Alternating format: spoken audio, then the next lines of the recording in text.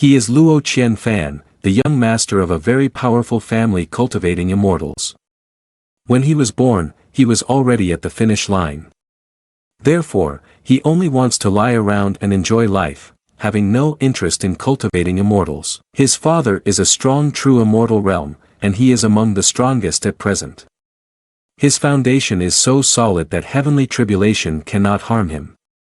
With a single strike, he can split the heavenly tribulation in half, leaving the demon sect in awe. Not only that, but he also has a second uncle who is a peak-level pill master, effortlessly devouring heavenly-grade pills like candy.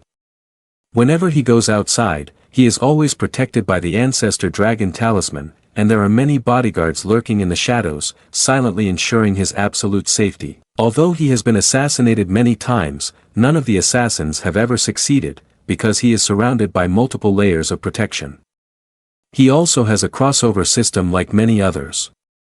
However, for him, this system is utterly worthless, as he has no desire to cultivate. Despite the system's attempts to scheme many times, all have failed, causing the system to crash repeatedly and need to restart.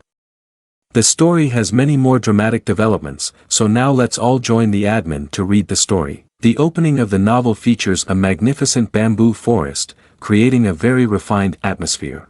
Inside the cool bamboo forest, cultivators were gathered together to enjoy tea. A girl with beautiful looks spoke in a way that seemed to mock someone. Since ancient times, in the world of cultivation, the strong have always ruled, venerating the ascended as exceptional. You, Luo Qianfan, rely on your influential family and refuse to make any progress. Yu Yan pointed directly at a young man sitting next to a beauty and loudly declared, "You are indeed a disgrace to our cultivation community, I disdain you." The young man was Luo Qianfan, the heir of the renowned Luo family known for cultivating immortals. He and the girl sitting next to him still did not understand what was happening. The girl stood up, angrily retorted, and asked for her identity. "Which sect do you belong to that dares to be so rude?" Yu Yan insulted Luo Qianfan and responded loudly, "Changyu Fairy, don't look down on me. I detest those with ugly faces who flatter like that." Seeing the argument escalating, several fairies around began to whisper and discuss noisily. "Who is this girl who dares to say Luo young master? Indeed, she is truly foolish.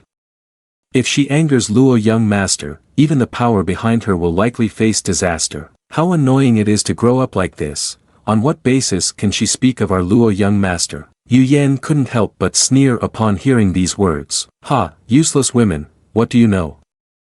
As the long-standing young master of the Luo family, Luo Qianfan has encountered all kinds of women in his life. Compared to those who offer themselves only to be forgotten later, men still prefer to conquer women with a challenging nature. Moreover, I have long investigated that Luo Qianfan is gentle, refined, and polite on the outside, never committing acts of violence.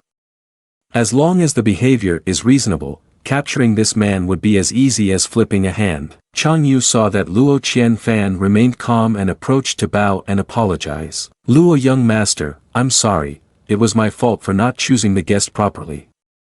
I will take this rude person out of here." Luo Qianfan casually replied, "It's all right." Having said that, Luo Qianfan silently recalled his own past. Where had he seen this scene before? It seemed like it was from a classic idol movie during his school days. He had lived for 18 years, and suddenly found that this scene, just like in an idol drama, brought a sense of nostalgia. Looking back at his previous life, since he became aware of things, he had always done what needed to be done. He had to achieve better academic results, get into a better university, find a good job, and spend his whole life doing what he was supposed to do. But it seemed that until now, he had never done anything he truly wanted to do. He had devoted his life to competition, feeling exhausted for a lifetime without knowing for what purpose. When he was reborn, he vowed that in this life he would never compete again. He wanted to live a life that made him happy, he wanted to let go. Thinking this way, Luo Qianfan was able to remain composed in the face of Yu Yan's insults while sipping on his cup of tea. Suddenly, something drew his attention, as a huge system appeared right before his eyes, causing Luo Qianfan to spit out the sip of water he had just taken. The measurement check host encountered an event of ridicule, automatically activating the ultimate competition system. A few fairies nearby watched in fascination as Luo Qianfan spat out a mouthful of water, exclaiming in unison, "Wow, as expected of Luo young master, even spitting water looks so handsome." Chang Yu panicked and quickly asked, "Luo young master, is it because the wine doesn't suit your taste?" Luo Qianfan turned to her and replied, "No, it's fine." He turned back to look at the system, thinking, it seems that others can't see this system. As for the system, he stroked his chin, feeling nothing strange about it. Indeed, in this day and age, systems have become almost standard equipment for crossovers, nothing unusual at all. However, this system is really slow to come. A beautiful girl with 2 rabbit ears and a charismatic personality appeared before him. She is the system. She struck a cool pose and said, "Ultimate competition luck, spiritual energy system for you." Suddenly,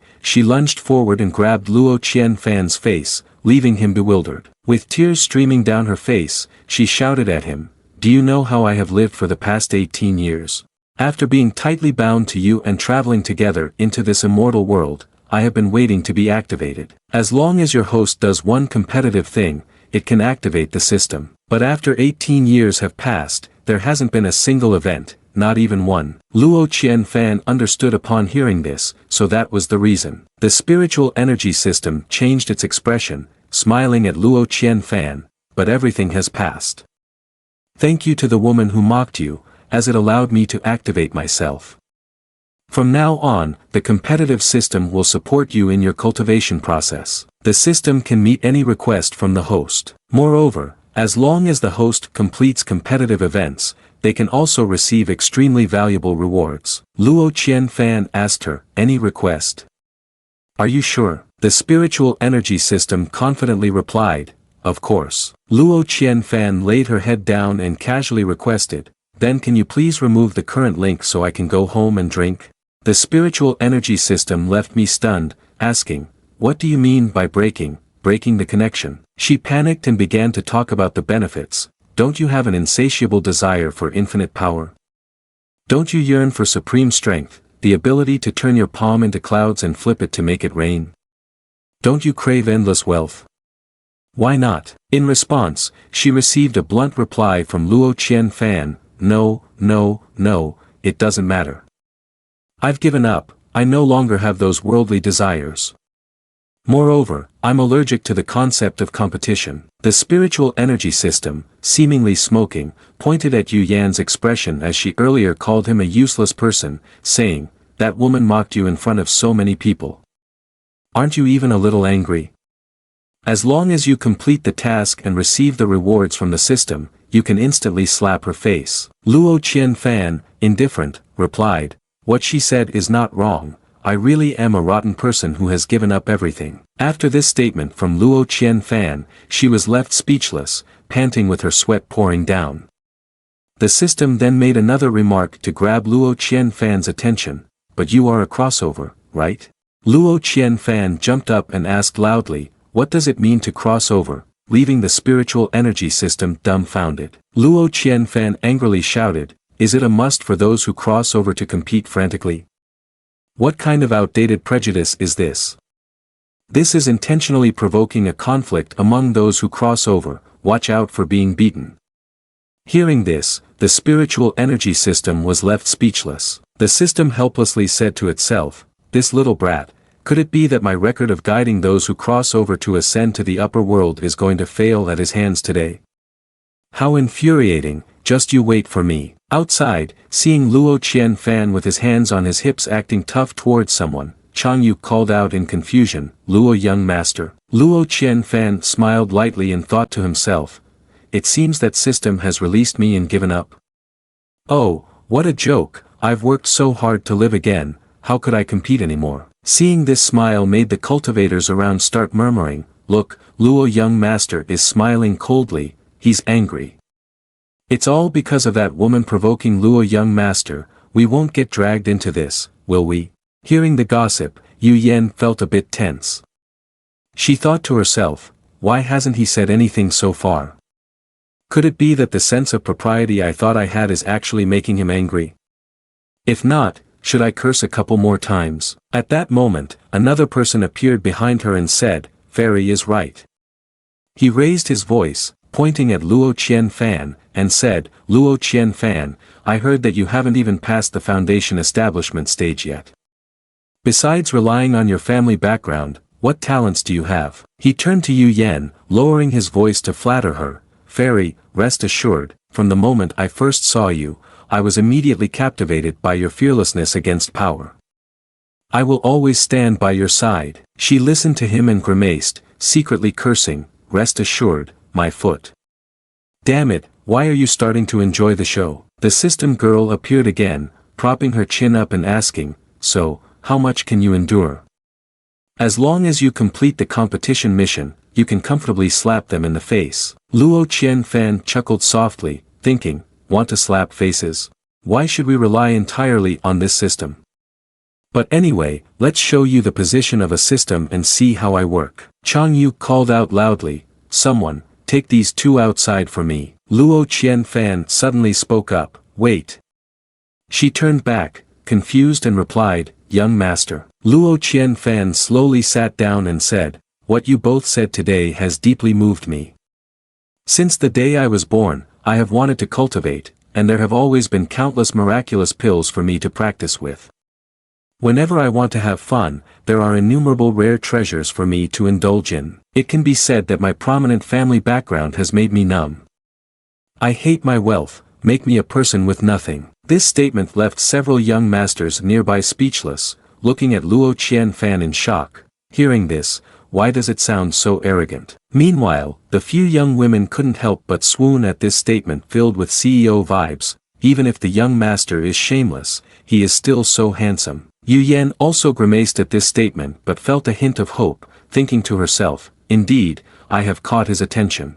Although I don't know why, I feel very angry after hearing this. Next, I just need to change my attitude reasonably so that he gradually becomes infatuated with me. Luo Qianfan spoke again, how about this, I will hire you to remind me constantly for 5,000 spirit stones. This line gave that guy the first shock of his life. Luo Qianfan continued, what's wrong, is it too little?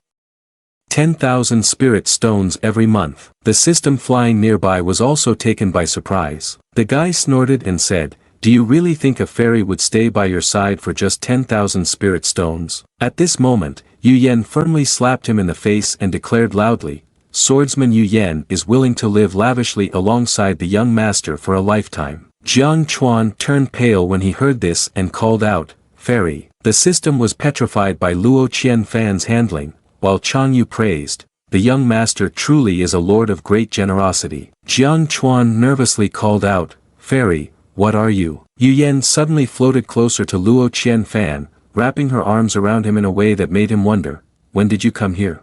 She spoke up, brother, please have some self-respect.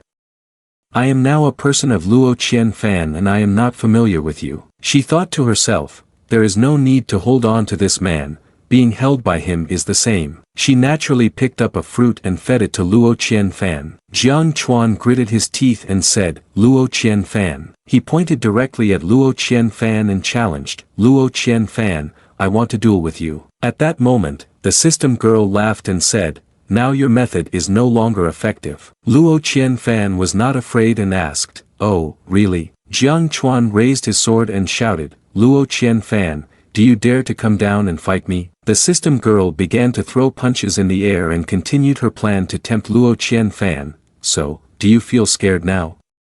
In the world of cultivating immortals, strength prevails. Even with support, if your power is insufficient, you still have to bow your head. Don't you feel a strong desire to become powerful now? Just complete the mission. I can help you become strong. Among cultivators, there will also be a hierarchy. Ordinary cultivators only dare to bully the weak. Luo Qianfan asked coldly, which of your eyes sees me as afraid? High-level cultivators often look down on others, and in the end, they are still turned upside down and slapped in the face. But aside from those people, there are also those like me, peak-level elites. Jiang Chuan arrogantly asked, or do you want to be a timid turtle, not daring to face me?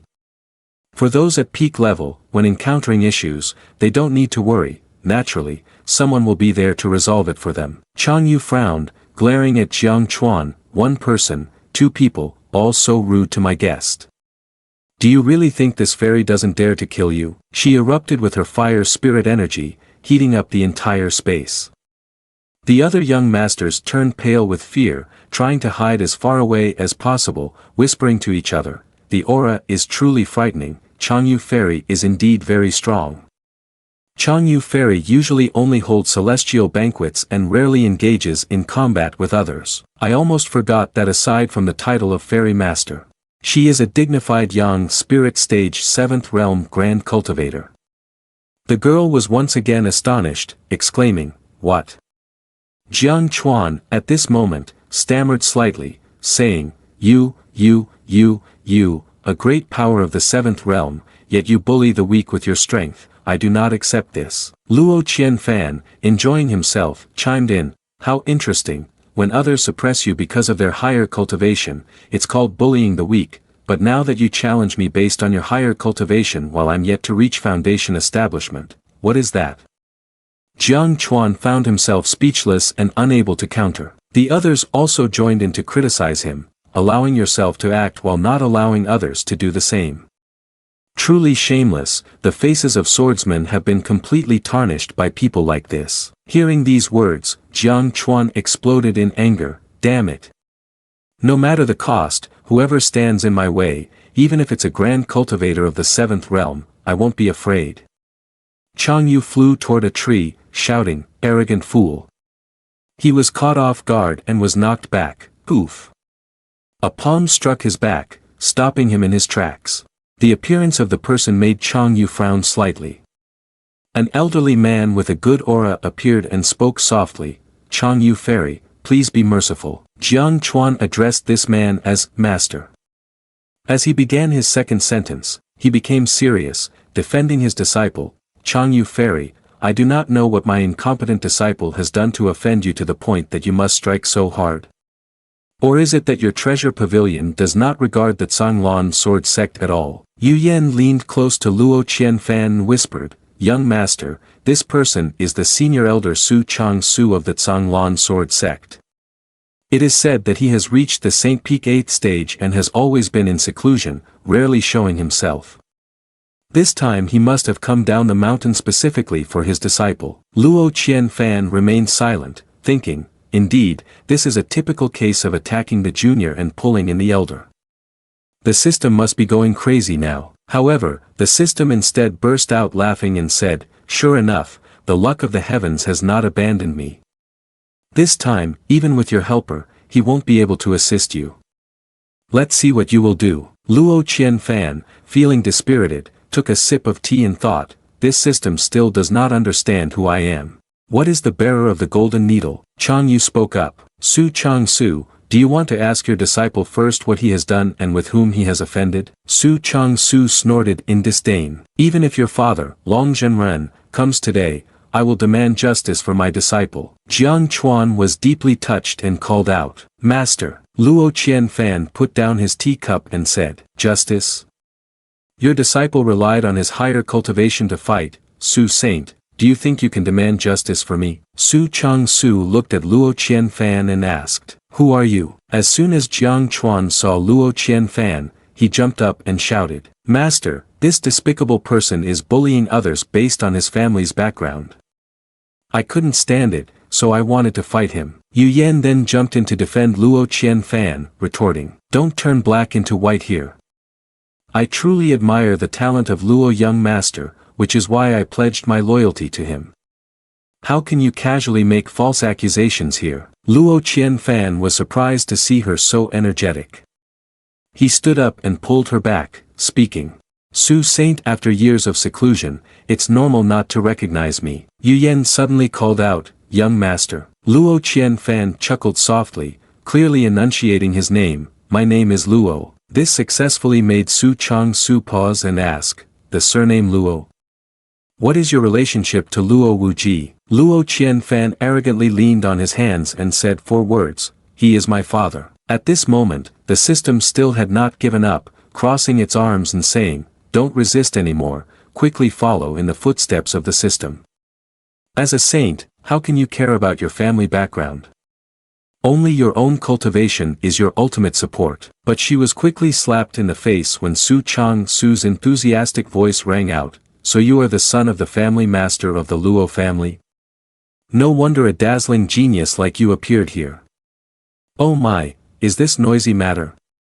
Didn't the great waters push over the Long Wang temple? Jiang Chuan, confused, cried out, Master, you. Su Chang-su did not show mercy to his disciple and directly hit him on the head, shouting, Useless fool, hurry up and apologize to Luo young master. Luo young master is such an exceptional figure, how could he do the things you mentioned? The system was in chaos, confused like, where am I, who is this? At that moment, Luo Qianfan waved his hand and said, it's just a misunderstanding, unavoidable, a clear explanation will suffice. Does Su Saint know my father? Su Chang-su replied, while pressing Jiang Chuan's head down, I apologize, Luo Qianfan.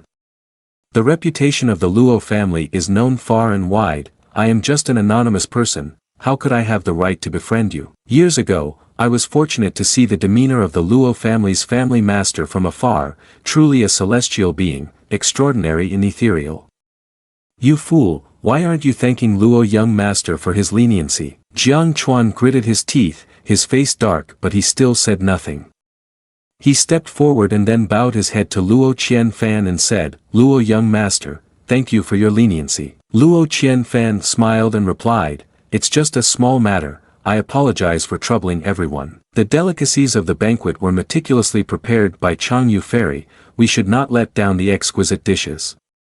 Let's continue the banquet, continue the music. Jiang Chuan, as usual, was filled with hatred and charged forward with the intent to kill Luo Qianfan, He gritted his teeth in anger and shouted, you really think I've submitted? Go die. Yu Yan panic-stricken yelled, you despicable scoundrel. Su Chang-su seemed like his heart might drop out of his chest as he yelled, traitor, how dare you? Changyu also worriedly said, Luo young master, be careful. The system excitedly announced, there's even resistance. Only Luo Qianfan remained the calmest in the whole situation, smiling lightly. The attack from that young master, when it struck down, hadn't even touched Luo Qianfan before he was stopped by Luo Qianfan's protective aura. He turned pale and exclaimed, how can this be? Luo Qianfan's necklace lit up, creating a shield for him, and then it generated a pressure, releasing 2 golden dragons to attack Jiang Chuan. The young masters outside were terrified at this sight, their faces turning pale, dragon energy. This is the protective charm of the ancestor dragon. The young master was sent flying, crashing against the rocky wall beside him. Luo Qianfan stroked his chin and said to the system, your life is short, there are too many interesting things, why hold so much hatred for these endless struggles? The system groaned in pain and collapsed, saying, it fundamentally cannot change the situation. Luo Qianfan nonchalantly reached out and snatched the talisman from his neck, saying, Su Saint, poor education is the master's fault, this disciple of yours needs to be disciplined properly. Su Chang-su dared not utter a word, his face dripping with sweat as he replied, please, Luo young master, calm your anger. I will definitely punish this traitor and bring you justice. Luo Qianfan threw the so-called divine talisman on the ground, shattering it, and added, you've ruined my mood. Changyu Fairy, you are the host of this banquet, how to make them compensate you is up to your discretion. Changyu bowed and replied, Luo young master, please take your leave. She warmly saw Luo Qianfan off. However, once he was out of sight, she revealed her inner tiger and roared, Su Chang-su, do you know how many years I have spent preparing to invite Luo young master to this banquet? At this moment, Su Chang-su could only apologize. Changyu Fairy, I truly apologize. It's all my fault for not managing properly. Changyu Fairy, I am willing to compensate. We will compensate all your losses. Changyu shouted loudly, get lost. Don't let me see you again. With that, she kicked both the teacher and the student out of the courtyard. The two stood helplessly in front of the sign for the Immortal Emperor Teaching School. Su Chang-su could only sigh in despair and said, you have been my disciple since you were young, and your path in cultivation has been too smooth. This time, facing loss can be considered a lesson. Jiang Chuan was furious, his face darkened, and he blurted out, "Scholar." Hearing this made Su Chang-su immediately angry. "What did you say?" Unable to contain his indignation, he pointed an accusing finger at him and shouted, "I said, Master, you are a scholar. That Luo Qianfan, apart from having a good background, is just a useless person, and you, Master, even bow down to that useless person. You are worse than a useless person." Su Chang-su would not let him speak further and rushed forward, slapping him hard enough to knock out a tooth. "You are outrageous. I thought you were just momentarily confused, but now I realize you really have no brains. Have you ever thought about what consequences your sect would face if you assassinated Luo Qianfan today and actually killed him? Will the sect face any consequences?" Jiang Chuan snorted and ran off. Su Chang-su, bewildered, called after him, "Hey, where are you going?" He said quietly with a sad face, "Forget it, it's best to let him calm down by himself." He ran to a corner and swung his fist hard against the wall, cursing, "Damn it. Luo Qianfan, sooner or later, I will kill you." At that moment, a voice rang out, "Do you want to kill Luo Qianfan?" It caught his attention, and he turned around to see three men in black. He asked in confusion, "Who are you?" The leading man in black spoke up, "Who we are is not important. What matters is whether you want to kill Luo Qianfan yourself." Jiang Chuan gritted his teeth and replied quickly, "Of course. If I don't kill him, Jiang Chuan swears I won't be a human." At the Luo residence, a loud scream echoed outside, "Ah, I want to die, I want to die." It turned out that Luo Qianfan was being pampered by a maid in a spa-like fashion, his face of enjoyment saying, "Ah, this is so comfortable, I could die. Indeed, life should be lived like this." The system was still grumbling beside him, "You shouldn't give up your life like this. How can you not have a dream?" She pointed at Luo Qianfan and added, "Don't you feel ashamed of your crossover status when you waste an opportunity like this? Wasting such an opportunity, don't you feel that you can't eat well or sleep peacefully?" Luo Qianfan remained silent, thinking, it would be perfect if it weren't for this annoying system. The system continued, "The divine weapon for protection can only safeguard you temporarily, only your own cultivation is your eternal support." Hearing her words, he suddenly sat up, leaving the maid and the system in a daze. He ran off, making the system scream in excitement, thinking it had succeeded. "Oh, what? Have you realized the reality and finally decided to cultivate?" The maid also called out, "Young master." The system chased after him, flying into Luo Qianfan's room, saying, "I knew for sure that the host could still be saved." Luo Qianfan replied, "Thank you for the reminder, I almost forgot." Seeing Luo Qianfan rummaging for something, the system added, "If you like, I can remind you every day." Luo Qianfan pulled out an entire cabinet filled with 99 ancestor dragon protection rings. The system stared at the cabinet in shock as he casually picked one, put it around his neck, and said, "I haven't even changed the previous ring yet." He turned away from the petrified system and said, "Let's keep going with the massage." The system trembled with anger, saying, "How annoying. You forced me to do this. I initially wanted to treat you like a normal system." Upon hearing her words, Luo Qianfan halted, turned his head, and asked, "What do you want to do?" The system confidently presented a spiritual fruit that looked like a peach, saying, "This energy-gathering pill can refine pure energy, equivalent to 100 days of hard work for others. It only requires a little internal energy. This is a reward." Luo Qianfan thought it was going to be something impressive and coldly replied, "Not interested." The system, now fearful, pulled out a series of treasures and presented them to Luo Qianfan. "Don't you like the energy-gathering fruit? No problem, I have other things, blood coral, transformation fruit, Bodhi flower, 9-turn golden lotus. Just try a little harder, all these good things are yours." The 5th edition of the system handbook can be used to appropriately exploit and guide the host. Luo Qianfan really didn't take those things to heart and breathed out a sigh, saying, "Don't disturb me, I still need to continue with the massage." The system ground its teeth helplessly and grumbled, "You're forcing me to bring out my hidden treasure." She made a threatening gesture, took something out from her sleeve, and then held up a small basin, saying, "Tada, how about this? This is the 9 transformation human flower tree. It only grows 1 tree every 100 years, and its branches and leaves can nourish the divine soul." Luo Qianfan stroked his chin in thought but still found it ordinary. The system heard this and was furious, shouting, "Ordinary? Do you know the value of this treasured tree? This is a rare high-grade spiritual herb." Luo Dingho, the second grandfather of Luo Qianfan, a peak-level refined pill master, came in from this side and called out, "Qianfan." Luo Qianfan bowed and greeted him, then asked, "Second grandfather, why have you come here?" Luo Dingho laughed heartily. "We came here specifically to thank you. Thanks to your previous advice on emotional matters, I have felt much closer to my fiery friend recently." He suddenly noticed the protective tree placed on the table. He stroked his chin, moved closer to take a good look, and then said, "Is this really the 9 transformation human flower tree?" The system girl, hearing this, laughed and said, "There are still people who can recognize quality goods." Luo Qianfan, not very interested, said, "Even second grandfather studies plants." The system girl, feeling frustrated, thought, "It's not even a plant." Luo Dingho unexpectedly swiped his hand and pushed the tree straight to the ground, saying carelessly, "Oh my, having this here is quite obstructive."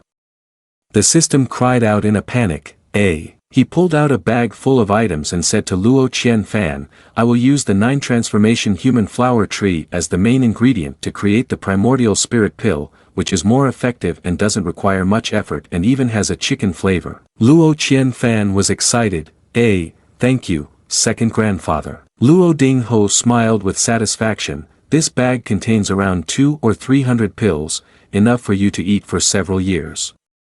When you've finished, come back to get more." The system girl stood aside, feeling wronged and crying as she looked at the 2 grandfathers of this family. The spiritual energy system quickly pulled out a large notebook, beads of sweat appearing on its face, thinking, "This is a major crisis, the most terrible crisis in my career." The system took out a bunch of weapons hanging on its back and confidently said, "If you don't like the celestial treasures, I still have celestial-grade fairy weapons and mysterious protective artifacts. As long as you put in a little effort, everything will belong to you." A subordinate approached to report to Luo Qianfan, "Young master, the Zong sword sect has sent gifts to express their apologies." Luo Qianfan asked, "What are they?" Before him were large boxes of weapons piled up in a courtyard. The subordinate continued, "Most of them are insignificant celestial-grade fairy weapons, but among them is a Zong family heirloom sword from the Zong sword sect, which is not too bad." He presented the sword that he deemed usable, saying, "Please take a look, young master." Luo Qianfan rubbed his chin and hummed in acknowledgement, examining it. He turned to Yu Yen and said, "I remember you are a swordsman, so I'm giving this sword to you." Yu Yen happily replied, "Really? Thank you, young master." The spiritual energy system, furious, was biting its lip and rolling its eyes, holding a worthless celestial-grade sword, intending to hand it to Luo Qianfan while trembling with anger. The next day, the system still did not give up and held a pile of skills, saying, "I have extraordinary skills that can help you quickly become a celestial being." Luo Qianfan was uninterested. The system, having heard Yu Yen, asked, "What? You've never cultivated extraordinary skills?" "In the Sutra Pavilion of the Luo family, I have collected 3,000 celestial techniques, you can just pick a few from there." Luo Qianfan said, facing the system's incredulous gaze, "Now you are my subordinate, Luo Qianfan, so you can't embarrass me." Yu Yen replied emotionally, "Thank you, Luo young master." The system yelled in anger, tearing up the skill book in its hand, "The host is too difficult to guide this time." In a back garden, amidst a beautiful pond full of lotus flowers, Luo Qianfan was leisurely sitting in that garden. The system's usual green panel had now turned red, warning, "System malfunctioning, undergoing inspection." Luo Qianfan felt satisfaction as it announced, thinking, feeling offended, "Huh. If only it were possible to break free from these constraints." Luo Wanfu's voice echoed from behind, "Don't be careless, there's a fish on the line." The fishing rod was yanked deeply below, indicating that a fish had taken the bait. Luo Qianfan pulled up the rod with a strong jerk, and a large carp flew out of the water. Luo Qianfan held the fish in his hands. Luo Wanfu approached with a smile and said, "You're quite lucky, I didn't expect you to catch a red-tailed fish. After eating it and refining it, it could be comparable to 100 years of hard martial arts training." Luo Qianfan, not very interested, tossed the red-tailed fish back into the pond and replied, "Fourth uncle, you know I'm not interested in these things." Luo Wanfu asked again, "Your father is about to exit soon. Aren't you afraid he'll scold you if he sees that your cultivation hasn't progressed in these past few years?" Luo Qianfan responded, "It's fine, if he scolds me, I'll go tell mom." Luo Wanfu laughed loudly upon hearing this. "Being so bold and eloquent like that is certainly a skill of yours." A subordinate suddenly appeared behind them, calling, "Lord." Receiving a piece of paper from that guy, Luo Wanfu pondered for a moment. Luo Qianfan then asked, "What's wrong, fourth uncle? Is there something going on?" Luo Wanfu chuckled and said, "It's nothing. I just noticed that father is about to break through, and some people can't sit still anymore. Just a bunch of fools jumping around." Another afternoon passed, and in a small courtyard by the lotus pond, Luo Qianfan was lying there, feeling restless, his eyes heavily bagged.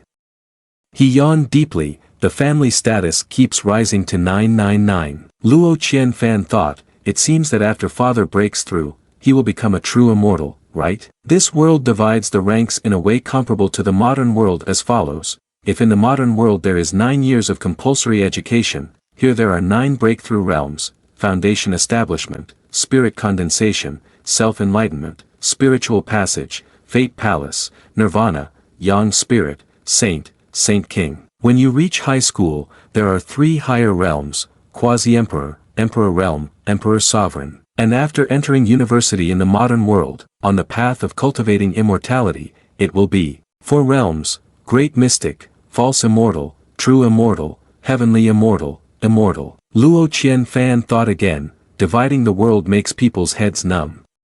Isn't it just like the last life? How can I put my limited life into infinite efforts?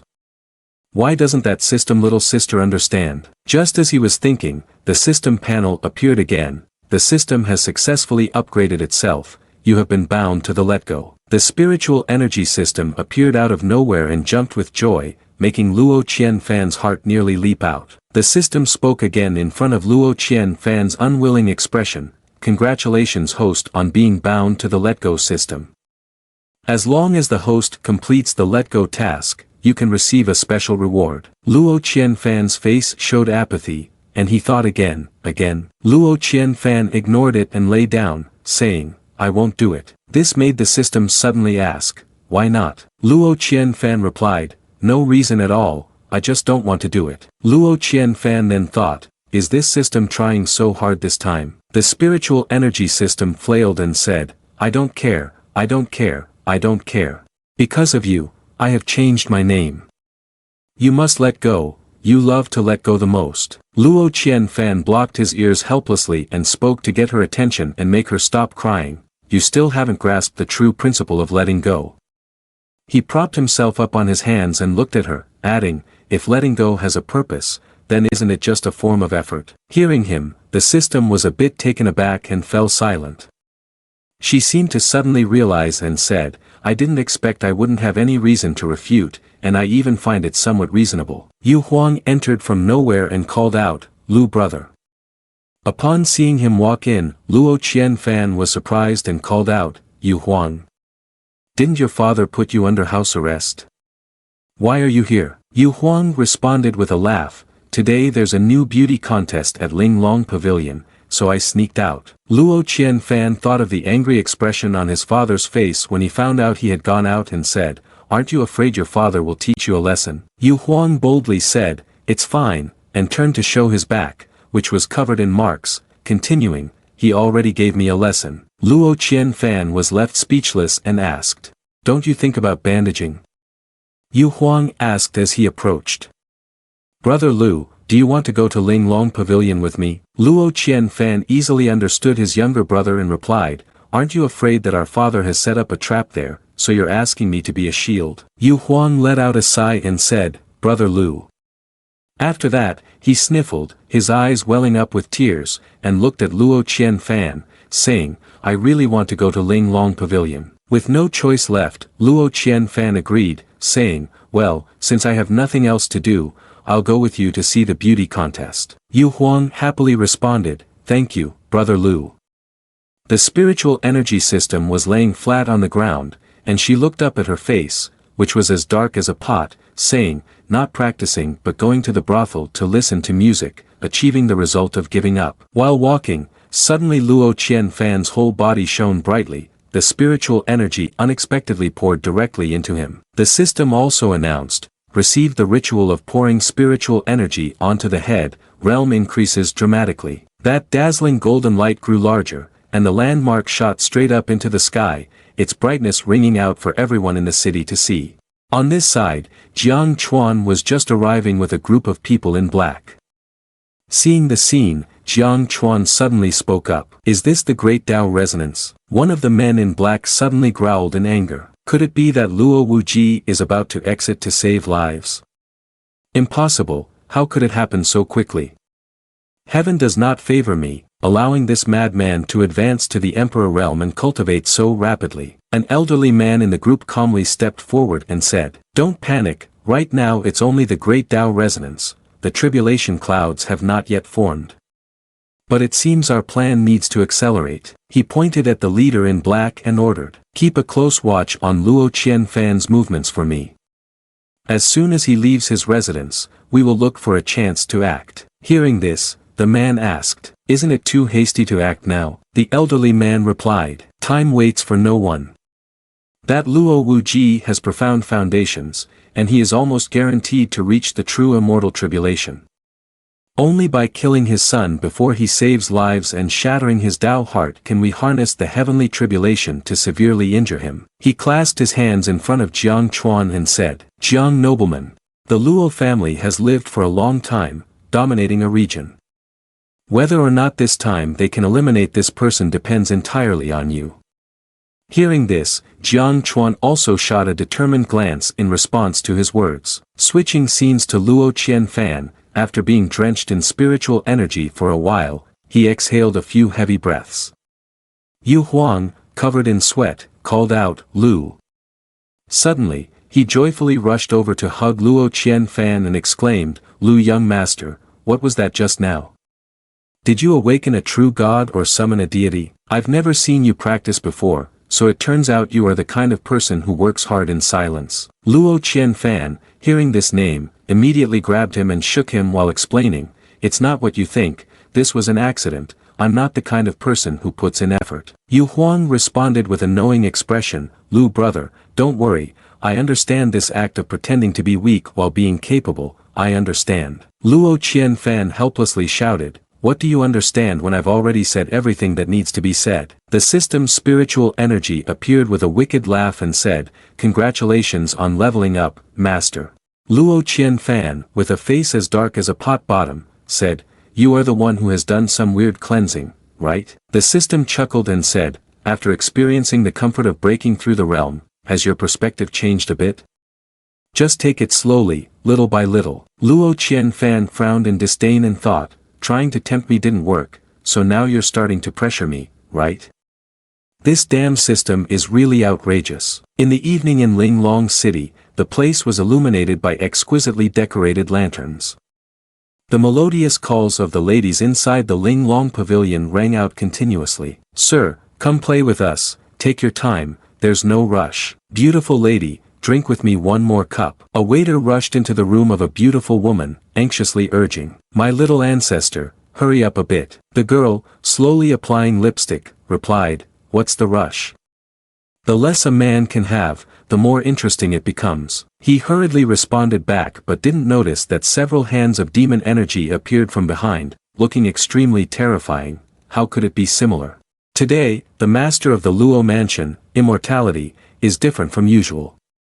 Several hands slipped into the room, grabbing the neck of the waiter and the girl, leaving both of them unable to react. A man in black entered the room, lifting both of them high, causing them to struggle helplessly. The waiter shouted in panic, but the man showed no expression as he crushed the waiter, spraying blood all over the room. The girl was so frightened by the scene that she dared not move. The man in black revealed a face that was half destroyed. The girl seemed to recognize him and softly called out, "Wu." He looked up at her, holding a small jar, and said, "Time is a bit urgent, it seems I can only let Li Mei take action." He opened the lid and let something fall from inside the small jar. The girl, referred to as Li Mei, emerged and looked at the other girl, then listened as he said, "Enter the body of this woman, get close to the target." Li Mei coldly spoke, "This time, after this, set me free." He clasped his hands and chanted, "You do not have the right to make demands of me." Li Mei screamed in pain as he pressed the seal on her. He commanded Li Mei, "Now enter the body of this woman." The girl panicked and pleaded, "No, I don't want to, please let me go." Li Mei was silent for a moment, then reluctantly entered the other girl, saying, "I'm sorry." The girl thrashed and moaned, then completely surrendered as she merged with Li Mei. She was released by the hands, and now the girl had become Li Mei. He looked at her with satisfaction and said, "Very good, quickly seize the time and rearrange the situation, the target will arrive soon." The sound of drums outside was struck, and the banquet of singing and dancing was about to begin. Luo Qianfan sat in a corner watching them, his face showing no emotion. A girl holding a glass of wine approached Luo Qianfan and said, "Young master, please have a drink." Luo Qianfan turned his head upon being addressed. Li Mei looked at Luo Qianfan and asked, "Young master, why do you look unhappy? Are you not satisfied with me?" Luo Qianfan replied, "It's nothing, just a bothersome fly. Just keep bothering me." The system heard Luo Qianfan making a jab at it and got furious. "Hey, who are you calling a fly?" Luo Qianfan darkened his face as he looked at her, thinking to himself, "It feels like this uncontrollable system will inevitably cause me trouble sooner or later. Humph, why is she so stubborn about wanting me to cultivate immortals?" Li Mei frowned and glanced at the ancestor dragon pendant around Luo Qianfan's neck. A subordinate rushed in and knelt down to report to Luo Qianfan, "Young master, a swordsman from the Zong Lling sword sect wishes to meet with you directly to express his intentions." Since Luo Qianfan had nothing to do, he said, "Zong Lling sword sect, huh? Let him in." The subordinate complied, replying, "Yes." As soon as the person entered, Yu Yan was taken aback. Luo Qianfan stood up and walked down, saying, "So it's you, back to offer treasures again? You Zong Lling sword sect really know how to make a killing." Jiang Chuan forced a smile and bowed slightly in response. "Luo Qianfan, a few days ago I was muddled and inadvertently harmed you, causing you to lose a supreme divine weapon for protection. Today, he offered treasures to atone for his sins. Then he secretly seethed, thinking, just let you gloat for a while, wait until I kill that useless person, then it will be your turn, you woman who does not value me." The subordinate brought the treasure for Luo Qianfan to see. Seeing an opportunity, Li Mei cast a bit of magic, lightly flicking her hand to nullify the divine weapon ancestor dragon. The system girl noticed what she had done, but instead of telling Luo Qianfan, she laughed heartily and said, "This is getting interesting." The spiritual energy system chuckled, flipping through her notebook, reading aloud, "The first point in the system's handbook, placing the host in life or death danger can enhance the host's dependence on the system." The system displayed a delighted expression and said, "My chance has come again." Seeing the strange face of the spiritual energy system, Luo Qianfan looked at her in confusion, thinking, what kind of foolish, wicked thoughts does this person have? The golden system appeared before Luo Qianfan, notifying, "The host is lost in daydreams, neglecting everything to receive rewards, disregarding life." Luo Qianfan looked through the spiritual energy system and warned silently, "Don't cause trouble." The spiritual energy system pretended not to hear and whistled casually. Jiang Chuan unleashed the destructive technique, thinking that now was the time. He stood upright, enforcing the law, and shouted the wind-guiding butterfly goo.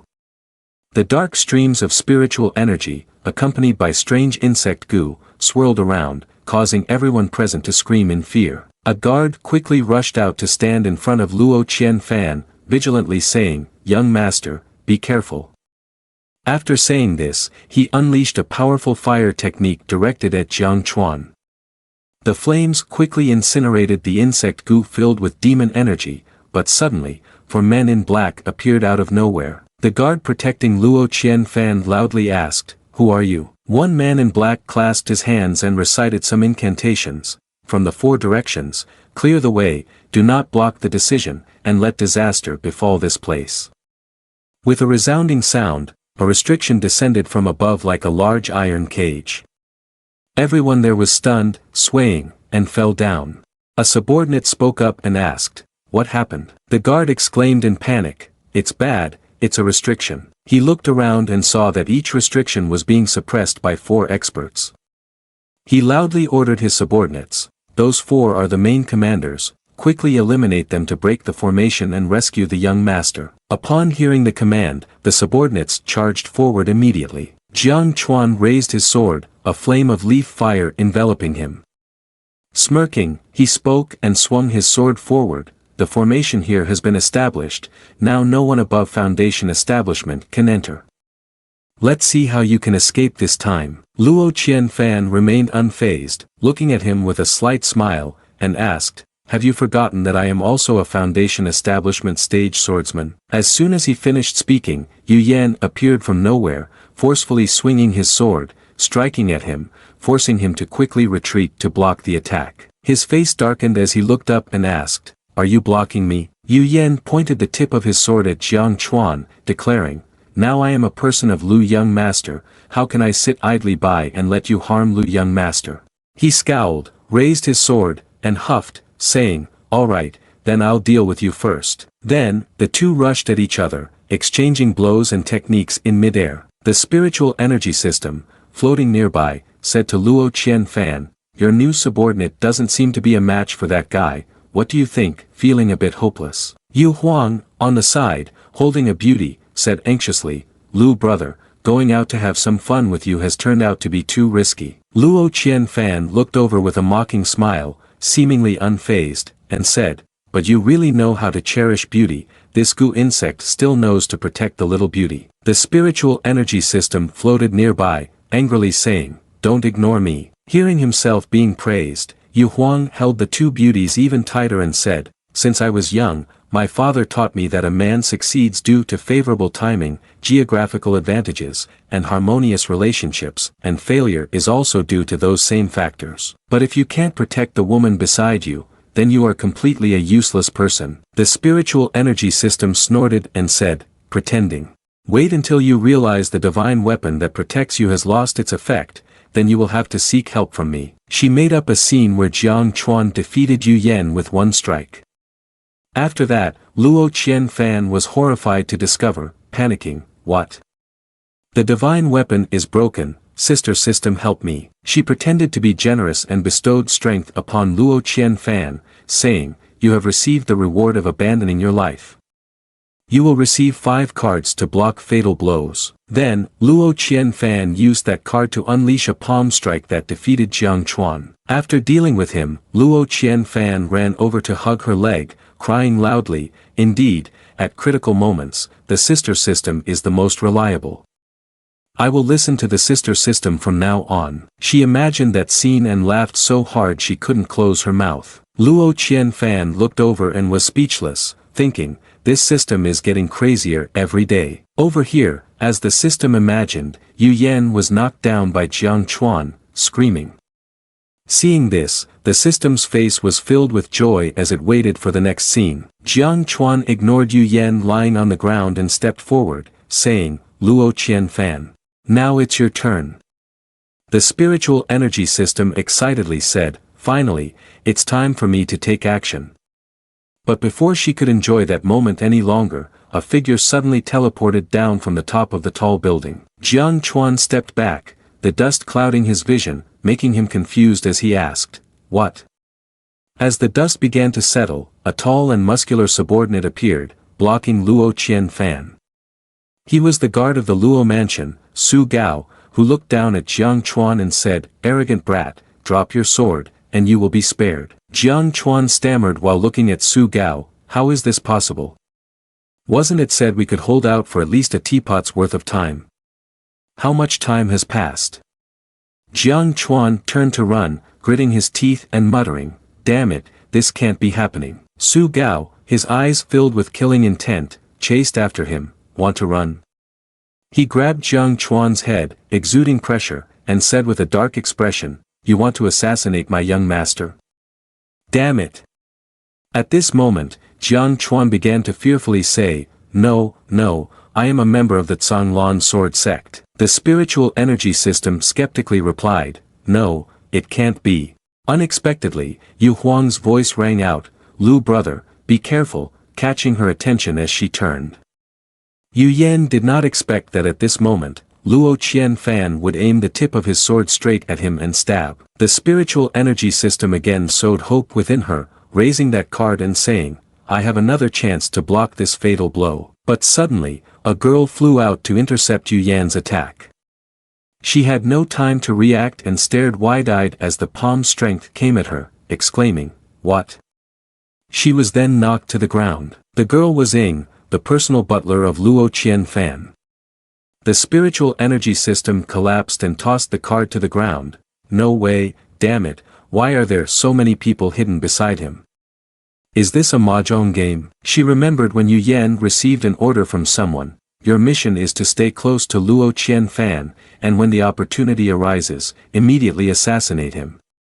She knelt on the ground and replied, "Yes." Then there were the moments she spent by Luo Qianfan's side trying to win his favor, thinking, "I've succeeded, this fool is really easy to deceive." When Luo Qianfan generously gifted her that sword. When receiving the sword from Luo Qianfan, she thanked him profusely but thought to herself, I wonder how you will feel when I use this sword to kill you." When it was time for Luo Qianfan to let her into the sutra pavilion of his house, she seemed extremely grateful on the outside, but inwardly she gritted her teeth, as expected of a famously foolish person. He really doesn't know the value of the sutra pavilion. Too bad the mission is more important, otherwise, would really like to take a look at the map of Luo Mansion immortality he keeps hidden. Luo Qianfan coldly looked down at the injured Yu Yan lying on the ground and said, "I thought you would continue to pretend, hiding your tail while exposing your head. You are faster than I imagined." Yu Yan, bruised all over, silently gritted her teeth and glared at Luo Qianfan in anger. She wiped the blood from the corner of her mouth and said, "People see you as a fool, but it seems they have truly misjudged you. When did you start to suspect me?" Luo Qianfan generously explained to her, "Whether it's granting you the sword or rewarding you with skills, you only use the same act of raising your brows to deal with me. I cannot sense a hint of surprise from you. It's hard to believe you are an ordinary swordsman." He slowly stepped down and added, "Right now, you have two choices in front of you, either tell me everything you know right now, or I will find some people skilled in interrogation to torture you, and then you will spill the beans." Yu Yan gritted her teeth, resolutely stating, "Whether you want to kill me or torture me, it's up to you." Luo Qianfan indulged her. "Alright, I like this stubborn look of yours." Luo Qianfan turned to Su Gao, who was dragging the unconscious Jiang Chuan, and asked, "It seems that fourth uncle is using me as bait.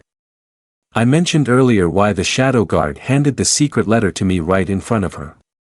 So, what is this about this time?" Su Gao responded quickly. The guards received news that someone did not want to see the family master break through, so a group secretly infiltrated the city, intending to lead out the family master's inner demons by assassinating the young master and interfere with the family master's ability to save lives. The system's spiritual energy appeared from behind, chuckling and saying, "Ah, why do we perceive the scent of danger?" Luo Qianfan glanced back at her and thought, "Your level of eagerness is truly unstable." The spiritual energy system continued to entice, "The enemy lurks in the shadows, which is genuinely difficult to guard against. How about it? Do you feel a bit overwhelmed? At this moment, only by truly holding on to power can one be secure. So, hurry up and complete the mission, the rewards are quite generous." Luo Qianfan chuckled softly and asked her, "Do you still not understand my worth?" Hearing Luo Qianfan's remark, she looked at him with a questioning expression. Butler Ying, after dealing with Yu Yan, approached and called out, "Young master, under these circumstances, we could implement strategies 19, 45, 60, and 72 to resolve this." The system was perplexed by the mention of strategy, and didn't understand what these two were talking about. Luo Qianfan coldly turned to say, "Don't waste any more time, just proceed with strategy 72. Butler Ing nodded slightly and replied, understood. Su Gao also confusingly asked, what is strategy 72? The spiritual energy system also inquired, what is it? Butler Ing explained to Su Gao, the young master, at the age of 3, once hired 3,000 strategists.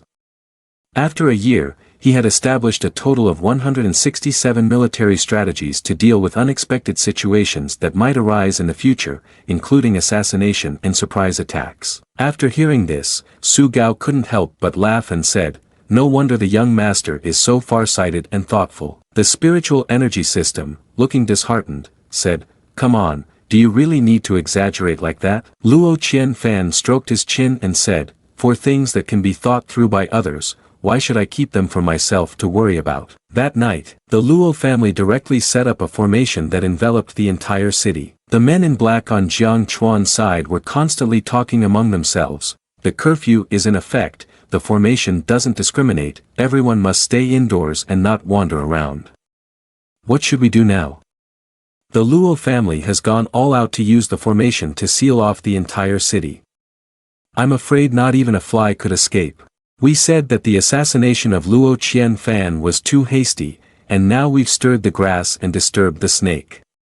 Not only did we fail to kill Luo Qianfan, but we are also stuck here. The old man spoke up loudly, enough.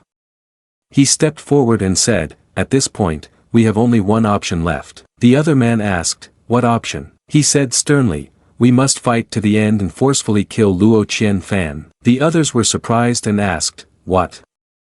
Kill Luo Qianfan. But Luo Qianfan has the official restriction veins of the Luo family in his body. That's right, killing him will result in being marked with a blood seal, and for generations, our descendants will be hunted by the Luo family. He reassured them, I know you have concerns, but we have no way out now. We cannot leave the city, it's only a matter of time before we are discovered, and when that happens, we will die anyway. Hearing him, all the subordinates fell silent, deep in thought. At this moment, Luo Qianfan was at the tall tower of the Luo family, enjoying the view and saying, it's been a while since I came up here to enjoy the scenery. Suddenly, shadows flickered and flew in. Luo Qianfan looked up in surprise and said, oh, have you been driven to a dead end? The other men bypassed the arranged formation and rushed in, shouting, want to run? Unfortunately, all paths are blocked. The 5 men in black flew in even faster. Luo Qianfan looked up in surprise but showed no fear, saying, they're targeting me. The leading man prepared to attack and said, let's strike together. The attacks were directed at the tower, and at that moment, the formation began to vibrate, and thunder started to strike down. Luo Qianfan smiled lightly and said, thunder is here, quickly gather your clothes. A bolt of lightning struck the tower where Luo Qianfan stood. Upon seeing this, he widened his eyes and said, it worked, it worked. Luo Qianfan emerged from the mist, saying, hey, this is the essence of strategy number 72, first strike the snake to make the grass move, then force the opponent to a dead end, and finally call for elder, let the thunder strike down. He suddenly looked at the person who just appeared and, frightened, said, Luo Wuji. Damn it, Luo Wuji, has he appeared already? Luo Wuji unleashed a raging true qi and disdainfully said, you little mice still think you can harm my child. As soon as he spoke, his anger erupted, releasing a powerful oppressive force that made them cry out in fear, stop him. But in less than a minute, they were spitting blood and screaming in pain. The old man widened his eyes, fearfully thinking to himself, he hasn't succeeded in saving his life, all of this is in the false immortal realm, how can there be such a great disparity? The subordinates, unable to withstand the oppressive force, quickly fled, shouting to each other, we can't fight him, run away, run quickly. Hearing this, he was startled and shouted, no, come back quickly. With no other option, he raised his hand to cast a spell, saying, since you've come, don't even think about escaping. One of them had just begun to run but had to stop in pain, stammering, Around his body, several streams of evil energy surged, and his entire body was torn apart by invisible cuts, causing him to spit blood and scream in agony. He, along with 2 close subordinates, formed a seal and grit his teeth, saying, resist. But before he could do anything, the heavenly tribulation above began to strike down. He was horrified and widened his eyes, saying, "The heavenly tribulation is about to descend." The heavenly lightning bolts did not wait for him to react and began to unleash fierce strikes. These heavenly Tao strikes were unexpectedly the thunder tribulation descending to allow Luo Wuji to save lives and give them a chance. He rushed forward and exclaimed, "Heaven is helping us. When he saves lives, take his life. Kill." Behind Luo Wuji, a gigantic and mighty guardian appeared. He had a dark face and flew high above, declaring majestically, "The courage of our family today will sever your potential." The guardian heard the command and quickly raised a palm to strike. The two forces of the guardian and him clashed. Luo Qianfan and the spiritual energy system were both watching the battle intently.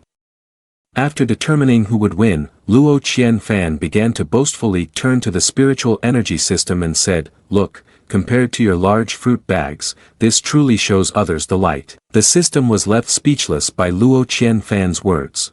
Then he snorted angrily and disappeared. At this moment, he was severely injured, trembling as he tried to sit up. How deep is the foundation of Luo Wuji? Looking up, Luo Wuji was entirely enveloped by thunderous energy from above, causing his voice to tremble as he added, "Why is the heavenly calamity almost not affecting him?" Dark clouds began to gather in the sky. He looked up in confusion and said, "This sound, could it be the old ancestor?" A huge hand reached down from above, and seeing this, he joyfully shouted, "The old ancestor is here to save us, we are saved." Luo Wuji frowned and disdainfully remarked, "True immortal." He drew a sword from spiritual energy, not paying attention to that so-called old ancestor, and added, "Want to save someone from my hands?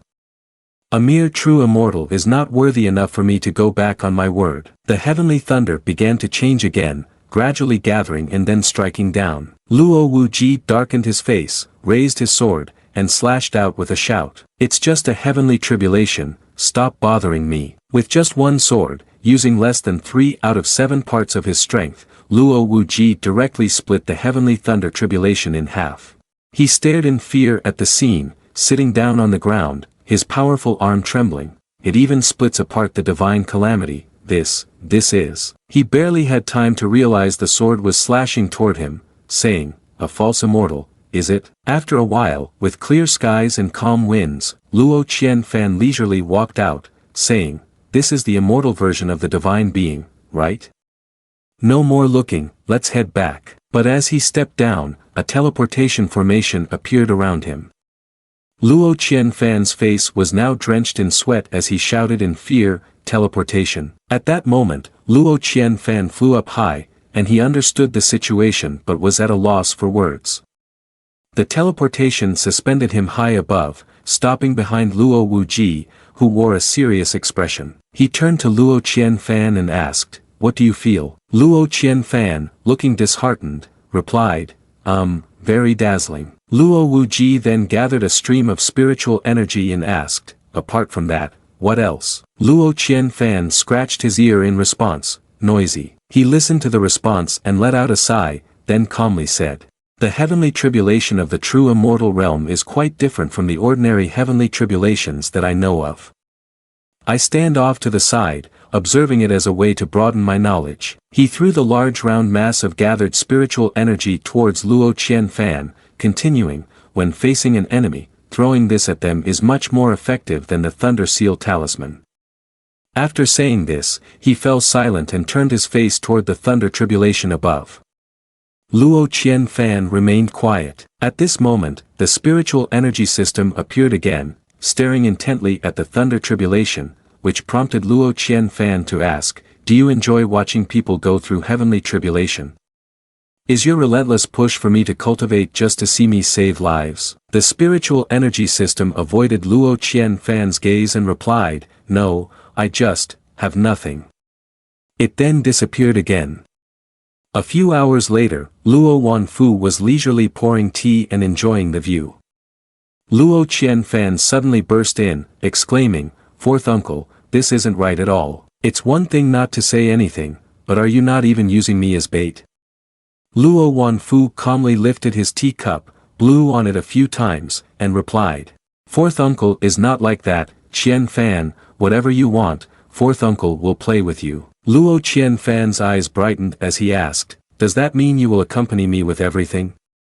Even the fishing rod that my father forged with rare materials. Luo Wanfu was at a loss for words, stammering, well. At that moment, Luo Wuji, after resolving everything, also entered, clearing his throat. He sat down on a chair, and Luo Wanfu quickly poured him a cup of tea, saying, congratulations, family master, on successfully achieving true immortal great Tao, may you enjoy immortal blessings forever. Luo Wuji responded, Wanfu, we are brothers, no need to be so formal. He looked over at Luo Qianfan and asked, have you reached foundation establishment yet? Luo Qianfan smiled awkwardly and replied, it was unexpected, just unexpected. Luo Wuji lifted his cup of tea and calmly said, it's a pity that the timing for your breakthrough was a bit late, otherwise, your cultivation would now be spirit condensation or perhaps the late stage of foundation establishment. If only you could participate in the secret realm opening of the ancient immortal academy, but having just reached foundation establishment means that even if you enter the secret realm, it wouldn't be of much use. Luo Qianfan also responded, it really is a pity.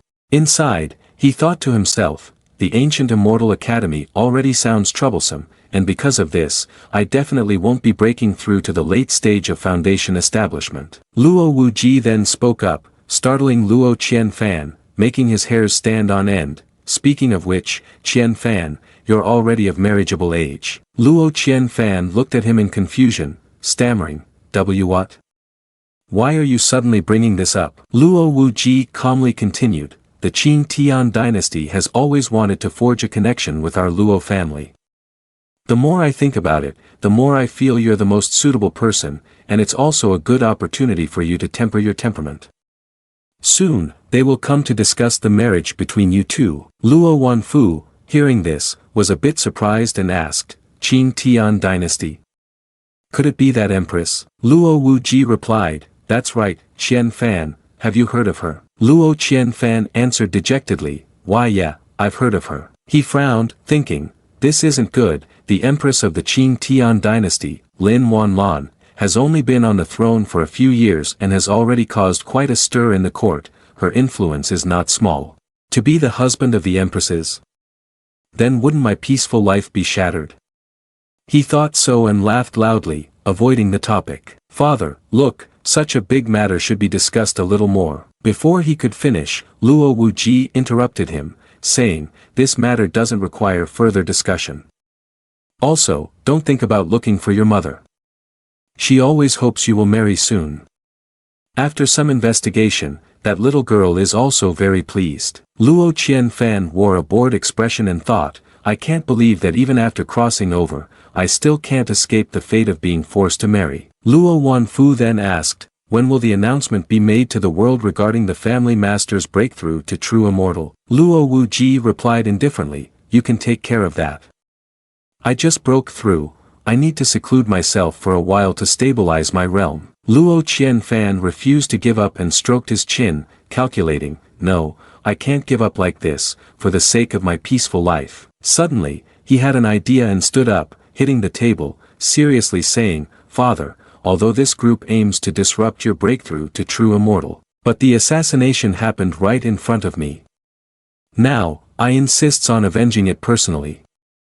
Luo Wuji, skeptical, said, normally, you find these kinds of matters troublesome and don't want to get involved. Luo Qianfan exaggerated the story, replying seriously, after this assassination, I realized that some things, like revenge, are best handled by my own hands. Luo Wuji didn't stop him and said, if you truly want to take revenge yourself, then the matter is yours to handle. Luo Qianfan bowed as he left, yes, father.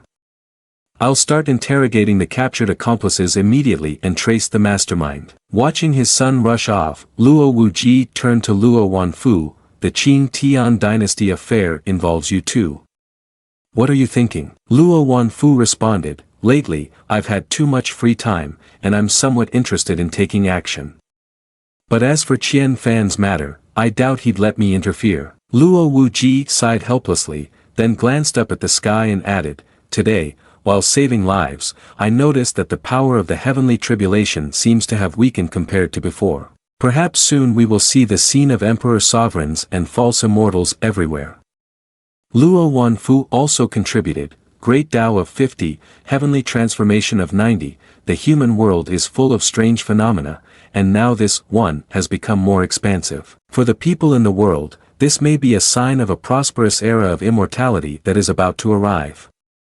The prosperous age and the chaotic age differ only by one word. Luo Qianfan, along with Butler Ing, walked down a road.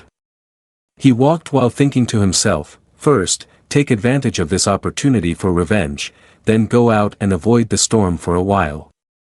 He suddenly stopped, causing Butler Ing to look at him in surprise. He raised his hand and took out a cord from around his neck, looking at it in silence for a moment before smirking and saying, "It's a bit interesting." That's the end of this matter, see you in the next part. The spiritual energy system lay languidly, dejectedly looking at the book in front of it but letting its soul wander elsewhere. At that moment, a notification appeared, saying that after witnessing the heavenly tribulation, it didn't know why its mood had turned sour. It stared at it, then suddenly sat up and said, "I understand now." It slapped its hands on the pictures stuck to the wall. All information from the moment Luo Qianfan first learned to walk is followed by his growth, playing chess with Butler Ing. As he grew a little more, he began to indulge in pleasures and entertainment. The spiritual energy system dismissively waved at some photos, saying, "Ha, master, ever since Luo Qianfan crossed over, the system has been monitoring him closely. Finally, the master is about to start cultivating, and the system can finally be activated." Luo Qianfan joyfully lifted that power in his hand and ran off happily saying, "I did it." The system also laughed happily and said, "So adorable, are you planning to show it off?" However, unexpectedly, Luo Qianfan ran off to grill fish, which left her in disbelief. That day, the system experienced its first breakdown in its entire life. It truly did not expect him to use a skill to grill fish. "I will not let this go." At this moment, after Luo Wuji exited, Luo Qianfan was arranged for one-on-one supplementary lessons.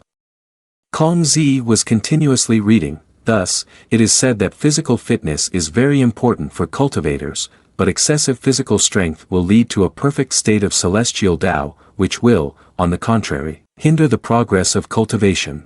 Luo Qianfan bit his pen in frustration, even chewing on the nib, and thought, "I knew that after breaking through the foundation establishment, things would be very troublesome." Kong Zi kept talking endlessly, therefore, although the young master only has type B talent, with the foundation of the family, you definitely do not need to worry about this. You just broke through the foundation establishment, you must remember to nourish your meridians every day. The most important thing for you now is to consolidate your cultivation. Luo Qianfan quickly replied, okay, I will take care of myself diligently. After saying that, he thought otherwise, just nourishing for a lifetime, such lovely meridians, I must cherish them well. Suddenly, a sound rang out, causing him to open his eyes and glance over, only to unexpectedly find it was a notification from the system that made him cough up blood in anger. Completed a class for formality, primordial energy plus 137. Kong Zi asked eagerly, "Young master, what's wrong?" Luo Qianfan rushed away, blood in his mouth, and replied, "Nothing, just my meridians suddenly filled." Luo Qianfan then thought to himself, "Too complacent, I thought the system had been quiet during this time. I didn't expect to be surprised by an attack at this moment." Kong Zi went to take the pulse of Luo Qianfan and then breathed a sigh of relief, saying, "Fortunately, it's just an unstable aura." Luo Qianfan said, "I'm not feeling very well today, let's end our studies here." Kong Zi replied, "Yes, young master, please rest well." He returned to his room and closed the door, glancing back and saying, "What do you want to do now?" The spiritual energy system smiled cheerfully and said, "After interacting with the host last time, I understood that as a failed system, all the missions I issued were destined to fail. There are serious flaws in the setup, so I learned from the experience and created a set of missions tailored to your daily life based on the host's habits. From now on, the host won't need to worry about missions anymore, just take a look." Luo Qianfan was at a loss for words. You really have a strong ability to comprehend. In the following days, he played games with friends once and enjoyed himself. During the summer, gaining 99 primordial energy, and after savoring a meal, gaining another 183 primordial energy. Luo Qianfan picked up a piece of meat with trembling hands, hearing the system announce, "Congratulations to the host for elevating the realm to post-foundation establishment." He was so furious that he slammed the chopsticks and the bowl down on the table, recklessly facing it, shouting loudly, "Fine, if you have no shame, don't blame me for having none either." Two subordinates were busy hauling in some very large boxes. The large boxes were placed in front of the house. Butler Ing said, "Young master, for now, we can only gather these items." Luo Qianfan stood there and replied, "This should be enough for the time being." He lifted up a jar and opened the lid with a greedy expression, making the spiritual energy system curiously ask, "What are you planning to do?" Luo Qianfan, while showing his greed, said, "You will find out soon." Saying that, he directly tilted his head back and swallowed the entire jar of pills. Inside Luo Qianfan's meridians, the spiritual energy was disrupted by the pills, his physical condition was immediately improved, but his cultivation severely dropped. The spiritual energy system suddenly gasped, bewildered and shocked, saying, "I never expected that you wanted to lower your cultivation by enhancing your physical condition." Luo Qianfan gleefully opened 2 bottles with both hands and said, "Do you think this is the end? Tell the kitchen not to prepare dinner for me." The subordinate immediately replied, "Yes." The spiritual energy system cried out in protest, "Please don't, master." In the deliberation hall, the family master Luo Wuji, hearing Kong Zi's report, asked with some doubt, "Are you saying my son, in order to quickly break through to the late foundation establishment stage to enter the ancient immortal academy, has forced himself to the point of blood qi surging and spitting blood?" Kong Zi stroked his beard and laughed, saying, "That's right, the young master is truly working hard." Luo Wuji, also pleased, said, "All right, it's rare for my son to try this hard. As a father, how can I let him down? Go to my treasury and bring me the 9 transformation breakthrough realm pill. I want to personally help my son break through to the late foundation establishment stage." Kong Zi immediately bowed and replied, "Yes." That evening, in front of the house lay a pile of empty bottles. Luo Qianfan was gasping for breath on the ground, and the system announced, "Constitution level 99%, mid-foundation establishment realm." Luo Qianfan heard the system announcement and nodded in approval. "Just a little more and I would have reached the pinnacle of the immortal path. With my current physique, breaking through to the later stage of foundation establishment might be just as difficult as breaking into the self-enlightenment realm." He sighed contentedly and sat up, saying, "You dare challenge me, little one?" The spiritual energy system was at a loss for words with this host. At that moment, Luo Wuji approached and called out, "My child." Luo Qianfan turned his head in surprise and replied, "Father." Luo Wuji exhaled as he looked at Luo Qianfan and said, "I heard that you are worried about breaking through to the later stage of foundation establishment. Look at you, your complexion has worsened in just a few days. You can blame your father for putting too much pressure on you." He took out a pill and said, "Here, the 9 transformation breakthrough realm pill produced by the treasure pavilion can help a cultivator below the 4th stage of the breakthrough realm not be affected by breaking through the realm twice. Previously, I was worried that your mindset wasn't strong enough and didn't want to let you use the pill's power for the breakthrough." Luo Qianfan was stunned, his face turning pale. Luo Wuji then said, "But today is not like before. You have proven your determination to seek the Tao, now is the appropriate time." The system girl also looked surprised at Luo Wuji, but when she heard him speak, her expression brightened. "Quickly drink it, don't worry about the potency of the medicine, I will personally help you neutralize its effects." Luo Qianfan helplessly shouted, "No, how can you harm your own son like this?" Just like that, in one night, Luo Qianfan entered the 2nd realm, self-enlightenment realm. At Ling Long Pavilion, the guards protecting Luo Qianfan and his subordinates barged through the door. Li Mei furrowed her brow and asked, "Who is it?" The boy bowed and replied, "Under the command of the young master, we are here to rescue the flower of the brothel." The people outside, not understanding the situation, buzzed, "What's going on? Early in the morning they are storming a brothel to capture the flower of the brothel. Who is so domineering that it needs no guessing?" In this city, which household dares to act so arrogantly? Of course, it can only be the one and only young master of the Luo mansion, immortality, Luo Qianfan. The guard gestured for her to step outside and said, "Flower of the brothel, please come this way. This matter has occurred rather suddenly. Our young master is worried that the mistress will feel lonely without anyone by her side, so he specifically instructed us to bring back all the servants by her side. That old man is also among the subordinates being retrieved and quietly transmitted. Don't be too excited, calmly observe the situation. On that day, you secretly contaminated the divine weapon, so he may not suspect you." Li Mei pondered, said nothing, and then lowered her head to respond, "Thank you Lu young master for understanding. Without you I would really be worried that Luo Mansion would feel strange without anyone to talk to." The bodyguard replied, "Mistress, you misunderstood, this trip is not to Luo Mansion." Li Mei was surprised and asked, "If not to Luo Mansion, then where are we going?" At this moment, outside Ling Long Pavilion, something suddenly blocked the light, causing everyone to look up in confusion. People wondered and asked each other, "Hey, what is this?" The man, hearing the question, replied, "Don't you know, that is the Heaven Sea Pearl of Departure of Luo Mansion Immortality, a 5th grade immortal magic tool, not sure what grade this ship belongs to. It is said that 20 years ago, the Lu family master used this ship to cross 3 areas in one night, transforming millions of miles, annihilating the top 3 sections. Just thinking about it is enough to get people excited. Monks like us should do just that. If we were to sell monks like us for spirit stones, I fear it would not be enough for this ship to fly for 5 measures. Taoist friend, are you cultivating the supreme void emotionlessness? Why does your speech sound so heart-wrenching?" Above the flying ship, Butler Ing approached to ask the young master, "Why are we in such a hurry to depart?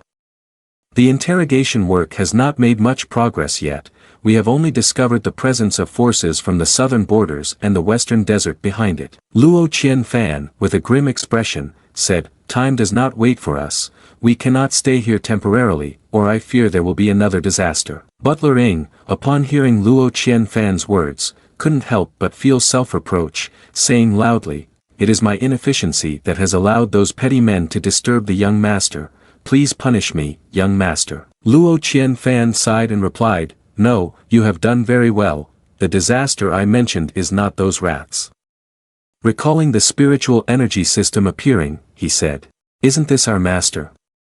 Do you have cultivation self-enlightenment realm, host lord, good morning." The more Luo Qianfan thought about it, the darker his face became, thinking, "If I stay at home for too long, perhaps my father will collude with this system and scheme against me.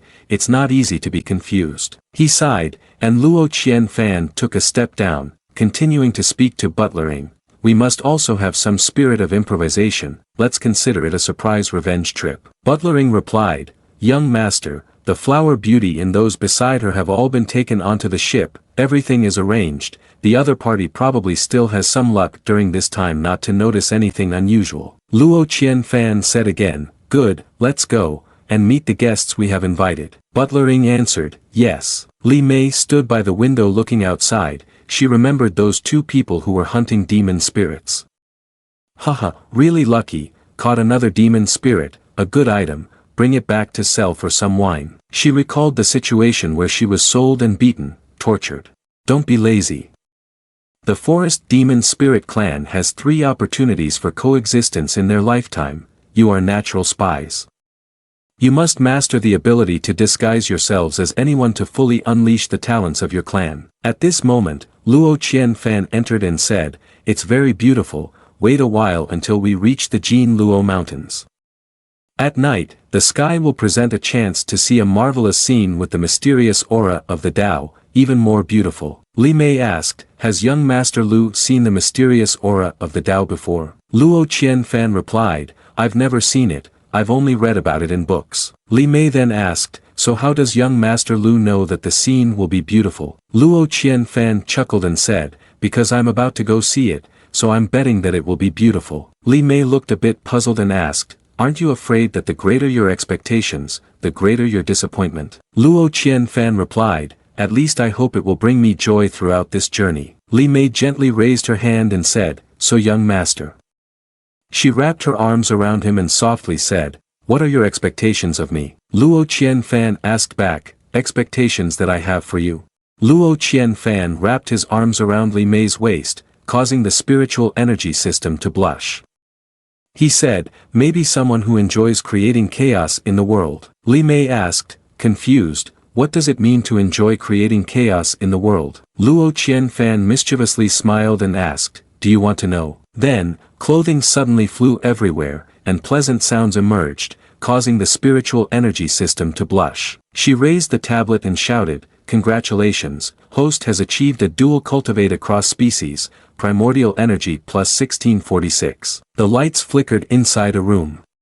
After a moment, Luo Qianfan sat up from the bed, adjusting his clothing. He smiled lightly at the system notification and thought, breaking through a realm isn't always a bad thing. With my current cultivation and my own ninefold body, the resources needed to break through a realm for smaller sects would be a huge number. Luo Qianfan looked at the gasping spiritual energy system, and he stared blankly at the message displayed. "Congratulations, Master has achieved a dual cultivate across species, primordial energy plus 1646. He was stunned and said, "Across." Years later, people would prove it. This day is marked as the day of establishing relations between the forest demon spirit clan and the human clan. 2 days later, Luo Qianfan and Butlering entered a certain forest. He stood there admiring the scenery, feeling cheerful as he said, "This is the legendary maple forest, right? It's truly marvelous. The books say that if you stand at the center of the maple forest." Butlering suddenly noticed something. Luo Qianfan, still unaware, said, "You can simultaneously experience the beauty of the 4 seasons, let's go find out." Butlering alertly called back, "Young master, do you hear something?" She pointed in one direction and said, "Over there." The two hurriedly made their way in that direction and hid behind a bush to observe the situation. An old man stood high up, reciting some incantations to 3 children kneeling below. "Evil and turbid air, fetid impurities, like soul's refining essence, the shape of tears forms shapes, command me not to change. May blessings and longevity be complete." One of the children, curious, peeked a glance, then yawned at the long incantations that sounded like a lullaby. Suddenly, he shouted, "Bad karma." His eyes red with rage, he looked fiercely and said loudly, "You have no immortality, no fate with the immortals, so come and be my food." As he finished speaking, spider-like legs began to sprout from his stomach. The 3 children were dumbfounded at this sight, staring at him. He created a small cocoon, constantly saying, "Not enough, still lacking 2 parts." The children, feeling scared, began to run away. He laughed maniacally, saying, "No immortals, food, it's all food." One child, while running, suddenly tripped and fell face down into the snow, which allowed the old man to come over and say, "Little girl, why are you running? Don't you want to cultivate immortals?" The child looked at him in fear and said, "You are a fraud, you don't actually teach me how to cultivate immortals." He slowly approached, his voice echoing, "I am imparting the immortal arts to you, teaching you how to practice, isn't that teaching you how to cultivate immortals? It's just that your immortals are too weak to enter the realm. You no longer have a way to access the sect, helping me cross the river doesn't mean you can't come to this world." As he spoke, he widened his chest, revealing several horrifying spider legs, causing the girl to scream in terror. A sword beam suddenly flew in from somewhere, drawing his attention. He rolled over to avoid a deadly blow. The sword was pinned to the ground, and he was furious at the interruption, shouting, "Where do you come from?" At that moment, Butlering slowly stepped out, saying, "Our young master said you are disturbing his enjoyment of the outing and ordered me to deal with you. Get up, don't hide." He was not afraid and charged forward, shouting, "Arrogant." Butlering also retaliated by lunging forward with the spear. He widened his eyes in surprise, narrowly dodging a powerful spear thrust, only to be struck in the face by a kick, causing him to fall backward. She landed on the ground gracefully and did not give him a moment's rest, charging forward and asking, "What did you just say?" "Don't want to." She thrust the spear in her hand and added, "Cannot not want." The girl watched without blinking, exclaiming, "So impressive." Luo Qianfan's voice came from behind, "Once you're done fighting, you can take a break." The girl turned back in shock, screaming, "A ghost." Luo Qianfan, displeased, called out, "Ing, I designed many extremely cool lines for you, and what the hell is this, cannot not want?" She glanced at him and said, "Just a little touch and you've already forgotten." She looked at the vaporizing corpse of the man and frowned as she said, "Is it an outer transformation?" Luo Qianfan also looked at him and said, "Run so fast, let the guards go down to the ship to search a bit according to the plan that was made earlier." Butler Ing replied, "Yes." Then she turned and asked the little girl sitting on the ground, "Little girl, where do you come from?" The little girl immediately knelt and replied, "I am from Xin Yang village." Butler Ing asked again, "Do you know the way back home?" The little girl replied, "I do not know. It was my father who brought me to find the immortal master to cultivate." Luo Qianfan frowned and said, "There is no immortal master, just an overdue Taoist." The little girl widened her eyes and stammered, "But there are indeed people who have successfully cultivated to become immortal masters. That fraud said we are not immortal, so we cannot cultivate to become immortals." Butler Ing ignited a sound transmission talisman and said to Luo Qianfan, "Young master, someone has already contacted us through the communication device on the ship." He replied, "Got it." Butler Ing continued to stare intently at the little girl. Then she whispered to Luo Qianfan, "Young master, this little girl has fallen victim to the bridal curse." Luo Qianfan, confused, asked, "The bridal curse? What is that?" Butler Ing immediately explained to him, "This is a very malevolent type of spell that can embed a strand of primordial energy in the form of a seal into those who have practiced cultivation. Based on this curse, even without sensing the primordial energy of heaven and earth, one can still cultivate, but this primordial energy still has an owner. The owner of the seal can absorb this primordial energy at any time, so no matter how much you cultivate, it only serves to make the other person wear a wedding dress.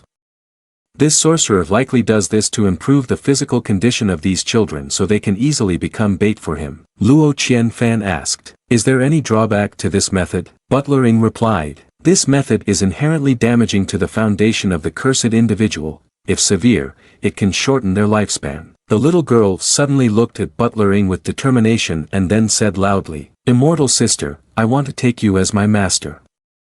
Making her glance over in surprise.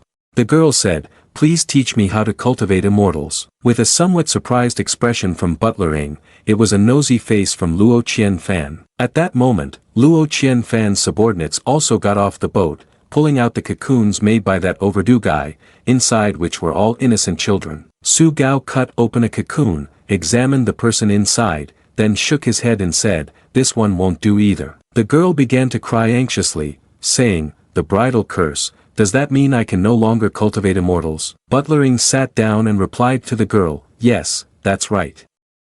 Once you are hit by this curse, in the end, all your cultivation achievements will be taken away by others." Hearing this, the girl cried even louder and threw herself into Butler Ing, who comforted her by holding her in his arms. Luo Qianfan also sighed quietly, lamenting, "Indeed, no matter which world it is, people cannot escape the fate of being exploited." Butler Ing looked over at Luo Qianfan and asked, "Young master, how should we arrange for this young girl?" Upon being asked, Luo Qianfan replied, "Take her along, and once we enter the city, have Su Gao and the others inquire about where her village is."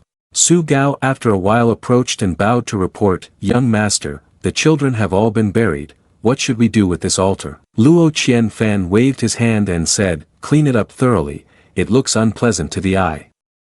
He looked up into the distance and remarked, "What a pity that human greed has destroyed this marvelous scenery." The next day in Luguang City, Li Mei and Luo Qianfan strolled through the city. She admired the scenery and said, "Luguang City is indeed very lively." Luo Qianfan smiled lightly and said, "It's not always this lively. Today happens to be when they celebrate the deity, and soon there will be a parade with the deity's statue." Butler Ing and the little girl behind chimed in, "This isn't really luck." Li Mei, hearing this, turned in surprise and huffed. Butler Ing continued, "The young master specifically hired a group of casual cultivators who often venture outside, to adjust the itinerary based on the situation on the road, in order to achieve the best travel experience." Li Mei awkwardly smiled and complimented, "Your actions are truly, really considerate, young master.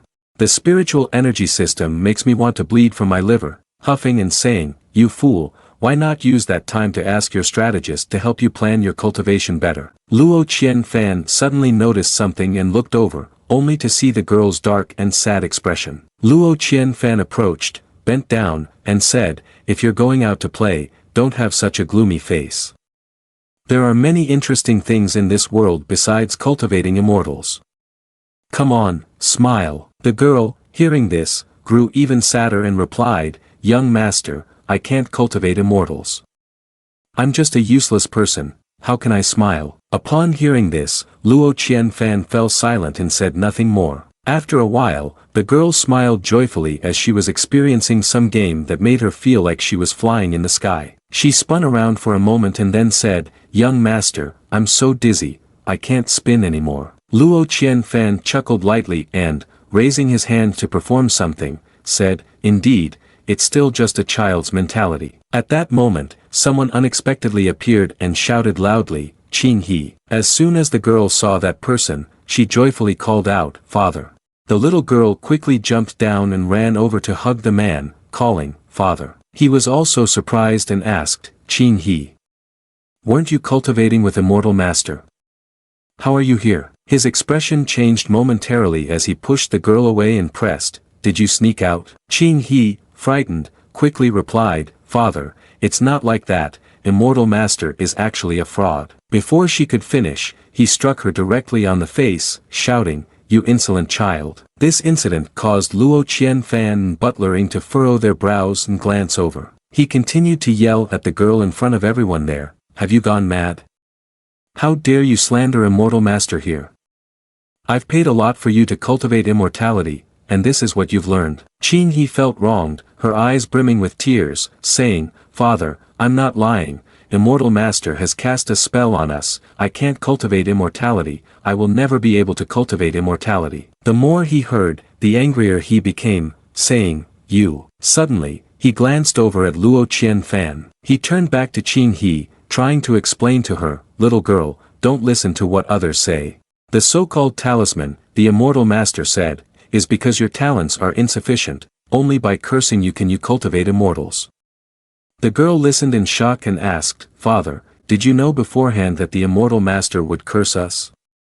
He tried to influence her, saying, "Cultivating immortals is such a good thing. How could one cultivate immortals without paying a price, little girl?" Suddenly, a voice said, "We're here," which made him stop talking. At this moment, a statue known as the idol appeared in the street, and the parade below was murmuring about that statue, with laughter ringing out continuously.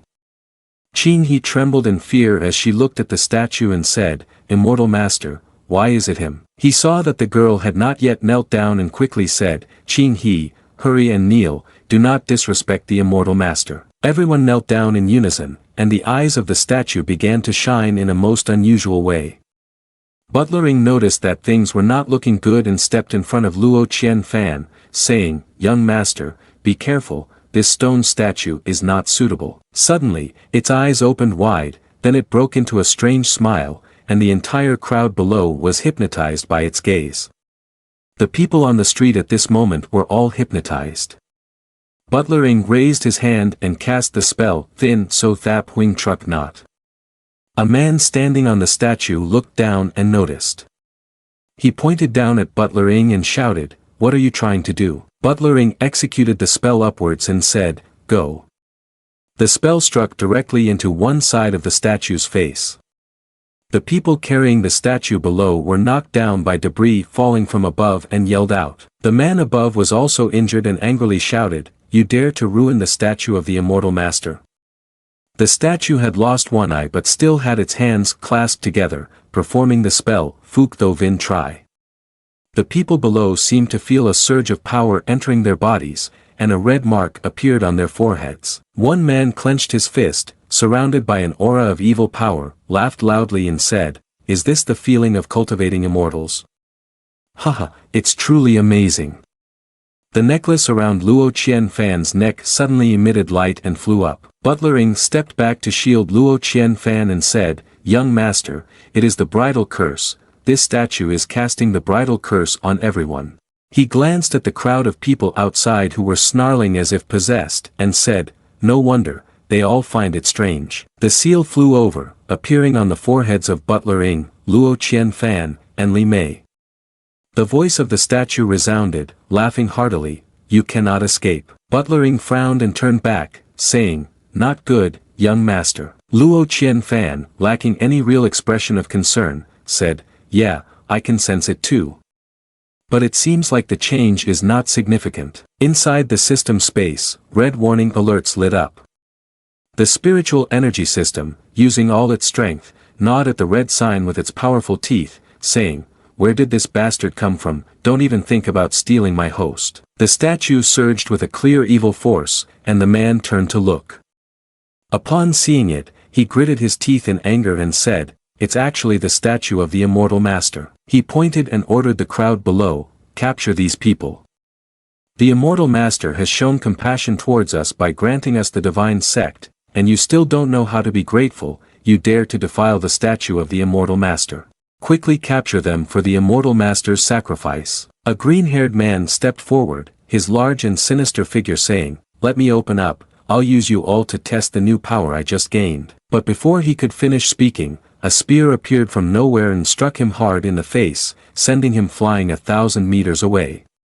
The person was none other than Butler Ing. She boldly shouted at him, "Get lost." She frowned with worry, thinking to herself, "The bridal curse is starting to take effect, my power is being drained by that demon spirit." One man stepped forward and spoke to those behind him, "She dares to resist, let's take her down together, the immortal master is watching us." Butler Ing was not afraid of anyone and charged at them, delivering a spear thrust to each one. As she swung the spear and attacked, she thought to herself in confusion, with the cultivation of that demon spirit, he shouldn't be able to use such a large-scale bridal curse.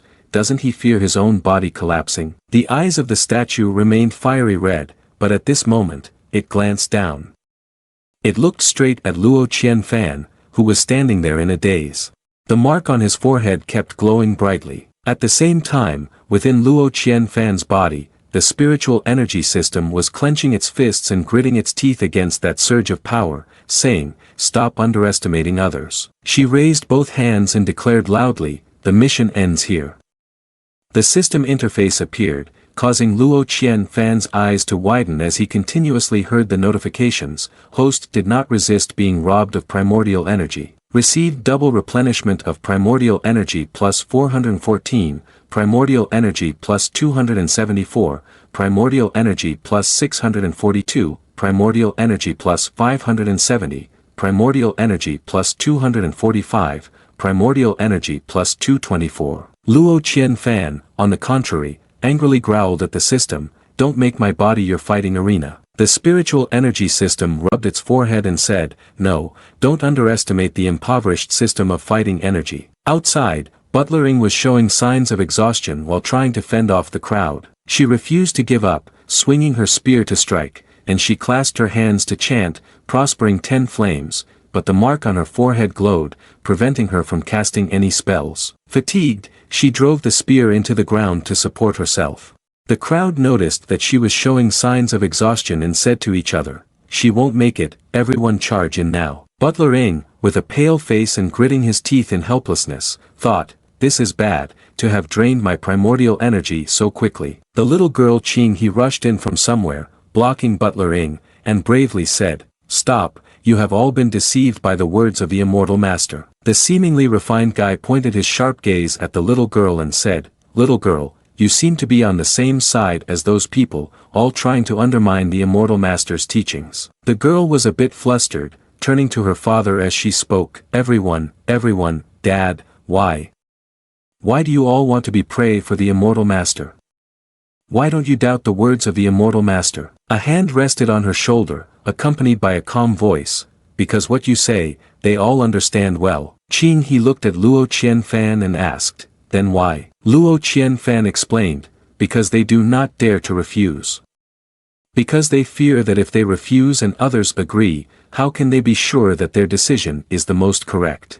It is the most terrifying consequence in the world. Once you have seen it, you will inevitably have to continuously fill that stomach, even if the price to pay is everything you have." Qing he asked in confusion, "Is there really no way?" Luo Qian Fan chuckled lightly, "Of course there is. Qing He quickly inquired, what is it? Luo Qianfan sneered and casually replied, there's nothing else to do but to let go. Qing He listened, visibly puzzled, while the spiritual energy system also lost interest in responding. Qing He widened her eyes and asked again, let it all go. Young master, is it really that simple? Luo Qianfan explained to the girl, little girl, letting go is not an easy task. For many people, it is a lifelong obsession that they cannot release. The blue-haired boy, hearing Luo Qianfan's words, angrily pointed and said, what do you understand? You wear brocade embroidered with flowers and have a cultivator as your bodyguard, it's all so glorious. How can you understand the suffering of us, those who have no way into the immortal path? While speaking, he held his head, all for a single word, immortal. I have squandered my fortune, my wife and children are estranged, all just to join the immortal sect. Guess what the result is? What did the people in the immortal sect say to me? He recalled the moment the immortal master told him, you have inferior talent and cannot cultivate immortals. Leave soon and don't waste your effort. The more he spoke, his eyes filled with hatred, he huffed. A lifetime of effort mocked by a child with just 4 words. Can you guess how I felt then? Unwillingness filled my heart, nearly suffocating me. Luo Qianfan remained calm after he finished speaking, well, congratulations. Upon hearing this, he asked in confusion, what? Luo Qianfan looked at him, you yearn to cultivate immortals so much, and now you finally get to experience the taste of cultivating immortals. Shouldn't this be the happiest moment of your life? So I congratulate you. He shouted again, not enough. I am still not satisfied. I want to be stronger. I want to find the immortal sect that abandoned me years ago so they can regret it. I also want to find my wife and children who left me, so they know I have cultivated immortals now. I still want. The expression on Father Qing he seemed a bit clearer. The green-haired man, clutching his face, shouted frantically, I still want. Luo Qianfan scoffed and provoked him, see, I told you that you are food.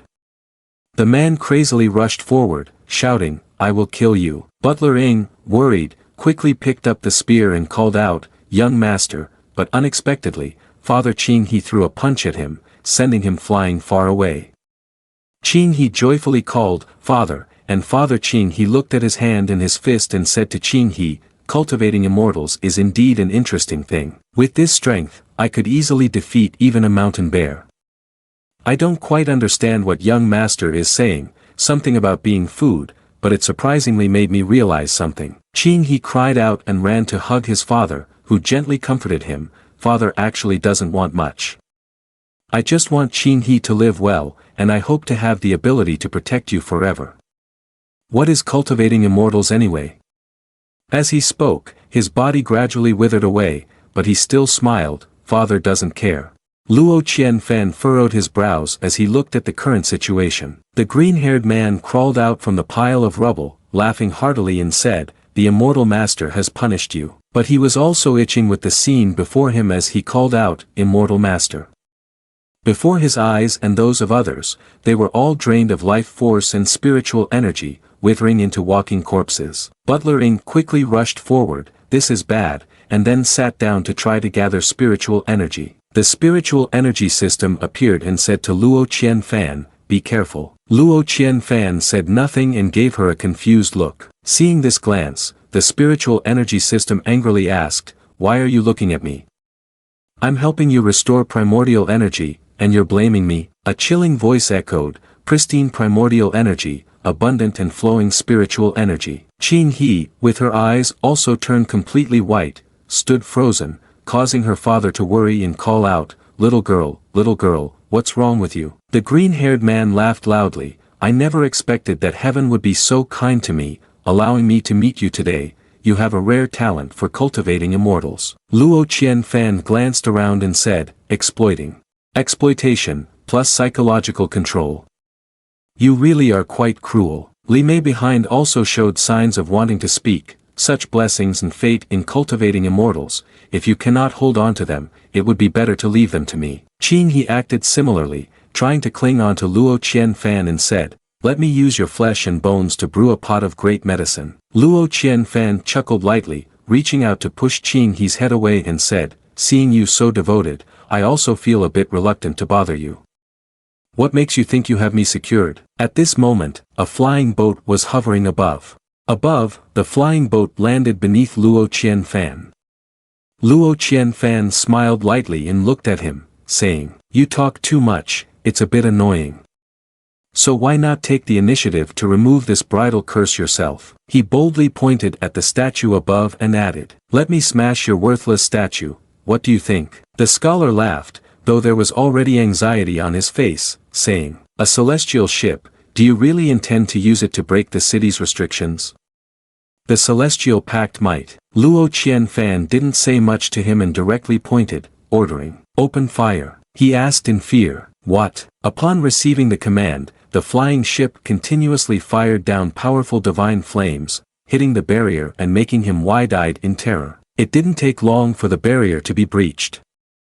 Those aboard the ship transmitted a message down inquiring, young master, the city's restrictions have been destroyed, what should we do next? With a talisman beside him burning, Luo Qianfan sneered and said, good, Su old man. At that moment, a large fire thunder gathered on the flying ship, aimed directly at the statue. Then he shot directly at it. Luo Qianfan stroked his chin, letting out a ha as he waited to see the result. The scholar saw that the statue was unaffected, and since Luo Qianfan had violated the pact, he smugly said, indeed, you are truly the immortal I chose. Haha, I underestimated your courage, yet you really violated the agreement to ascend, using a celestial ship within the city. He laughed loudly, ha, raising two fingers as if to do something. Suddenly, the enchantment above him lost all spiritual energy. His eyes also returned to normal. He looked around in confusion, fearfully shouting, ah, who am I? Where am I? The green-haired boy also broke free from the bridal curse. Father Qing He anxiously called out to her, little girl. Qing He also regained her composure. Li Mei also returned to normal, bewildered and not understanding what had happened. The perplexed spiritual energy system asked Luo Qianfan, why did he suddenly release his hold and let go? Luo Qianfan recognized the issue and said, no, he is preparing to cause trouble for me. She asked, puzzled, trouble? Suddenly, there were several voices saying, God statue. Quickly look at the God statue. Below, the townspeople were murmuring as they looked up at the statue, saying, why does the God statue of Immortal Master have cracks? How annoying. What has happened? They then pointed at the huge flying ship above and said, quickly look. What is that? Such a large ship. Could it be that this celestial ship has destroyed the God statue? Stop the celestial ship. The spiritual energy system covered its mouth and said, now this is troublesome. With the enthusiasm of these devotees, if you still want the celestial ship to attack now, you may have to eliminate these devotees first. Luo Qianfan furrowed his brows and said sternly, it seems this is a difficult problem for me. The spiritual energy system replied, to break the bridal curse and kill these fanatic devotees, or to let the evil Tao go because of the devotees. Host, what do you intend to choose? Luo Qianfan fell silent after hearing her words, then his face turned pale. He clutched his face, letting his hands drop down, and sighed in frustration. Seeing Luo Qianfan's face dark as a pot, she thought, finally there is a situation where he cannot rely on his family background.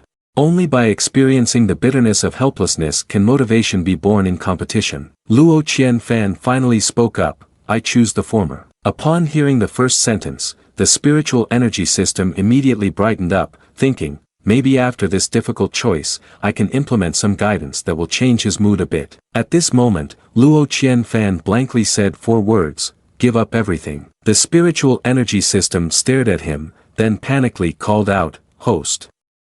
I know this is a difficult choice, but this, give up.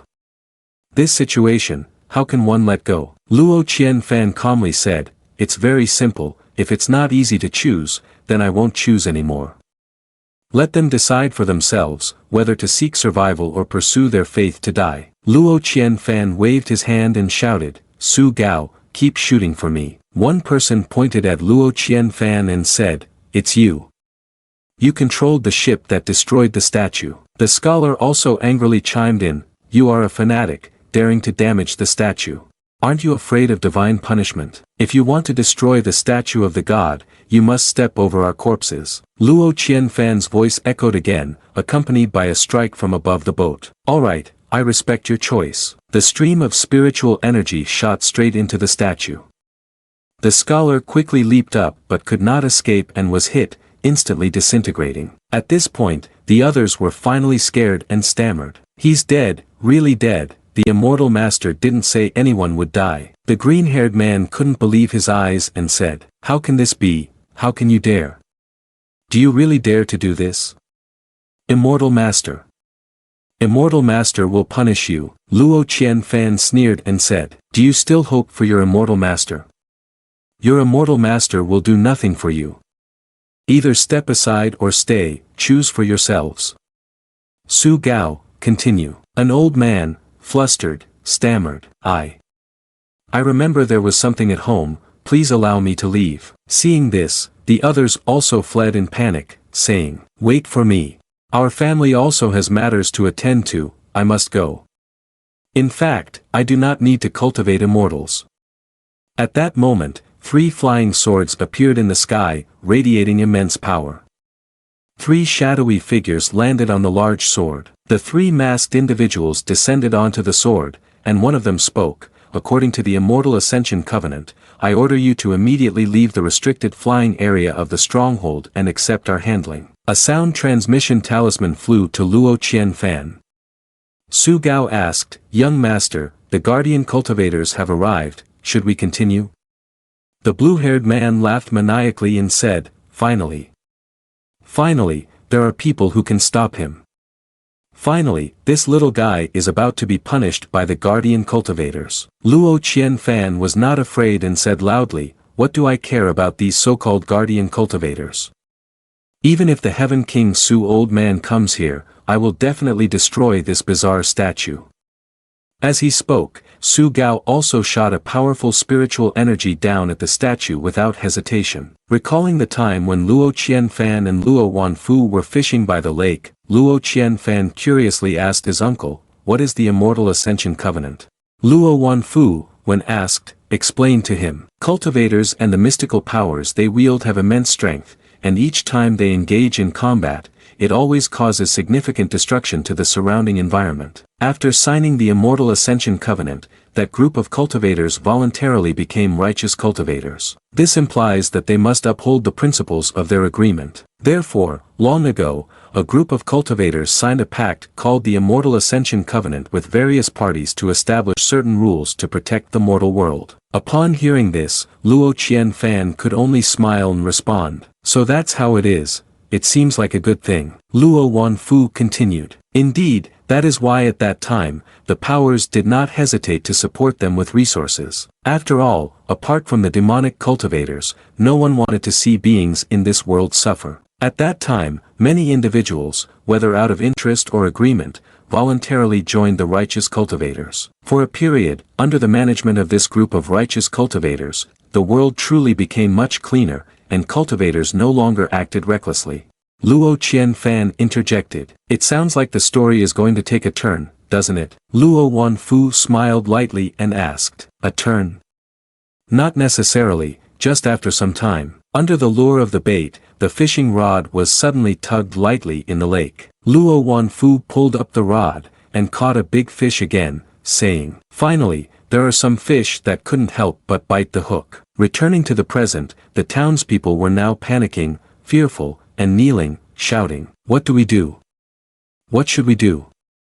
What should we do?" Su Gao over here used a sound transmission talisman, saying, "Young master, the righteous cultivators are coming to you." Luo Qianfan chuckled lightly and said, "Very good at grasping the key points, huh?" As he spoke, the 3 figures of the righteous cultivators flew down. The one leading, upon landing, immediately showed anger, saying, "This little guy is arrogant, not only violating the rules of the Immortal Ascension Covenant by flying in the city with a flying ship, but also disrupting the preaching ritual of Taoist friend Xianghua." As he spoke, he raised his hand to conjure spiritual energy, saying, "Today I will represent the righteous cultivators to eradicate evil." Luo Qianfan showed no confusion or fear, but laughed heartily. "Eradicate evil?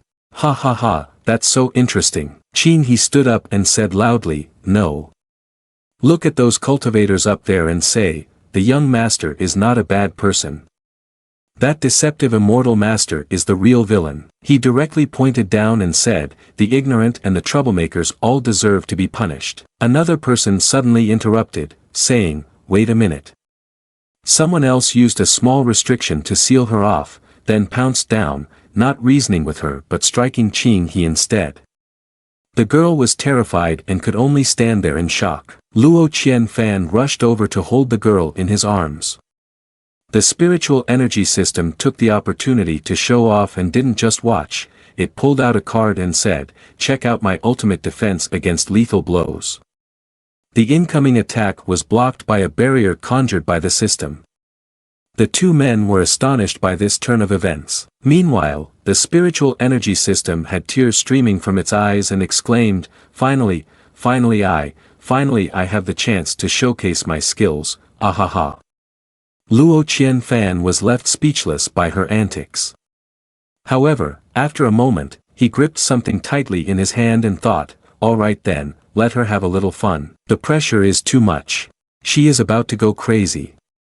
After thinking, he put it into his bag and turned to ask Qin He, "Are you okay?"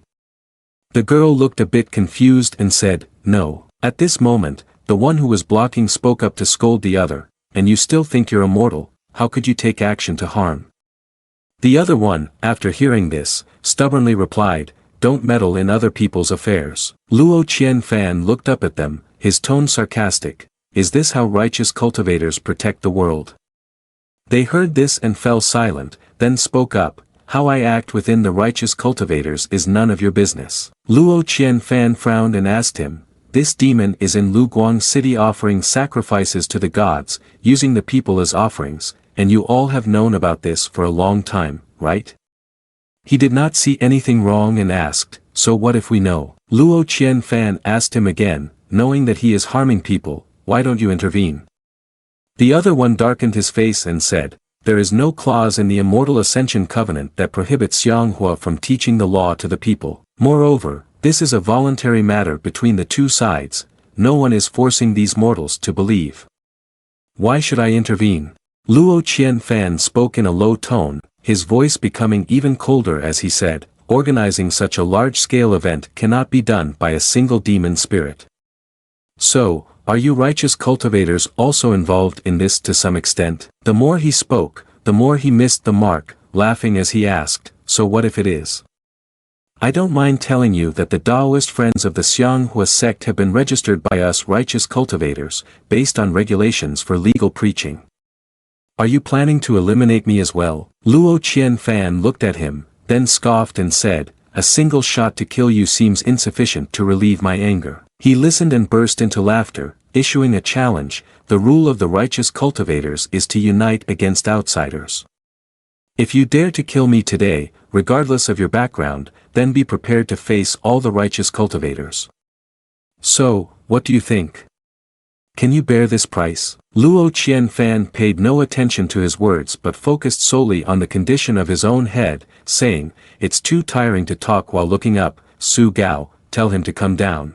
Su Gao appeared from behind and replied, "At your command." The other man also noticed Su Gao's presence and asked, "What is this?" He immediately launched an attack at Su Gao, but it was of no consequence. Su Gao threw a punch that sent him crashing to the ground. He fell down, propped himself up, and looked up. Then, both of the other men also landed on the ground. Humiliated and angry, he said, "You are seeking death." The spiritual energy system produced a new mission board and said to Luo Qianfan, "You have activated a choice mission. You find yourself in a dilemma, choose to bow down and submit to the righteous cultivators, those who bring degradation upon themselves to harm others, or choose to be a coward, bow your head in apology, and seek mercy." Luo Qianfan looked at the system with a scrutinizing gaze and said, "You are showing no hint of selfishness right now." The system smugly replied, "Don't waste time, make your choice quickly." Luo Qianfan sighed, feeling helpless, and pulled the chain from around his neck, saying,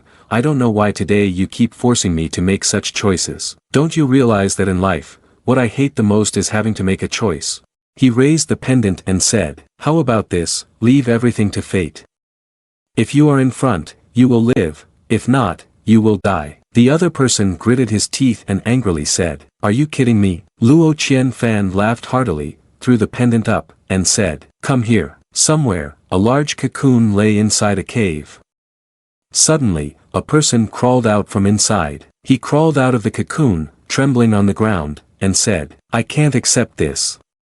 I clearly vowed to act cautiously. A temple is just like this. If it's destroyed, let it be destroyed, it can be rebuilt later. Heaven has blessed me with good fortune to encounter such delicious food, it's no different from a treasure. As long as I can eat, it's better than swallowing hundreds of low-quality foods. I'm so hungry.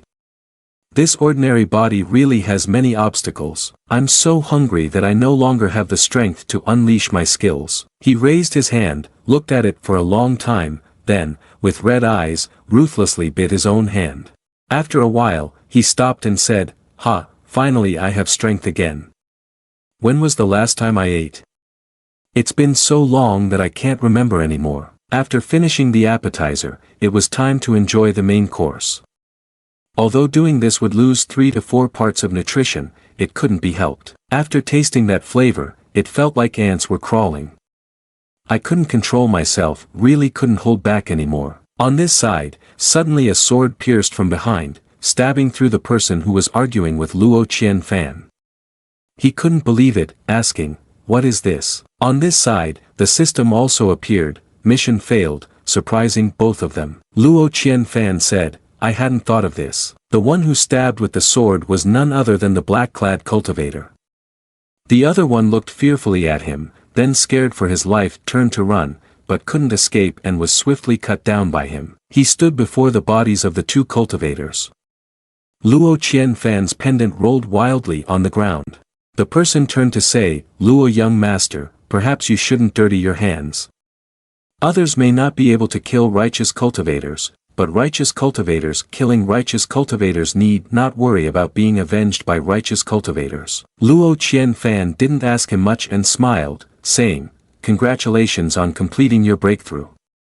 But do you know who I am? The person replied, I don't know you, but I had the chance to see the boat of Luo Mansion Immortality, Nian Chu Tian Nai. Since that is the case, then your identity is not hard to guess. Luo Qianfan was a bit surprised, then smiled again, saying, I see. So can you explain to me how far the plot has developed? He suddenly knelt down and said, Luo young master, please forgive me for acting on my own. But I killed them because they deserved to die. Su Gao glanced at Butler Ying's dog-bitten face and asked, Ing Lord, are you okay? It's rare to see you fail. Luo Qianfan fell silent for a moment after hearing that, then asked, tell me, why did they deserve to die? The other side responded, 6 months ago.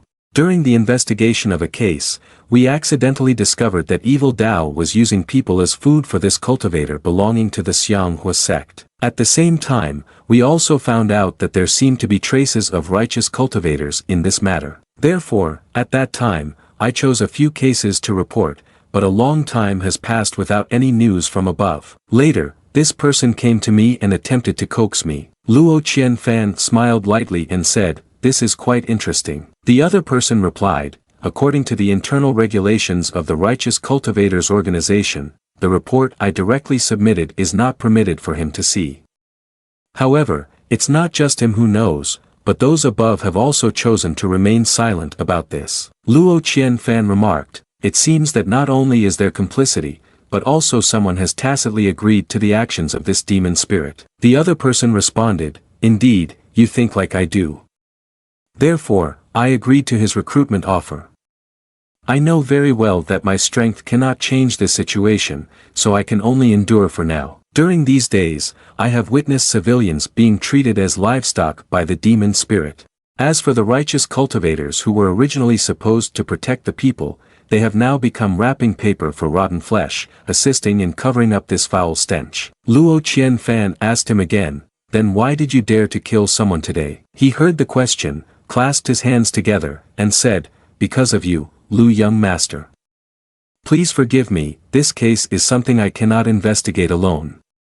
The only way is to involve you, using your position to escalate the matter, in order to attract the attention of those above the righteous cultivators." Butler Ing approached with caution and said, "Young master, this person is." Luo Qianfan smiled lightly and gestured, "It's fine." He continued, "You want to borrow a knife to kill someone.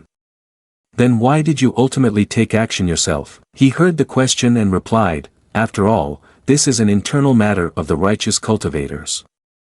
How could I let Lu young master dirty his hands?" Luo Qianfan then asked, "How does the internal organization of the righteous cultivators handle the killing of fellow disciples?" He answered leisurely, showing no fear, "They definitely must die." Luo Qianfan curiously asked, "No regrets, then?" He smiled lightly and said, "I regretted before the kill. At the moment of killing, there is tension, but after it's over, there is great satisfaction. There is no room for regret anymore." Luo Qianfan covered his hand, sighed, and said, "You know I hate trouble the most." He then spoke again, assuring, "Rest assured, these two righteous cultivators will die by my hands with no connection to you or Luo Mansion immortality. Today, you coincidentally encountered a negligent righteous cultivator, feeling discontent. After that, you don't need to worry about anything else. As for the evil cultivator who managed to escape, Lu young master won't need to concern himself with that either." At this moment, the seal on Luo Qianfan's forehead began to glow, making him gasp in surprise. He saw this and could not help but feel panic. The spiritual energy system was angry, fist clenched, saying, "Again. Do you not want to break free?" Su Gao and Butler Ing anxiously called out, "Young master." As for Luo Qianfan, he was unafraid and placed his hands on his hips, saying, "It really can't be broken free." He watched as each burst of spiritual energy flowed out of him along the path of the seal, causing this person to exclaim, "It's that evil cultivator who is forcefully using the bridal curse from afar. This action is extremely detrimental to one's longevity. Has he gone crazy?" Luo Qianfan looked through the spiritual energy system with a suspicious gaze and said, "I also want to know why he suddenly targeted me." Upon hearing the question, the system chirped and whistled, turning its face away. The righteous cultivator formed a seal with one hand while chanting a spell with the other hand raised, aiming toward the escaping spiritual energy to track down the one responsible for this. "Lu young master, don't worry. I can use the bridal curse to find the location of that evil cultivator. I will go and eliminate him immediately to help the young master eliminate future troubles." But suddenly, Luo Qianfan raised his hand to stop him and said, "No need to complicate things. Su old man, call someone." Su Gao immediately responded, "At your command." On this side, he was absorbing Luo Qianfan's spiritual energy, enjoying the moment, and exclaimed, "Ah, just like this, just like this. Continuous and unending, even more abundant than I expected. How can it be from a brat in the breaking mortal realm? It's truly like eating an immortal's essence." That day, the desire to become an immortal suddenly appeared in my mind. This thought is like a seed sprouting in our minds. The flower blooms, but where is the fruit? Why can't it bear fruit? His mother tried to kneel down and plead, "Human lifespan is limited, and the Tao fruit is hard to attain. I cannot accept it, my child. I beg you not to cultivate immortals anymore, do not cultivate immortals anymore." He looked back with an unhappy expression and said, "I cannot accept it. Mother, do you still not understand me? You are ignorant, and I do not blame you. It is because you have never experienced the joy of cultivating immortals." His mother saw the pill and fearfully asked, "What is this?" He directly put the pill into his mother's mouth. His mother was now nothing but a dry skeleton, but he still said, "Let me help you cultivate. If cultivation is not enough, then risk it all for cultivation.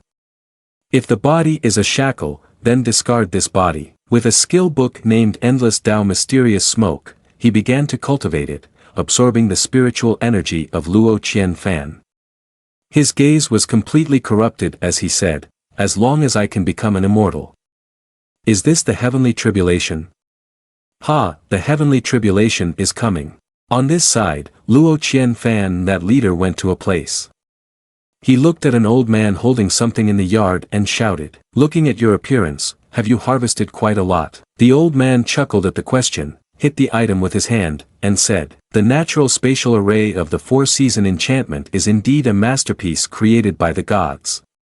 I have studied it for several days, yet I have only grasped about 30% of its essence." Luo Qianfan asked again, "Old man, is it enough?" The old man placed the box on the ground and replied, "Time is pressing. I originally intended to use it as a conduit for Qing He, to tightly bind the demon spirit and let the divine servant capture him to break the spell for little girl Qing He. But now, suddenly having to set up the array, it seems I cannot transmit a guardian over, but transmitting a few items should not be a problem." Luo Qianfan reached into his pocket and said, "Then this is enough." He took out a small round object, surrounded by the heavenly tribulation lightning. He laughed and said, "If you say I am his immortal, shouldn't I show some heavenly tribulation for this old brother to try?" The old man then sat down before the red box and began to chant incantations. The box opened, and the talismans inside flew out. They wrapped around the old man's body and then soared away. They formed a line, then burst forth, connecting the paths together, spinning in a large circle outside. Luo Qianfan glanced at it and asked the old man, "Is this the formation refined from the spatial rules of the four periods of lament?" The old man was sweating profusely and replied, "Yes, young master, that's correct. But right now it is only in its initial form, and there are still a few joints that need to be polished. Young master can set off now." Luo Qianfan pointed to a formation diagram on the ground. Thunder rumbled throughout the sky, seemingly preparing for the heavenly tribulation. The old demon inside the cave stepped outside and looked up in confusion. "The cloud of tribulation hasn't formed yet, why is the heavenly tribulation already coming down?" The more he looked, the more excited he became, laughing loudly, "Haha, even the heavenly tribulation is eager to help me. Good, then today I will prove my path to the great Tao." He stood there, arms outstretched to embrace the thunder tribulation, but suddenly paused, realizing something, and said, "Why does the power of this heavenly tribulation feel?" Just as he realized it, he was struck down by the heavenly tribulation and shattered on the spot. Luo Qianfan scratched his cheek and curiously said, "What a pity, I can't watch it live. I wonder if he thanked the brother for sending him the heavenly tribulation." The righteous cultivator pointed down at the formation diagram below and said, "You just threw out that treasure, and it seems to carry a hint of true immortal aura." Luo Qianfan confirmed this, saying, "That's because it is a sphere created from the heavenly tribulation of a true immortal." The righteous cultivator was shocked and asked, "You mean the heavenly tribulation of a true immortal was shaped into that sphere?" Meanwhile, the seal on the little girl Qing He's head also dispersed and vanished. She gradually began to wake up. Her father anxiously called out, "Little girl, what's wrong? What happened?" Others were also feeling their seals fade away, looking dazed and wondering, what just happened? Suddenly, "I feel very tired." Butler Ing looked up and said to Luo Qianfan, "The curse has been lifted. The powers granted by the demonic path have turned ephemeral, without roots, and are starting to fade away." Luo Qianfan gently closed his eyes, feeling a sense of relief, and said, "No matter how beautiful the dress is, in the end, one cannot wear it for a lifetime." He looked at Butler Ing and asked, "How is your body now?" Butler Ing answered, "Young master, don't worry, it's just a little primordial energy loss. Young master destroyed the statue at the right time, so my foundation is not harmed." Luo Qianfan also felt relieved and said, "That's good." The spiritual energy system appeared and said, "The confusing phrases are even better because more is coming." The system then displayed a notification. "Congratulations to the master for completing a level-up challenge and for achieving a hidden task. Realm is just a written word to me. You will receive the relic of the destroyed one." The spiritual energy system chuckled and said, "This time I took the initiative to complete the task." Luo Qianfan's eyes suddenly widened, and a true qi emanated from within. The spiritual energy system stroked its chin, imagined the scene, and laughed triumphantly, saying, "Do you really think that my primordial energy would be allowed to be sucked away by that person? His cultivation has been tainted by my primordial energy. When he dies, the primordial energy that has been refined and scattered into the world will be under my control. The lingering resentment will be savored slowly. She suddenly noticed the strange look that Luo Qianfan was giving her. Her face turned pale as she asked, "Why are you so calm?" Luo Qianfan sadly spoke to her, then walked towards Butler Ing. She asked, "Young master, what's wrong?" Luo Qianfan replied, "It's nothing, it seems I'm a bit dizzy." Butler Ing then said, "Young master, are you not feeling well? I'll take you back to rest immediately." Luo Qianfan insisted, "No need." The spiritual energy system here stood by and silently watched the two of them talk. She wondered in confusion, how is this possible? This is the lingering resentment of a high-level cultivator upon death. He is just someone who has only reached spirit condensation, with cultivation only at breaking mortal realm. How is he not affected at all? At that moment, a righteous cultivator approached and called out, "Lu young master." Luo Qianfan glanced over, smiled lightly, and said, "I already mentioned earlier that I am quite averse to trouble." Hearing this, the righteous cultivator felt disheartened and thought, "It seems it still won't work." It's to be expected, with Immortality Luo Mansion holding such a prestigious name, how could the young master? Suddenly, Luo Qianfan pointed at him and said, "So if you want to borrow the knife, the noise should be a bit louder." He was taken aback by what he heard, then asked again, "What do you mean?" "I just said, I am the one who hates trouble the most." "Huh? I thought your statement meant you wanted to refuse." "Refuse? Oh, you've misunderstood." Luo Qianfan chuckled and added, "The professional team I've hired suggested that if you want to avoid trouble when faced with a problem, it's best to deal with it from the root. However, if it truly cannot be resolved, then don't hesitate, be decisive and elevate the stakes and confront him with assets." He laughed heartily, saying, "Coincidentally, my wealth is substantial." This statement seemed to irritate others, right? He laughed as well, unsure of how to respond, and said, "I don't feel that way this time." The spiritual energy system let out a hiss as it heard Luo Qianfan speak.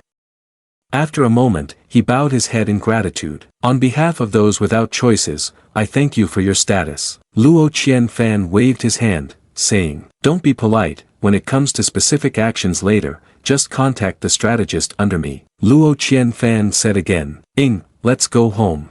Butler Ing was a bit surprised and said, "Young master."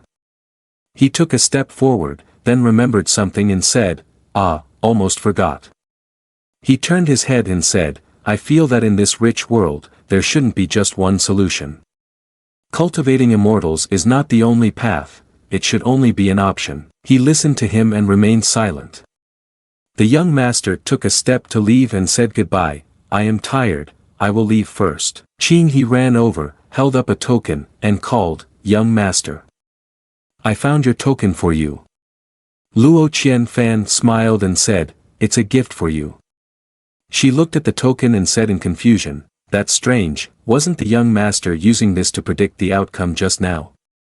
Clearly, both sides are the same. At this moment, he understood everything and thought, it turns out life and death are all in his hands. Butler Ing and Luo Qianfan flew onto the airship. As soon as he landed, he groaned in discomfort, feeling exhausted. Butler Ing worriedly called out, "Young master." He was sweating profusely, thinking, what does this person intend to do with me? After saying that, his vision gradually blurred, and then he fainted. All three of them, Butler Ing, Su Gao, and the old man, were standing in front of Luo Qianfan's room waiting. Su Gao asked, "Butler Ing, if an unusual situation has been discovered, why not break through the encirclement first?" Butler Ing bowed his head slightly and said, "That was my oversight." The old man spoke up, "Enough, this is not just one person's responsibility. It is our arrogance." The door inside was opened, and the healer walked out. Su Gao quickly asked, "Healer, how is the young master?" The healer gently brushed a lock of hair back and hesitated before saying, "The current condition of the young master is somewhat strange." All three were startled and frightened by this statement. The healer added, "But you can temporarily rest assured, the young master's body has no issues. Not only has there been no problem, but the young master's current state is very good." It's a bit frightening how good it is. Inside the room, Luo Qianfan was lying in an extremely twisted position, which was quite alarming. He glanced at the spiritual energy system beside him and asked, "What do you want to do?" She furrowed her brow and asked, "Do you really not feel anything?" He crossed his legs and said, "I can still hold on." The spiritual energy system approached again and asked, "What happens next?" He replied, "Nothing." The spiritual energy system felt like vomiting blood and shouted, "How can you not feel anything?" Such heavy resentment is enough to greatly change a person's temperament. Luo Qianfan sat up sharply, looked at her, and asked, "So, is this your goal? To exploit and seize the resentment to force me to change according to your wishes?" She stood up and explained, "Don't make it sound like I want to harm you. I am helping you gather the power of the demon spirit that has scattered into the world. It only carries a part of his intention to become a fairy. At most, it will only affect you a little." Luo Qianfan chuckled and said, "Interesting. Have you seized the power of that demon spirit?" The spiritual energy system corrected itself, it's collecting, not seizing. Simply put, when that demon spirit absorbs the primordial energy I give you, I am also contaminating him. Therefore, after he dies, the cultivation power will not only flow into your body but will also be under my control. Luo Qianfan also understood and asked her, "So your previous impulsive reaction was like stepping on a tail, was it an act after all? The main purpose was to transfer primordial energy to me. That can't be wrong, right?" The spiritual energy system crossed its arms, chuckling proudly. "You should thank me, host, for reinforcing your physical body beforehand. Otherwise, I really wouldn't be sure if I could handle such a large amount of cultivation power all at once." Luo Qianfan was a little surprised and asked, "Cultivation power? Is there a difference from the primordial energy you gave me?" The spiritual energy system scoffed and said, "The difference is quite significant." She clenched her fists, full of enthusiasm, and said, "With your cultivation at the spirit condensation realm, you can only borrow power from primordial energy. But after you advance to the self-enlightenment realm, you will have the ability to refine primordial energy. Only then will you truly step onto the path of cultivation." Luo Qianfan rested his chin on his hand and asked again, "So, can I understand it this way, when in the spirit condensation realm, the primordial energy we absorb is actually borrowed from nature? And after reaching the self-enlightenment realm, at this moment, we have just begun to refine the power of our own cultivation."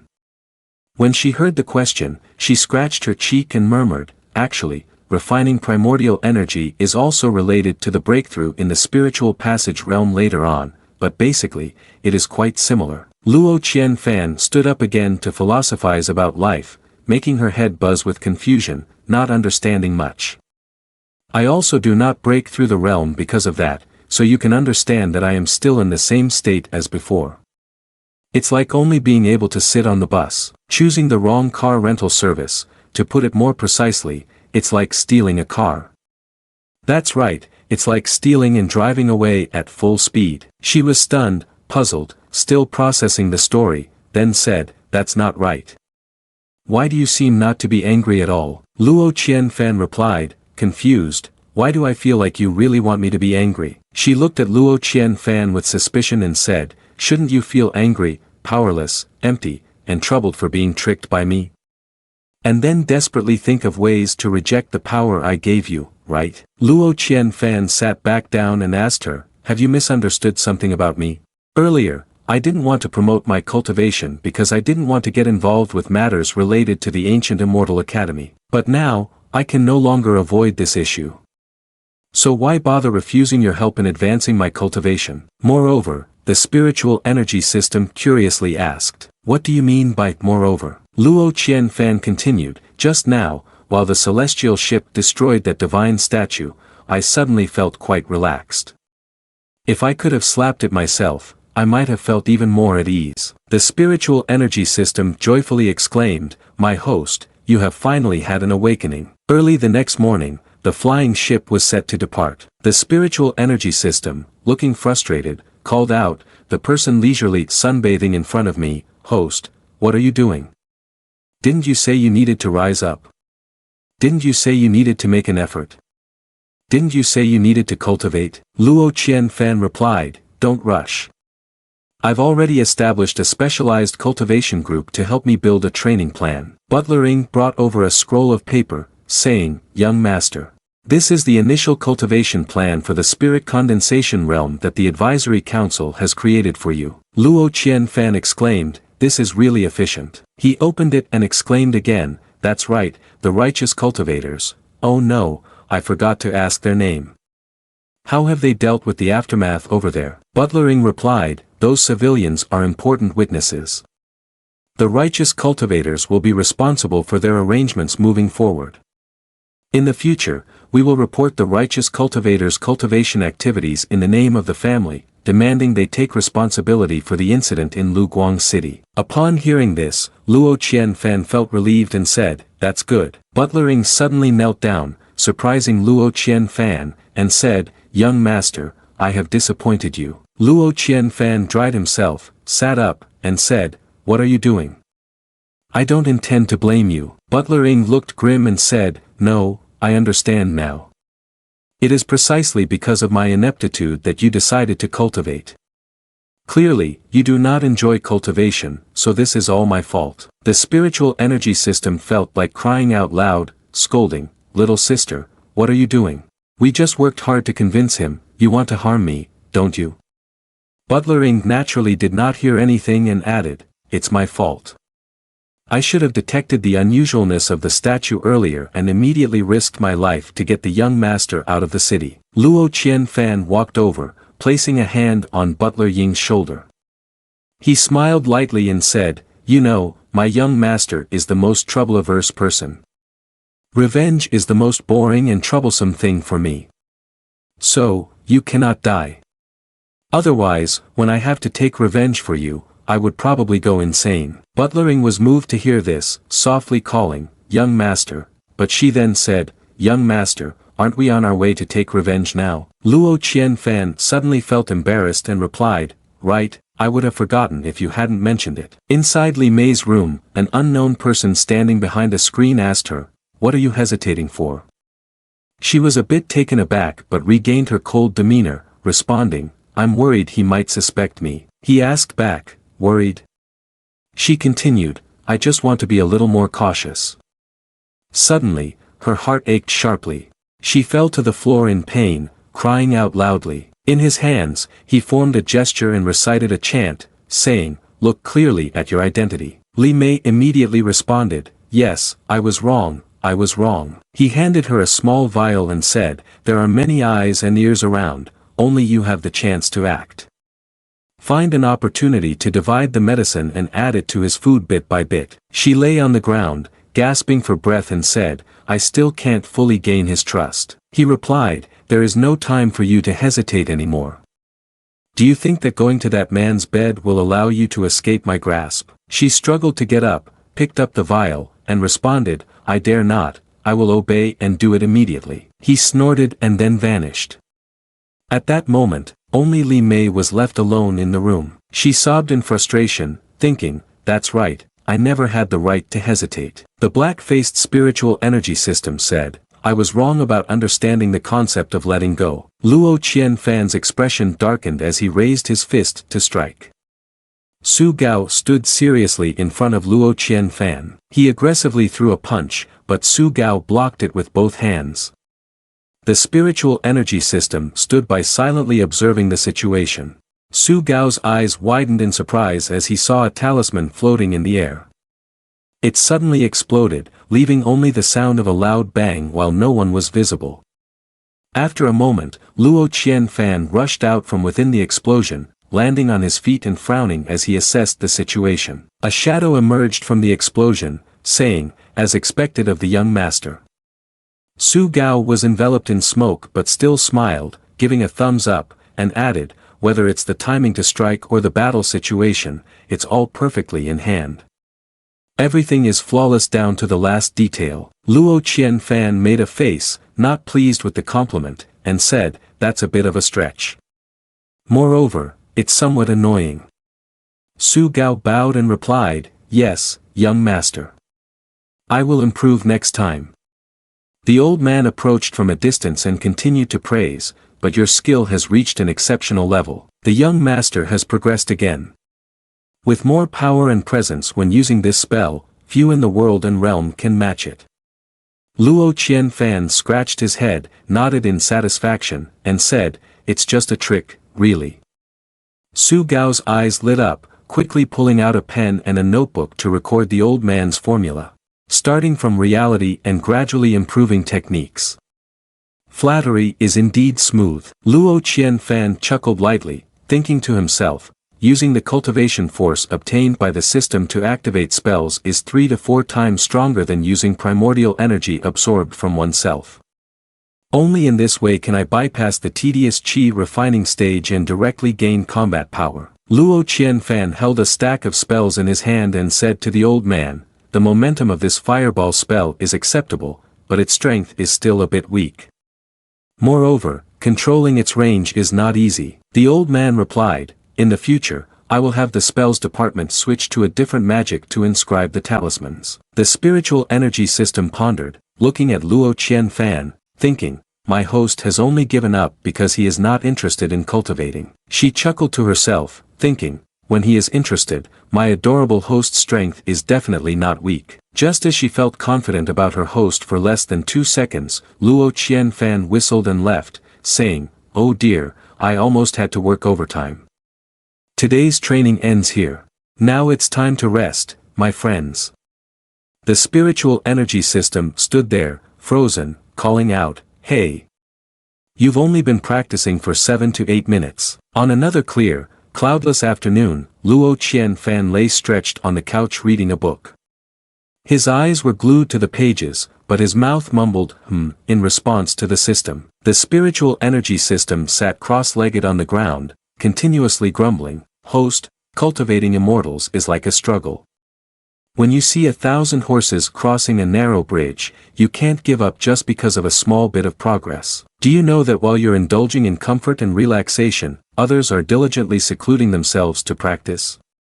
Don't you feel a sense of urgency?" Luo Qianfan set the book down, sighed, looked up at the roof of the boat, and casually said, "Speaking of this, I've always been curious about what people who want to spend the rest of their lives in seclusion feel like." The system's face displayed an expression of understanding as it explained, "Is that even a question? Cultivating through hardship, one can find joy in the tranquility of seclusion." Luo Qianfan listened, feeling bored, and said with a cold expression, "All right, impressive, but I don't get it." Li Mei stood outside, holding a bowl of medicine, knocking on the door and calling, "Lu young master."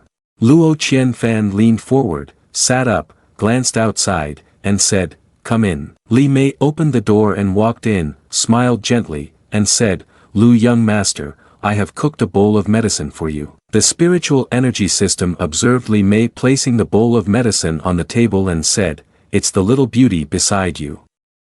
The one hiding wicked schemes, this time you're waiting for something that seems to have lost its spirit." Luo Qianfan replied to her, "What's the hurry?" The spiritual energy system chuckled, going through Luo Qianfan's mind and said, "It's just that you want to prolong things a bit longer. The longer you wait, the more excuse you have to loiter out there." Luo Qianfan leaned against the bedpost, smiled gently, and asked Li Mei, "Why did you suddenly want to cook medicine for me and personally bring it over?" Li Mei softly replied, "Previously in Lu Guang City, the little concubine was affected by the spells of the demon spirit. Fortunately, I was rescued by the young master." Luo Qianfan laughed comfortably and said, "Why say such polite words? You are mine, so of course I will protect you." Li Mei then calmly spoke, saying, "Furthermore," she shyly cast a tender glance at Luo Qianfan and said, "After not seeing you for a few days, I miss you a bit, young master." These words made Luo Qianfan and the spiritual energy system widen their eyes and blush at the same time. Li Mei picked up the bowl of medicine, took a spoonful, and said, "This is the medicine I brewed with spiritual fragrance, young master, give it a try." Luo Qianfan's expression was somewhat inscrutable as he replied, "I'm sorry to trouble you. Just set it down for now, and I'll drink it slowly later." Li Mei responded on the surface, "All right," but inwardly thought, "Indeed." She walked to the table, placed the bowl of medicine down, and added, "Luo young master is truly difficult to read." Luo Qianfan propped his hand up, looked at her, and asked, "Why do you say that?" Li Mei approached closer, touched Luo Qianfan's chest, and softly said, "Although since you brought me onto this celestial ship, you have always acted like a lecher, in reality, deep down, you maintain a distance from me." Luo Qianfan chuckled lightly and asked, "My dear, is it really like that? Do you wish to pursue a love story from a book with me?" Li Mei chuckled softly and said, "Young master, you do not look like someone who is heartless." Luo Qianfan raised an eyebrow, asking, "Why are you so sure?" Li Mei bent closer, saying, "Young master, how could a little girl who dares to confront righteous cultivators be heartless towards those around her? Is that Qing He little girl? You misunderstood, I am just." Li Mei did not let Luo Qianfan continue speaking, but covered his mouth with her hand, showing that she understood everything he was doing, and said, "Young master, I know you can keep your purity. The patterns on both sides are clearly identical." As she spoke, she lay on Luo Qianfan. "When that righteous cultivator attacked the little girl, you surely didn't intend to give him a chance to choose anymore, right? Young master, you're not acting convincingly." The system appeared, clicked its tongue, and puffed up its donut-like face, saying, "Oh no, it's overturned." The old evil object suddenly opened its eyes wide, overjoyed, thinking, "The soul parasite has successfully taken hold." Still not enough. The stealth ability of the soul parasite compensates for its weakness when alone. A few more times are still needed, for several soul parasites to successfully take hold. Only then can Luo Qianfan be enslaved. Just a few days later, Li Mei fed that spoonful of medicine, saying, "Young master, open your mouth." Luo Qianfan immediately complied, saying, "Ah," obediently taking the medicine. Li Mei then asked, "Young master, what does this book say?" Luo Qianfan responded very comfortably. The old evil object standing behind observed and thought, "Another successful soul parasite has been added." Recently, Li Mei has always been by his side, doing very well. The number is now sufficient for me to enslave his soul. He looked up at the clear sky and thought, it really is an auspicious day to take action. As evening approached, the flying boat slowly set off. Li Mei lay inside the room, looking out the window. Luo Qianfan entered and said, "Some people say a face like a lotus, a waist like a drooping willow, nothing can compare to that charm. But if I say skin as white as snow, a tall and graceful neck, and a hint of blush to enhance the charm, that would be the most alluring point." Li Mei sat up, laughed, and replied, "Young master, please don't use me for jokes." She suddenly let out a hum. Luo Qianfan also turned to look at the person who had suddenly appeared in the room. The evil object scoffed and said, "I apologize, Lu young master, for disturbing your mood." Luo Qianfan furrowed his brows and asked, "What do you want? How did you get in here without permission?" He looked at him and said, "Was it not you, young master, who called me here?" He looked at Li Mei and laughed triumphantly, saying, "Li Mei, you are so good that I am somewhat reluctant to part with you. What a pity, what a pity. Your tribe only has 3 opportunities to sign a soul in a lifetime.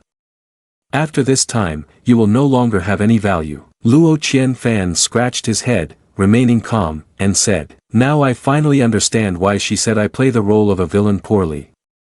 It turns out she faces the syllabus every day." He reached out to chant a spell, saying, "Lu young master, you are indeed calmer than I expected. Unfortunately, no matter how hard you try, you cannot change the situation. Everything has already come to an end." He strangely had red eyes and chanted, "Soul-stealing spirit." Luo Qianfan walked to the bed, sat down, and casually crossed his legs, saying, "That's right, everything will come to a stop." Suddenly, golden talismans appeared, flying around him and creating lightning. He was bewildered and asked, "What?" Su Gao and the old man also revealed their cards and pushed the door to enter. He was suspicious and said, "Could it be?" The old man clasped his hands, chanted a spell, and recited, "Reversal." The talismans swirled around, emitting green lightning.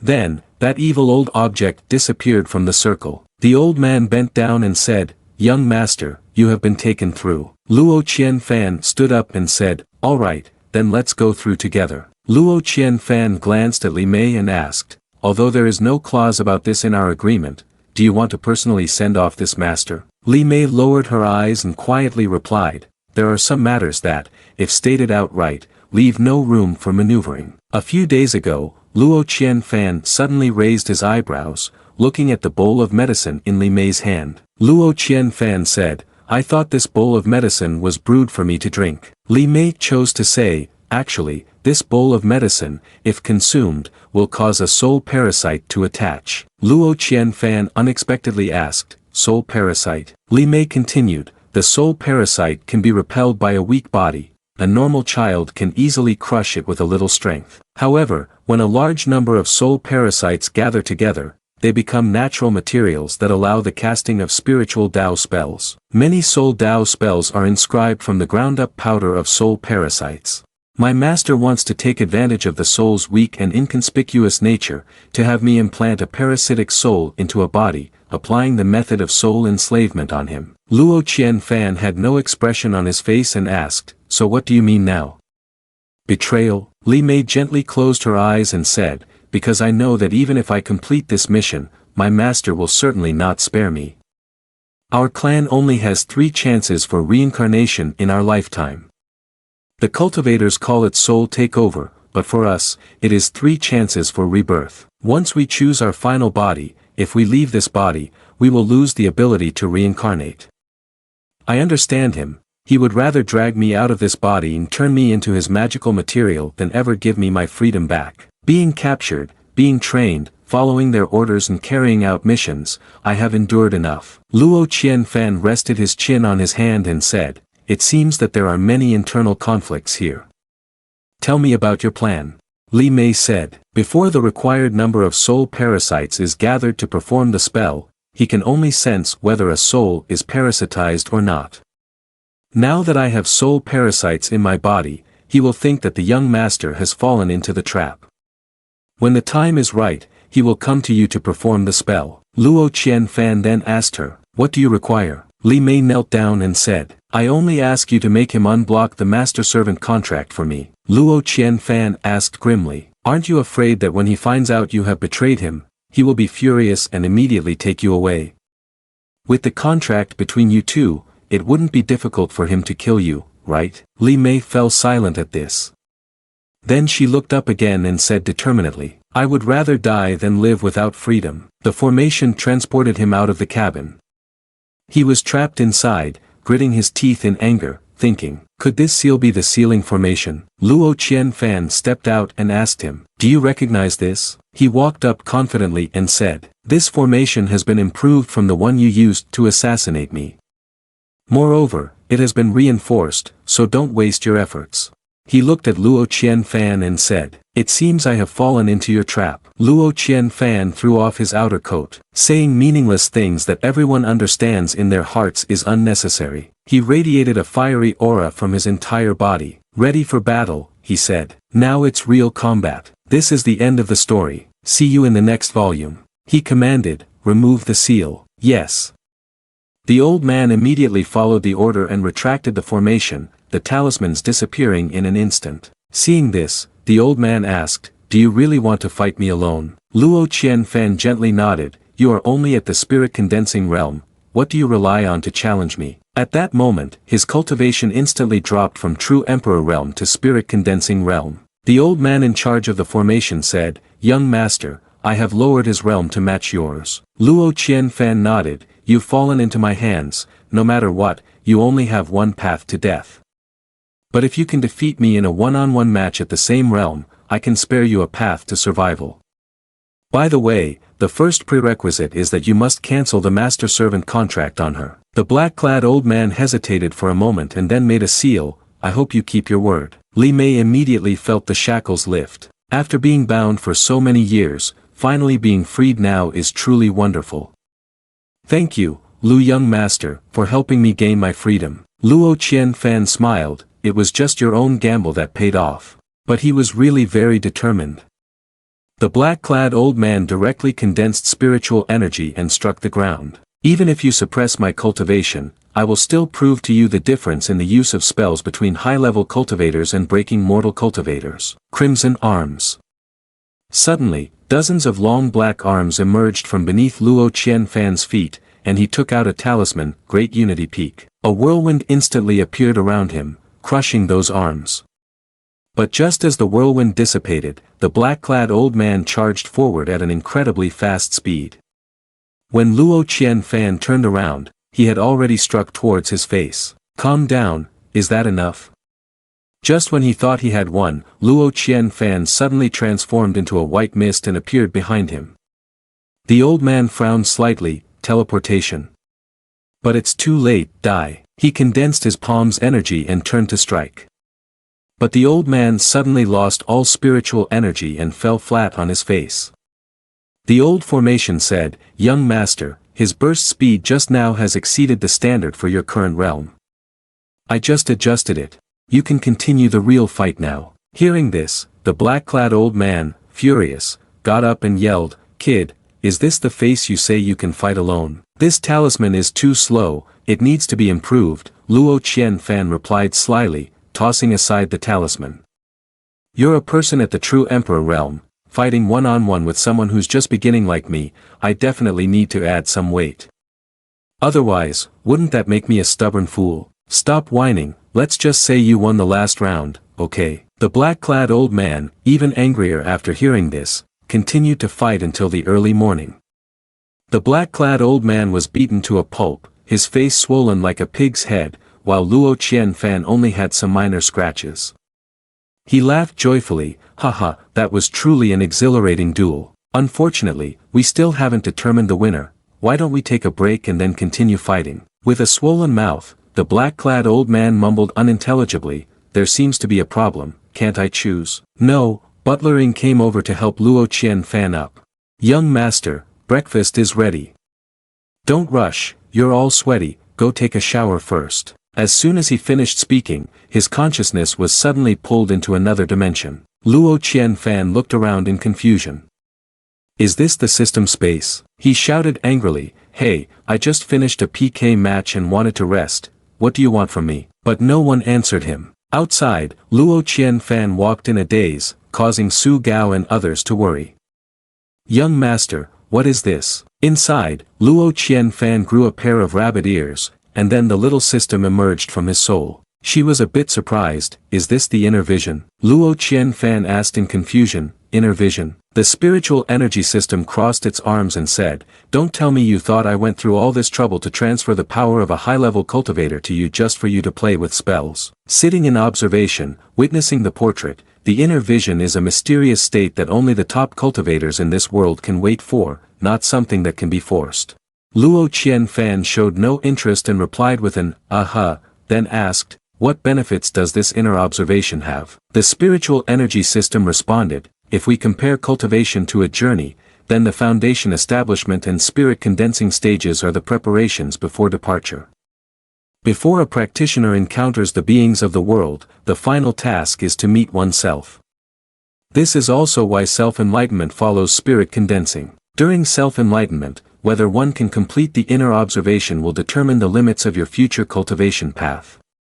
A person can only decide the boundaries of their cultivation path once they truly understand themselves. A person can only decide the boundaries of their cultivation path once they truly understand themselves. Luo Qianfan responded, confused and not really understanding anything. The spiritual energy system sighed, "I forgot he doesn't like theoretical concepts." Luo Qianfan asked again, "But how is this related to the power that I seize?" The spiritual energy system retorted, "It's not seizing but gathering. Essentially, the power contains the resentment and obsessions of high-level cultivators, and each time you use it, it is a confrontation and argument between you and that resentment. Under the influence of this stream of power, it is beneficial for you to open your inner vision. After all, you know that arguing and getting angry when drunk is a shortcut to understanding a person's true nature." After 7749 statements from the system, Luo Qianfan understood and put his hands on his hips, saying, "So this is the state of inner vision? Is it really possible to enter this state just from arguing? It seems my ability to talk back is quite strong." He looked around with his hand shielding his eyes and said, if I have to face myself, then where am I right now? He followed the system flying ahead, while Su Gao outside continuously exclaimed, young master is indeed a prodigious talent, he can enter the state of inner vision. It is said that entering this state can lead one astray, and if careless, one may lose their way for decades. None of us have experience with inner vision, I fear the young master might get trapped in there. Butler Ing looked at Luo Qianfan, who was eating but seemed to be lost in inner vision, and worriedly reminded him, don't say such ominous things. Old man Bo entered from outside and spoke, 3 formations for calming the mind, protecting the leader, and enlightening the spirit have been arranged around. Su Gao looked out and replied, it's really hard for old man Bo. It's what we should do. Butler Ing asked old man Bo, you are knowledgeable, do you have an understanding of the path of confusion when entering the inner realm? Old man Bo wasn't sure and said, I don't know much, only that this thing seems to specialize in carving the temperament of cultivators. Some cultivators with weak willpower can easily become immersed and unable to escape. Butler Ing didn't know what to say about the scene before him and remarked, young master, he seems to have a steadfast will, right? Su Gao and old man Bo were at a loss for words and couldn't explain it. Meanwhile, within the system, there was a voice saying, the inner realm came too suddenly, it can't be anticipated. Just like that, he has comprehended the state of the inner realm. Oh no, I can't intervene now, this time, it can't fail, right? This lazy host not ignoring the world is already good enough. The 4 words steadfast will have nothing to do with him at all. On the other side, Luo Qianfan was curiously asking, where am I? He took a step forward and called out, is anyone there? This white mist still hasn't cleared up, has it? He furiously shouted, where is my true body, my true body? He ran wildly while repeating, true body, true body, true body. The system said in fear, oh no, he's too obsessed with finding himself and has started to lose his way. How can he get lost so quickly? Is he not resisting at all? Luo Qianfan's face twisted in frustration as he took a deep breath. This action confused the system. He sighed and gave up, saying, well, if I can't find it, then I won't search anymore. The system watched Luo Qianfan's actions and wondered, it's just like the last time he became obsessed and turned into a fairy, he doesn't seem affected at all. Could it be? Luo Qianfan lay flat on the ground, dejectedly saying, maybe I should just take a nap. I have no idea how long this introspective state will last. The system, terrified, held its head and said, because his indifferent attitude toward life is so steadfast, he won't be affected by other distracting thoughts, right? Luo Qianfan suddenly sat up and looked in one direction, saying, this is. The system gasped in surprise. Luo Qianfan smiled lightly and understood, saying, so that's how it is. No wonder I couldn't find you for so long, it turns out you have also been chasing after me. He looked at a modernly dressed Luo Qianfan and said, long time no see, slave of the company. The system squinted and said, is that acceptable? Luo Qianfan walked over, spinning around the other person while examining him, saying, so that's how it is, I am gradually understanding. No wonder you always talked about the magical inner vision. If searching for self-enlightenment is like looking in a mirror, then inner vision is about adjusting the character's appearance. It truly is cultivation outside, the true body is created by oneself. The spiritual energy system tearfully said. Finally, he understands the meaning of inner vision. This is the true body recreated by oneself, which will become the beacon on the host's future cultivation path, resolving the misguided path. It points straight to the great Tao. What are you waiting for, host? Start now. But little did she know that Luo Qianfan was a patient with severe choice difficulty, having customized his character for 3 hours while playing the game. One day later, in the prison cell of that evil object, Luo Qianfan had returned and kicked the door open. As he entered, he said, the actual combat session is about to start. I made a bit of a breakthrough yesterday, you can put in a bit more effort today. The old man glanced at him without saying anything. He raised his hand to form a seal and said, stop talking nonsense, if you want to fight, just go ahead. Luo Qianfan took out a few talismans from his pocket and said, I got carried away yesterday and didn't even realize it. The spiritual energy system crossed its arms and said with a dull face, another talisman. Luo Qianfan scoffed and said, you are indeed a tentacled monster. An explosion occurred, causing dust to scatter wildly. Two figures sprang out from the cloud of smoke, Luo Qianfan and the evil object. The old man continuously unleashed his ultimate moves, using his terrifying arms to try to grab Luo Qianfan, who was flying high. One talisman hit one of the arms, and Luo Qianfan quickly descended to the ground. Then, he struck a horizontal slash across the old man's body, severing those arms and causing them to fall to the ground. But unexpectedly, a large formation encircled Luo Qianfan. Above, the broken limb formation was also about to strike down. Old Man Bo worriedly shouted, broken limb formation, how cruel and ruthless. Young master, be careful and step aside. Su Gao furrowed his brows and replied, how can I avoid it? Old Man Bo should pull the young master away. Suddenly, behind Old Man Bo, the ground shifted unexpectedly. Old Man Bo turned to check it out, and to his surprise, the evil object appeared from behind and ambushed Old Man Bo. He sneered and said, I just need to kill you first. Su Gao and Butlering rushed over and said, Old Man Bo, be careful. Both of them threw punches, hitting the evil object hard and sending him flying backwards. Luo Qianfan pointed at him and said, hey, why are you attacking the audience? You're supposed to be training with me. The evil object clutched his injured arm and angrily exclaimed, stupid brat, if only I could unblock the seal on my power. A surge of power like a whirlwind struck Great Unity Peak.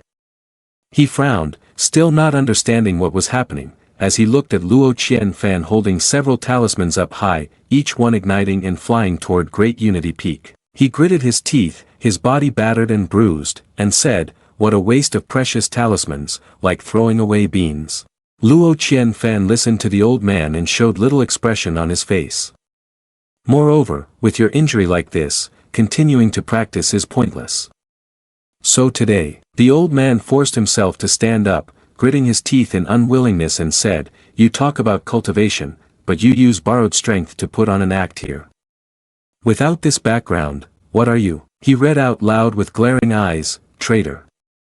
From behind him, a massive octopus with many terrifying limbs appeared. Old Man Bo and Su Gao, along with Butler Ing, widened their eyes in surprise. Luo Qianfan looked at the giant creature before him and exclaimed in fear, damn it. He sweated profusely and asked, where's my teleportation talisman? The system also panicked and said, even if you have some talisman, are your legs long enough? One of the octopus's limbs slammed down on Luo Qianfan, causing Su Gao, witnessing this scene, to have veins bulging. He was furious and charged directly, shouting, you dare hurt my master, do you want to die? Old Man Bo raised his hand to try to stop him, calling out, Su Divine Guards. Su Gao darkened his face and was about to throw a punch, but Old Man Bo, out of options, quickly created a barrier. Su Gao's punch came down but was blocked by Old Man Bo's barrier.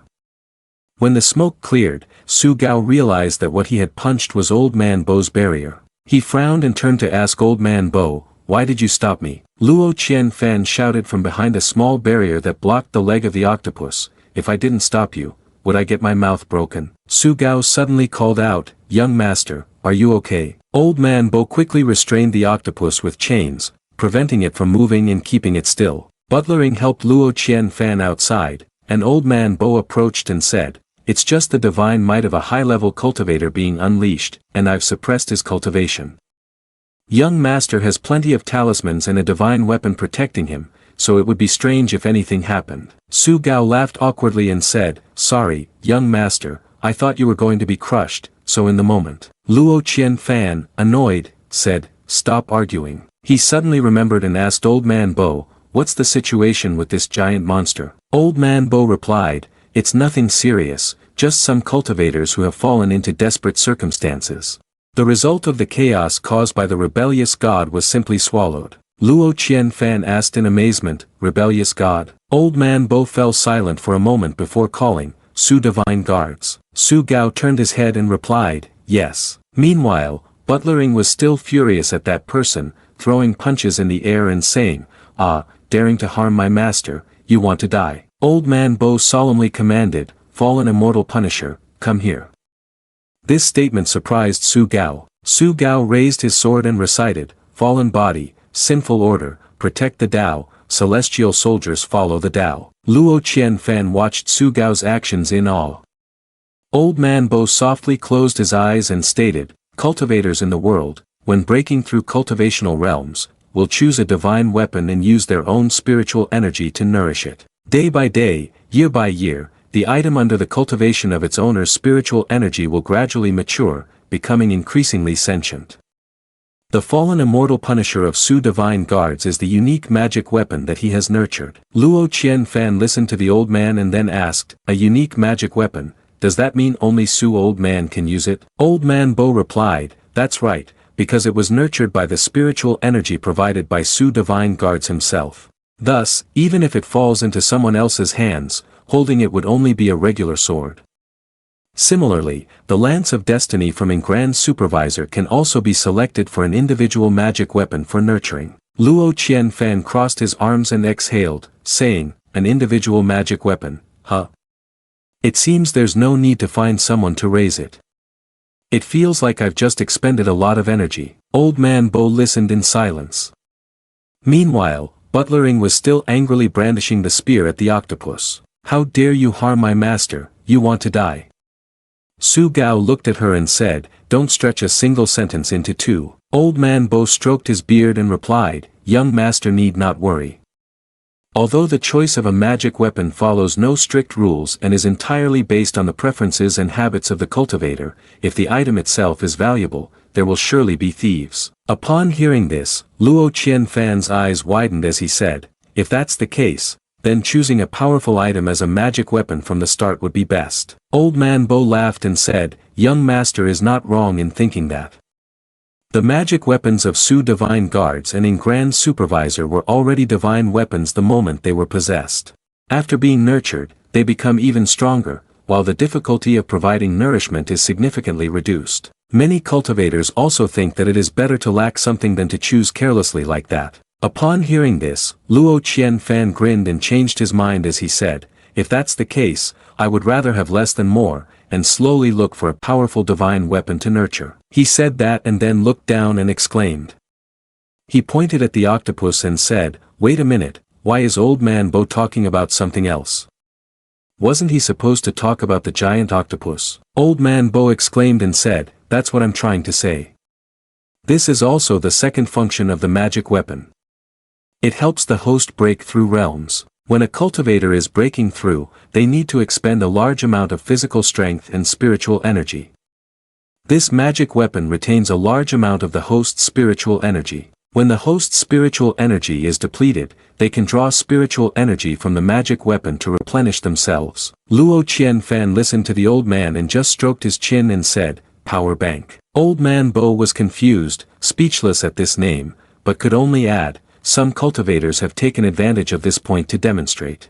Luo Qianfan turned his head and said, "Could it be that this giant octopus is a magic weapon?" Old Man Bo replied, tears of joy in his eyes, "That's exactly right." Old Man Bo further explained, "In this world, apart from rare treasures, there are also many spirit beasts that possess abundant spiritual energy. By using certain forbidden techniques to seal these spirit beasts within one's body, a cultivator can suddenly experience a significant increase in their cultivation by borrowing power from the spirit beasts." Luo Qianfan understood and said, "No wonder that guy's realm is so high." The spiritual energy system spoke up, "But after all, this is an evil Tao entity, the risk is quite high. If the host cannot suppress the spirit beasts, they will be swallowed by the spirit beasts within their body, leading to a situation where the host is overtaken by the spirit beasts, which is essentially a manifestation of divinity." Luo Qianfan chuckled and thought, "How dare you say I rely on borrowed strength when you don't even understand it yourself?" Inside the internal space, the spiritual energy system continued to observe Luo Qianfan, lightly sweating. Then it rubbed its chin, looking left and right at Luo Qianfan in front of it, and then squinted its eyes helplessly, thinking, "This host. I really can't understand what is going on outside. At this moment, Luo Qianfan was sitting in the room, lost in thought as he looked outside. Li Mei walked in and asked, "Young master, are you looking for me?" Luo Qianfan looked at her and smiled, saying, "Yes, now that you have regained your freedom, do you have any plans for the future?" Li Mei narrowed her eyes slightly and replied, "Freedom, you say? Young master is joking, wasn't I redeemed by you?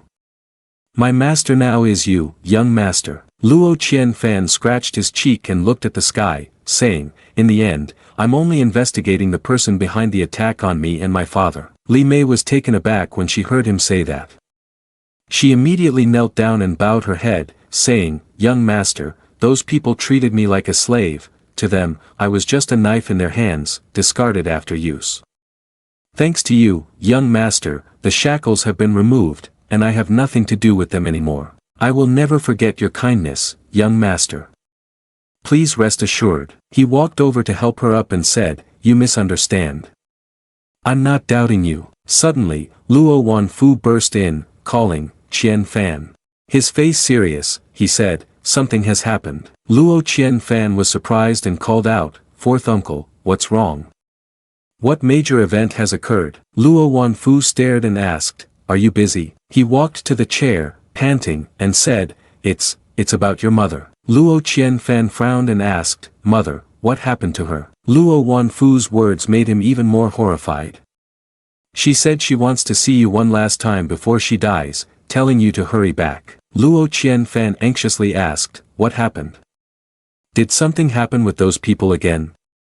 Where is my father?" Luo Wanfu hesitated to explain and said, "You'll know the specific situation when you return." Luo Qianfan immediately started to leave, saying, "I will order them at once." Turning towards the manor, Luo Wanfu quickly said, "No need." He took out a scroll and said, "It's an emergency. Use the 1,000-mile escort scroll to return directly." He asked, "What about Old Man Bo and the others?" Luo Wanfu replied, "They have already returned." He pointed at Luo Qianfan and said, "Don't worry, I will handle the investigation of the attackers, and I will inform you of any progress." He directly jumped into the painting and said, "Then I will bother you." He retrieved the 1,000-mile escort scroll and looked over at Li Mei, asking, "You are from the Li Mei clan, right?" She hesitated slightly and said, "Yes, that's right." He smiled gently and said, "I'm sorry, you'll have to follow me for a while." Upon returning to Luo Mansion, the 1,000-mile escort scroll began to glow. Luo Qianfan was teleported out from within. His mother called out coldly, "Qianfan, you have returned." He raised his head in surprise and thought, this voice. He looked up and exclaimed in astonishment, "Mother." She sternly said, "Watch your words and actions. There are esteemed guests here today." He awkwardly attempted to rise and asked, "Esteemed guests?" A voice came from behind him, prompting him to turn his head. The famous eldest son of Luo Mansion Immortality, Luo Qianfan. Lin Wanlan, exuding an icy empress aura, approached and said, "Are you my future husband?" It is said that 1,000 years ago, an evil dragon came to Earth, rampaging through the world, causing widespread suffering among the people. In this perilous time, fortunately, a hero emerged. This warrior fought fiercely with the evil dragon, causing landslides and erosion of the mountains. The sun and moon lost their radiance. After a battle lasting 7 days and nights, the evil dragon was finally defeated. The fortunate survivors honored the warrior as emperor, and thus the Qing Tian Empire was founded. Luo Qianfan looked at his future wife and thought to himself, "The beautiful girl before me is a descendant of that warrior. The queen of the Qing Tian Empire." Lin Wanlan coldly asked, "Are you Luo Qianfan?" Luo Qianfan stood up, boldly cupped his fist and replied straightforwardly, "No." He said she had mistaken him for someone else, as he was just a lost traveler. His mother immediately rushed up and hit Luo Qianfan on the head, shouting, "Do you want to die? In a situation like this, you dare to joke with me?" Luo Qianfan was knocked to the ground, exclaiming, "Ouch." She bent down and awkwardly smiled at Lin Wanlan. "This child has really been spoiled by me." Luo Qianfan knelt on the ground, feeling a bit awkward and sensing his position was not quite right. Indeed, Lin Wanlan had misunderstood Luo Qianfan's actions. She smiled and told him not to be so polite. "There is no need to hold a grand ceremony with me like this." She spoke up and asked, why isn't the Lu family master here? Hearing the question, she bent slightly and replied, saying her husband had gone ahead to Ling to investigate the unusual situation. She then mentioned Luo Qianfan, telling Lin Wanlan not to worry and just to let him kneel like that. Normally, what Luo Qianfan liked was to kneel like this. However, Lin Wanlan turned to the soldiers and ordered them to step back. The soldiers immediately cupped their fists in response and withdrew. She looked at Luo Qianfan with an inscrutable gaze. This gaze made him feel a chill down his spine and think, why does her gaze at me seem so strange? Lin Wanlan raised her voice to ask Luo Qianfan if her marriage was causing him this state. Was he even afraid to acknowledge his identity? Luo Qianfan was taken aback but was also straightforward. Since she had said that, he would speak plainly to her. He firmly stated that his whole life was just about eating and playing freely. Marriage, for Luo Qianfan, only affected the speed at which he rested. Lin Wanlan, confused, asked him, resting? His mother, in a fit of rage, called out loudly, Luo Qianfan. Just that one call made him so scared that he lost his wits. His mother pointed, suppressing Luo Qianfan, who fell flat to the ground. If you enjoy being grounded like this, then just lie down. He was so terrified that he was drenched in sweat, hurriedly explaining that he was just joking. He still kept his eyes tightly shut, repeatedly calling, Mother. Butler Ing came over, placing a hand on his shoulder, calling, Young master. Luo Qianfan whispered to her, did they leave? His mother and Lin Wanlan had gone far away, chatting with each other, long having abandoned Luo Qianfan, who was still kneeling there. Butler Ing covered her mouth and told him, the mistress and the others have gone far away. Luo Qianfan sat up, pouting, feeling that she had changed, yet colluded with his mother to harm him. Throughout one morning in Luo Qianfan's bedroom, the spiritual energy system continuously displayed changing expressions, all with the common goal of teasing Luo Qianfan. She asked him if he could mimic that expression. She shouted, mimicking exactly the expression of Luo Qianfan calling for her mother, I was just joking with the Empress. The system was rolling on the ground laughing in the air as if it were about to suffocate, unable to hold back, bright and ablaze with laughter. Ha ha ha. Luo Qianfan was sitting aside, propping his chin on his hand, his face as dark as a pot's bottom, not bothering to argue back. The spiritual energy system continued to cover its mouth and laugh heartily. It turned out that the host was sometimes afraid of upsetting others. Luo Qianfan could no longer suppress it and shouted, do you know how much my mother's slap is worth? He nearly couldn't return. Luo Qianfan hurriedly ran to the window, sighing. If I can't criticize, can I still not escape? Butler Ing and Old Man Su had already bowed their heads to the forces of evil, so this time he had to run by himself. However, as soon as he flung open the door, the sight in front of him left Luo Qianfan frozen in place. His mother, upon seeing his face, became furious and asked him what was wrong, then if he intended to run away again. Luo Qianfan turned pale and backed away, lying to himself and replying that he was just opening the window to get some air. He then asked her why she was there. His mother leaned forward, standing at the window frame, and said, can't you see through my thoughts? She shouted loudly, glaring at Luo Qianfan, exposing all his plans. What kind of revenge journey is this? In fact, it's just an excuse to run away. You don't want to get married, right? Luo Qianfan could only stand there, dumbfounded, enduring her questions as if he were taking a college entrance exam. But he had a counter-argument, blaming her for being tricked into coming back, right? What did she mean by wanting to see her son one last time before she died? His mother pointed at him, growing even angrier as she yelled. The kidnapper came because of Luo Qianfan, and he had brought this upon himself by seeking death. Wasn't that wanting to meet again before dying? Luo Qianfan was speechless and understood. It turned out that the person who wanted to meet one last time before dying was him. His mother sat down on a chair, holding her head in despair. His father was always absorbed in training, nowhere to be seen, and she had nothing to say about it. In the house, there was only one son who didn't know how to be motivated, spending all day seeking fun without making any progress. She rubbed her temples and asked him one question, could he do something to ease her worries a little?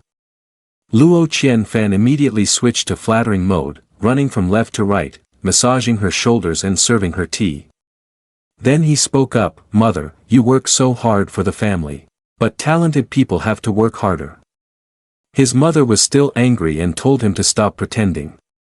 She then spoke to Luo Qianfan as a warning, expressing her great satisfaction with the marriage.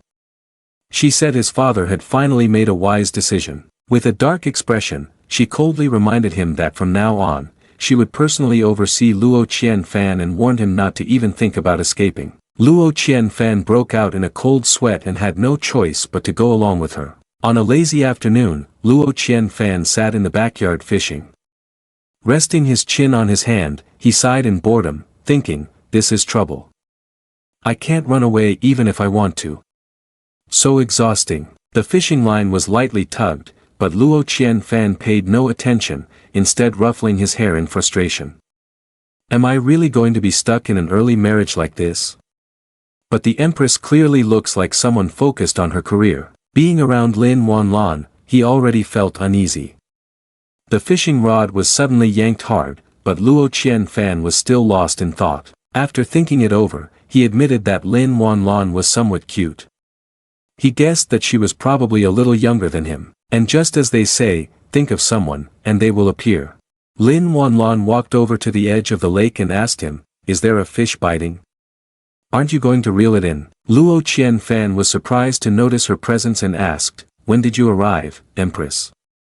You came without making a sound. She ignored his question and focused on the fish in the lake. If you don't reel it in, the fish will escape. She snatched the fishing rod from Luo Qianfan's hands, telling him to let her help. His mother and butler Ing were hiding nearby, observing the two of them.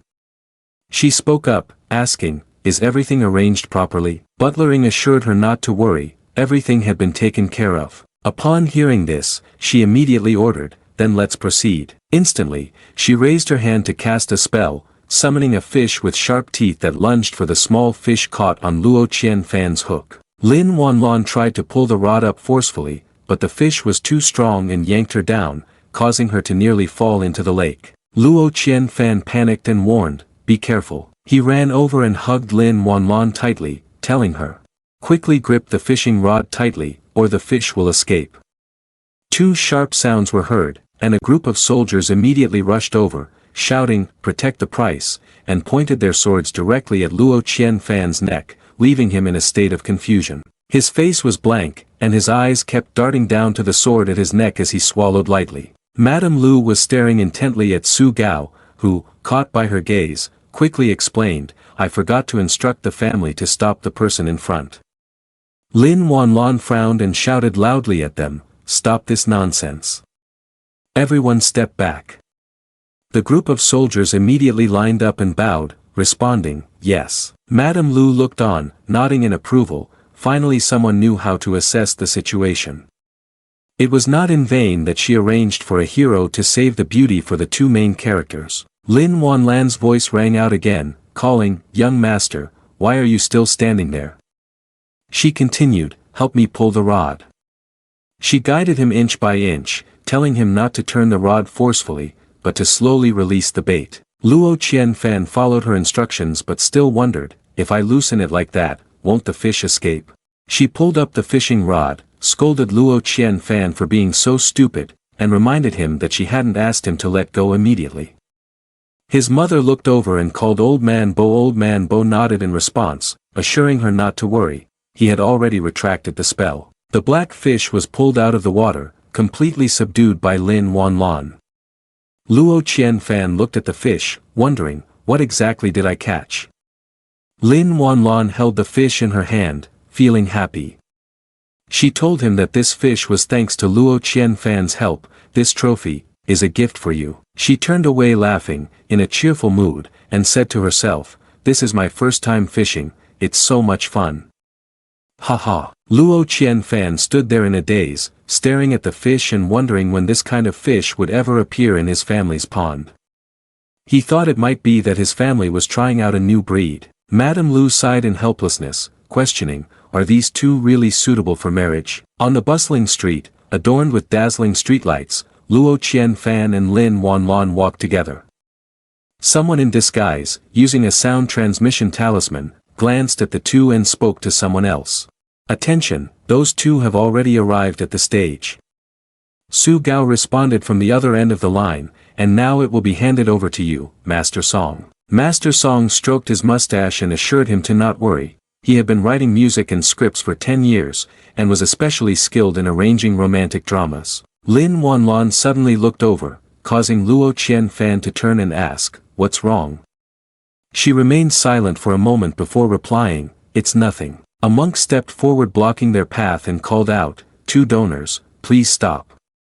Master Song said, "Here we are, the first event." The monk held a divination stick in his hand and said, "Encounters are fate, may I ask for a card?" Luo Qianfan smiled and asked the monk, "Have you monks had to compete this year to the point of going out to solicit customers?"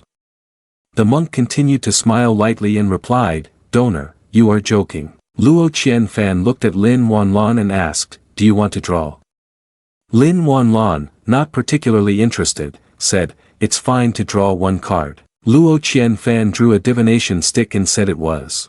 Luo Qianfan drew an oracle and said, "It's this one." He handed it to the monk. The monk looked at it and began to speak. Understanding the sun together, the world is peaceful, born and met is destined, good fortune fills the heart, congratulations donor on your auspicious sign. You have a fateful connection right before your eyes. If you miss it, you may regret it too late. The two stared blankly at the monk for a moment. Then they left. But Luo Qianfan's face was forced as he murmured, "Your interpretation is indeed spot on." The monk replied from behind, "Donor, walk slowly." The two walked down another path. The arguing voices of a man and a woman caught his attention. "Min Yang, don't go." Master Song read silently, "This is the second event." The other person said, "Min Yang, maybe I'm crazy, just looking at you is enough to feel fulfilled. Don't talk nonsense, we can never be together."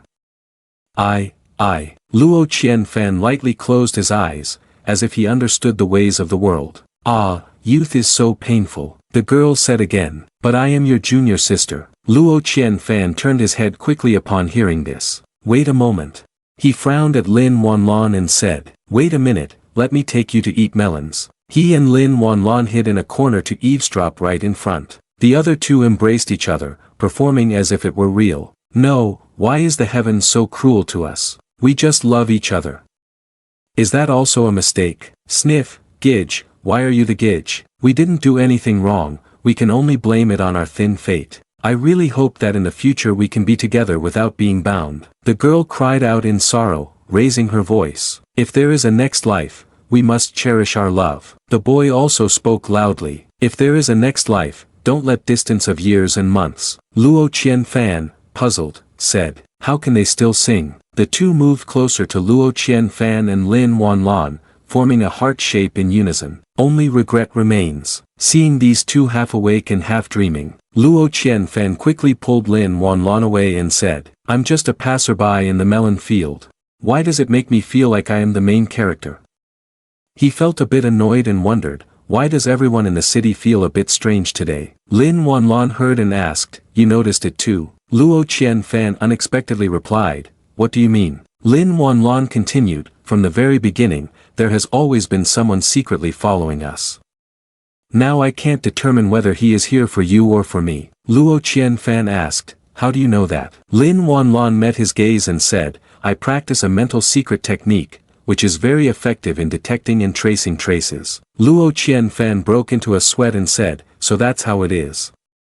He stroked his chin and speculated, could it be? Master Song and Su Gao hid in a corner, secretly observing the two and whispering to each other, "Look, the subtle hints are starting to take effect, the main male and female leads are becoming closer. Master Song really lives up to his name." Butlering glanced back uneasily and said, "Hey, I still feel like something is not quite right." Su Gao replied to Butlering, "You're worrying too much.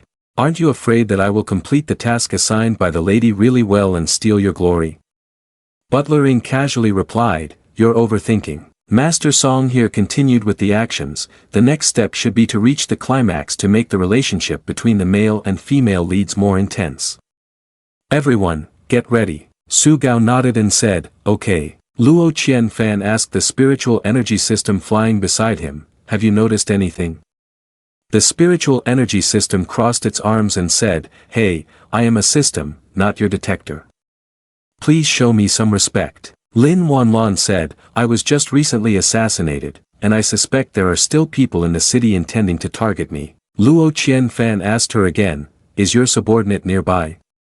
Lin Wanlan also replied no, recalling what Mrs. Lu said before she left, that going out for fun doesn't require bringing so many people along, as it really spoils the scenery. Come on, listen to your aunt and leave them behind. Luo Qianfan had no choice but to go along with this. It was relatively troublesome. Su Gao contacted through the communication talisman to instruct. Everyone get ready to act. The flower team remember to throw the petals high up there. The firework team must shoot all the fireworks at once. The two people on the other end immediately responded, understood. One person hiding in front heard Su Gao's voice. Prepare well. 3, 2, 1. The two people immediately hugged the flower basket and rushed out to block the way. Lin Wanlan rushed ahead of Luo Qianfan, shouting loudly, be careful. The other person threw the flowers high up into the sky. Lin Wanlan drew the sword at her waist, slicing through the air, causing Su Gao and Master Song to widen their eyes in surprise. An outsider was still fulfilling his duty by lighting the fireworks.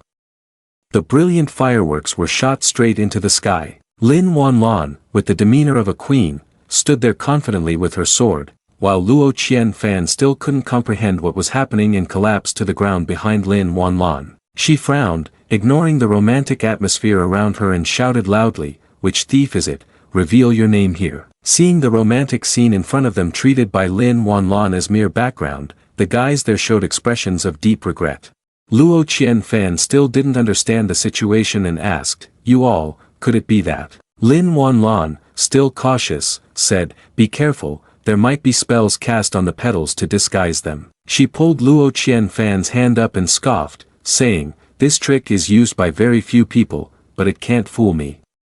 I guess that the nearby areas are all their people. Determined, she held Luo Qianfan's hand and flew up, saying, let's go, quickly, we need to get out of this encircled place. Luo Qianfan exclaimed, no, wait. Su Gao, confused, asked Master Song, why is it completely different from what you said? Master Song, puzzled, replied, I didn't expect this either. A boy pointed to the sky and called for his mother, look quickly, someone is using flowers as fireworks. Butlering smiled gently, also looking up and thinking, whether feelings are born or not, it's hard to say, but there is indeed a bit of a fiery atmosphere now. Over here, at Yuling, Luo Wuji had arrived.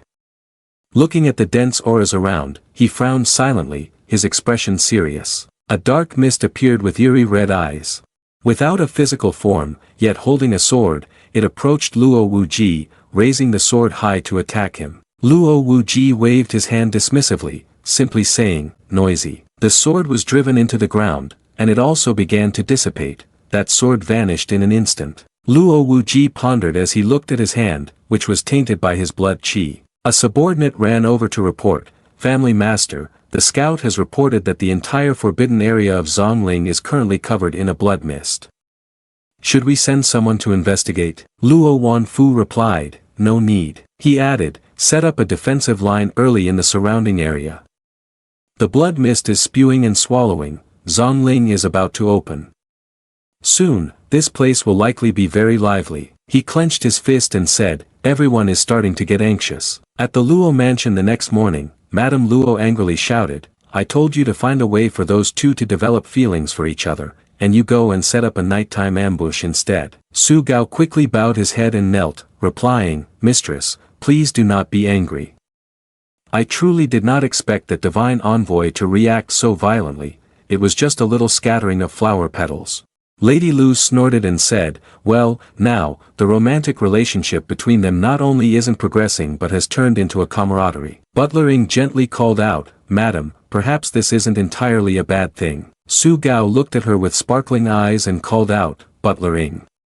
She then said, although the great master Li Yuan messed things up this time, his way of thinking is worth considering. The young master and the lady both come from noble backgrounds, and conventional methods are indeed difficult for them to develop feelings for each other. Lady Lu asked again, what do you mean? Butlering continued, the young master once mentioned a term called, breaking the ice. I think we could perhaps organize an adventure, setting aside their worldly identities, to really break the ice between them. Lady Lu agreed with this idea, saying, setting aside their worldly identities for an adventure does sound reasonable. But where should we go on this adventure? Luo Qianfan, still lounging on the couch, yawned loudly when he heard the announcement, host. Continue to neglect everything, primordial energy plus 124. The spiritual energy system looked black-faced, smoke rising from its head as it gazed at Luo Qianfan. Luo Qianfan grinned at her and exclaimed, "Oh dear, why do you look so exhausted? If you're running a system, don't make things too hard on yourself. Come on, take a little break." The spiritual energy system looked at Luo Qianfan and said, "Enough from you." She pointed at him and continued her speech. "Right now, you have reached the self-enlightenment realm. After completing the step of clarifying the true body, you need to quickly choose a primary skill to refine your primordial energy into true essence." Luo Qianfan still did not understand and asked, "True essence?" The spiritual energy system explained again, "True essence refers to the fundamental power of each individual cultivating immortals. Since everyone has a different true body, there will also be differences in true essence. For example, if a cultivator's personality is impulsive and prone to outbursts, then the true essence condensed after clarifying the true body will be powerful and intense like fire. As for demonic cultivators, because they practice demonic skills, their condensed true essence may have destructive characteristics and the ability to devour." Luo Qianfan raised his hand and said, "Got it. So it's best to choose a skill that suits the true body for maximum effect. 1 + 1 is greater than 2, right?" She affirmed, saying, "That's right. So hurry up and choose your main skill." Luo Qianfan replied lazily, "All right." The spiritual energy system unexpectedly wondered, why is he so easy to talk to this time? She stared at him for a while. Luo Qianfan just fell asleep, leaving her speechless. The spiritual energy system shouted, "So when are you finally going to get up?" Luo Qianfan sighed and asked back, "What are you in such a hurry for?" Madame Lu approached from behind, looking displeased and asked, "Who is in a hurry?" Luo Qianfan quickly jumped off the chair and said, "Oh, dear mother, why have you come here? Please sit down." Madame Lu sat down, her face still tense, and said, "Stop pretending, I'm here with something to assign to you." Luo Qianfan proudly thumped his chest, saying, "If mother assigns me a task, of course I cannot refuse." Madame Lu looked at his face and became irritated, saying, "Are you saying that if I tell you to immediately take the Empress as your wife?" He then pretended to be pitiful, wiping the corner of his eyes where no tears had fallen, saying, "Just like her intelligent and beautiful mother, how could she truly force her child to marry? She was too lazy to argue with him. This attitude, I don't know who it resembles, let's talk about serious matters." She pointed at him and said, "The young lady of the Qing Tian Empire is coming this time not only to negotiate a marriage, but also to make a trip to Zong Lling.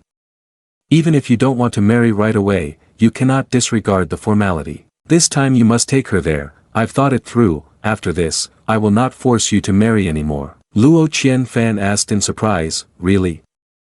Lady Lu firmly replied, "Of course it's true. I am your mother, how could I lie to you?" Luo Qianfan happily ran off, excitedly responding, "All right, don't worry, I will definitely complete the task." Lin Wanlan was a bit surprised to hear Lady Lu, "Does Lu young master want to go with me to Zong Lling?" Lady Lu waved her hand and said, "That's right. That little guy couldn't be stopped when he heard you were headed to Zong Lling to face danger, he insisted on going with you." Upon hearing this, Lin Wanlan fell silent and said nothing. Madame Lu suddenly grabbed her hand and called, "Your Majesty." She looked at her seriously and continued, "Don't be fooled by my son's tough exterior, deep down, he really cares about you." Lin Wanlan let out a sigh and replied, "All right, if Lu young master says so, I can have another companion." Madame Lu achieved her goal and became excited, smirking to herself, "Mission accomplished. Ha, these two are still in my hands, aren't they?" Inside Luo Qianfan's room, his voice kept echoing, "Ah, system, little system, you are being foolish." The spiritual energy system retorted, "It's impossible, you should discard that thought immediately." Luo Qianfan continued, "Using the embryonic hidden spirit skill to open a virtual world within my body, then just operating that world can generate true essence. The better I operate that world, the faster the true essence condenses. You and I can happily cultivate the path of immortality like this. Sounds really relaxing and beneficial for health. The spiritual energy system frowned and said, beneficial for health? Why do you think I should help you operate the world for that purpose? Luo Qianfan raised his hand to say, no, no, and argued with her. The opponent argues. First of all, you shouldn't be so agitated. Alright, don't use your reason too quickly. Try to think along the lines of my thoughts for a moment. Luo Qianfan pointed decisively and said, in Cultivating Immortals, what is the relationship between you, this system, and me as your host? To some extent, it is actually a mutually beneficial cooperation, isn't it? Suppose we are developing a project together, with us providing the funding and ideas, while you contribute through labor.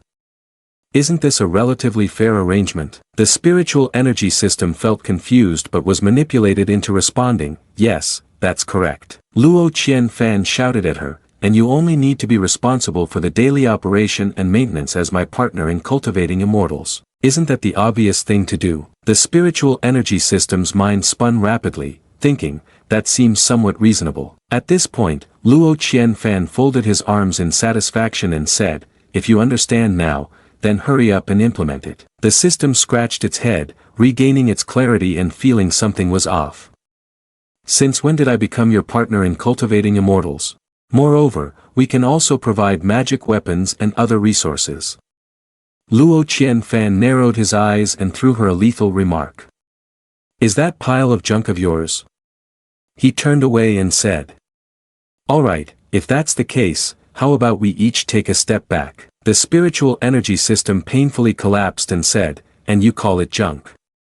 She blinked back tears and turned to ask, what do you mean? Luo Qianfan reached for a book on the shelf and said, I have a divine sect cultivation technique that can refine 1,200 spirit herbs. Didn't you previously gather the power of that demon spirit? Then you could use this method to help me refine the spirit herbs, and afterward let them maintain and operate the virtual world. What do you think? The spiritual energy system scratched its head and hesitated, saying, this. Luo Qianfan casually turned back and said, if you still don't agree, then never mind. Anyway, I'm not too interested in Cultivating Immortals, I'd rather just focus on being myself. Upon hearing that, the spiritual energy system immediately agreed without thinking. Alright, let's go with that. Luo Qianfan immediately approached as he heard, grabbing her hand and smiling with a grin that achieved its purpose. Then let's wish for a pleasant cooperation, he said. The bewildered spiritual energy system still expressed doubt, why do I still feel like I'm being deceived? The next morning, the servants in the house were busy carrying large trunks to Luo Qianfan's room. Madame Lu and Lin Wanlan came out. She asked in confusion, what are they doing? She walked closer and called, Ing, what are these things? Butler Ing bowed and replied, Dear Madam, His Majesty, the young master is currently training. All of these items were ordered to be prepared by the young master. Madame Lu was surprised and asked back, training, that little brat. As she spoke, she quickly closed her mouth, glanced at Lin Wanlan, and coughed, saying, what I mean is, what is he training for?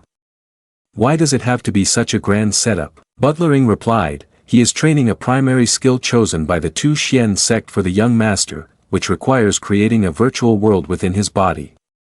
The young master is preparing for that. Lin Wanlan asked with some interest. What about the virtual world? What about the embryonic hidden spirit skill? Butler Ing responded to the question, have you heard of this skill, Your Majesty? Lin Wanlan replied, I have heard a little about it. I heard that the virtual world created from this skill has incredibly wondrous effects, but it is said to have been lost for a long time.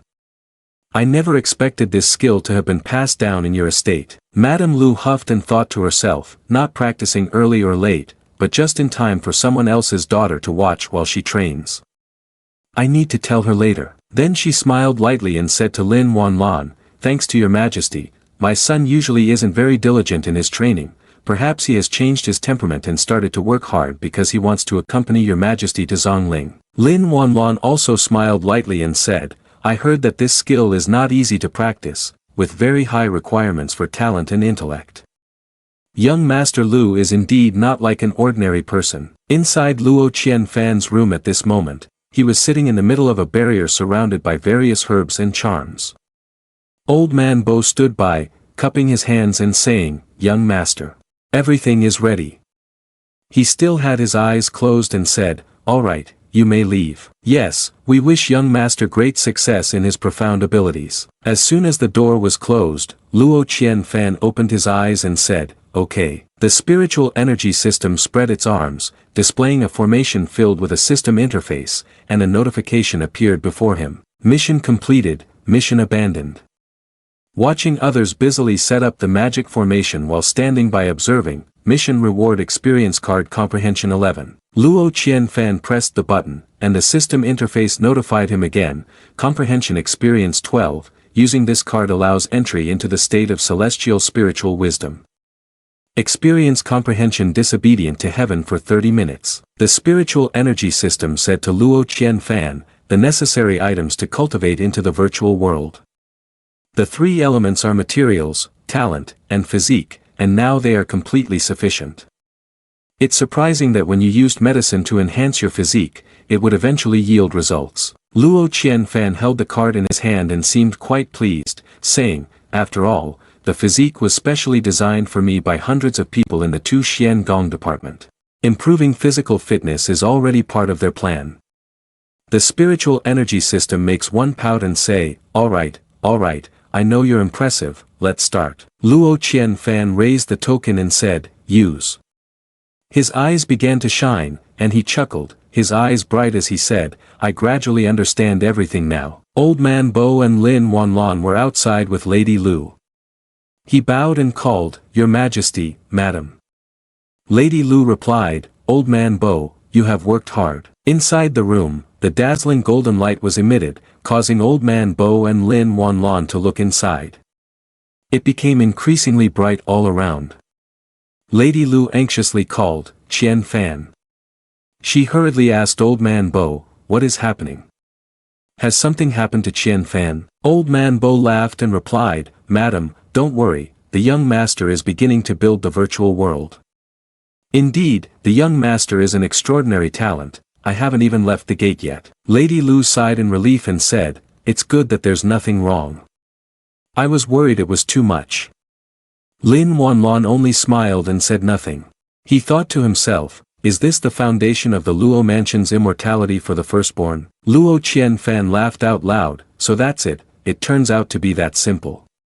Take the idea in your mind as a seed, use the body as the foundation, and from there form a seed of the world, watering it with the spiritual energy of heaven and earth until the seed explodes." The spiritual energy system hurriedly covered its mouth and said, "It seems like the comprehension has been set a bit too high." Luo Qianfan laughed heartily, his eyes wide, this mind simply cannot be controlled. He floated in the Mantrala embryonic hidden spirit great realm and laughed even louder.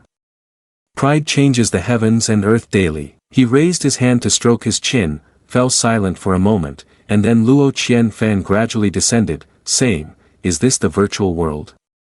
It seems a bit desolate." The treasures and talismans surrounding Luo Qianfan were now flying out, drawing in golden spiritual energy into his body. Inside, he looked up at the rays of light coming from outside. They flew in and settled around Luo Qianfan. In the virtual world, he rested his hands on his hips and said, "That's right. This is more like the appearance it should have. Yes, I need to find a feng shui land to place my true body." Luo Qianfan gradually walked inside, and ahead of him was a circle that resembled some kind of spiritual mine. He murmured, "This place isn't bad." He touched his forehead, then pointed forward to set another Luo Qianfan sitting on that circle.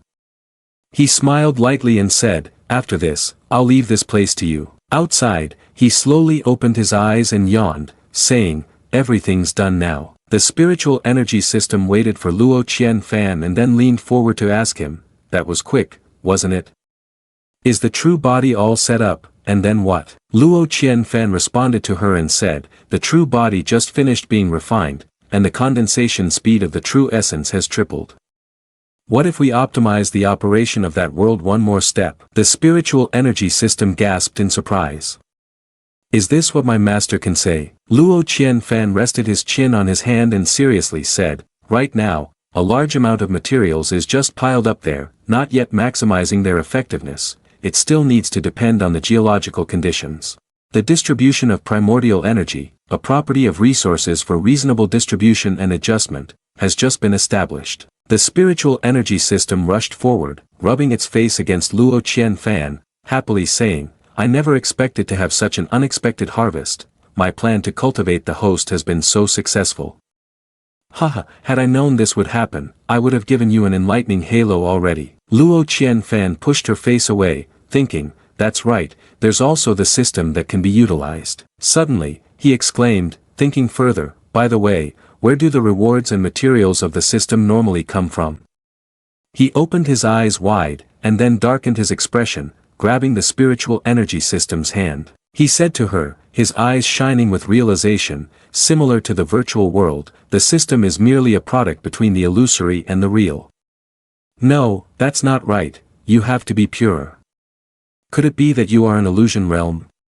Can I use you as a clue to trace the source back? The system broke out in a cold sweat, confused by Luo Qianfan's bizarre remarks.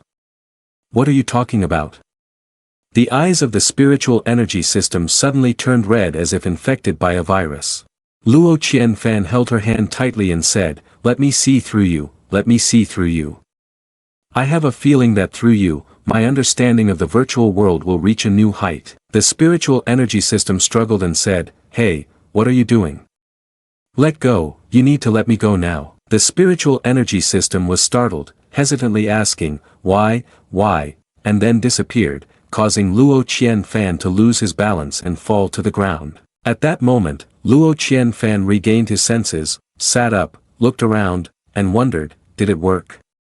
He hit his head hard, finally, I don't need to use that annoying enlightening aura anymore. It feels like my brain is about to be drained. He scratched his head in confusion, strange, why didn't the system immediately jump out to take credit this time? He didn't care much and said, forget it. Where are the people?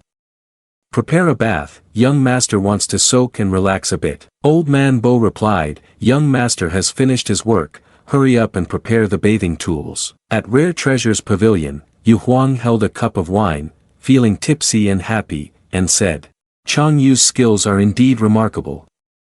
He turned the bowl towards Luo Qianfan, laughing as he said, once again, I benefit from a bit of Brother Lu's light. Chang Yu humbly responded, young master Huang is too kind. Luo Qianfan picked up a dish and unexpectedly praised it for being delicious. Fairy, may I ask what this dish is? Chang Yu softly replied, this is a dish I recently created, and I haven't named it yet. The main ingredient is the dragon's horn of the night nether dragon. Yu Huang was so shocked that he spat out his drink and looked at Chang Yu, asking, I heard that some time ago, a dragon from the night nether dragon clan went out for training, and as soon as it stepped outside, it was knocked out and had its horn cut off. Could it be that you did it, fairy? Chang Yu answered, young master Huang is joking. I'm just a chef, how could I do something so brutal? This horn was purchased from someone else. Luo Qianfan continued eating while asking, who was that person? Chang Yu responded, the liberated dragon palace, a man from Helian village. Yu Huang was surprised but recognized the acquaintance and said, so it was him. Chang Yu then asked him, does young master Lu like this dish? Luo Qianfan replied comfortably, the taste is very good. Chang Yu felt a bit embarrassed and looked away, but still said, I still have plenty of dishes left to prepare. Would Master Lu like to eat here every day? Luo Qianfan laughed and asked her, what's wrong? Does the fairy want to be the master of my residence? Given the relationship between you and me, of course, you would be warmly welcomed, but does the fairy at Rare Treasures Pavilion feel uncomfortable? Chang Yu was at a loss for words with this oblivious person in front of her. She lost interest and, sulking, stood up to leave, citing the reason was to check if the pot of thunder root stew was done. Luo Qianfan looked at Yu Huang in confusion and asked, what kind of thunder root stew is that? Where is that kind of preparation from? Even Yu Huang could see it, yet Luo Qianfan remained clueless, leaving him speechless. Lu brother, you are truly a thunder root stew yourself. Despite that, Luo Qianfan still had a blank expression. Yu Huang, out of options, leaned in and whispered to Luo Qianfan, after your engagement with the Empress spread, Chang Yu Fairy has also become anxious. If it weren't for this, then today wouldn't be the day of the Rare Treasures Pavilion's banquet, so why would the fairy ask me to invite you to the feast? Luo Qianfan continued to eat like a pig, but he still couldn't help but say a few confusing things that made Yu Huang want to dig a hole and burrow in. Why is she so anxious about my marriage? Does she want to take charge of my wedding? He shouted. Lu brother, what's wrong with you? Luo Qianfan slowly chewed and replied, last time I broke through, I overexerted my brain, and lately, I've felt a bit dazed. Yu Huang helplessly said, don't mention your breakthrough anymore. You just broke through again. These past few days, my father has been beating me up whenever he gets the chance, saying we're a bunch of layabouts. Why can you break through continuously while I am stuck in my old realm? If it weren't for the fairies' banquet today, I probably would still be unable to avoid a beating.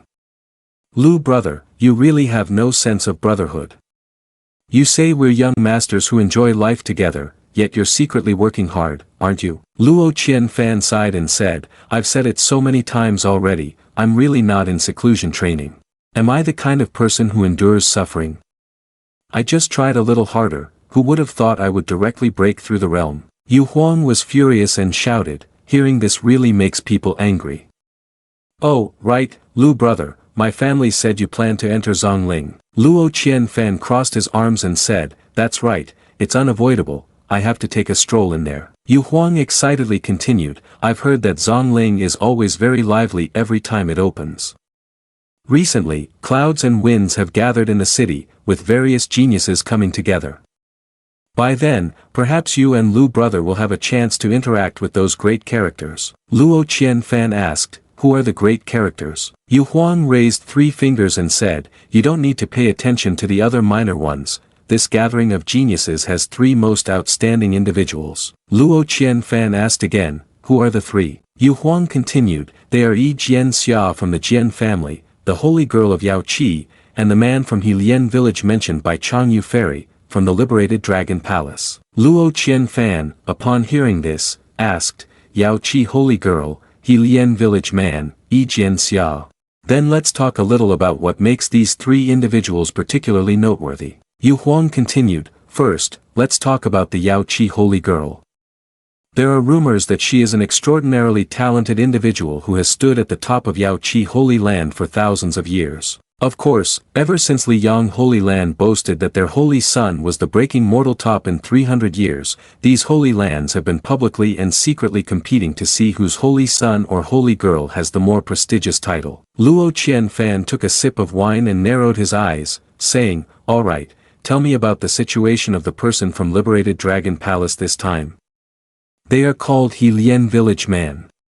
That name is quite strange. Yu Huang continued, it should be said that the Helian village man from liberated Dragon Palace is also a talented figure. He was originally a rustic village man, and because of an extraordinary encounter, he joined liberated Dragon Palace. In just 1 short year, he made tremendous progress. From being a mortal without any sense of qi, he cultivated to the 3rd realm of breaking mortal self-enlightenment. After that, he was given the surname He Lian by the palace master of liberated Dragon Palace, and he named himself Village Man, saying he wanted to not forget his roots. Luo Qianfan continued to eat and exclaimed, this name is truly hard to forget its origins. Yu Huang continued, as for that member of the Jian family, Yi Jian Xia, there's nothing much to say. The Jian family sends a disciple to challenge the world every 30 years, and he is the representative this time. Luo Qianfan listened to Yu Huang ramble on, unable to help but assess him, really not understanding whether this person was praising someone or belittling another. Yu Huang, still oblivious to the judgmental gaze upon him, kept talking. In short, these people really need to be paid attention to, but not too much. Luo Qianfan had no rich expression and said, it feels very lively, but it has nothing to do with me. I'm just the attendant of the Empress this time, just here to make up the numbers. Yu Huang then threw out another remark that made Luo Qianfan spit out the drink he had in his mouth. Lu brother, what are you thinking? Right now, you are the #1 in self-enlightenment, how can you say it has nothing to do with you? Luo Qianfan was startled and quickly asked, is there a misunderstanding here? When did we become the #1 self-enlightenment person? Yu Huang said, Lu brother, isn't it true that you broke through the other day? The commotion caused was significant. The next day, Xing Luo Tian updated information about you, commenting that you are a person who has endured for many years. Considering the inner situation, you might be the #1 self-enlightenment person in the world, and they even included you in the Qinghua ranking. Although due to your low realm, you currently rank just over 100. Luo Qianfan was left speechless, frozen in place like a statue.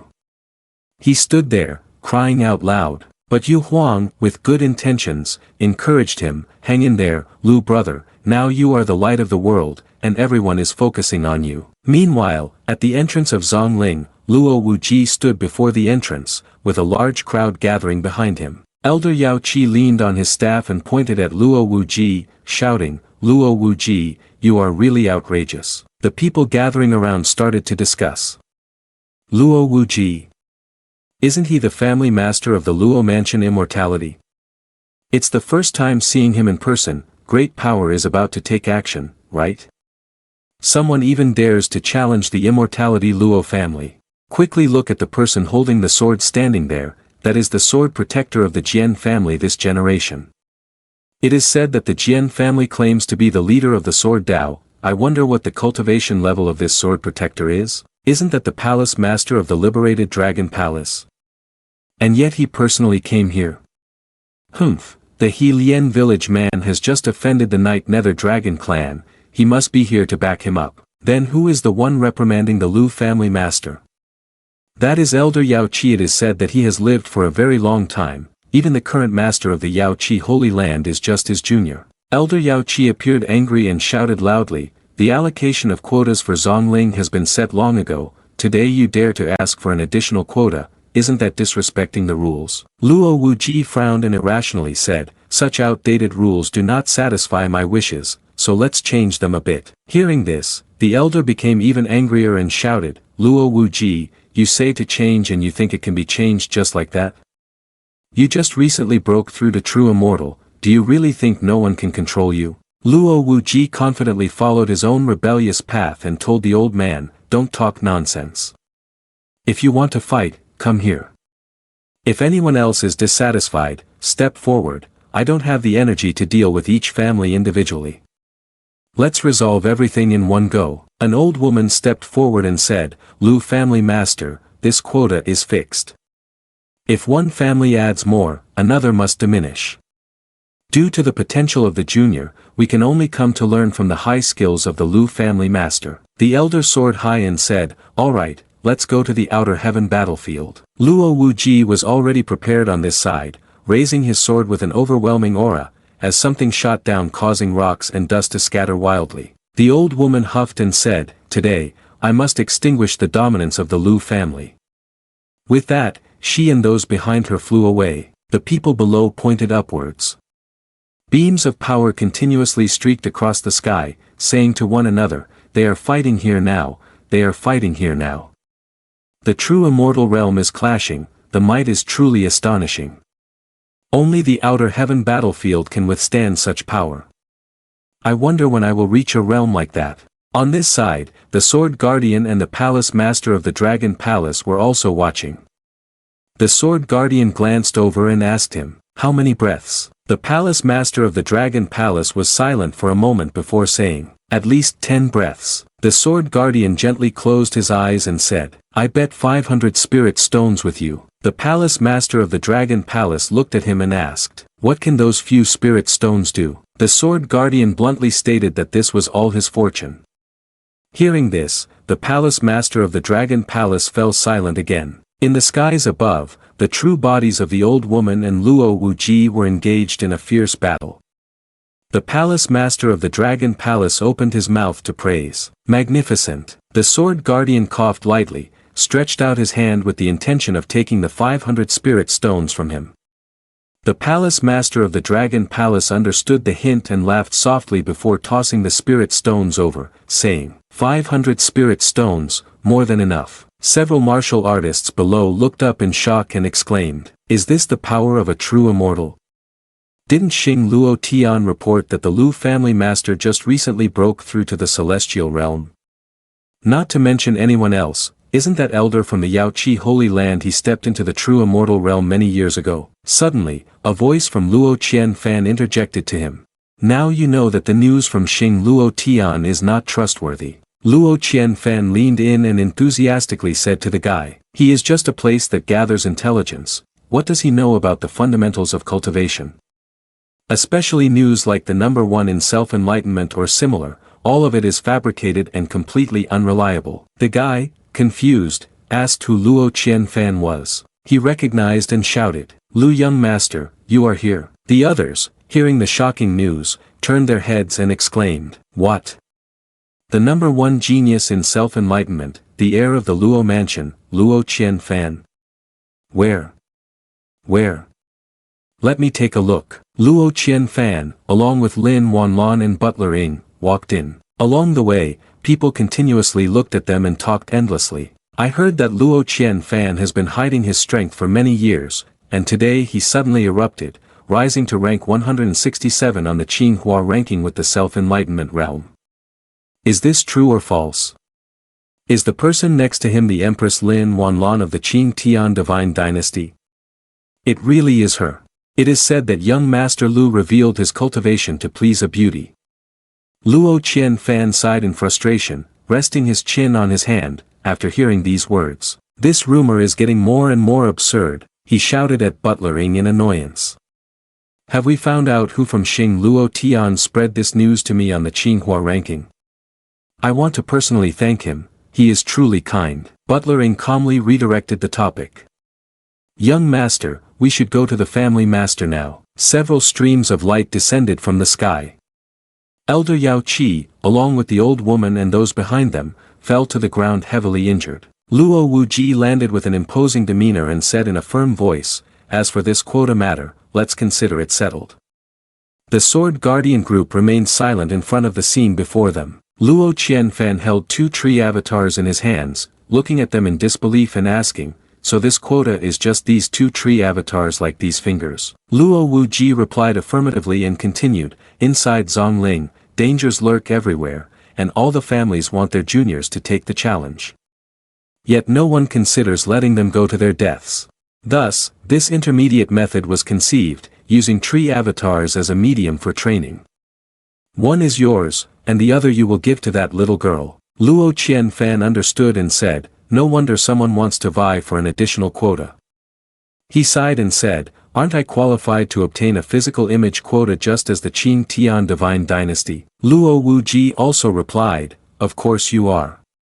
Luo Qianfan then asked, so what? Luo Wuji, annoyed by his question, snapped, don't ask me everything, take the opportunity to talk to that girl. Acting all aloof and cold won't get you anyone's affection. Luo Qianfan stared blankly, thinking, when did I ever act that way? Luo Wuji turned away and said, Zong Lling is about to open, and I'll leave the next steps to you. Lin Wanlan and Luo Qianfan merged the tree avatars into themselves. Luo Qianfan poked his cheek in amazement, this tree avatar is truly marvelous, it feels just like my real body. Lin Wanlan, knowledgeable about this, said, the materials used to create this tree avatar. According to legend, knowledge is taken from this Zong Lling, which is very rare. Luo Qianfan looked up with a surprised expression and said, so that's it, no wonder I've never heard of it before. Lin Wanlan looked over and said to him, the passage is open, let's go. Luo Qianfan raised the talisman and recited the incantation. Luo Qianfan and Lin Wanlan flew into Zong Lling, and the two successfully entered. Luo Qianfan looked around and said, there's nothing special here. A tall, dark shadow appeared, catching the attention of the two. A guard holding a sword appeared, and Luo Qianfan calmly said, what is this? It turns out to be an iron guard. Luo Qianfan stood fiercely in front of Lin Wanlan, rolled up his sleeves and said, Your Majesty, let me clear the way for you. Suddenly, several more dark shadows appeared. Luo Qianfan paused and gasped, surprised that more guards had emerged from behind, making Luo Qianfan's face pale. Luo Qianfan, a bit frightened, turned his head and called out, Your Majesty, I was just being arrogant earlier, I think we should. Lin Wanlan, uninterested, waved her hand. Directly grabbing Luo Qianfan, the flying sword sped away. Lin Wanlan felt something was wrong, and as they flew away, she explained to Luo Qianfan. These ghost soldiers are not right, they shouldn't appear here. Luo Qianfan was surprised and said, ghost soldiers.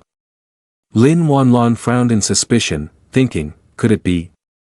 A ghost soldier chased after them, blocking Lin Wanlan's escape route. Luo Qianfan took out a talisman, recited, "Thunder come," and threw it at the ghost soldier. The lightning magic struck directly at it. Luo Qianfan seriously said to Lin Wanlan, "Your Majesty, focus on controlling the sword. I will deal with these ghost soldiers." Lin Wanlan simply replied, "All right." In front of them, another group of ghost soldiers appeared. Luo Qianfan gritted his teeth, raised his hand to gather spells, and chanted a chaotic lightning technique, striking the group of ghost soldiers. The lightning magic descended from above, and both of them flew out. 2 bolts of lightning gathered on the ghost soldiers. Luo Qianfan decisively commanded, "Break." Instantly, the lightning magic struck the ghost soldiers. Luo Qianfan and Lin Wanlan flew straight outside. The ghost soldier leader was still alive and threw a dart at the 2 of them. The darts flew towards them, and both quickly dodged.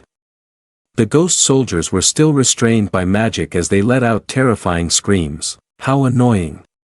Luo Qianfan looked back at them and couldn't help but sigh. No matter how much he attacked, he couldn't drive them away, and no matter how much he killed, they wouldn't be eliminated, just like a dog's adhesive bandage. Lin Wanlan also mentioned that the ghost soldiers were inadvertently created, and unless they found the master spirits of these ghost soldiers and shattered them, or had to eliminate the entire resentful army in one fell swoop, it would be very difficult to find another way to stop these ghost soldiers. Luo Qianfan spoke up, saying he had a method that could help both of them get out of the encirclement, but it couldn't be used here. The spatial rules here were too unstable, just a little carelessness could lead to backfire. How far do we still have to go to get out of this passage? Lin Wanlan turned around and replied that at the current speed, it might still take half a stick of incense more. Luo Qianfan smiled slightly and said, "It seems that in the next half stick of incense, we will have to exert some effort." In the time that followed, Luo Qianfan and Lin Wanlan continued to fight off the ghost soldiers to hold their ground.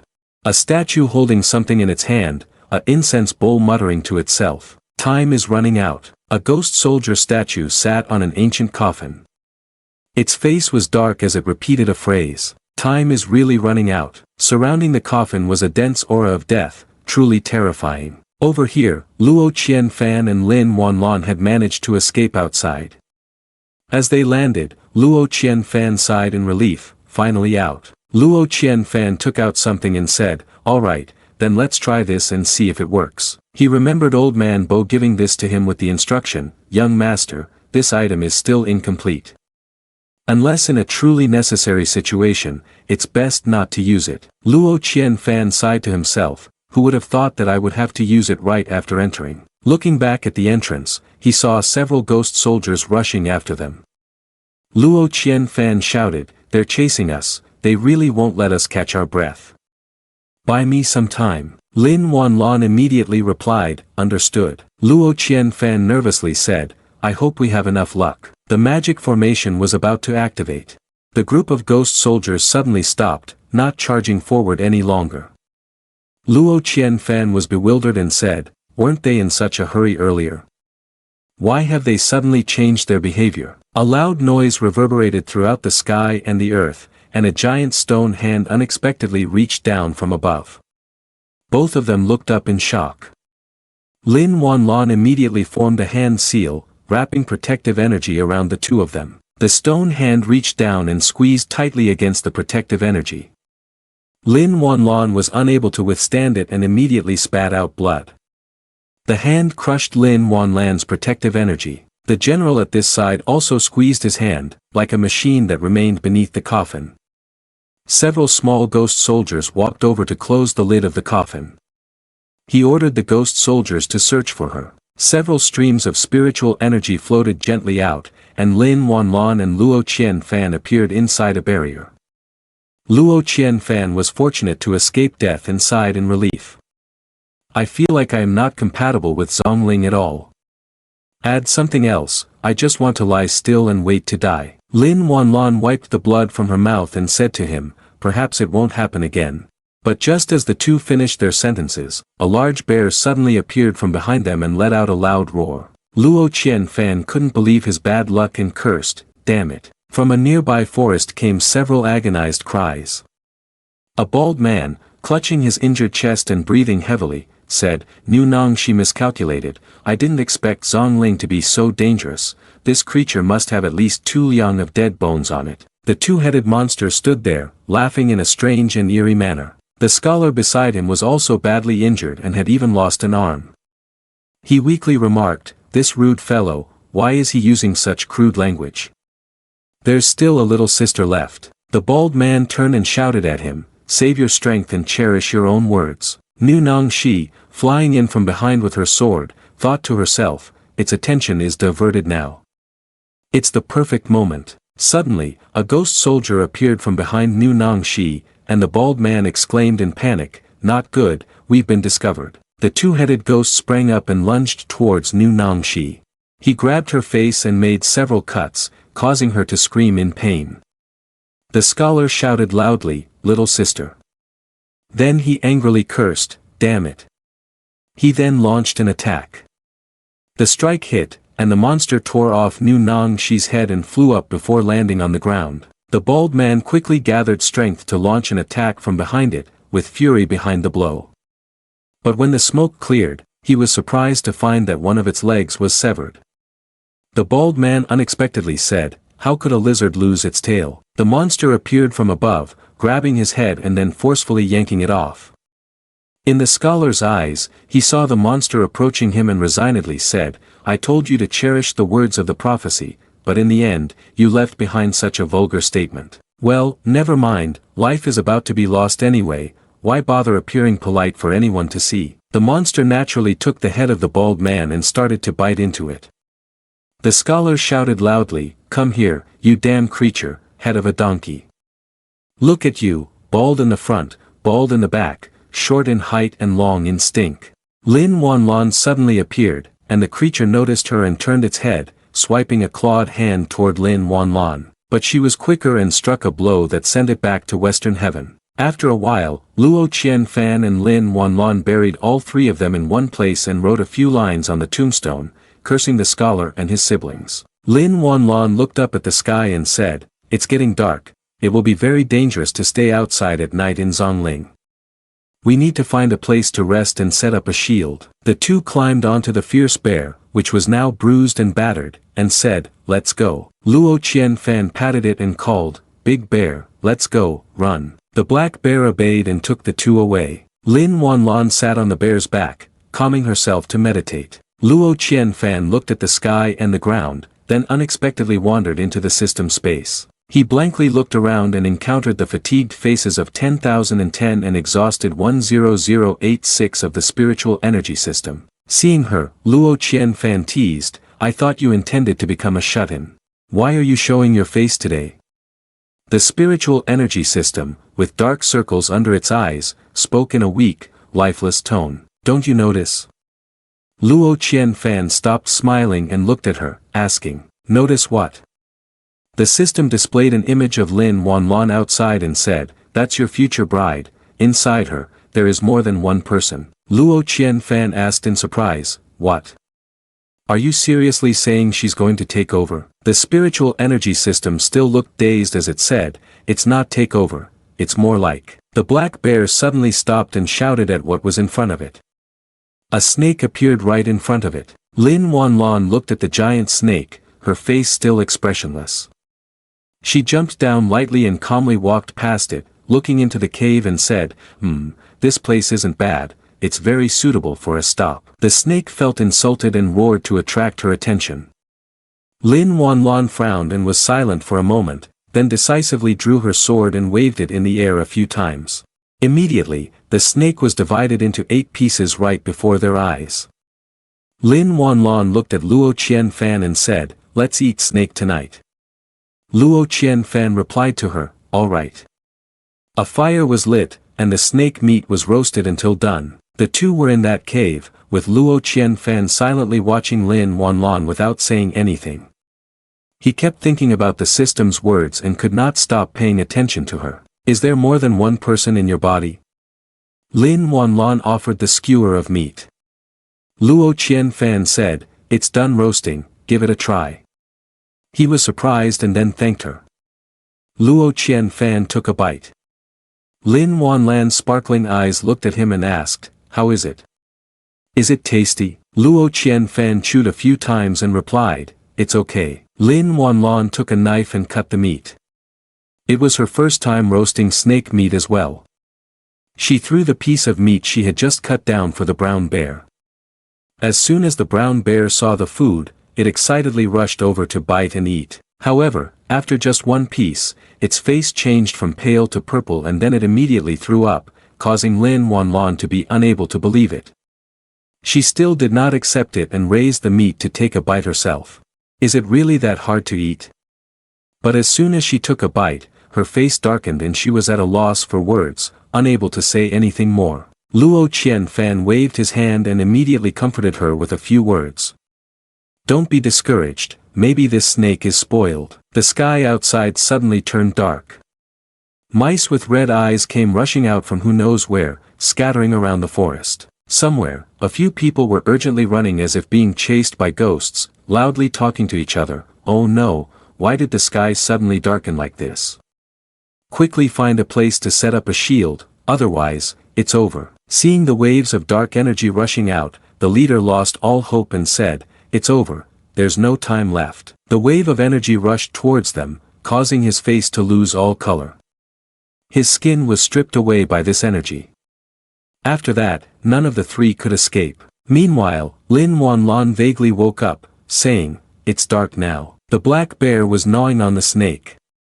Lin Wanlan looked over, feeling a bit irritated and sulky. Suddenly, Lin Wanlan froze, furrowed her brows, and quickly glanced back at Luo Qianfan. His expression was difficult to interpret as he looked at her. The spiritual energy system said, the heavenly essence of spiritual energy can be obtained by all living things, but because humans are the majority, they are therefore considered in surplus. Luo Qianfan held a vial in his hand and coldly told the spiritual energy system to speak human language. She heard him and huffed in annoyance, still explaining to Luo Qianfan, "What I mean is that the surplus people are not the demon cultivators occupying bodies, but rather a stream of pure spiritual essence, which can also be called pristine soul." Luo Qianfan looked at Lin Wanlan in surprise and said, "Pristine soul?" The spiritual energy system squinted at Luo Qianfan and asked, "Do you know what a spirit root is?" Luo Qianfan replied that he did. The system continued, "If we compare being born into the world as the beginning of the path, then the pristine soul is like not having started on the path yet."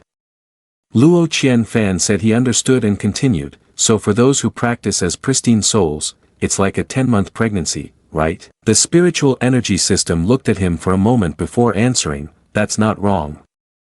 Luo Qianfan crossed his arms, chuckled, and said, "So that means Najah has been practicing for 3.5 years. It's not surprising that he was finally able to debut in the position of the Li family at Chintang Pass and then become a top idol among fans." The spiritual energy system on the surface showed no expression and continued, "Speaking of pristine soul, it is indeed beneficial for you." Luo Qianfan suddenly asked her back, "Huh? Is it beneficial for me?" The spiritual energy system replied, "You need to refine grassroot deity to maintain your own illusion realm, and pristine soul is the most suitable material to refine grassroot deity." Luo Qianfan looked at Lin Wanlan, who was in meditation, and asked, "Really? Is there such a good opportunity? That's great. You have no idea how busy I've been recently in the illusion realm." The spiritual energy system suddenly hummed and said, "The pristine soul has just disappeared." Luo Qianfan asked back in surprise, "What?" Lin Wanlan seemed to sense something and turned to look at Luo Qianfan, only to find him staring intently at her. The two of them looked at each other for a moment in a very strange atmosphere. Lin Wanlan was the first to break the silence. She asked, "What's wrong, Lu young master?"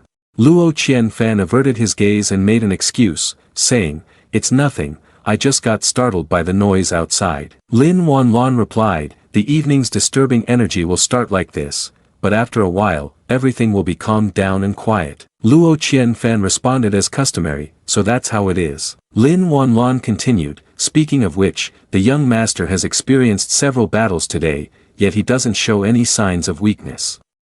He truly deserves to be regarded by Xing Luo Tian as the strongest ever. Luo Qianfan shyly scratched his cheek, thinking, it can't be because I still have a backup battery that I haven't used up, right? Lin Wanlon turned away and said, I need to continue to rest.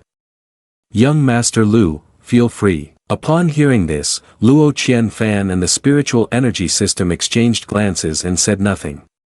She sighed and handed a system panel to Luo Qianfan to look at. As soon as Luo Qianfan read a few words, he excitedly grabbed it and asked, what does this mean? The system panel roughly wrote the mission content: investigate the origin of fetal light pure spirit, mysterious pristine soul.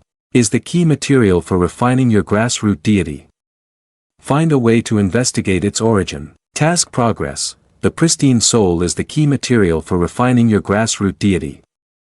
Find a way to investigate its origin. Luo Qianfan held the system panel, looked at her, tears in his eyes, and said, System, you have changed.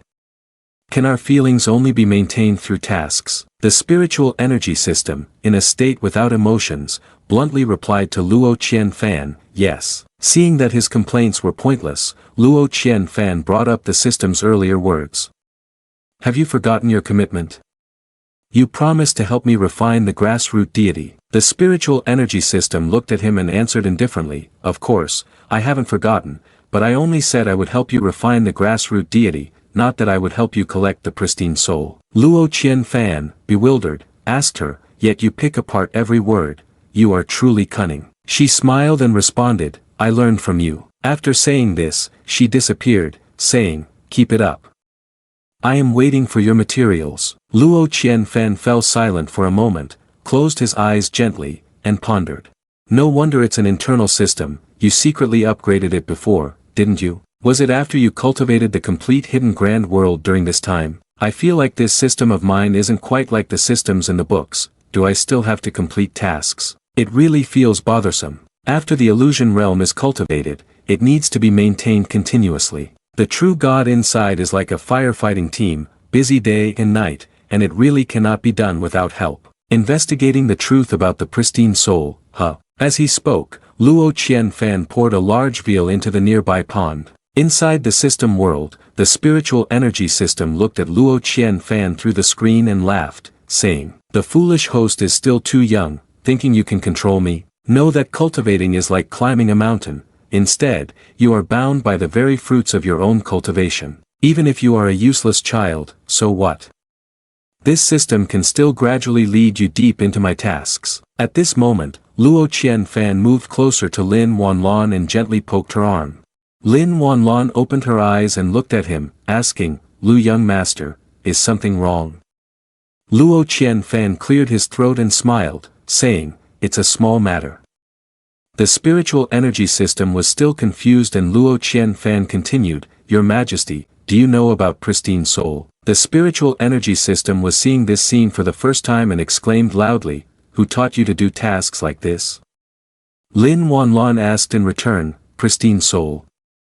I've never heard of this item. Luo Qianfan stroked his chin thoughtfully and said, Oh really?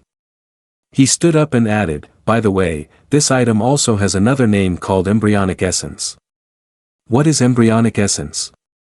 Lin Wanlon replied, The name of it is fetal light pure spirit. Luo Qianfan responded, Yes, that's the name. It's easy to remember. Does your majesty know about it? Lin Wanlon touched her chin and said, I've also read some ancient texts. The legend says that this item is the original form of living beings, similar to gas and soul, formless and immaterial. Luo Qianfan was pleased and said, If your majesty knows this, then everything will be easier. Actually, just now I saw Luo Qianfan hesitating to say something, making Lin Wanlon curious to look at him. She suddenly touched her body and asked, Are you saying that the fetal light pure spirit, which has always been by my side, has suddenly dissipated into nothingness? Luo Qianfan crossed his arms and replied to her, That's right, I also find it very strange. Lin Wanlon then said, Zong Lling has the fetal light pure spirit. This is something I've never heard of before. Luo Qianfan asked her again, Over the years, has no one else seen the fetal light pure spirit? Lin Wanlon looked at him and said, Lu young master, you are unaware. The fetal light pure spirit cannot be seen while it is alive, and it is also hard to detect when it is dead. No one has ever seen it. Therefore, people always believe it is just a legend. Luo Qianfan thought about what she said and reflected, no one has ever seen it.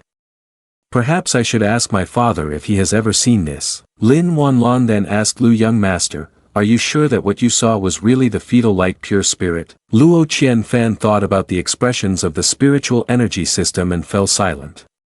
He exhaled, feeling rather unpleasant, and said, I am certain. Lin Wanlon considered Luo Qianfan's affirmation. Thus, fetal light pure spirit is very likely to appear after we kill the ghostly child. It's simple to verify this, we will wait until tomorrow morning and go out to slay a few ghostly children to test it. Luo Qianfan also replied, all right. He then thought to himself, indeed, when accepting a quest, one should not act blindly but should activate more dialogues instead. This way, help will come. He looked at her and said, oh, right, will this delay your initial plans? By the way, I still don't know the reason why you entered Zong Lling this time. Lin Wanlon paused for a moment when asked, then looked up seriously and said, I came to Zong Lling to find a city. Luo Qianfan said, a city? Is it a town?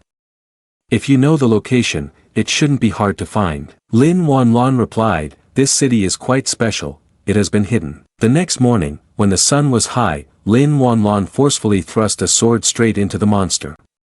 After the monster fell, she looked over at Luo Qianfan and asked, did you discover anything?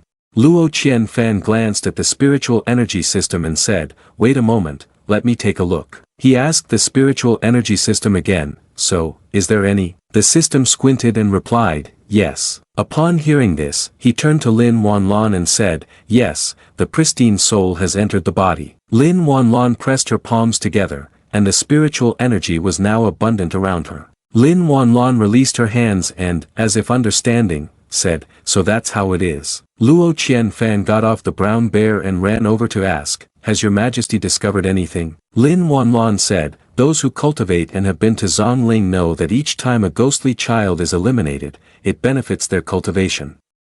As I am now, whether in breathing or accumulating true essence, it is much faster. This benefit will last until nightfall. If we want to enjoy this advantage again, we must go hunt ghostly children tomorrow. Looking back now, all of this comes from the purity of fetal light pure spirit. After a ghostly child has been killed, the fetal light pure spirit will temporarily enter the body of the cultivator, helping them enhance their strength and cultivation ability. When night falls and the wind rises, all fetal light pure spirit will fly with the wind and rely on reincarnated infant soil to be reborn. It turns out this is the truth about the beings in Zong Lling being brought back to life from death. Luo Qianfan grumbled, so that's how it is. He looked at the system, chuckled, and said, system, assign the mission. The spiritual energy system looked at him indifferently, arms crossed, and said, do you realize that it doesn't make a difference whether you complete this mission or not? Luo Qianfan replied, as long as the mission is completed, that's fine. Don't forget your promise to help me refine the grassroot deity quickly. She huffed and said, you're clever, but when it comes to collecting pristine souls, I'm afraid you'll have to do it yourself since pristine souls only cling to those who are killed. Luo Qianfan pointed to himself and asked her, so I still have to go and eliminate the monsters, right? The spiritual energy system shrugged and said, I really have no other choice, after all, I'm just a cold task-giving machine. Don't you want to go to the battlefield yourself to collect the pristine souls? In front of Luo Qianfan, a system interface appeared, a new mission has arrived, make sure to complete it. Luo Qianfan was angrier than a bowl of porridge, glaring at the system board. Task details, collect the main materials to refine the grassroot deity, current quantity, 0. The spiritual energy system presented a scroll of paper for Luo Qianfan to see. But don't worry, I will ensure you receive the full reward from this task. Luo Qianfan looked at the item disdainfully. Who would want your reward? She then said, what? The system exchanges points with great sincerity, right? Luo Qianfan looked at her for a moment and asked, the system point exchange, are you sure? Hearing the question, the system paused and replied, yes, that's right. 5 monsters were lingering somewhere. Above the cave entrance appeared a circle, and a girl from a group outside furrowed her brows while looking in. At Heavenly Abyss, everyone was gathered here to do something. One guy leaned in to call his master. Why hasn't anyone gone down to kill the ghostly child yet? I see more and more people gathering. His master immediately scolded him for being foolish. With so many spectators, I'm afraid you might have the means to kill but not the means to escape. The apprentice asked again, so are we just going to watch? He looked at the guard and said, don't worry, the holy girl Yao Qi is here. Perhaps a rule will soon be established. The golden-haired man looked back and said, there are so many of us, standing here and enduring is not a good idea. One man came forward, cupped his fists, and asked, holy girl Yao Qi, could you be a witness for us? We will hunt the ghostly child, and how many ghostly hells and talents we gather depend on each person's abilities. No one is allowed to take advantage. Regarding this matter, we cannot trust outsiders, but if there is a holy girl as a witness, we will feel at ease. The girl next to Bai He pointed and revealed his ulterior motive. A scholar like you really knows how to calculate. If you witness for them, you won't be able to go down and hunt the ghostly child anymore. The man just laughed and said, the holy girl Yao Qi has a powerful background, she doesn't lack for these trivial matters. The disciple who had just been sitting crossed his arms and said loudly, shameless. Hearing this, the girl jumped out angrily and said, this guy. Bai He reached out to stop her and said, hey. She smiled lightly and said, this Taoist friend has a very good point. We also do not wish to witness you fighting each other over the reincarnated infant soil. Alright, today I will be a witness for you. Hunting the ghostly child relies on each person's capabilities. I hope you do not think about robbing it. The other person replied, holy girl, you have great integrity. Then one by one, they eagerly rushed forward. No wonder she is the holy girl Yao Qi, she is indeed kind-hearted. Thank you, holy girl, you are so kind, and we cannot really lose face. I will offer 3 portions of the reincarnated infant soil I obtained to the holy girl as a token of gratitude for witnessing for us. The others also gathered around Bai He, joyfully saying, indeed, how could we let the holy girl help us for free? I will contribute 2 portions, and I will too, although I don't know if we can grab it, if we can, I will also offer 3 portions, I will take 1 portion. Bai He replied politely, I am just a witness for you. How can I accept your spoils? The others responded again, Fairy, please don't be modest, we are doing this voluntarily. Fairy, even though we are casual cultivators, we are not completely without integrity. Is it that you look down on our offerings? Bai He lightly closed her eyes and said, if that's the case, then fine, but it should be just a small portion, don't give too much, otherwise, I won't dare to vouch for you anymore. Hearing this, everyone cheered and rushed down below. On this side, Luo Qianfan used a talisman with the character for thunder, and he unleashed his power, sending a bolt of thunder magic towards the monsters in front of him. He gathered his strength, let out a breath, and looked at his hand. Luo Qianfan thought, the buff after killing these monsters is very comprehensive, not only does it benefit my talent, but the speed of absorbing primordial energy has also increased somewhat, although it is not as fast as the system helps me absorb. Lin Wanlon also spoke to him, the benefits of talent are related to the quantity of the reincarnated infant soil monsters. For a certain amount of ghostly children, the talent offered is also a portion. Luo Qianfan laughed heartily and said, if I can kill a certain amount of ghostly children in one day, wouldn't that amount to a pound of talent? Lin Wanlon asked in confusion, isn't that just 16 parts of a tail? How can it be counted as a whole tail? Luo Qianfan scratched his head and said, I just wanted to joke a little. Lin Wanlon replied flatly, so that's it. Young Master Lu's joke is indeed unique, I can't figure out what's funny about it. Luo Qianfan sulked and fell silent. The brown bear suddenly stood up, making growling sounds, prompting Luo Qianfan to ask it, what's wrong? Lin Wanlon said warily, it must have heard some noise ahead. In the distance, that group of people was fighting against the ghostly child. One of them shot divine fire at the ghostly child. The disciple who cast the spell said, just one last arrow is needed. Suddenly, a ghostly child was cut in half, leaving him bewildered. Another person rushed forward to shield the disciple, saying, be careful. An explosion erupted, knocking both of them away, followed by several attacks that split the ghostly child in two. The ghostly child fell, causing one person to fearfully retreat. He looked at the sword in his hand, which had somehow been split in two, and exclaimed in confusion. "Ha! Is this my magic weapon?" He frowned and turned back to see the scattered sword light. An angry voice asked, "Who? Who dares to steal like this?" "It's you." Yi Jianxia. The Jian family, known for their sword techniques, observed as Yi Jianxia descended from above with his arms crossed. The others below remarked, "Yi Jianxia, the sword chi from this sword seed moves swiftly. I've heard that this person has a solitary and arrogant nature. Indeed, the rumors about him are true. Could it be that he's here to compete for our reincarnated infant soil?" He smiled, but her expression was far from pleasant as she said, "Yi Daoist friend, it has been a long time since we last met after the previous Daoist conference." Yi Jianxia glanced at the world with half-shut eyes and replied, "Do you still enjoy associating with such weaklings?" He scoffed in response. "All beings suffer in weakness, both you and I are those who pursue the Tao on the path of the great Tao. It's just a matter of speed, so why bother distinguishing between high and low, strong and weak?" Yi Jianxia glanced and said, "You talk too much, and I am too lazy to listen. Rest assured, I am not here for this little reincarnated infant soil, but I am here for the swordsman. If you help me send a message outside, I have discovered a place of inheritance and want to use the name of the sword seed to summon all swordsmen in Zong Lling to come there with me." The people below looked at each other in confusion. "What? Is it really a place of inheritance?" It is said that before the great power passed away, he returned to arrange the inheritance place in Zong Lling. Inside there are countless rare treasures. The swordsmen are indeed lucky. How frustrating. Why am I not a swordsman? You fool, do you think it's all good news? If it were truly just benefits, what reason would Yi Jianxia have to share it with us? Yi Jianxia paid no attention to their discussions and continued, "At this time tomorrow, I will raise a flag in the southeast, 140 miles from here. If any of you are swordsmen and do not come, then don't wield your sword anymore." After saying that, he also disappeared. He stared into the void in contemplation.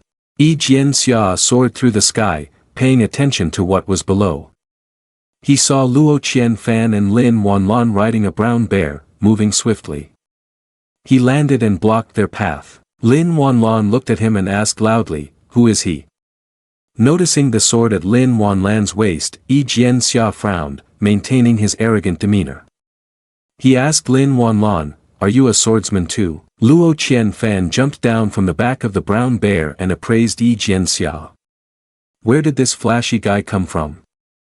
The after-effects of his enlightenment made Luo Qianfan even more suspicious than before. This sword seed feels like a tough opponent.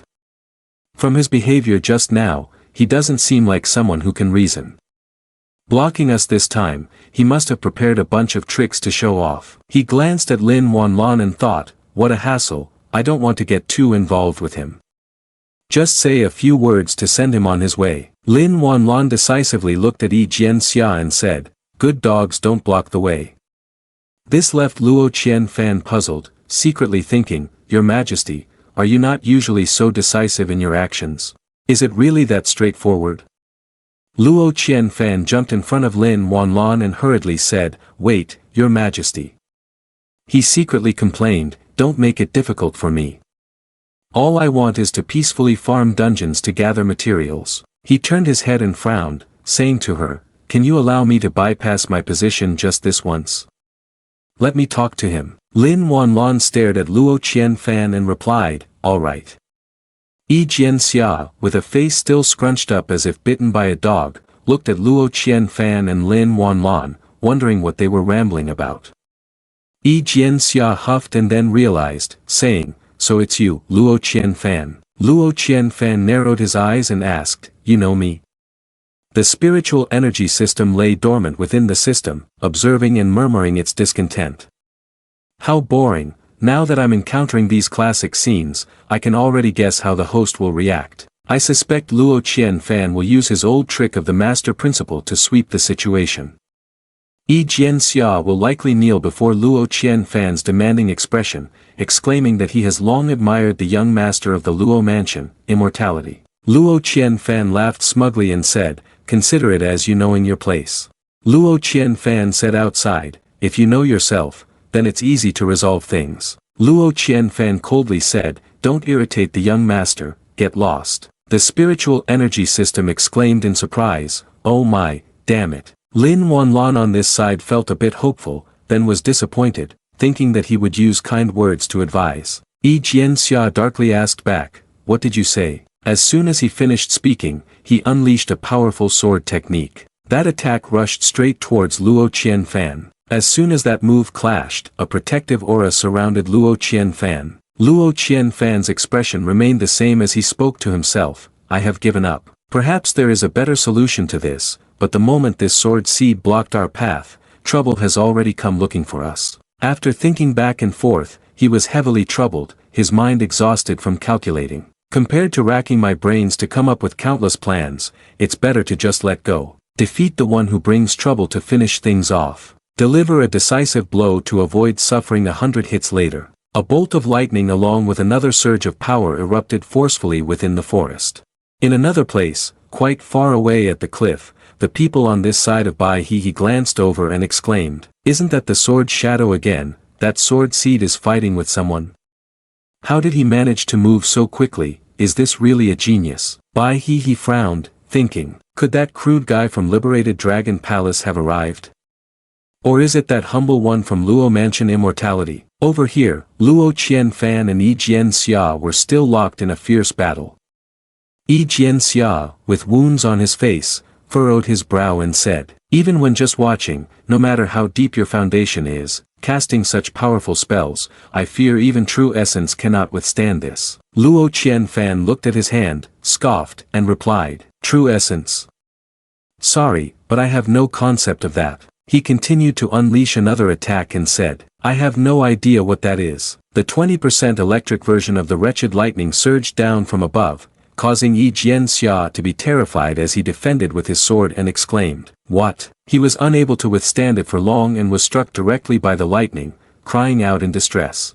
Bai He stood in the distance, also trembling in fear. He said, "Such power." Luo Qianfan still aimed down near Yi Jianxia, laughing in delight, "By the way, let me teach you a lesson, showing off will get you struck by lightning." Lin Wanlan stood to the side, speechless at the scene before her, while the brown bear looked extremely shocked. Yi Jianxia was burned and singed all over but was dazedly hovering on his sword. Luo Qianfan raised his hand and asked him, "Do you still have the strength to run?" A powerful pressure from behind made Luo Qianfan freeze. He turned around and saw an enormous eye looking directly at him. The spiritual energy system also expressed confusion, asking, "What's happening?" Luo Qianfan's face turned pale as he said, "What the hell is that?" Luo Qianfan tensed his body, frozen and grinding his teeth, thinking, "What is going on?" The gigantic eye gradually drew closer, but it looked at Luo Qianfan for a moment before narrowing its eyelids, then simply vanished. Luo Qianfan, not understanding the reason,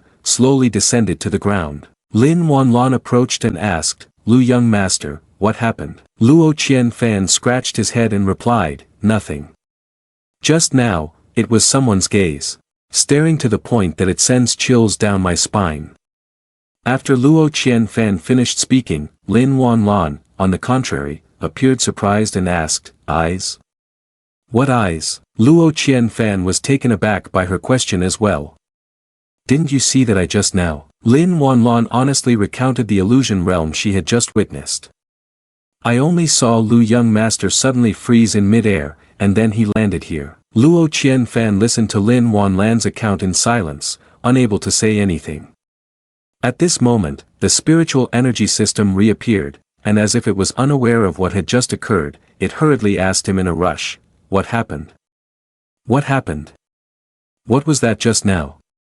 Why did my screen suddenly go black?" Luo Qianfan glanced over, his expression contemplative as he asked, "Didn't you see anything?" The spiritual energy system looked confused at the question, "See what?"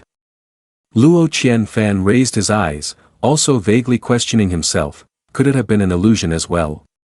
He suddenly exclaimed, that was. Lin Wanlon looked at him and raised her eyes to see what it was.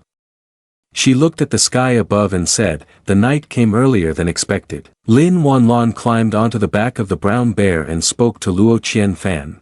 Lu young master, we can't stay here for long, let's go ahead. Luo Qianfan pointed in a direction and said to her, there's still time.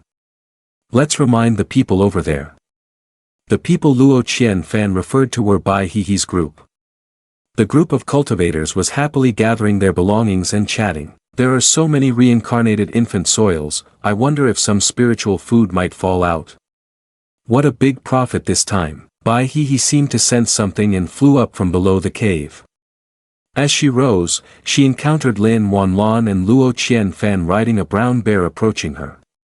Lin Wanlon recognized the person in front of her and called out, Yao Qi holy girl. Bai Hehe also landed and called, Your Majesty the Empress.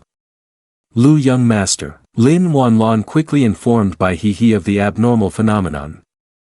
Not far from here, a strange wind has appeared, I'm afraid night will fall earlier today, so you should prepare soon. Bai Hehe asked in surprise, night will fall earlier? Lin Wanlon replied, the strange wind is not far from here, you can go see for yourself. Bai Hehe understood the implication and bowed her head in response.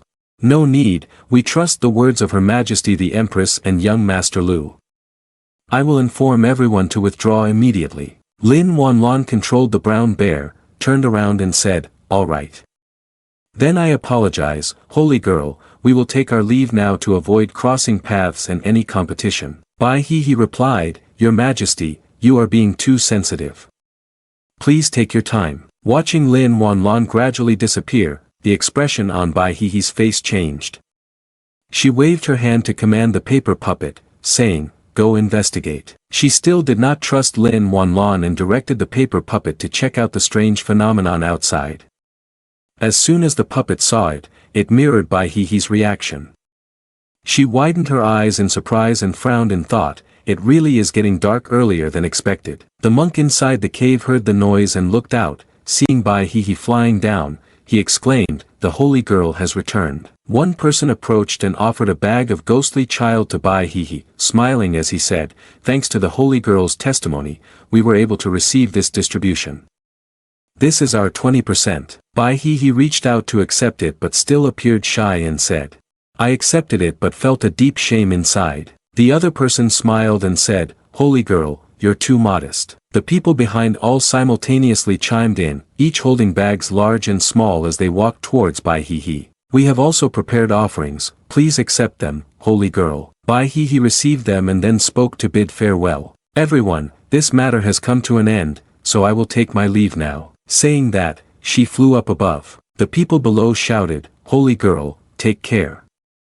Holy girl, take care. But only when she disappeared from sight did everyone's expressions become unusually strange, and then each person began to leave. Inside a forest, 2 masters and disciples with black hair landed here. The disciple let out a sigh of relief and said, this place is safe now. He happily called out to the master, this time we have gathered enough resources for you to break through to the realm. The old master expressed satisfaction and said, at my age, I'm not in a hurry to break through. Instead, you, with your greater talent, will definitely cultivate immortals at a level that won't be inferior to mine. The disciple laughed confidently.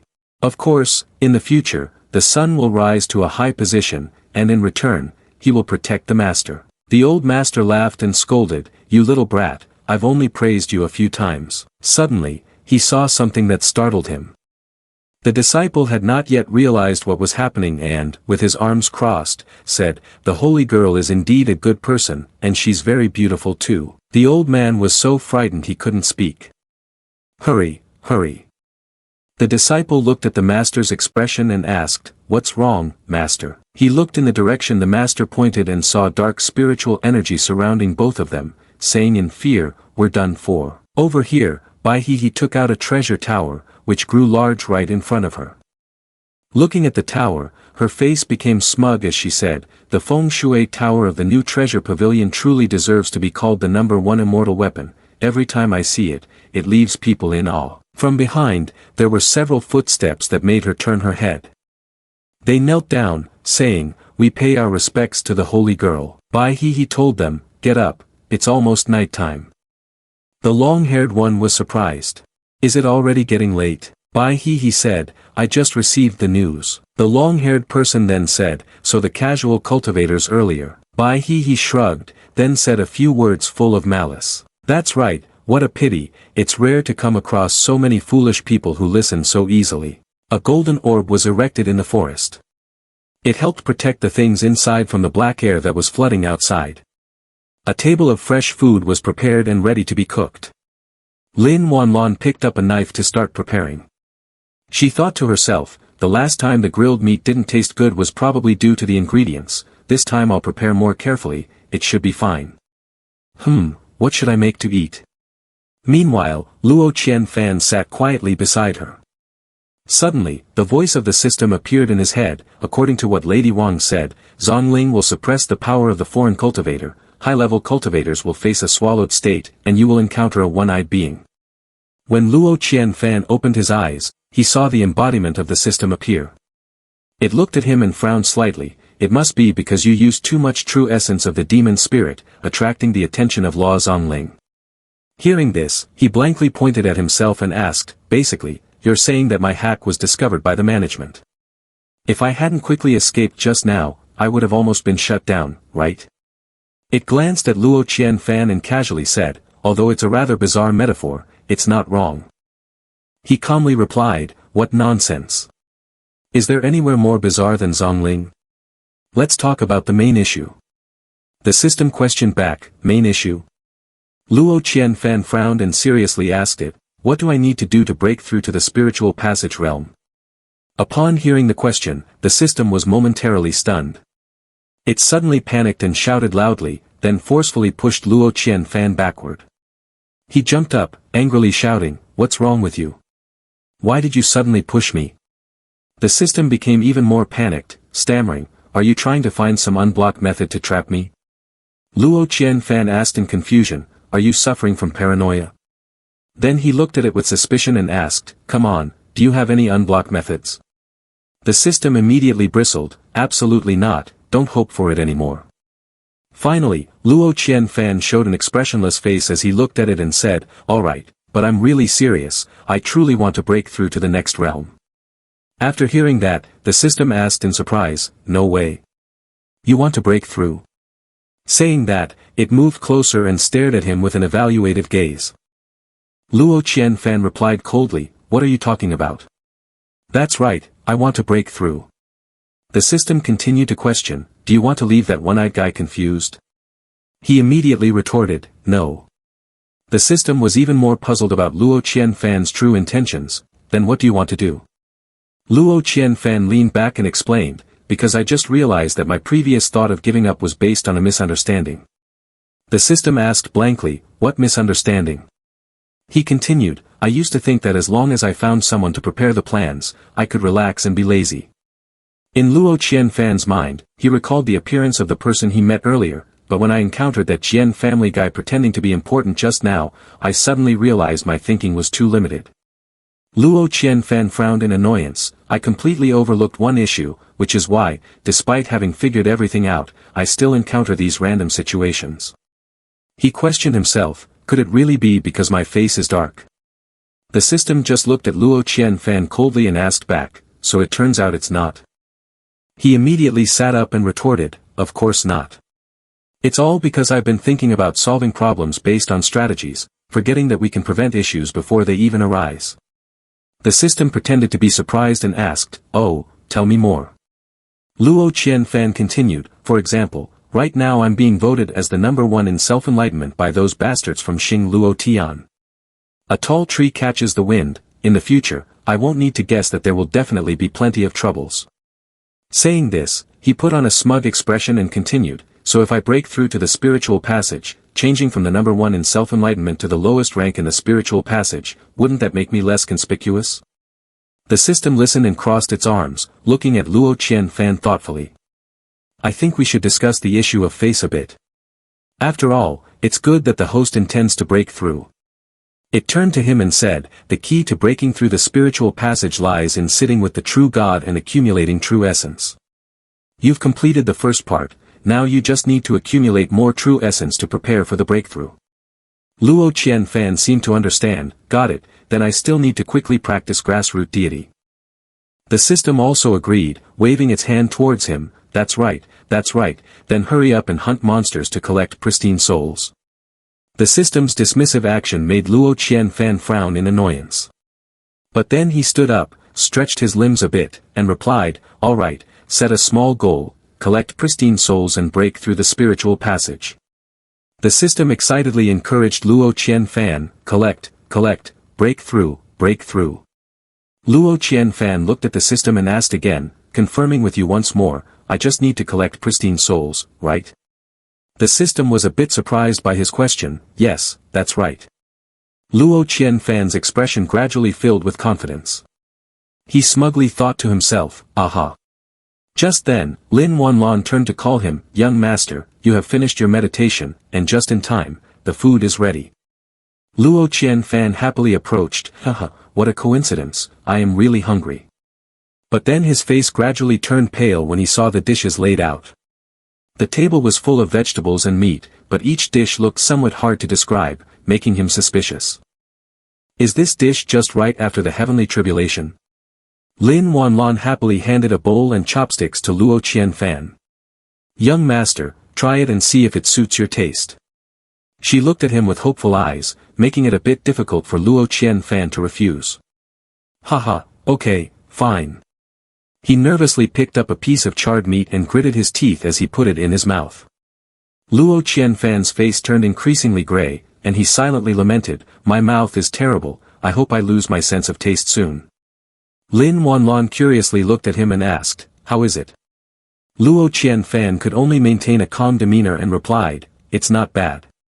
She immediately became cheerful, really? I want to try too. Saying that, her hand quickly grabbed a piece and popped it into her mouth. This made Luo Qianfan panic, Your Majesty, wait.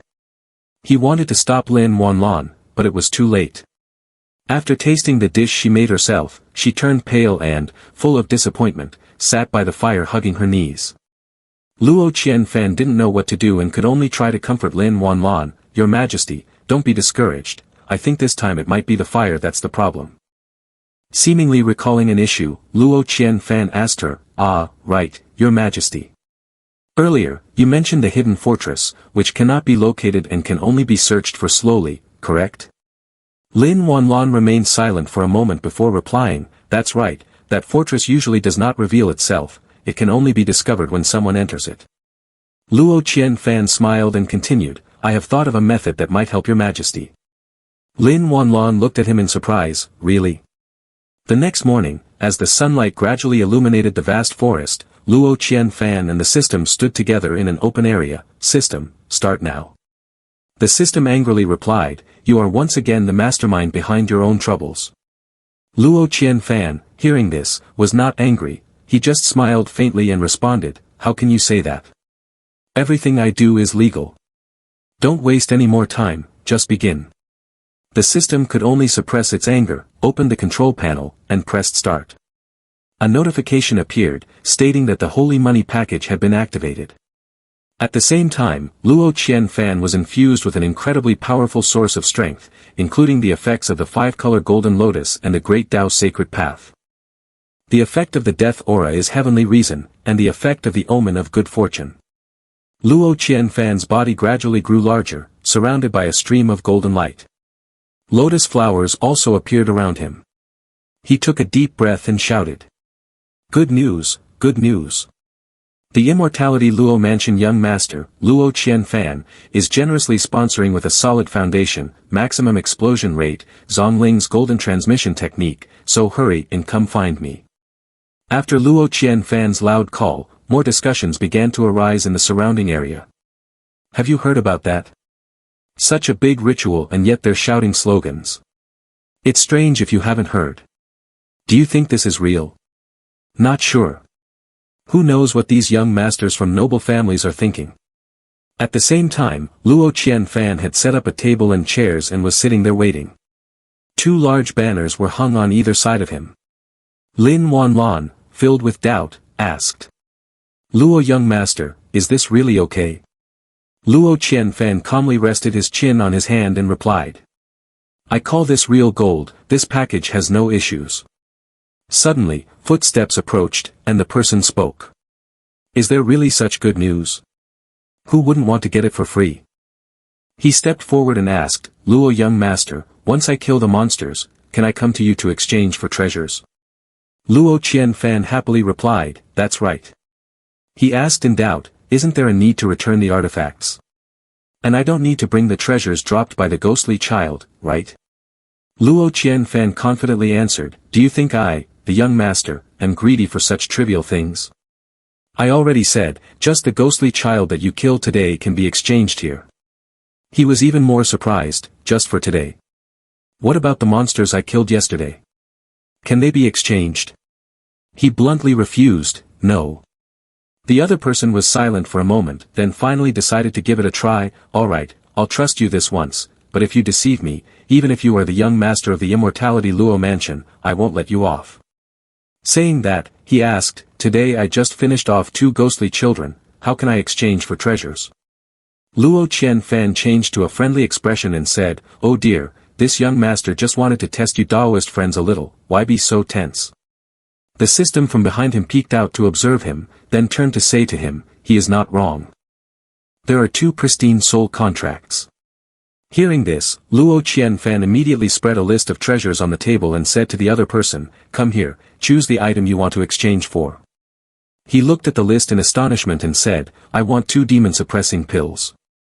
Instantly, 2 demon-suppressing pills appeared in the palm of his hand.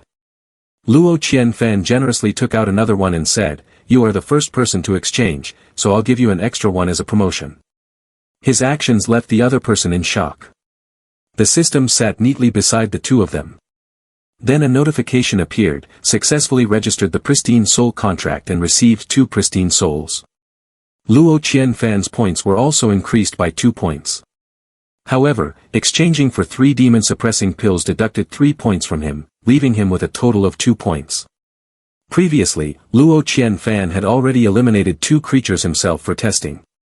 After finishing the task, he smiled friendly and said, welcome to come back and exchange next time. The other person held 3 demon-suppressing pills in his hand, still unable to contain his astonishment. Is it really free like this? It's truly genuine. After that, more people rushed to Luo Qianfan's booth, which left Lin Wanlan quite surprised. Currently, in front of the 2 of them is a huge crowd, jostling and competing with each other. Luo young master, I also want to exchange treasures with you. Don't fight, I was here first. I took down 3, I have 4, how can you have 2 shadows in front of me? That bastard used a shadow shifting technique to cut in line. Luo Qianfan, seeing this scene, maintained his smile and slowly reassured them, ha ha ha, don't rush, everyone has a share. The night continued to descend. In another part of the forest, the small building of Bai He stood tall. Surrounding it was a white sphere that protected against the swirling black energies outside. Her subordinate bowed respectfully, holy girl. Bai He sat quietly and asked him, how is it? Were you able to exchange for the items? He honestly replied, I took down 6 ghostly children and exchanged them for a jar of spirit-gathering powder, recording 1. Bai He inquired, recording? The man handed her the jar of spirit-gathering powder and replied, yes, it clearly states the price. 5 ghostly children can be exchanged for 1 jar of spirit-gathering powder. The other side said that I took down 6, so they recorded it for me, so I can accumulate next time. He continued, I have tried the spirit-gathering powder, and it's fine, it's a top-quality type. Bai He frowned and asked him, can you tell how Luo Qianfan distinguished which ghostly child you took down?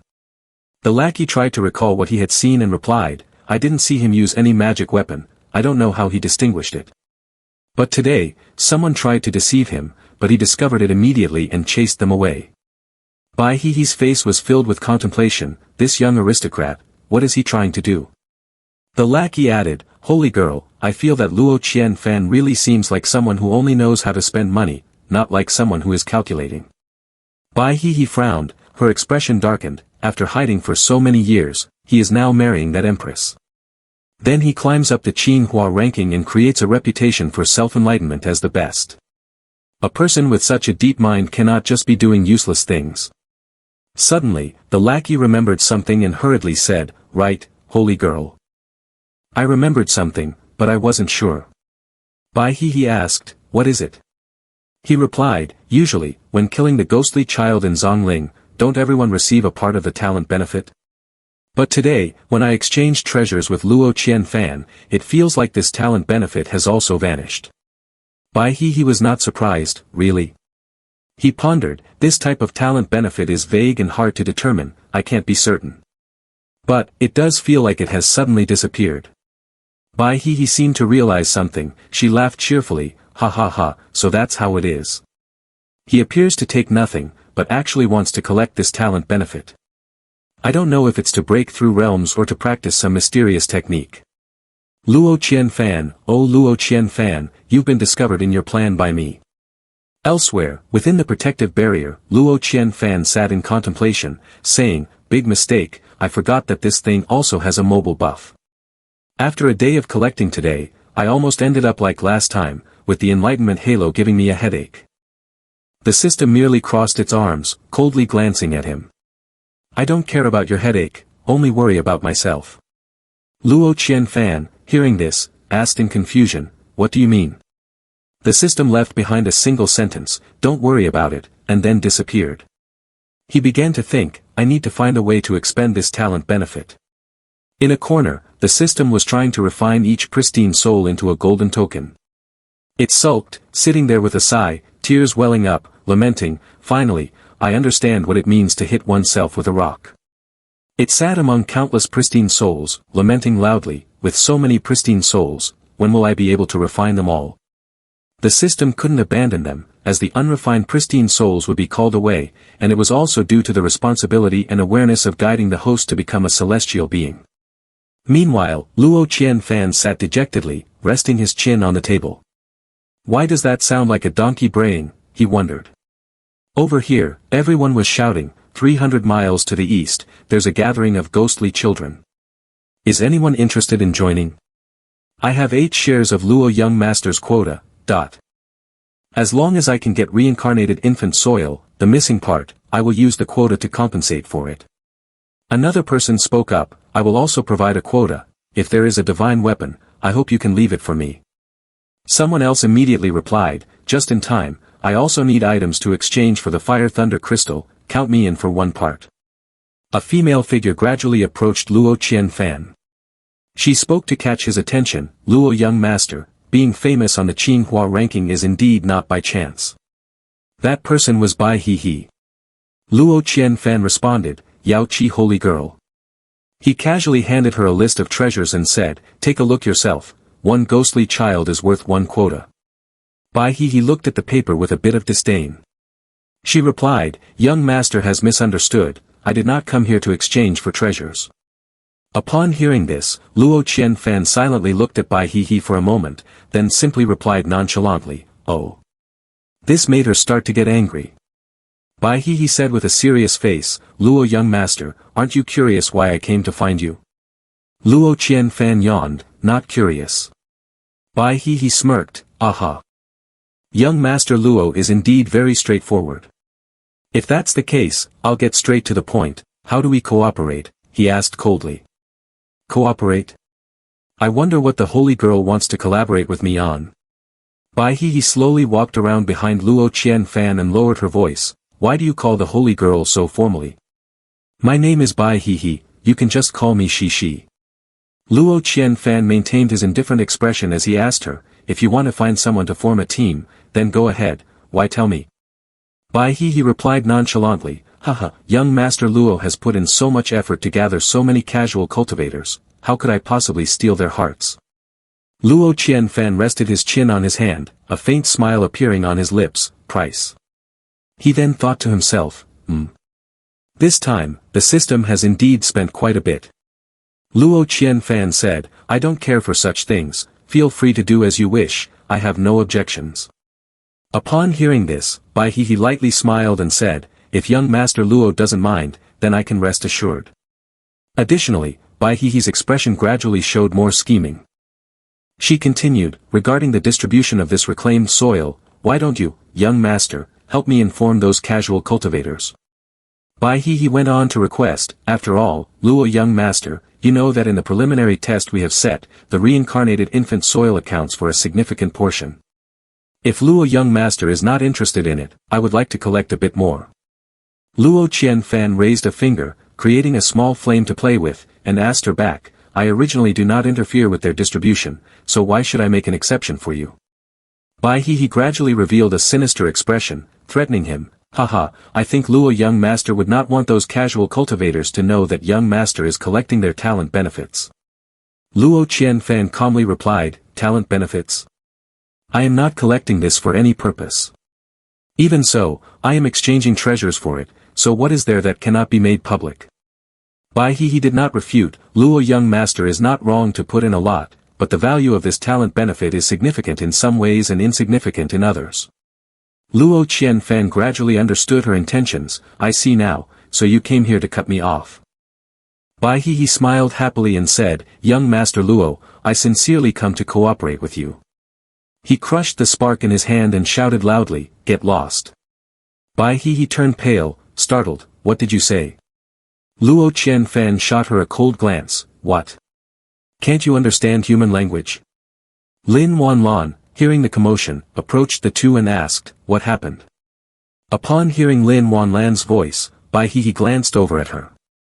Seeing Lin Wanlan appear behind her, she turned to greet her, oh, it turns out to be your majesty the empress.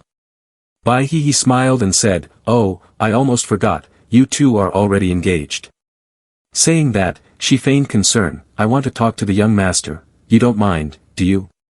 Lin Wanlan was unwilling to back down at all, frowning with visible displeasure as she replied, I do mind. Knowing that Lin Wanlan had no intention of being courteous, Bai he grew tired of pretending to be friendly. She could only turn away in frustration, you two really are a perfect match, even the way you make others speechless is quite similar. She also didn't forget to say to Luo Qianfan, young master Luo, we will discuss this later. Then Bai he walked straight away. Lin Wanlan looked at Luo Qianfan and asked, she seems very angry at a glance. He didn't care much and just replied, let her be, as long as we're happy. Luo Qianfan bent down to look at a small human-shaped flame in his hand, smiling lightly, oh, it's about to succeed. Lin Wanlan curiously looked at the lively light in Luo Qianfan's hand and asked, what is this?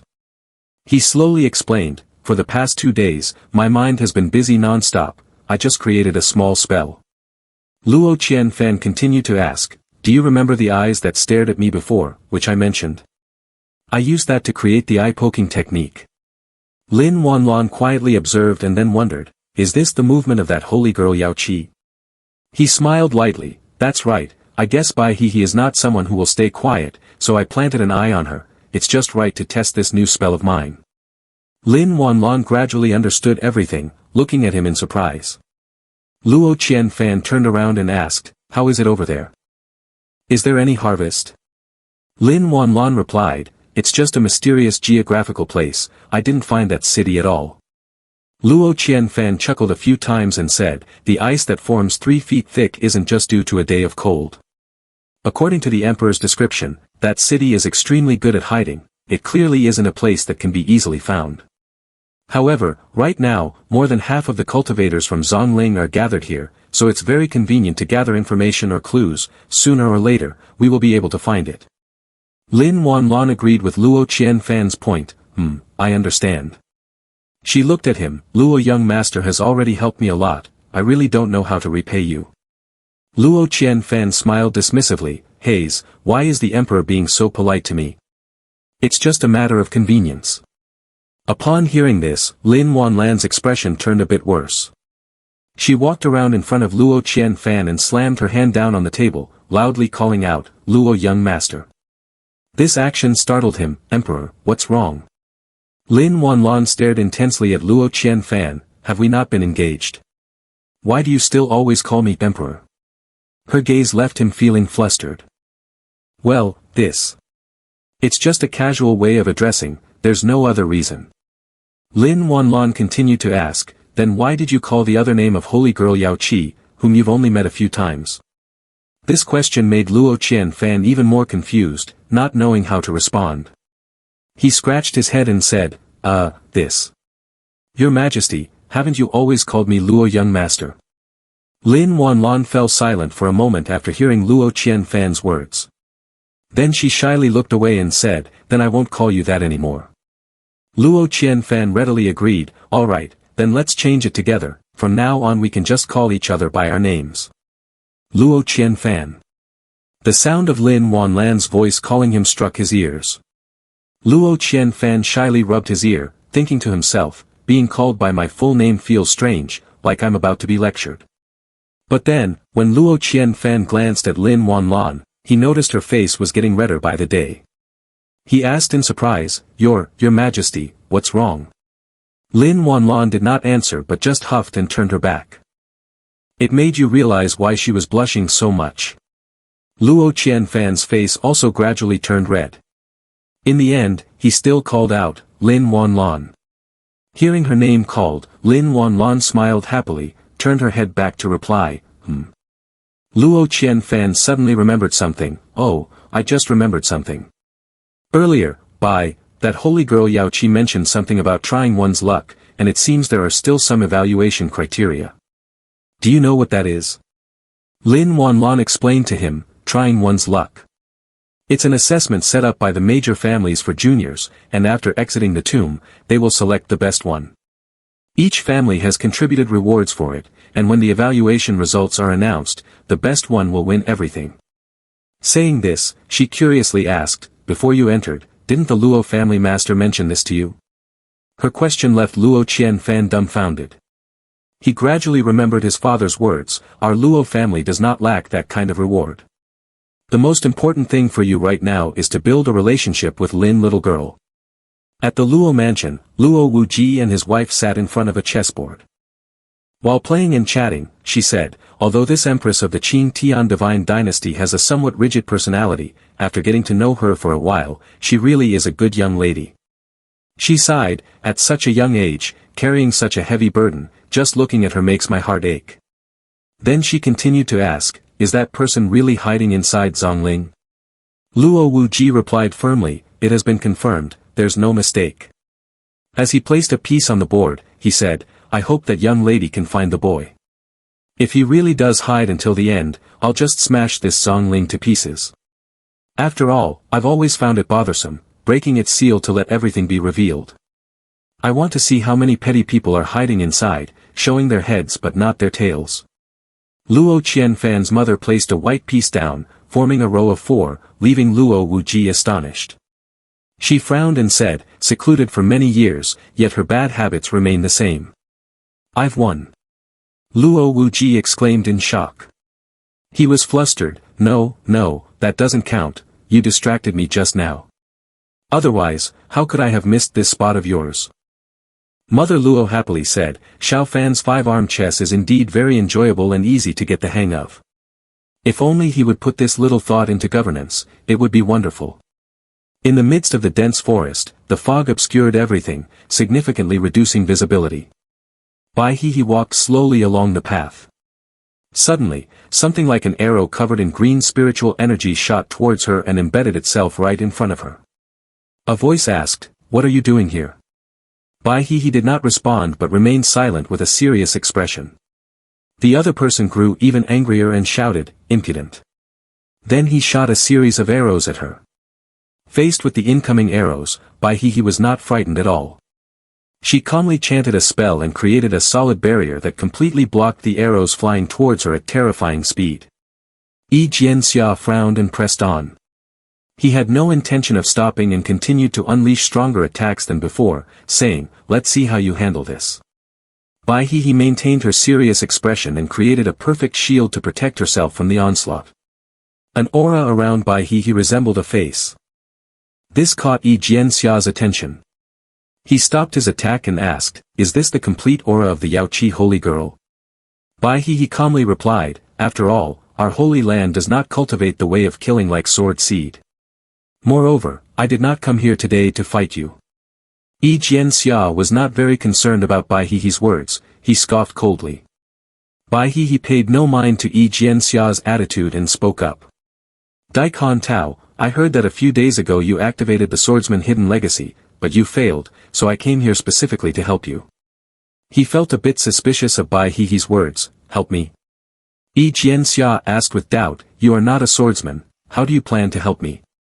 Bai He, with a confident expression, responded, although I am not a swordsman, I know how to gather a large number of swordsmen to assist you in breaking into that sword Dao hidden legacy. Upon hearing this, Yi Jianxia's expression grew increasingly grim. Gather a large number of swordsmen. At this moment, all the swordsmen were gathered at Luo Qianfan's place.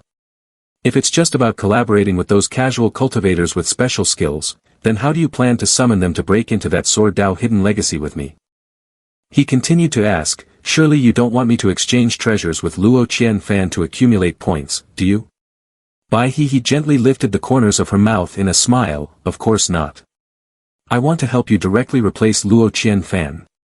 Yi Jianxia still didn't believe her words, it's easy to say, but how many people has Luo Qianfan gathered? He has actually spent a large amount of treasures to exchange for those things. He continued, those casual cultivators are not fools.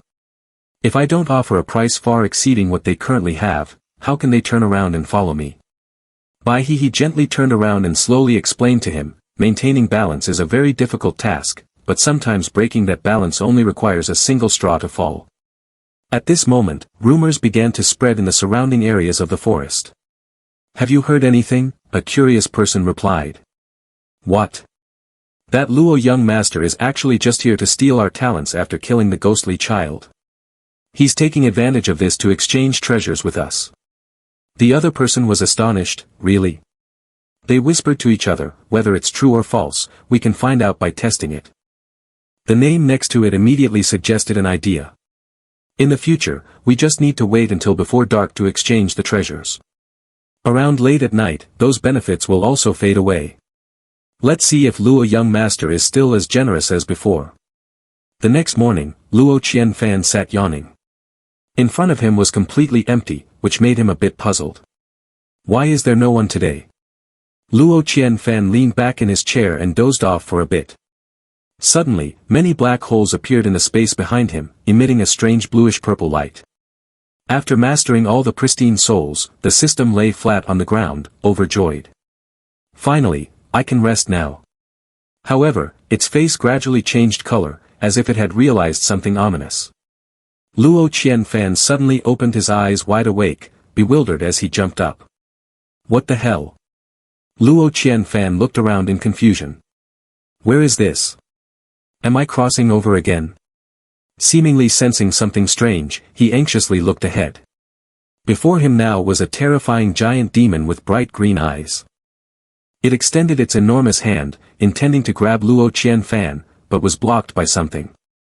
Finally, it turned and grasped a handful of dirt in front of him. Luo Qianfan asked in confusion, dirt? Gradually, the handful of dirt in the demon's hand emitted streams of green air with ghastly human faces. It opened its hand, releasing another two-headed demon, about his height.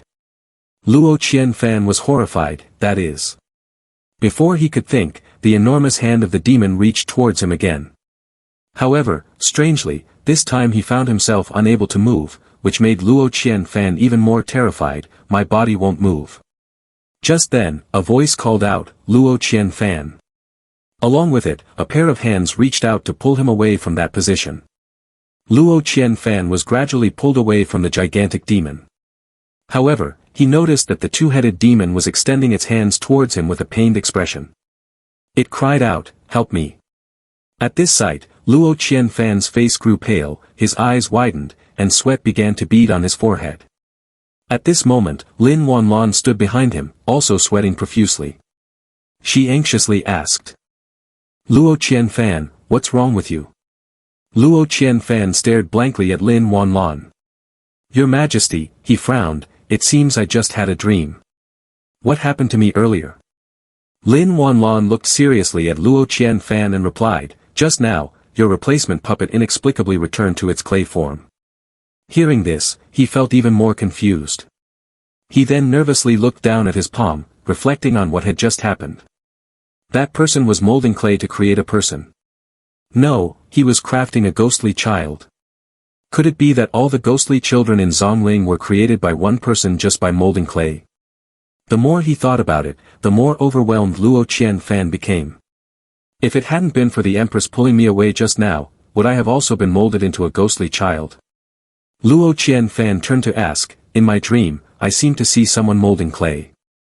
He used this method to create a ghostly child. Do you know who he is? After hearing this, Lin Wanlan pondered seriously for a moment before she replied, that is the master of Zong Lling, an immortal realm being buried here. Luo Qianfan asked, is he still alive? Lin Wanlan patiently explained, the immortal realm is almost transcendent, they truly understand life and death, and no one knows if they are alive or dead. Perhaps you are the first person to dream of him in all these years. Luo Qianfan furrowed his brows in contemplation. He recalled the appearance of the Zong Lling master, looking like this, it is indeed very hard to tell if he is alive or dead. Filled with doubts, Luo Qianfan continued to ask, but why does he want to target the deity?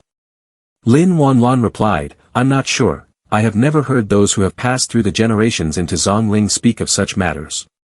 The system appeared and spoke up, could it be because of the pristine soul? You use the pristine soul to create a grassroots deity, and the matter of others killing the ghostly child is fundamentally different. The system explained piece by piece, Zong Lling was originally a process for producing pristine souls, but your appearance has disrupted this process. Luo Qianfan seemed to realize something, so, it's because I extracted too much sheep wool that I was pulled into that dark little room by the opponent. The system nodded, that's right. He could only let out a sigh, forget it.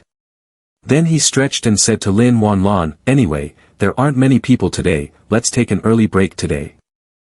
Lin Wanlan did not respond, only frowning and staring straight ahead.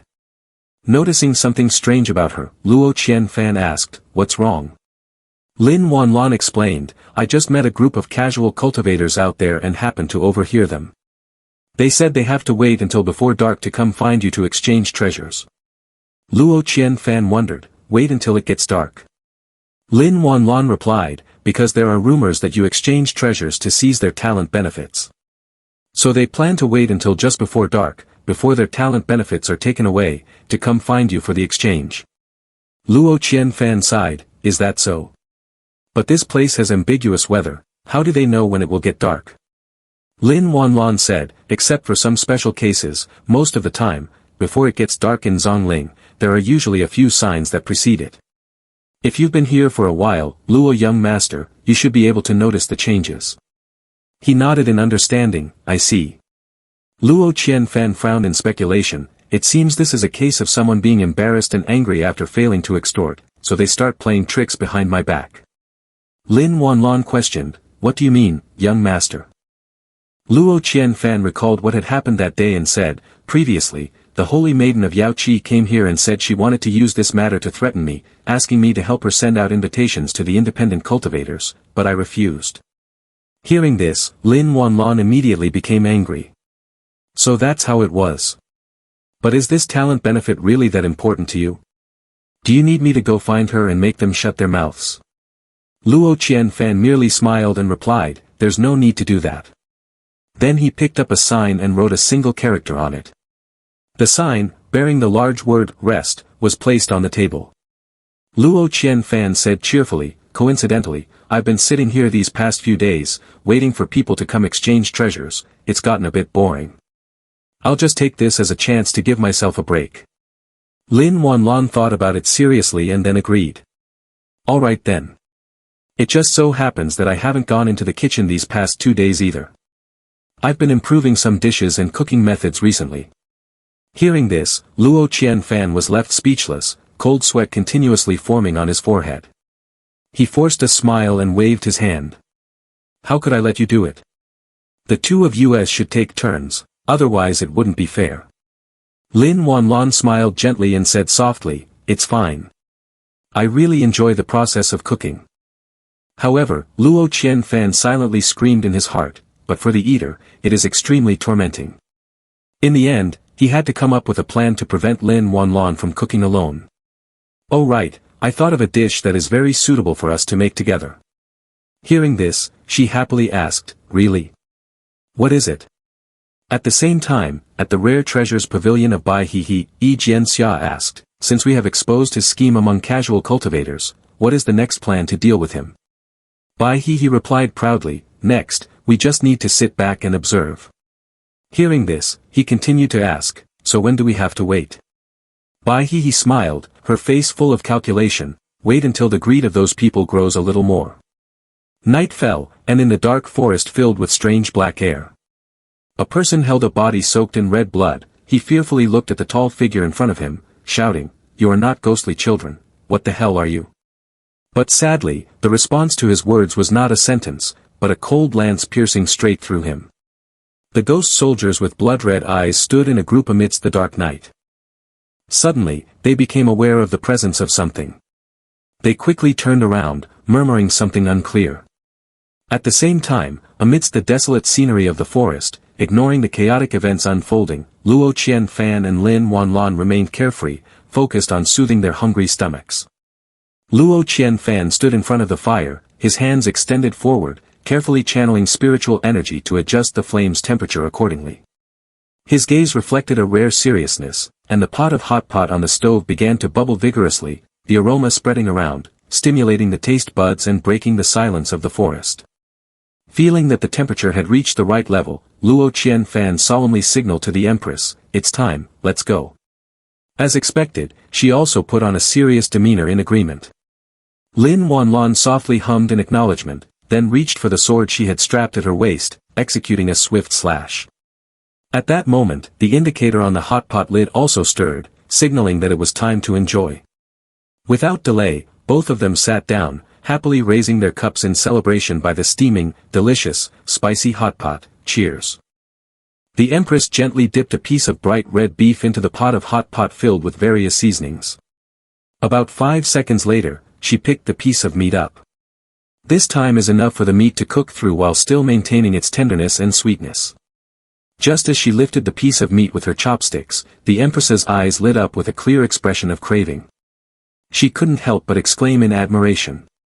The moment the meat lightly touched her tongue, Lin Wanlan felt a warm sensation spreading throughout her mouth. The natural sweetness and freshness of the meat blended with a bit of richness and spiciness from the hot pot, creating an explosion of flavors. She gently closed her eyes to fully savor it. After a few slow chews and swallowing, a satisfied smile gradually appeared on the Empress's enjoying face, causing her to involuntarily exclaim, "So delicious." Seeing her so happy, Luo Qianfan curiously asked, "Do you like spicy food?" With her mouth still full, Lin Wanlan replied, "Spicy? I quite like it." Hearing this, he smiled contentedly and promised, "This time the conditions are limited, so we can only make a hot pot like this. Wait until we have the opportunity to go out. We took her to experience authentic hot pot, ensuring that after one meal, she would want to eat it again. Upon hearing Luo Qianfan's words, the Empress responded with an expectant gaze, "All right." Not far away, hidden in a bush opposite the dining table of Luo Qianfan and the Empress, two strangers were secretly watching their movements. It was known that they were individuals who frequently came to exchange treasures in recent days. Seeing the leisurely enjoyment of the two, they whispered, "What are they doing?" "Eating. It smells so good." One of them couldn't suppress his desire and swallowed hard, lamenting his fate. "Indeed, the greatest distance in this world is the gap between us. We fight for our lives, while they enjoy delicious food with beautiful women." The other accomplice angrily shouted, "That guy Luo is really annoying." Meanwhile, Luo Qianfan was chewing slowly while looking at the scenery, clicking his tongue, and said, "What a pity, the view from this hillside is a bit lacking, but it can still be considered a picnic." Suddenly, Lin Wanlan curiously asked, "Is everything okay?" This surprised him, and he asked back in confusion, "Huh, what do you mean?" The Empress then said in a rush, "The speed of information spreading is too fast. It seems that this group of people has reached a common formula. They want to wait until just before dark to exchange treasures with him." Speaking of the treasure exchange, Luo Qianfan seemed to have a different calculation in mind, so he casually replied, "Oh, about this, it's fine." Then he fell into deep thought. The state of that immortal realm seems a bit unstable, but when it comes to higher realms, no one can predict what will happen. Taking this opportunity to temporarily reduce the frequency of income, using this matter, won't raise too much suspicion. Thinking this, Luo Qianfan reassured, as long as they keep paying attention to us, allowing us to continue gathering clues in that city is enough. There's no rush for the treasure exchange. The Empress, hearing this, simply hummed lightly in agreement. She looked at Luo Qianfan with appreciative eyes, thinking to herself, indeed, he doesn't want to turn against the opponent because he wants to continue gathering clues to help me. At the same time, at the gathering place of those exchanging treasures, the leader spoke up, "It's almost time, it's getting dark." One of his companions, already worried, said, "Do you think this Luo guy can agree to exchange treasures with us if he doesn't gain any benefits?" The name of the henchman of the holy girl Yao Qi was also present there. He spoke manipulatively, "What is there to be afraid of?" The person at Sword Seed also expressed a desire to trade treasures with us. Even without Luo Qianfan, we still have plenty of places to exchange. The group remained skeptical and asked again, "Is that true? Is there such a thing?" Seeing that they were wavering, he immediately used seductive tactics, "Of course it's true. Moreover, it is said that holy girl Yao Qi convinced Sword Seed to travel, wanting to join forces with the cultivators to enter Zong Lling." The fool did not realize he had fallen into Bai He's trap and happily praised, "This time, it really seems that heaven wants to help me. The seniors before me who entered Zong Lling didn't encounter such good fortune. I have heard for a long time that holy girl Yao Qi is unparalleled in kindness, truly a reputation well deserved." First one, then the next. They took turns praising the talents and virtues of holy girl Yao Qi, unaware that they had long become prey for her to catch big fish.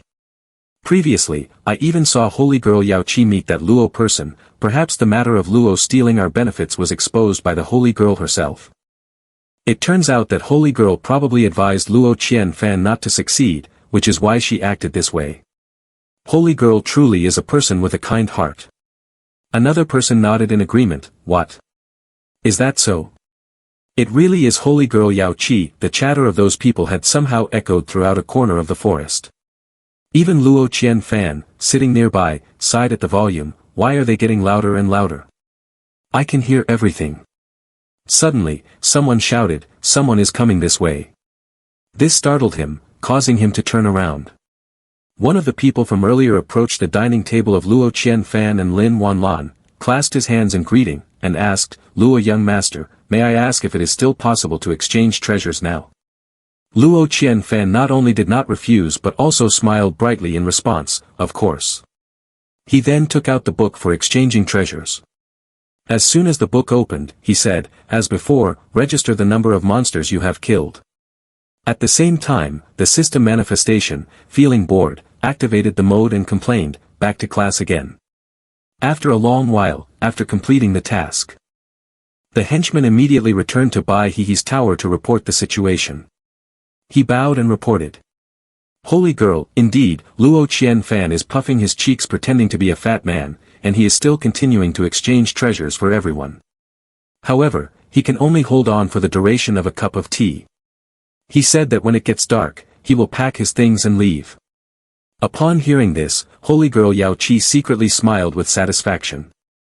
Even if the immortality Luo mansion has a huge fortune, it cannot withstand his extravagant spending like this. Then she turned and asked, "What about the news that Yi Jianxia wants to exchange treasures for everyone? Has it spread outside yet?" He replied, "It has already been spread. Speaking of this, we have to thank Luo Qianfan. If he hadn't gathered everyone together, this matter wouldn't have spread so quickly that everyone knows about it." Bai He turned around and carefully instructed, "In the last 2 days, create a bit more momentum for Yi Jianxia, taking advantage of the time while Luo Qianfan can't hold on any longer, ensuring that Yi Jianxia can take advantage of these people." The henchman responded promptly, "Yes." Suddenly remembering something, he curiously asked, "Holy girl, I have something I don't understand." Bai He was a bit surprised. But she coldly replied, "What is it?" With permission, the subordinate immediately launched into a long speech, "Why should we let that Yi Jianxia benefit while we don't do it ourselves? In terms of reputation, the holy girl has much more experience than that Sword Seed. If the holy girl calls, she can definitely attract more people. Understanding the subordinate's intentions, he simply smiled and replied casually, "It's not easy to be a good person. If someone is willing to step forward, why should we steal the spotlight? For a cunning person like her, it would be foolish not to stand back and benefit, as if something goes wrong, someone else would take the blame." She also subtly hinted, sometimes, when things are too good, there will always be seeds of disaster. Returning to the two people, Luo Qianfan. They were currently starting a fire, planning to rest in the cave tonight. Sensing that something was approaching, Luo Qianfan frowned in discomfort and said, "It really is a time for bad deeds under the cover of night." Lin Wanlon also had a bad feeling, "I didn't expect them to chase us all the way here." The two of them instinctively glanced towards the cave entrance. In the dazzling light, a group of people was approaching. The closer they drew, the clearer the figures became. A group of ghost soldiers, fully armed with sabers, spears, and shields, charged forward menacingly. Upon sensing Luo Qianfan's presence, their eyes immediately turned crimson, and a hoarse voice rang out, "Found him." Seeing the ferocious momentum of the ghost soldiers, Lin Wanlon grew quite worried about the barrier's endurance. The barrier's purpose is only to block the wind barrier at night. Its defensive power isn't very strong, it won't hold out for long. Luo Qianfan observed this and muttered his assessment, "It seems that nighttime doesn't affect them at all."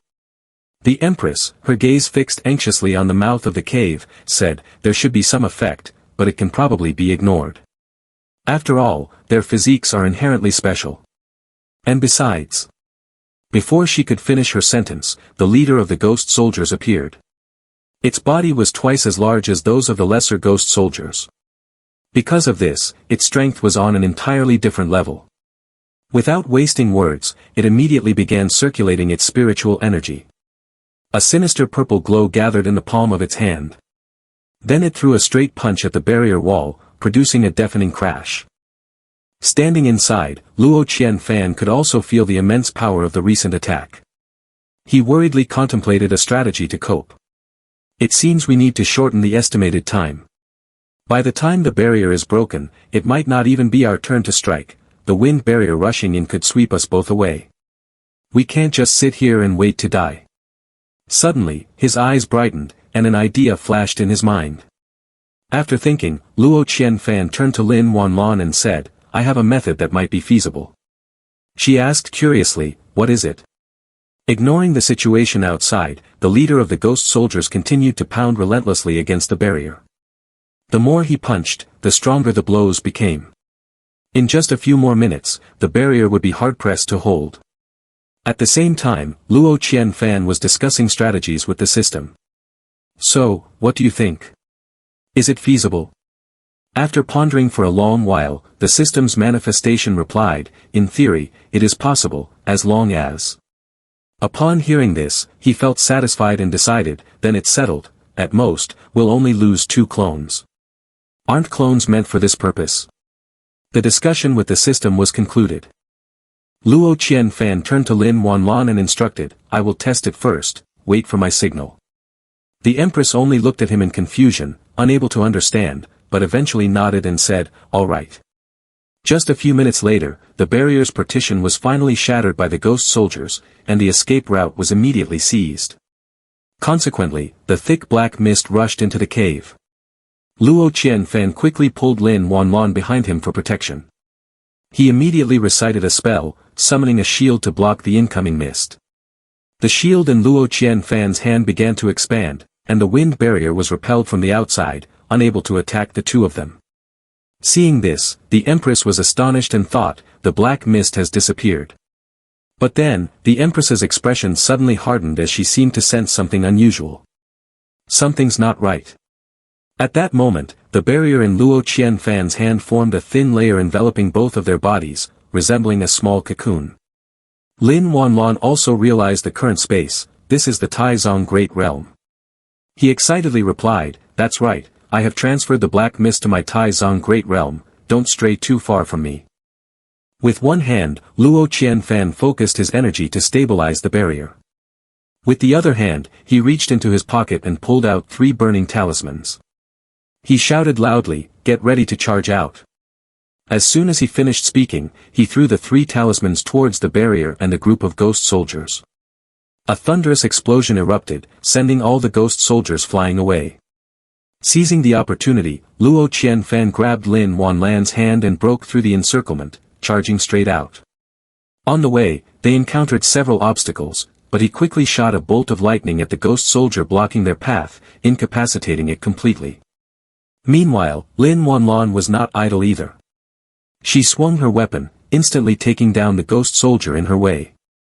The 2 of them, one on the left and one on the right, dashed out of the cave.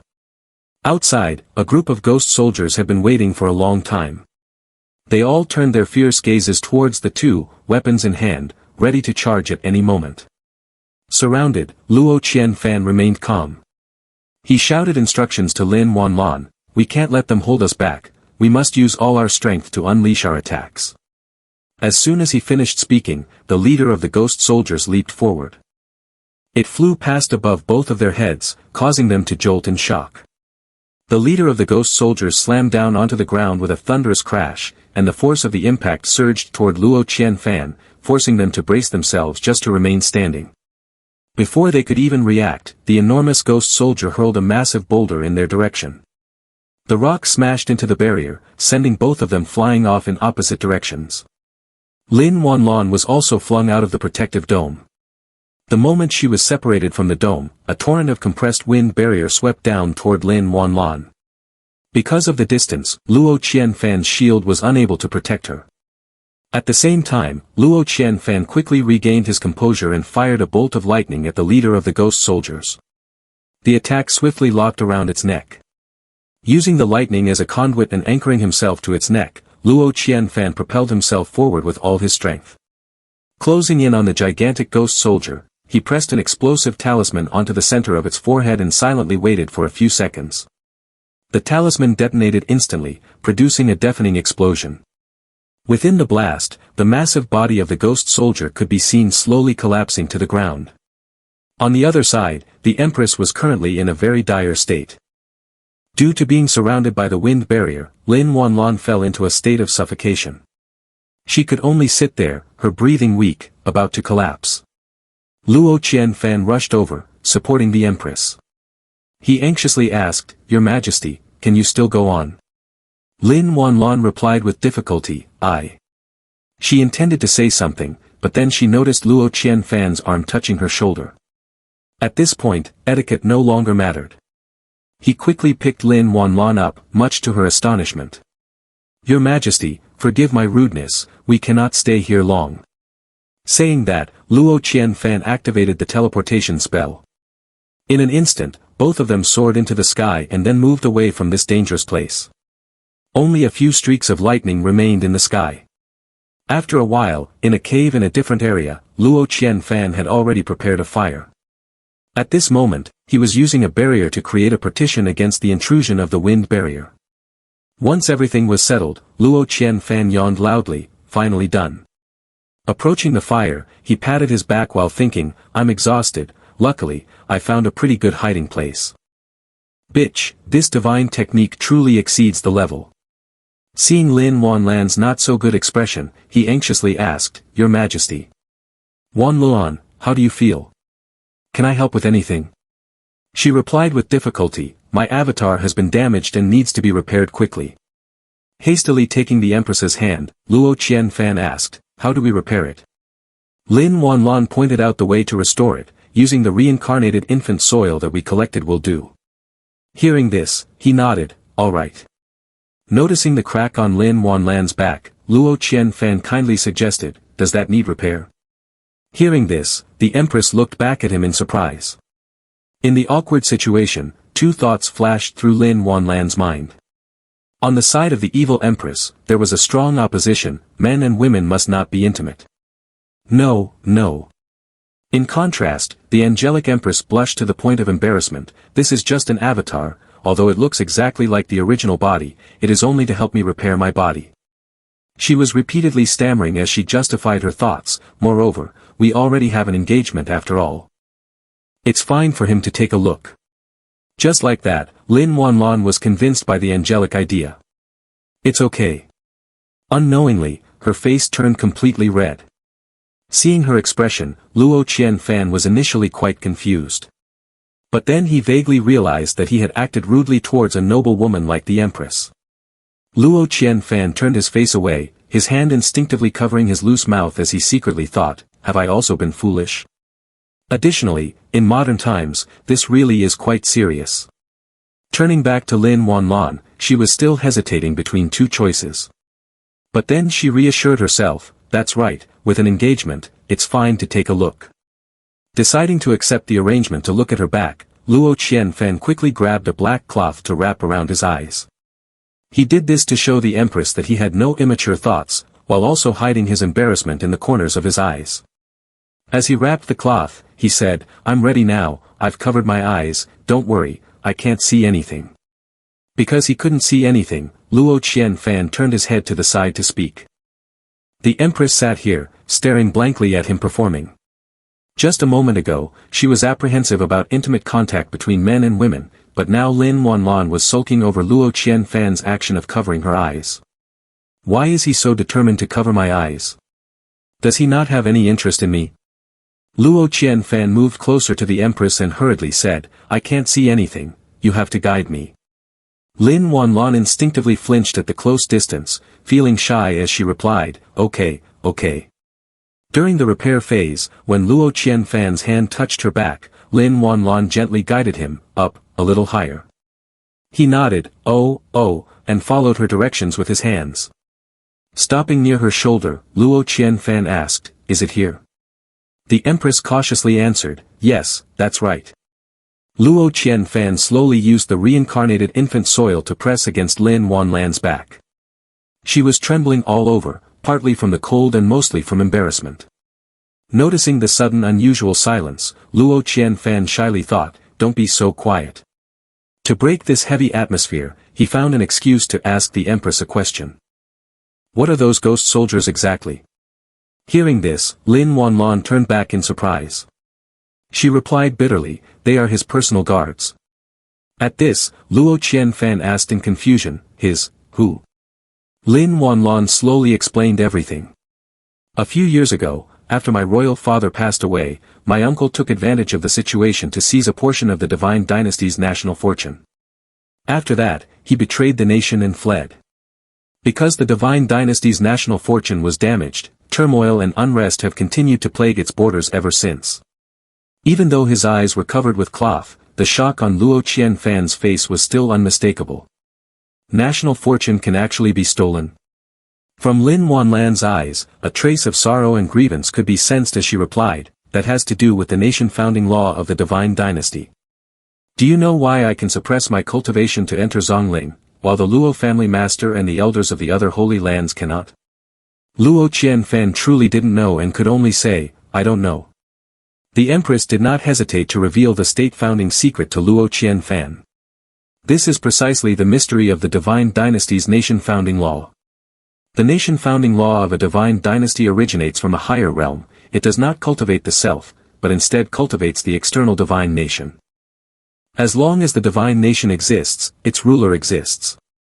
If the divine nation falls, the ruler falls with it. Hearing this, Luo Qianfan vaguely grasped part of the meaning and couldn't help drawing an analogy, as he often did.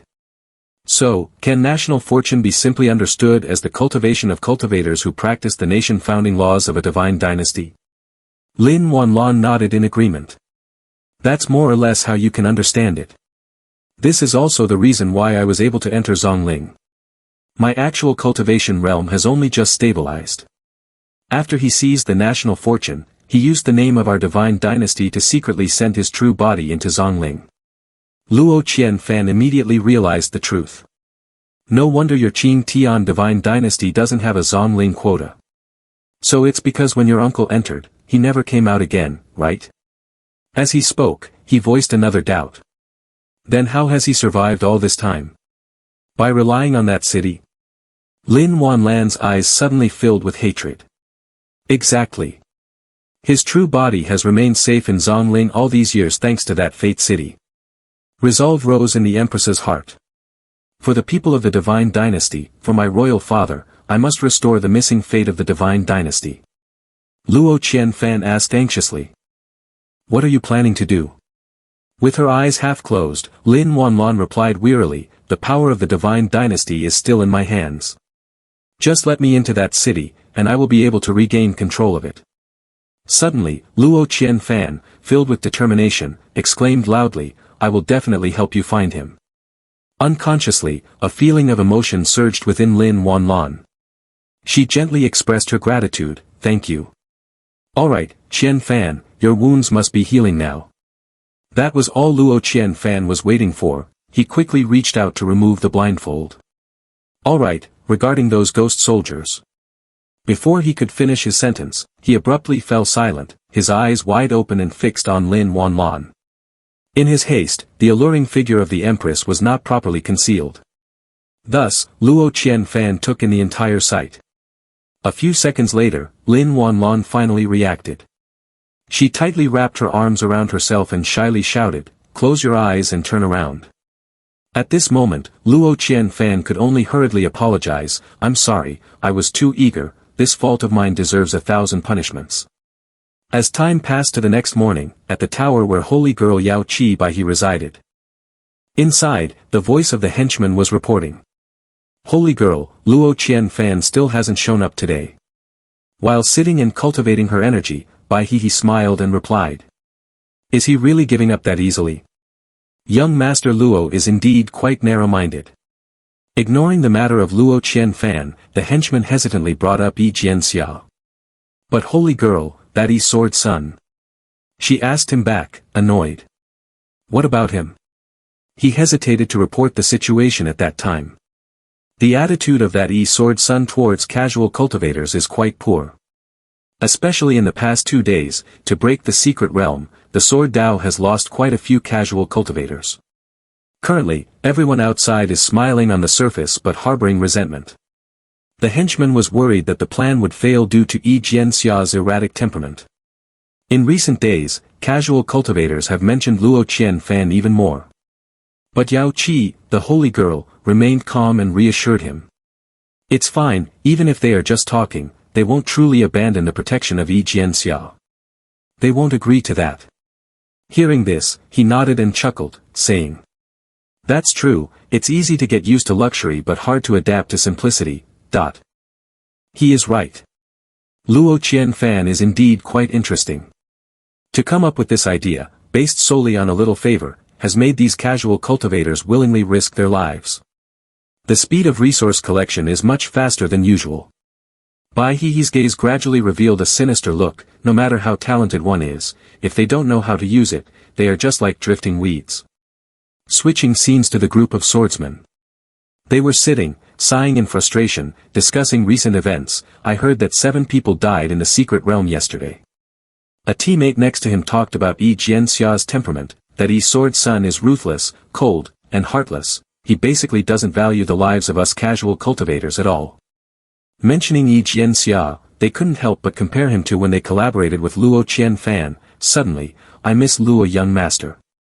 Although Luo Young Master would exploit our talents, at least he didn't hold us back. But this guy named D treats us like slaves. Another teammate chimed in, now, wanting to withdraw is not an option.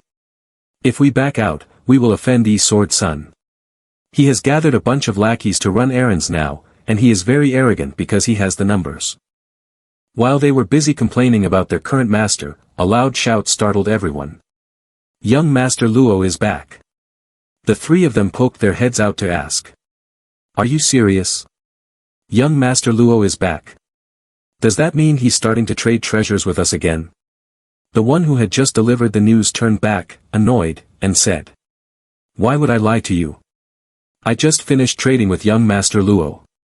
This time, since it was the young master speaking, they didn't need to worry about talent anymore. Upon hearing this, everyone became excited. If he's not even collecting talent anymore, what are we waiting for? So they all gathered around Luo Qianfan, eagerly expressing their enthusiasm. Someone curiously shouted. Young Master Luo, is it true that you're really not collecting talent this time? Another person chimed in. Young Master Luo, are the rules for this treasure exchange the same as last time? Young Master Luo. Without making them wait long, Luo Qianfan raised his hand to signal them to calm down and said, "This treasure exchange has some changes." The crowd looked at each other in confusion and then at him, unsure of what was different this time compared to the last. Without rushing to explain, Luo Qianfan slowly pulled out the scroll for the treasure exchange. Inside, there was no longer a list of treasures to exchange, but rather an image of a ghost soldier who had confronted them the night before. He excitedly presented, "This time we will only open elite monsters." Not long after, everyone began the hunt for ghost soldiers, which could also be called opening elite monsters. According to the name Luo Qianfan had given at the hiding cave, Lin Wanlan was also preparing thoroughly for the hunt when unexpectedly, Luo Qianfan asked, "Do those ghost soldiers have souls?" The system's manifestation, hearing his question, gave him an incredulous look without hesitation. Although Lin Wanlan was a bit surprised, she explained in detail, "They are all the bodyguards of my uncle, following him into Zong Lling, using secret techniques to maintain an immortal state."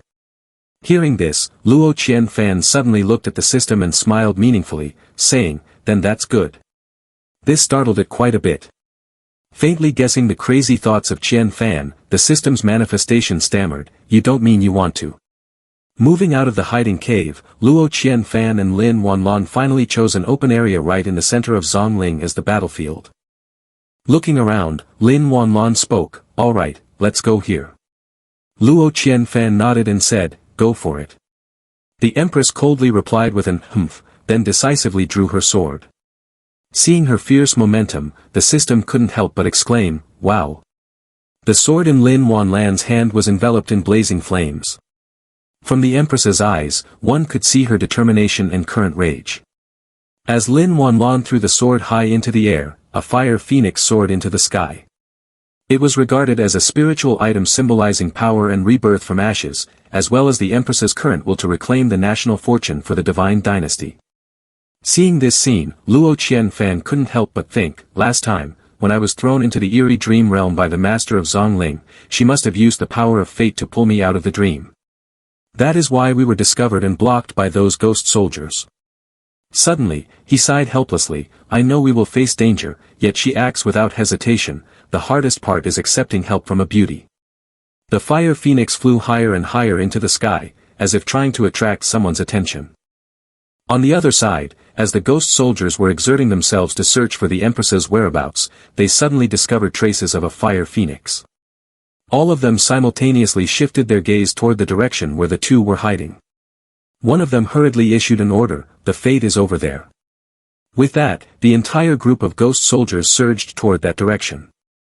At the same time, Luo Qianfan suddenly took out a pouch of talismans from his person and handed it to Lin Wanlan, instructing her, "I was a bit wasteful earlier. These are all the divine movement talismans I have left." She took them. Standing there in a daze, she didn't quite understand what was going on, but still responded with a few absent-minded acknowledgments out of courtesy. Although the Empress had accepted the talismans, Luo Qianfan couldn't shake the feeling of unease in his heart. He stood there in deep thought. "It still feels like I should add a bit more protection." Suddenly recalling something, Luo Qianfan handed over his entire set of armor along with his divine weapon to Lin Wanlan, determined to ensure the Empress's absolute safety. "Right, there's also a set of protective gear, a helmet. At a critical moment, it can block a single strike. Take it with you. Oh, and recovery pills. You'll definitely need these." His actions moved her deeply, but she only managed to stammer out a few incoherent words in response. This time, it was the Empress who was exhausted by the pile of items he brought over. All right, that's enough." Luckily, she intervened, otherwise, Luo Qianfan would have stripped everything left on him and handed it all to her. With his arms crossed and a serious expression, Luo Qianfan stubbornly resisted. "I still don't think it's safe enough. How about you come with me to take action together?" Knowing that Luo Qianfan was worried about her, Lin Wanlan still firmly refused. "Don't worry." She looked at him with a confident gaze and declared loudly, "This is a rare opportunity, it's very difficult to trick them again. If we are going to strike, we must give it our all." Seeing her confident demeanor, the system couldn't help but praise her. "Indeed, a heroine, can you learn a thing or two from her?" Being compared like that, Luo Qianfan shot at a disapproving look. Knowing she wouldn't follow him, he had no choice but to leave alone. Before completely departing, he didn't forget to turn around and say goodbye to her. Well, good luck to you. The Empress cheerfully replied, yes, got it. Seeing Luo Qianfan's expression, the system couldn't help but chime in with a jab. Oh come on, what the hell, it's fine to just succeed smoothly. This silly line is outdated now. Being mocked by it, you felt your face flush with anger, but you couldn't do anything more, especially not wanting to argue with it anymore. In an instant, Luo Qianfan had used a spell to teleport to another place, leaving Lin Wanlan alone there, contemplating her thoughts. When watching the script, shouldn't one be embracing someone at this moment? Imagining it, the Empress comforted herself. Indeed, reality is completely different from the script. Suddenly, a strange noise rang out, and Lin Wanlan's gaze became sharp. She seemed to sense something approaching. Just as her thoughts halted, an attack came straight toward the Empress, forcing her to stumble back several steps. If she hadn't reacted in time, she might have collapsed before it. Following the trail of the attack, on the opposite edge of the forest, pairs of red eyes were glaring at Lin Wanlan, threateningly. That scene was exactly like the night she was ambushed. And those eyes belonged to the ghost soldiers. They had followed the traces of the fire phoenix and were faster than the Empress had imagined. At this moment, Lin Wanlan thought, that was quick. In her hand was the activated talisman that Luo Qianfan had given her before he left. With that in mind, Lin Wanlan activated the talisman and escaped from the scene, leaving the ghost soldiers bewildered. Meanwhile, on Luo Qianfan's side, he was hiding in a tree, observing the enemy's movements. After a period of watching, Luo Qianfan smugly said, the effectiveness of team combat is much better than I imagined. Next is the time for everyone to showcase their magical talents. In the bushes where the swordsmen were lying in ambush, they were also watching the movements of the ghost soldiers, waiting for the right moment. Someone signaled, make your move. Simultaneously, the ghost soldiers were attacked from all sides. Right where the swordsmen were ambushed, the ghost soldiers were blown to pieces. The situation was no better for their opponents. Two swordsmen suddenly charged in, shouting, kill. With all their might, they unleashed spiritual energy, striking vigorously, catching the ghost soldiers off guard. On the left flank, many ghost soldiers were encased in a large block of ice, immobilizing their movement. Conversely, on the right flank, a swordsman unleashed flames to incinerate them. One hand held a sword thrusting straight ahead. With the organized attack and the coordinated efforts of the swordsmen, the ghost soldiers found themselves in a stalemate. Luo Qianfan and the system avatar continued to observe the situation from above. The swordsmen were fighting while discussing the battle. We still have strength left, anyone from the opposing side who can't resist can share it with the two of us. The right flank responded immediately, strike fast for a quick victory, use the energy recovery pills, then lure a group of monsters, no need to conserve magic power. Shouts erupted from the front. Damn it, whose soul arrow is that? Aim better. Someone stealthily replied, it's mine, it's mine. The chaotic scene before him made Luo Qianfan sigh in disappointment. I told you this Zong Lling has the smell of cheap games. With that, he stood up straight, clasped his hands together, channeling spiritual energy to signal. Alright, let's get to work. A magical circle was summoned, and a faint image of majestic mountains appeared above it. Over time, the magical circle expanded wider and wider. The system avatar also assumed a ready position. Seeing this, Luo Qianfan ordered. Alright, it's time for us to take action. Seeing him use a master-servant tone to command her, she instantly felt annoyed and retorted, whoever knows, knows. I am the system. Those who don't know might think I am your subordinate. Does the system not care for its dignity? A few minutes later, the ghost soldiers all collapsed unconscious on the ground. A stream of light then flowed from them, gathering at the spot where Luo Qianfan was standing. It turned out the magic circle he summoned earlier was to retrieve the elite monsters from them. Looking back to the past, during the prosperous time of the Divine Dynasty, Lin Wanlan was still a lovely, carefree child, within the grounds owned by her empress. The maidservants hurriedly chased after Lin Wanlan, calling out, Your Highness, slow down a bit. This is not the royal palace. Your Highness, be careful not to get lost. The two maidservants rushed to find Lin Wanlan, who was fleeing. While searching, they discussed, "Where is the princess? Where has she run off to?" The other replied, "Let's check over there." Seeing the figures of the two maidservants leave for another place, Lin Wanlon mischievously peeked out from behind a stone to stealthily observe. Then, she laughed out loud, delighted that she had tricked the palace maids. She could roam freely without anyone watching her. Lin Wanlon cheerfully ran down the steps of the courtyard. Suddenly, a sound caught her attention, causing the empress, who was running, to stop and look back in surprise. Without hesitation, Lin Wanlon quickly ran towards the source of the noise. Within a few short minutes, she discovered a courtyard separate from the palace, with a distinct sign above the entrance. The empress crept closer, sometimes hiding behind large pillars to conceal her presence. Standing near the courtyard, Lin Wanlan's eyes suddenly brightened, and she couldn't help but exclaim in amazement. Inside, amidst the sounds of cheering, two hands were firmly gripping each other with great strength, as if they were in combat. The crowd surrounding them was getting louder, one side chanting enthusiastically, "Left vanguard, go for it." The other side was equally passionate, shouting, "Right vanguard, attack his center." Most notably, in the center of the arena, the two fighters were intently staring at each other. Both hands gripped tightly onto each other's, while their legs served as a pivot, pushing against one another with strength. Amidst the fierce struggle, right vanguard, having greater stamina, managed to throw left vanguard off balance, causing him to stagger back a few steps. Left vanguard fell heavily to the ground, and right vanguard officially claimed victory in this match. At the moment left vanguard was knocked away, the people around immediately celebrated, shouting, "Great! We won, we won!" Although he had achieved victory, there was not a hint of joy on right vanguard's face. Suddenly, he noticed something and let out a surprised grunt, looking over. It was Lin Wanlon. She had been discovered hiding behind a pillar and was now subjected to right vanguard's fierce gaze. The empress was unintentionally taken aback in fright. Lin Wanlon swayed and began to fall backward. It seemed she was about to crash face first onto the ground, but fortunately, a tall figure caught her just in time. A tall man, with a handsome face, dressed in luxurious attire that exuded elegance and power. Seeing him, Lin Wanlon exclaimed in surprise, "You!"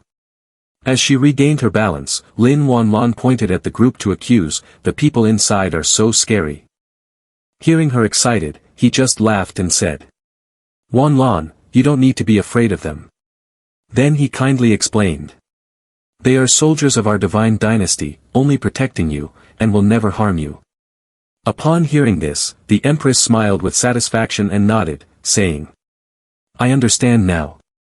Returning to reality, at the battlefield between Lin Wanlon and the ghost soldiers, an axe swung down, but she quickly dodged out of the way. With the fierce momentum and the current number of ghost soldiers, Lin Wanlon was struggling to confront them. After avoiding the ghost soldiers' attack, the empress raised her hand and focused all her strength to chant a spell. Instantly, a circle of sword chi appeared. Lin Wanlon shot them directly towards the ghost soldiers in front of her. Since they were well-trained warriors, the ghost soldiers successfully blocked the previous technique. Moreover, they launched a counterattack by hurling their weapons towards the empress. The weapons thrown landed directly into the ground. It turned out Lin Wanlon had managed to leave that spot. She ran into the forest to hide and wait for the right opportunity. Breathless, Lin Wanlon was also devising a plan. "We can't move too quickly. We have to lure them from a distance so that Luo young master can divide up more ghost soldiers." On this side, the system's avatar was tirelessly refining the grassroots deity in just a few brief seconds. The refining process was successful. Looking at the finished product in hand, it couldn't help but feel disappointed and remarked, "Compared to the pristine soul, the amount of work in refining the grassroots deity has increased significantly, and the quality is not on par with the pristine soul." Luo Qianfan lounged nearby and, seeing this, also spoke up. "Since it's all on the blacklist anyway, just use this for now to avoid being burned." Remembering something, the system's avatar reminded, "Take this opportunity to collect a bit more. Under Zong Ling's cultivation restrictions, your little sovereign doesn't seem able to last long." Luo Qianfan suddenly fell into deep thought. He recalled the conversation from the night before with Lin Wanlon while they were discussing how to deal with the ghost soldiers. Luo Qianfan disagreed and shouted, This is too risky. The Empress saw him resisting, but she remained determined and said. Ever since I entered Zong Lling, this uncle of mine has been holding on tightly. If we don't die, he won't be able to achieve glory. Luo Qianfan tried to intervene, but... Then the Empress interrupted him, reassuringly saying, Don't worry, Luo young master, death is just a pawn for me. Lin Wanlan's gaze reflected determination. I've prepared for this, the consequences of this pawn will not be too severe. Luo Qianfan was still quite worried about her decision, so he expressed his concerns, but after that, you have to use your true body. Are you sure? Hearing this, the Empress not only did not waver but became even more resolute. I swore before my father's grave that in this life, I will kill the traitors and reclaim my fate, regardless of the cost. Overwhelmed by Lin Wanlan's determined spirit, Luo Qianfan could only sit silently and watch her. Back in Lin Wanlan's combat area, she was now covered in wounds, her breathing becoming difficult. On the ground, a portion of the ghost soldiers had fallen before the Empress's sword, but it was just a small number. In front of her, countless ghost soldiers were still charging forward. Lin Wanlan could hardly hold on much longer, but with her unwavering will, she struggled to breathe and regain some strength. At this moment, the ghost soldier wielding a spear charged aggressively forward. He swung the spear and delivered a horizontal slash to the side. Lin Wanlan jumped back with all her strength to dodge, quickly regaining her balance like lightning. Before she could catch her breath, another ghost soldier rushed in with an axe and swung down. With her quick reflexes, she managed to parry the attack with the blade of her sword. Due to the prolonged battle, Lin Wanlan's strength was no longer as it had been at the start. She grimaced as she struggled to fend off the attack. Looking directly into the eyes of the ghost soldier, it seemed Lin Wanlan recognized something, that face. The ghost soldier before her was Right Vanguard, who had glared at her during their first encounter. Recalling that expression along with the face he had now, the Empress thought to herself, still very terrifying. In the moment of collapsing, a familiar arm supported her. It was Luo Qianfan. He had come to assist the Empress. One hand steadied Lin Wanlan while with the other, Luo Qianfan channeled spiritual energy to attack the ghost soldier, much to her astonishment. His attack was easily dodged by the ghost soldier, but a streak of lightning still grazed its face, causing a chunk of flesh to fly off. The ghost soldiers gritted their teeth in pain. At this moment, Lin Wanlan finally regained her composure and asked, Luo young master, why? Luo Qianfan hurriedly replied, There's no time to explain now. Having said half a sentence, he suddenly took out the token from his person. Without any hesitation, Luo Qianfan threw it high into the air. Immediately, the token activated, releasing a dazzling stream of energy from within. Gradually, countless sharp electric bolts converged to form an attack, mercilessly striking directly at the body of the ghost soldiers. The lightning quickly incapacitated it, rendering it temporarily unable to fight. Seizing the opportunity, Lin Wanlan quickly grabbed Luo Qianfan's hand and said, If you want to die, you must die beside me. Saying this, the Empress decisively pulled him to run straight into the depths of the forest. Let's go. That place has favorable terrain for hiding. At the same time, on Yi Jianxia's side, he was furious because over half of the swordsmen had not gathered as instructed. Where are they? Where have they all died? The remaining swordsmen answered in fear, they all went to the place of Luo young master. Before he could explain further, Yi Jianxia angrily interrupted. Damn it, what kind of work are you all doing? You just let them go like that? Is there anything that Luo Qianfan can offer that I can't provide for them? Hearing the scolding, the swordsman immediately knelt down, trembling as he pleaded. My lord, please calm down. It's just that they are absolutely determined to go exchange treasures with young Master Luo, and we couldn't stop them. Looking at the few weak swordsmen, Yi Jianxia, in his frustration, kicked him straight in the face without holding back, even cursing. Useless person. While the swordsman helped him up, Yi Jianxia bitterly said. What a name, Luo Qianfan.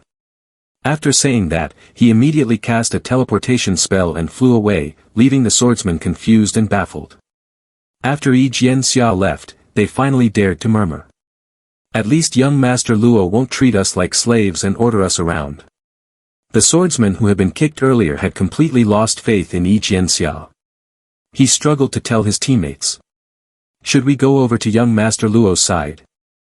After a while, upon hearing the report from his subordinate, he became furious. What you mean is that this Luo Qianfan doesn't want anything this time? He weakly replied, yes, that's right. Everything was going off the planned course. Holy girl Yao Qi was so angry that she kept pacing back and forth, muttering, what is he plotting? Seeing that the subordinate seemed hesitant to say something, she shot him a glance and ordered, if you have something to say, just say it plainly. With her permission, he reported without hesitation, yes, holy girl, from the times I've seen him, I've always felt that this Luo Qianfan is a bit strange. In the heat of the moment, as he hesitated to speak, he expressed her annoyance and snapped, what do you mean? The subordinate's gaze hardened as he seriously stated his suspicion, although during this period he has been making moves and causing a stir, I can't shake the feeling that he doesn't have any particular aim. I always feel like all his actions are akin to playing around. Hearing this explanation, he suddenly burst into loud laughter. She appeared to understand and said, some things are not as simple as they appear on the surface. Reflecting on everything, he quietly analyzed. After Luo Wuji broke the exit barrier, his previously incapable son suddenly transformed into a talented cultivator. After just one outing, he nearly caused the righteous cultivators to fall into chaos. At this point, she mentioned the current peak tension. Now, internal conflicts among the righteous cultivators are escalating, like a barrel of gunpowder being ignited. The one who sparked this fire is him, Luo Qianfan. Suddenly, the name Luo Qianfan became widely known, and the holy girl Yao Qi couldn't help feeling jealous. In less than half a year, he has risen to the top of self-enlightenment, with his name on the Qinhua ranking. Entering Zong Lling, he has already altered the rules and the long-standing dynamics of Zong Lling. An unclear henchman interrupted, what do you mean by that, holy girl?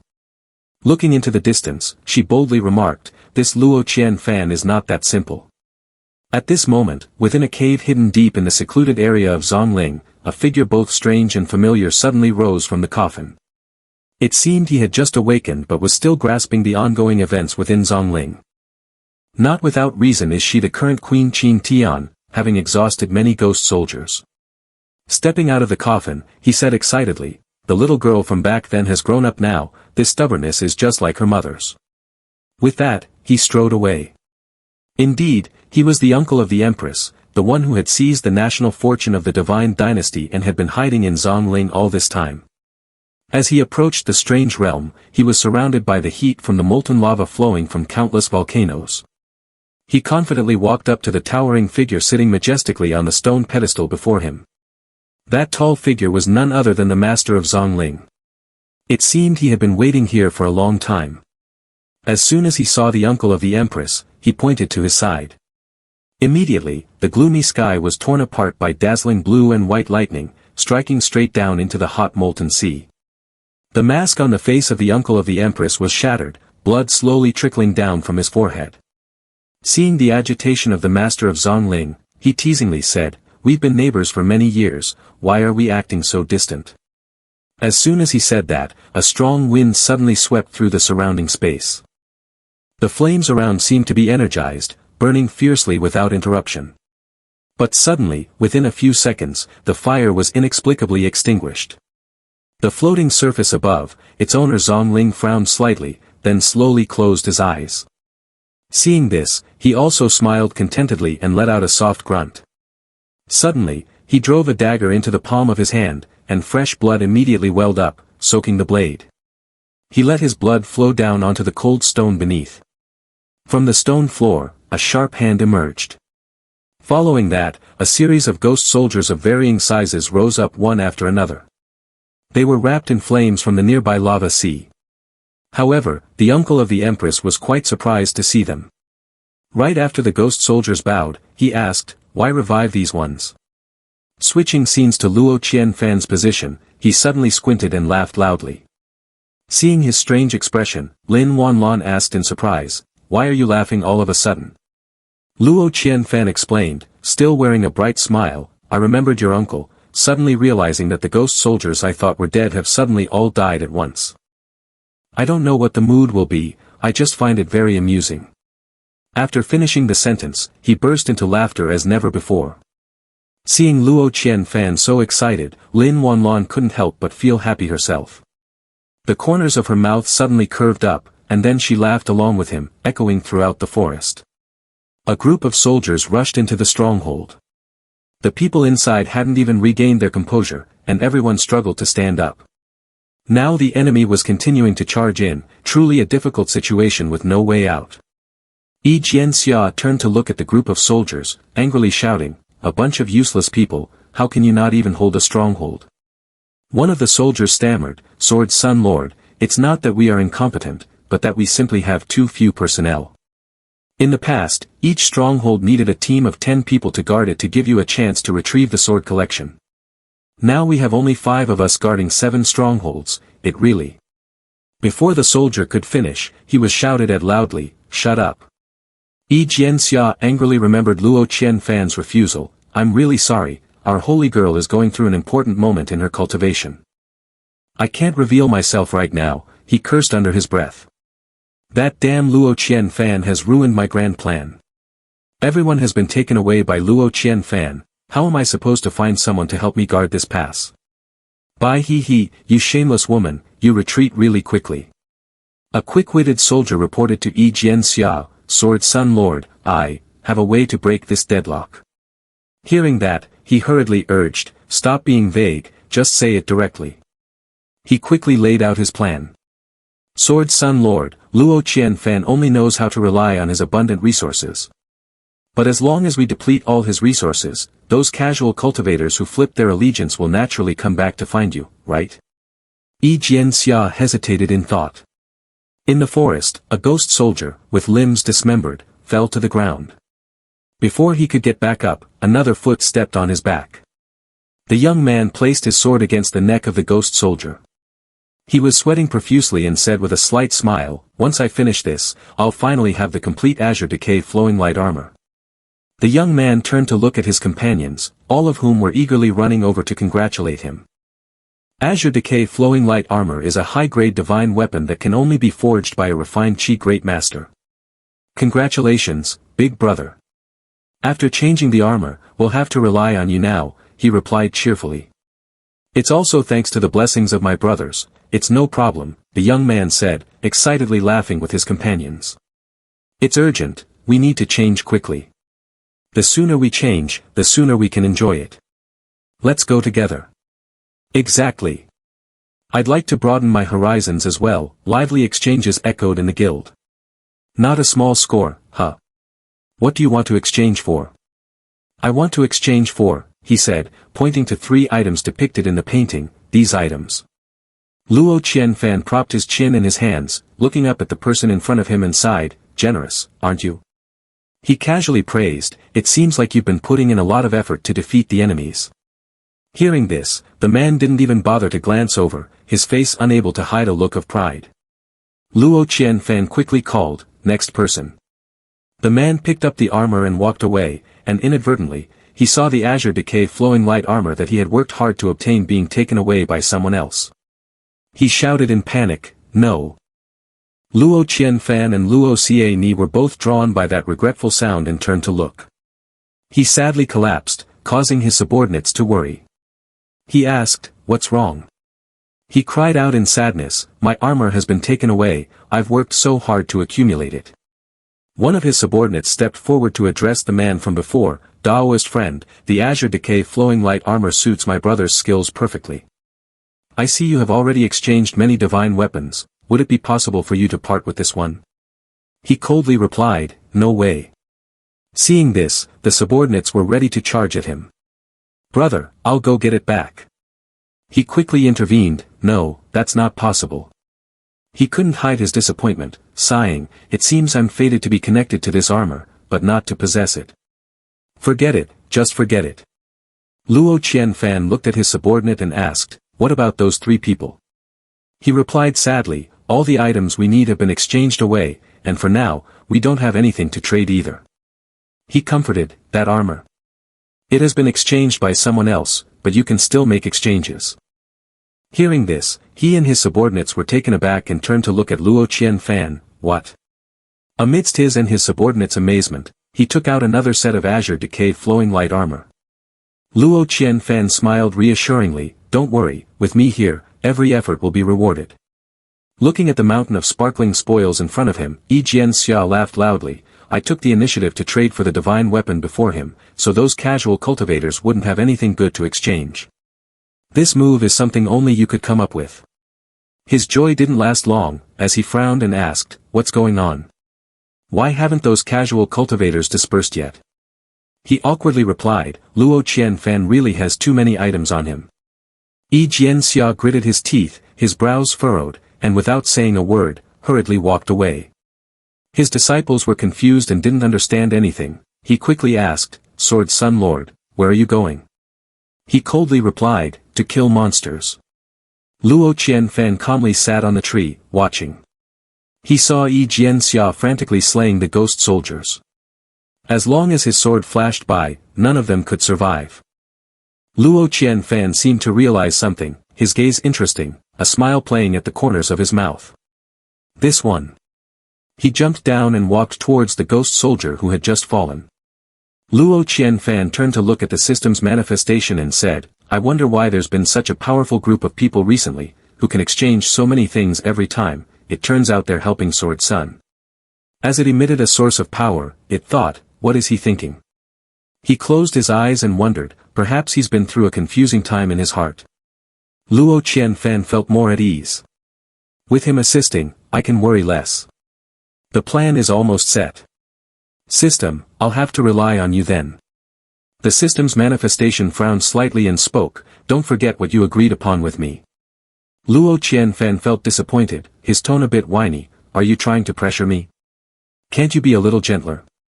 It maintained its stance in response, not a word can be retracted, this matter is non-negotiable. He sighed in resignation and agreed, all right. Suddenly recalling something, Luo Qianfan turned back to the system. But there's something that needs to be said. He looked at the ghost soldiers sprawled on the ground, praising, this performance, this isn't Sword Sun Ji, but my #1 super grind guy. Luo Qianfan and the system moved to the spirit storing platform. He raised his hand to perform the activation technique, start. Immediately, the water in the middle of the lake stirred violently, the crashing sound of the waves rising up. A spirit storing platform quickly emerged, protected by sharp stone barriers. Luo Qianfan and the system approached together. They gently set foot on this territory. Luo Qianfan asked, is this good enough? The system clasped its hands together, eyes closed, and seriously replied, all right. It quickly released the resentment of the deceased ghost soldiers. Apart from pristine souls, other souls carry attributes. The gloomy resentment of ghost soldier souls, if it lingers too long, will corrode the surrounding environment. They can only be temporarily isolated here for now. Around Luo Qianfan and the system, countless demon energies were flying about. Luo Qianfan rested his chin on his hand, pondering. He wondered, in that case, using this corroded place. The resentment is thick. What about nurturing some resources from the abyss system? Hearing this, the system immediately became excited, great idea. Its face lit up with enthusiasm, and it proudly exclaimed, what's this? Even my little host is willing to think. Luo Qianfan quickly expressed his opinion, I have an idea, once we go outside, I'll hire someone who specializes in land allocation and resource nurturing in the virtual world. Let's call it illusory soil resources. Not long after, the system was quickly pulled back by a feeling of helplessness, I understand. Back at the guild, Luo Qianfan sat with his arms crossed, his eyes filled with unspoken thoughts. Suddenly, a voice pulled him back to reality, Luo young master, you've arrived. He smiled and said, I hope I'm not disturbing you, Luo young master. Luo Qianfan was well aware of his intentions and quickly took out the item list, no problem, what are we trading today? Have you made your decision? He was cheerful, eagerly saying, I've decided, I want to trade for these items. Luo Qianfan glanced at him and smiled approvingly, you really are diligent in coming here. If you keep this up, my stash will surely be emptied by you soon. In that quiet dense forest, Yi Jianxia unexpectedly turned around and asked. Did he really say that? He confidently replied. Yes, this is what Luo Qianfan said himself. He became calmer. Finally, I have found a clue. He added. I told you. When entering Zong Lling, who doesn't save some space in their magic weapon storage to bring things out? Who would fill their divine weapon treasures when coming here? Luo Qianfan is indeed strange. After hearing this, Yi Jianxia hurriedly left. He instructed. Let him think what he wants, after I have taken everything from him, we'll see what other cards he has left. He clasped his hands in farewell. Sword Son is wise. The disciple beside him, seeing him so pleased, couldn't help but feel envious. His face darkened. This Jiu Lu Taoist has been showing off too much in front of the Sword Son lately, overshadowing me. I can't let him bask in glory forever. He quickly walked over, threw an arm around him, and curiously asked. Jiu Lu Old Taoist, what treasure did you manage to acquire today? Let me have a look. He seriously asserted. No, these things all belong to the Sword Son. He did not know when to stop, stubborn. How could a noble lord, descendant of the sword, pay attention to such things? Have you seen him glance at any of these treasures during the exchanges? You and I should choose a few items to keep, the Sword Son surely won't notice. He chuckled in agreement, that's reasonable. Then, his body suddenly swelled up, his face covered with numerous big and small bubbles. Like a balloon filled with air, his body exploded, his limbs dismembered. He reached out to grab a remaining arm from his shoulder. He quickly threw it to the ground in disgust, but who gave you the right to touch these things and come near me? Saying that, he looked up at the sky and laughed, finally, I can't sit still any longer. In the sky, a massive, blood-red eye appeared, surrounded by a purple orb. Powerful rays shone down from above, darkening the sky, and a bold man stood amidst countless terrifying eyes. He stood calmly, smiling, with the corners of his mouth slightly curved up. The old neighbor is really angry, he said as he summoned numerous vengeful spirits swirling around. Just give it a little time. Those eyes seem to be enjoying the vengeful spirits quite a lot.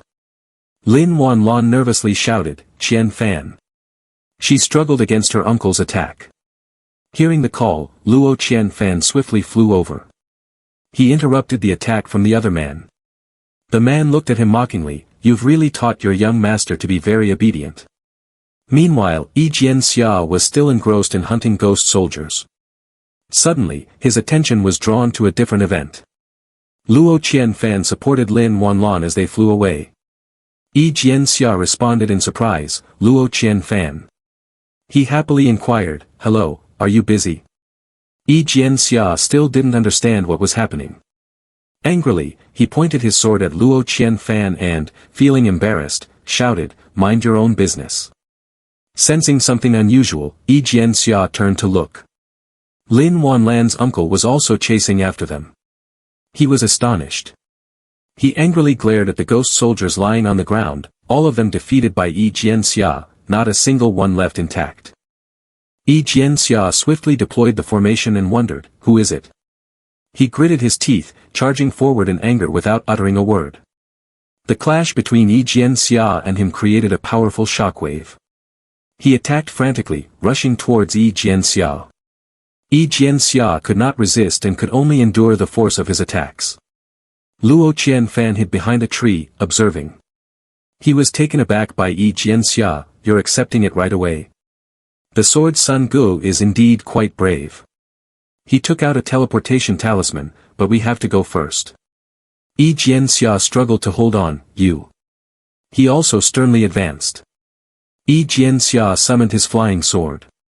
The tip of the sword pointed to the ground, from which countless small swords flew out. He transformed into a flying sword and took off. Yi Jianxia poured all his strength into flying as fast as possible. He looked back at his opponent behind him, what is this? He transformed into a fierce demon, blocking Yi Jianxia's path. Yi Jianxia suddenly shouted, Zong Lling, how can someone so powerful appear? Luo Qianfan calmly agreed, that's right, that's right. This is really unreasonable. Yi Jianxia angrily asked, Luo Qianfan, why are you following me? He tightly held onto the fly sword, with Lin Wanlon beside him. Luo Qianfan replied with a smile, let's run together, I just need to borrow your little fly sword for a moment. Yi Jianxia's brows furrowed as he shouted, are we that close? Luo Qianfan reassured him, don't be scared. He praised, the big sword from earlier was amazing. Yi Jianxia and Luo Qianfan quickly escaped, leaving him standing in the middle of the forest, dust and smoke surrounding his body. He disdainfully said, after years of not going out, have the swordsmen become like this? He looked up at those eyes, which were no longer wide open like before. He sighed, hold on tightly, maybe I can make a move 2 more times. Saying that, he raised his hand to summon, wind blade like a knife. He quickly became the center of a swirling storm of power. His strength had developed into a large whirlwind. The force of the wind was so strong that it pushed back Luo Qianfan's group. He promptly utilized his power, everyone, unite and burst out with all our strength. The talismans swiftly linked together, forming a protective barrier around Luo Qianfan's group amid the raging vortex. They quickly escaped the danger zone. Watching them, he sneered, trying to run. Without the slightest hesitation, he unleashed his power and activated a stone. The stone instantly expanded into a colossal mass right beneath Luo Qianfan's group, leaving them stunned. Lin Wanlan sensed something wrong and cried out anxiously, this is bad. That is.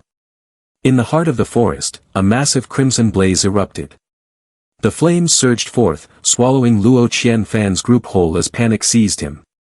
Luo Qianfan reached out, pulling Lin Wanlan close into his arms.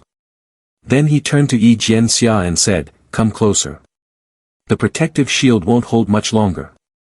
Yi Jianxia blurted out in shock, what?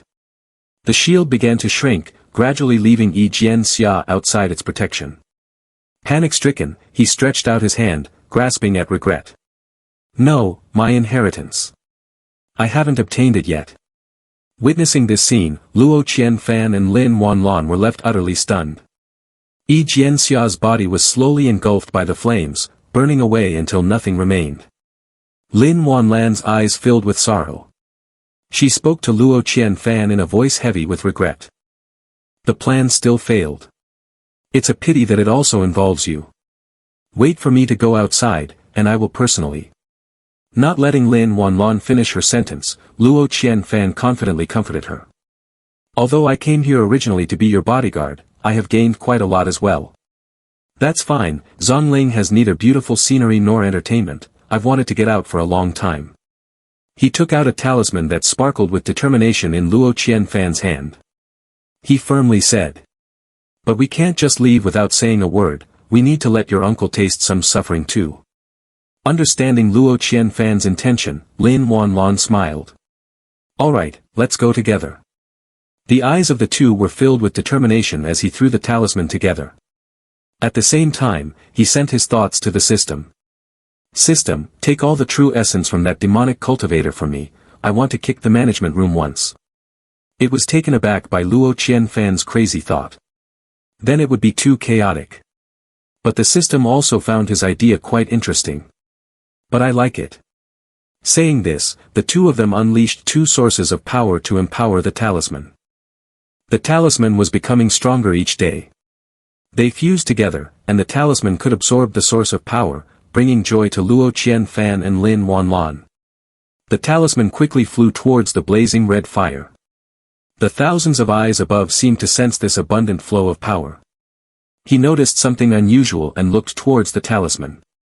The talisman and the source of power surged through the forest, directly attacking him. He reached out his hand to block the attack, struggling even when death is near. Realizing something, he looked up to where the thousands of terrifying eyes were. Those ghastly eyes also began to emit terrifying energy. They formed a dark flow of power that shot straight down to the ground. His face darkened, and the corners of his mouth twisted up, so that's how it is. His gaze became more fearsome than ever, a one-for-one exchange, huh? In the camp, Yi Jianxia shouted loudly, damn you, Luo Qianfan, this is not over between us. His face darkened, and a fierce aura radiated from him.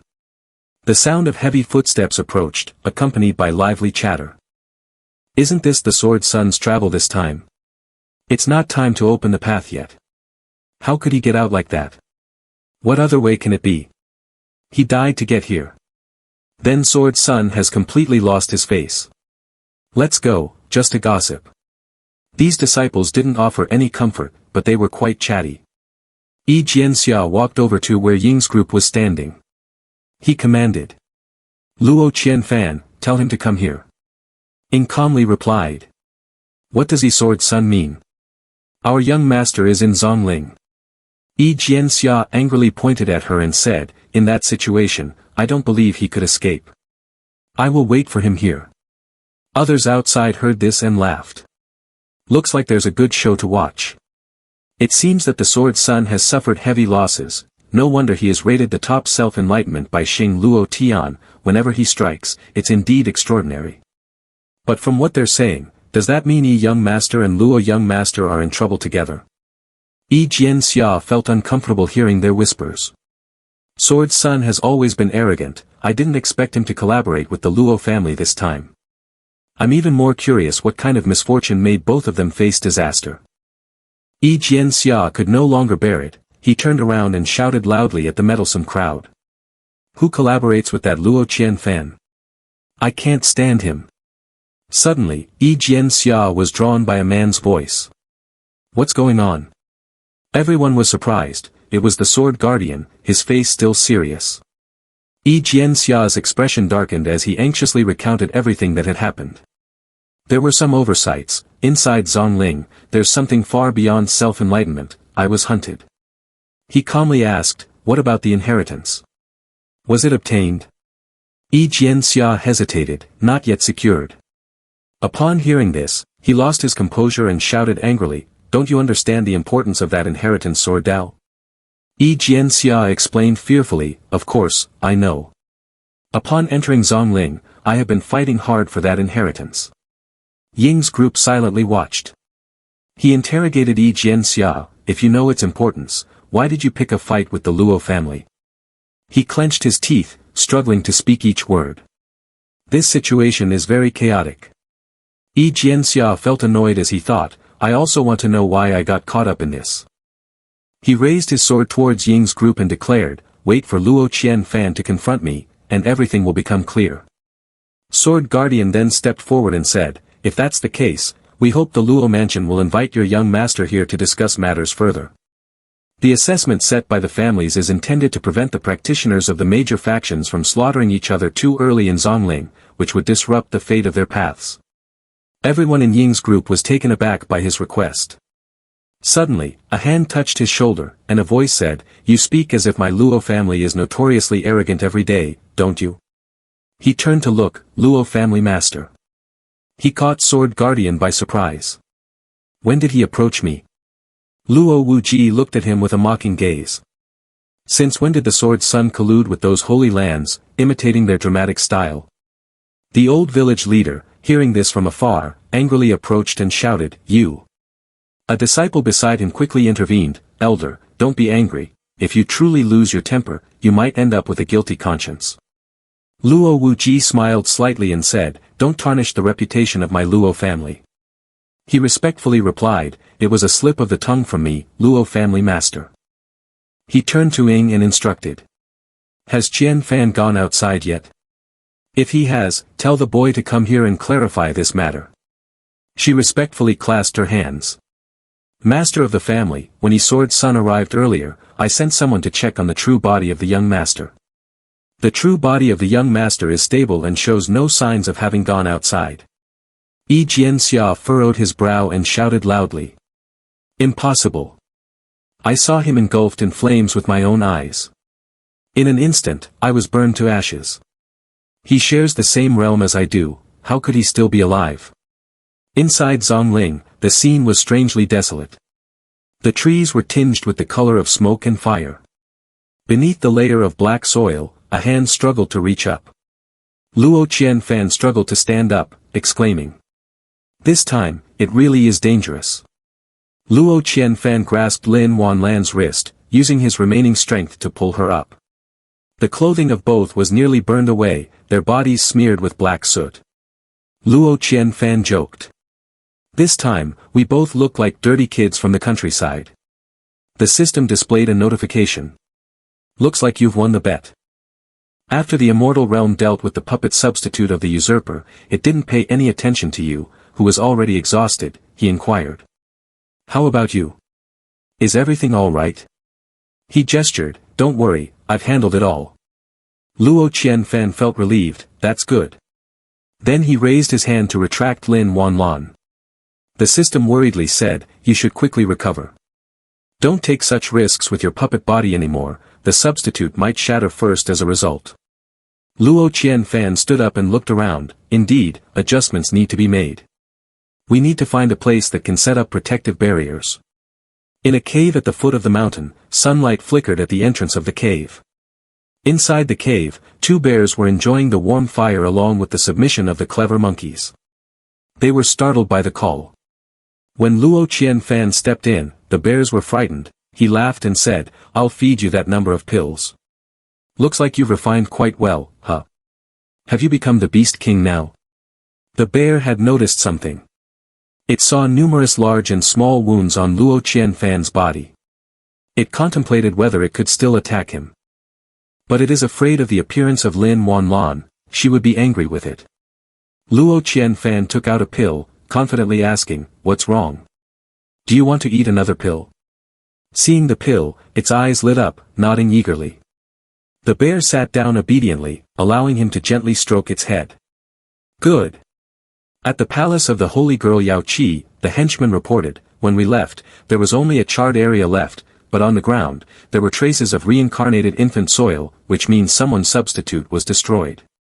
Bai He looked confused, the only ones qualified to use a substitute puppet are descendants of the Holy Land aristocracy, but very few can unleash such a tremendous power.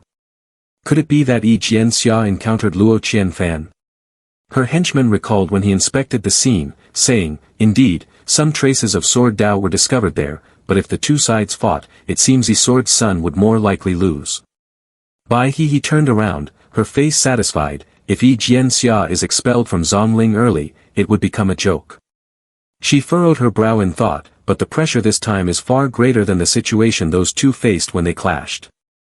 Could it be that Luo Qianfan is still hiding his talents? Or is the gap between the number one in self-enlightenment, as evaluated by Xing Luo Tian, and us really that large? Bai He asked. Right, have you heard anything about that person's movements at the liberated Dragon Palace? He shook his head, no. Since that person entered Zong Lling, no one has seen him again. She said, puzzled, that's strange. With that person's personality, he shouldn't be so quiet, right? I was hoping he would step up to break the current deadlock. Bai He continued to instruct, anyway, you keep investigating to find out who was eliminated. He replied, understood. He asked further, if it is true that Yi Sword's son has been eliminated, will we still consider accepting his exchange of treasures? Bai He said, not for now. Got it, I understand. With that, he respectfully left. Bai He pondered the next moves, it seems I must reassess the strength of young Master Luo Mansion. Luo Qianfan, hiding so well, what are your true intentions? Inside the cave, the bear was enjoying a delicious pill. Luo Qianfan lay back, savoring the softness of its body, and sighed. Feeling frustrated, he confided, right now, I don't wish for anything else, just want to find a place to soak in a hot spring and then have a barbecue. Mentioning a barbecue, the bear turned pale and did not dare to move. Luo Qianfan turned to comfort it, don't worry, I don't intend to eat you. Upon hearing this, the bear let out a sigh of relief. The system appeared, arms crossed, looking at him angrily, a precious pill like this, and you give it away. Such a waste. He said nothing, closing his eyes to enjoy. Relying on someone else's territory for shelter for the night, I have to pay for the room anyway. Luo Qianfan looked up at the system in curiosity. By the way, haven't you arranged for her yet? It replied, don't worry, I'll act quickly. Her soul fragment is very well preserved, maintaining your illusion for a while won't be a problem. Luo Qianfan smiled, reassured, that's good. He recalled that day, while carrying her to escape, Luo Qianfan came up with a plan. Lin Wanlan suddenly asked, what does it mean to die next to you? He replied, an idea just popped up. He bent down to look at her and explained, I plan to adjust your plan a bit. Your original plan was to actively seek death, then have the true body risk entering Zong Lling. If that's the case, why not pretend to be dead once? Her eyes widened, pretend to be dead. Luo Qianfan confirmed seriously, that's right, my illusionary world can absorb pristine souls, and it can also temporarily protect your divine soul. When your substitute's vitality diminishes, I will absorb part of your soul to deceive the enemy. Then all we need to do is modify the substitute puppet for you. Lin Wanlan looked worried, asking, but how do we deceive him? As long as he patiently extends the time, based on the connection to fate, sooner or later he will discover that I am in Zong Lling. He hurriedly picked her up and ran while encouraging her, it's simple, what the ears hear is fake, what the eyes see is real. We will create a grand scene for him, enhancing his sense of immersion. Only when he personally confirms we are out of options can we shatter his caution thoroughly. Luo Qianfan returned to reality, enjoying the leisure. Luo Qianfan examined his body. But unexpectedly, he nearly failed. Fortunately, he managed to hold on. Moreover, he even shocked the master Zong Lling and destroyed his puppet body replacement. He blew on the ice wrapped around his hand. Earlier, he stole the slot from the Qing Tian Divine Dynasty and took this puppet body replacement. Now that he has lost his auxiliary account, he will have to hide in his own city's main account from now on. In another cave, a faint stream of power flickered from within a tree trunk. He stepped inside. In the center of the cave, a stream of hot lava was flowing, and above were terrifying eyes watching from above. He looked up at those eyes, furious, you destroyed one of my avatars, do you think that will give you confidence? He floated in the center of the hall, those eyes seeming to grow stronger. He sneered, his feet gently swaying, indeed. He looked up at his master Zong Lling, it was worth it for me to destroy a puppet avatar to probe, indeed, your nourishment is insufficient. Luo Qianfan examined the cave, the system questioned, what are the next plans? He climbed onto the bear's back and calmly replied, before the city opens, we need to collect some reincarnated infant soil. Whether it's repairing my substitute or hers, it can't be resolved with just a few taels of silver. Luo Qianfan left with a bear, leaving behind a group of monkeys and another bear. He sighed, just thinking about it makes me tired already. He stood casually on top of the mountain. Suddenly, it seemed he noticed something. It turned out he saw Luo Qianfan traveling leisurely. He silently lamented, so easygoing, even at this point, he's not in a hurry, how can that be? He curled his lips in disdain. While on the way, the bear suddenly stopped. It sniffed out a scent that made Luo Qianfan wonder, what's wrong? The bear growled towards the bushes in the forest. He seriously fixed his gaze on a strong aura emanating, moving toward Luo Qianfan. Inside the cave, Master Zong Lling seemed to have awakened, his eyes glowing bright, his hand raised. He quickly struck his hand toward Lin Wanlan's uncle, who was standing there. Seeing this, he sneered, it seems like our neighborly relationship is about to end, huh? Master Zong Lling angrily struck his hand, and the magma immediately surged up. He didn't hesitate to use his powers, open the way. On Luo Qianfan's side, he was still stunned by the events unfolding before him. A beast with sharp claws charged out. Its face was terrifying, furiously rushing toward Luo Qianfan. Unfazed, he jumped down from the bear's back, ready for action, just in time to bring. Before he could finish his sentence, he suddenly noticed something. Not just one creature, but countless other horrifying beings were also rushing toward him. The bear was startled but still brave, growling to threaten the opponent. Luo Qianfan jumped back onto the bear's back, catching it by surprise. Without time to explain, he commanded, this is too much now, run away. The bear immediately turned and ran. However, Luo Qianfan and the bear were not their prey, they ignored him and charged straight ahead, leaving Luo Qianfan incredibly puzzled. The bear's eyes widened in surprise. He wondered why they were all racing forward like that. He was still confused. What's going on? Are they not here for me? What are they trying to escape from? The castle behind him suddenly lit up, causing Luo Qianfan to turn around and look. He felt relieved. Great, no need to go searching for the castle. It just appears right in front of me. Suddenly, he was enveloped by a blazing golden light, making the glaring bear cover its eyes. The bear opened its eyes in confusion. It returned to the forest, while Luo Qianfan had vanished. Luo Qianfan looked at himself in the clear water, bewildered. Suddenly, a voice called him back to reality. Luo Qianfan. Luo Guer, one arm around a female singer and the other holding a wine glass, cheerfully asked, "What are you daydreaming about?" Luo Qianfan sighed, "Nothing." In the tavern, the music was pleasant, and the performers danced gracefully, everyone was happy, but he was troubled by something. "It seems I've forgotten something."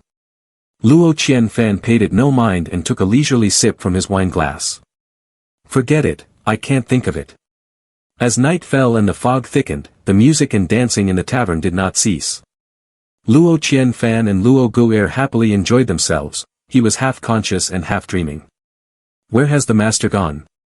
His cheeks flushed. Smiling comfortably. A female singer stood in front of Luo Qianfan, catching his attention. It was the little system that shouted his name loudly. Luo Qianfan. Startling him. His shout filled the tavern. Luo Qianfan jumped up, panting heavily. Beside the bed, the system and fate waited for him. "Are you awake?" he looked up and asked. "This is fate. Compared to fate, I think the difference is significant, it feels like a dream." The system frowned, uncomfortably explaining. "After all, one of the functions of the Fate Divine Dynasty is to create illusions for the people. If you hadn't left a method to wake up, you would have been trapped there for a long time." Luo Qianfan gently placed his feet on the floor, puzzled, "But isn't it all fake? With such luck, how can we maintain the Divine Dynasty?" It replied, "But the emotions felt are real. If the people are peaceful, the nation will prosper." The system curiously said, "Speaking of which, what is your beautiful dream?" "I heard that fate creates dreams that allow you to confront your instincts and deepest desires." He closed his eyes and replied calmly. "In my dream, it's just my everyday life, nothing special." Finished drinking, then singing. The system was at a loss, "I really don't know whether to say you are learning by doing or just an empty vessel." As the sunset gradually descended, Luo Qianfan flung open the window, gazing at the sky and clouds. The streets at night grew quiet and cold. Outside, lanterns illuminated a corner of the street. He peered outside and noticed a suspicious man entering the inn. His hair concealed nearly half of his face, and a faint, alluring smile curled on his lips. In the stillness, a knock on the door echoed. Luo Qianfan felt a bit uneasy but paid it no mind. The inn fell silent again, with faint traces of power flickering outside. Inside the inn, the system communicated with Luo Qianfan, "The rooms that are still lit mean there are others inside, right? Why is he bringing people into the city? It can't just be to provide them with nice dreams."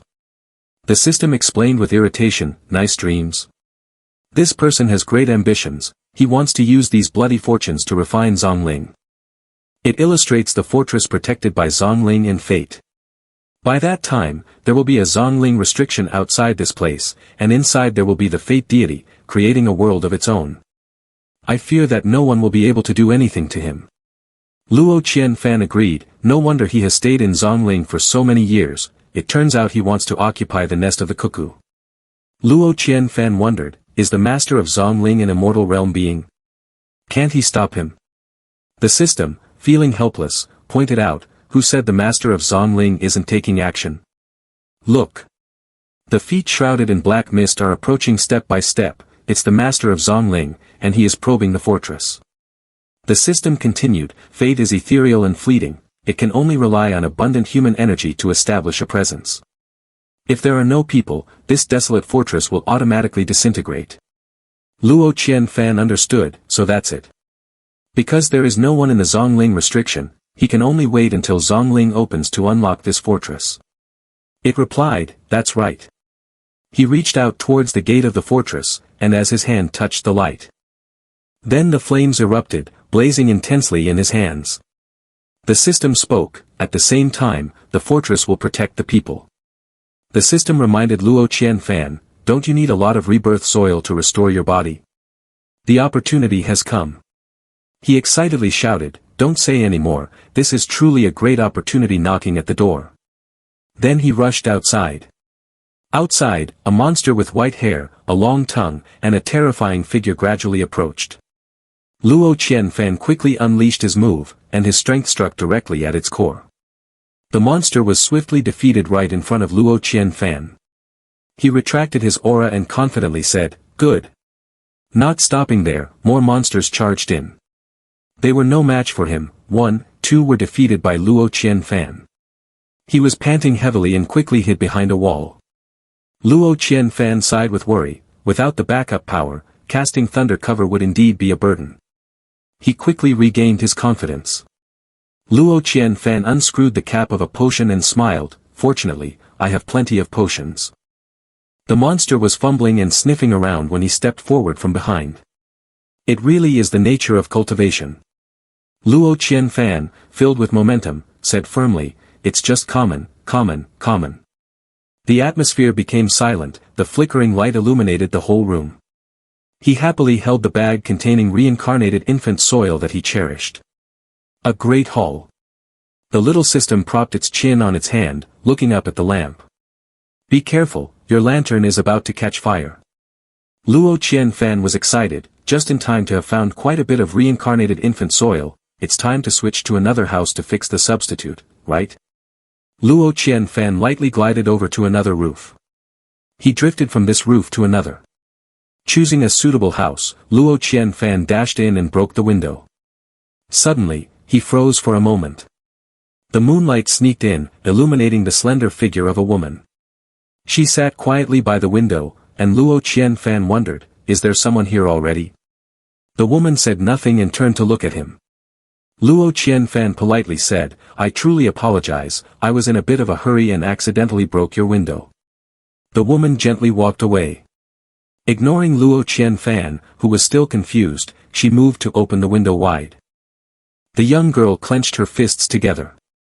Luo Qianfan marveled, fate is truly strange, it can make people act without needing real objects. At the inn, the system angrily shouted, quickly restore your body and bring your little empress here to compete for ownership of this city. The night enveloped the sky, making the moon even more prominent. Luo Qianfan stood on the roof, looking down and pondering, if I want to reclaim fate, I need to find that shard of the incomplete fate essence. This is a good opportunity, I can gather more reincarnated infant soil to further restore her puppet body. The system transformed into a host, excitedly introducing, here we go, let the hunting program begin. Countless strange creatures chased after him. Luo Qianfan moved like a flash, attacking and quickly fleeing. The little system commented, with agile steps, our contestant Luo Qianfan has started his journey.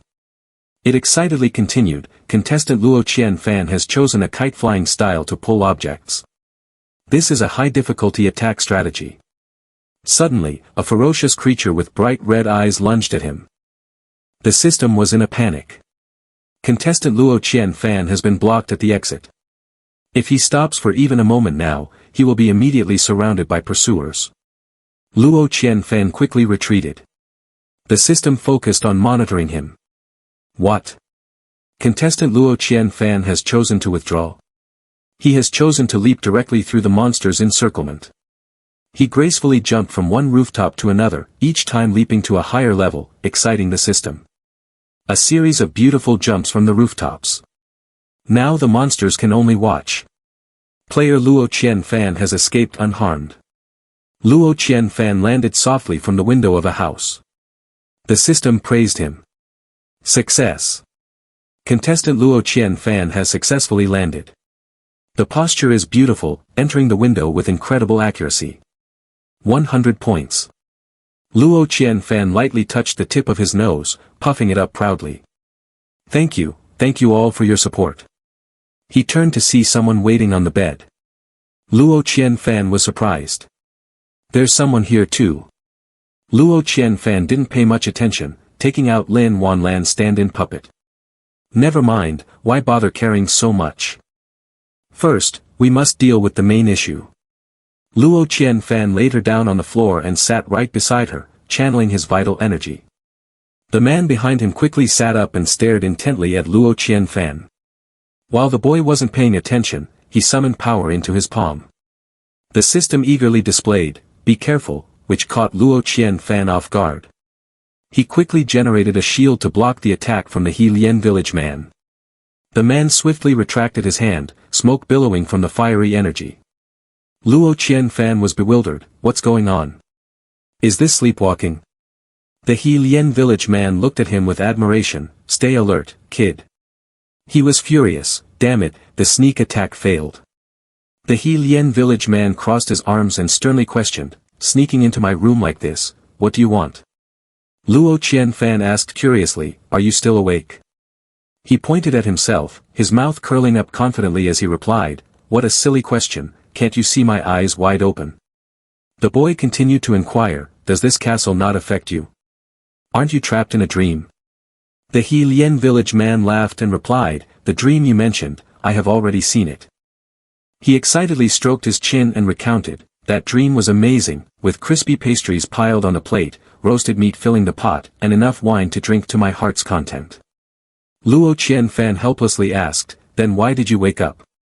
The He Lien village man replied regretfully, damn it, the more I ate, the hungrier I got, so I woke up because I was hungry. In his heart, the boy was filled with doubt, strange, even if I have woken up, fate shouldn't have such a lasting effect. Luo Qianfan continued to probe, after you woke up, you didn't dream anymore.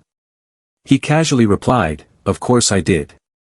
After waking up for a while, I started dreaming again. Luo Qianfan, full of curiosity, asked, so then you? The He Lien village man answered proudly, then I definitely went back to sleep at once. Instead of dreaming of predetermined dreams, I might as well take the initiative to dream myself. Luo Qianfan and the system looked at him indifferently, he truly is an eccentric. Wait a minute, something seems off. The He Lien village man realized he strayed from what he needed to do, and he angrily shouted, no, why am I telling you all this? You still haven't answered, why did you come to my room? Are you not just as foolish as that stupid Taoist? He narrowed his eyes and growled, what do you mean, idiot? He pointed straight at Luo Qianfan. I'm talking about that fool who used a rare mythical beast to trick me, deceived me into coming to this godforsaken place and kept me stuck here for so long. The man from He Lien village angrily complained, in the end, there's not even food or water, and all I do every day is sleep and dream. Luo Qianfan was caught off guard by his words. So long, he echoed, then asked, how long have you been inside the city? After talking for a while, the man suddenly asked in a panic, then how do we get out? I'm about to starve to death. Luo Qianfan and the man from He Lien village exchanged a brief glance at Lin Wanlan. Luo Qianfan then explained carefully, you're lucky. I just happen to have a way to leave the city. The only condition is that I must find a fate fragment. The man clutched his head. A fate fragment? I've done nothing but sleep these past few days, I've never seen one. Luo Qianfan replied, you don't need to worry about finding the fate fragment. Our job is simply to repair this substitute puppet. The man said, repair a substitute body? Then we'll need reincarnated infant soil, won't we? Luo Qianfan nodded and hinted, exactly. And it just so happens that right now, inside the city, there's a whole batch of it. Before he could finish his sentence, the He Lien village man threw a large sack in front of him and asked, is this enough? It took Luo Qianfan by surprise. He recounted, they told me there was some kind of competition and asked me to collect some reincarnated infant soil. The result is that this stuff just takes up space and is inedible, I almost threw it away. The sack was so large that it astonished him, so much. Even the He Lien village man wasn't sure why, he merely explained, I don't remember, I've been sleeping and dreaming all day. Anyway, I just ran into that foolish guy when I entered Zong Lling. Luo Qianfan explained in detail, this city was transformed from fragments of fate and now encompasses all of Zong Lling. Everyone has been drawn into it, right now, everyone is immersed in the dream realm. Luo Qianfan took the sack full of reincarnated infant soil. He realized something, I haven't consulted yet. He confidently introduced himself, me. I'm just a villager. Recognizing a familiar face, he asked, He Lien village man of the liberated dragon palace. The He Lien village man cheerfully replied, you know me. They happily chatted with each other. Luo Qianfan remarked, what a coincidence. Thanks to you, I had the chance to eat dragon horn once before. He asked, is the dragon horn the pair of horns I sold to Changyu Fairy? That's right. Can that thing be eaten? Luo Qianfan excitedly revealed Lin Wanlan's puppet, saying, it's finished. The villager from Helien observed from the side. He used Lin Wanlan's fate, her fate infused into the puppet. The limbs slightly trembled, and her complexion gradually returned to a rosy hue. Lin Wanlan had completely awakened, her face showing a strong will. He was completely surprised by her return. He turned his head, puzzled, how could this be? Her. Zong Ling's master took this opportunity to act. He summoned evil energy, which flowed from his hands. It targeted Lin Wanlan's uncle, surrounding his body with waves of power. He was taken aback by Zong Ling's master's actions. Frowning, he angrily threatened, "You're rushing to your doom. I will make you pay." With that, it was as if he sprouted 100 more hands, continuing to act relentlessly. He targeted the body of his master, Zong Lling, and struck without hesitation. Not backing down, Master Zong Lling also lunged forward, embracing his entire body. He emitted a powerful wave of energy, and the body of Master Zong Lling seemed ready to explode. Master Zong Ling's body was no longer intact, becoming a watery form lying on the ground. Only the head of the woman remained beside his body. He collapsed near the searing river of lava and began to evaporate. On the side of Luo Qianfan, he, along with Lin Wanlan and the Helien villager, traveled together. They entered the dim palace, flanked by demonic statues. Spotting what they were looking for, Lin Wanlan said, "It's over there." A piece of fate, protected, hovered in the air. Luo Qianfan asked, "Is that a shard of fate?" "It's so different from what I imagined." She explained, "Fate has no fixed shape, its appearance is determined solely by the vessel that contains it." The Helien villager, impatient, urged, "So that's how it is. What are we waiting for? Hurry up and refine it." Lin Wanlan stepped forward, and Luo Qianfan encouraged her, "You start now, and we will protect you." Lin Wanlan replied, "All right." She reached out towards the broken divine soul fragment, "Let's begin the casting." A large source of energy erupted. Suddenly, a demon statue was awakened, its eyes changing color. The quiet atmosphere was abruptly broken by Helien village man's words, "Hey, how was the taste of that dragon horn?" Luo Qianfan helplessly replied, "It was okay, just to taste something strange. To be honest, there are many tastier parts on the dragon than that one." Hearing this, he was taken aback in regret, "Have you eaten other parts of the dragon?" He answered, "A few times already." Helien village man angrily said, "Damn it, last time that dragon got away too quickly." Luo Qianfan comforted him, "It's fine, the immortality fairy collaborates with the dragon clan and periodically buys some dragon tendons and dragon flesh for feasts. If you're interested, I can have the fairy send you an invitation next time." He excitedly agreed, "All right." The two demon statues next to them began to move, interrupting their conversation. Quickly, Luo Qianfan and Helien village man both paid attention. One of them rushed to attack Luo Qianfan, who quickly dodged.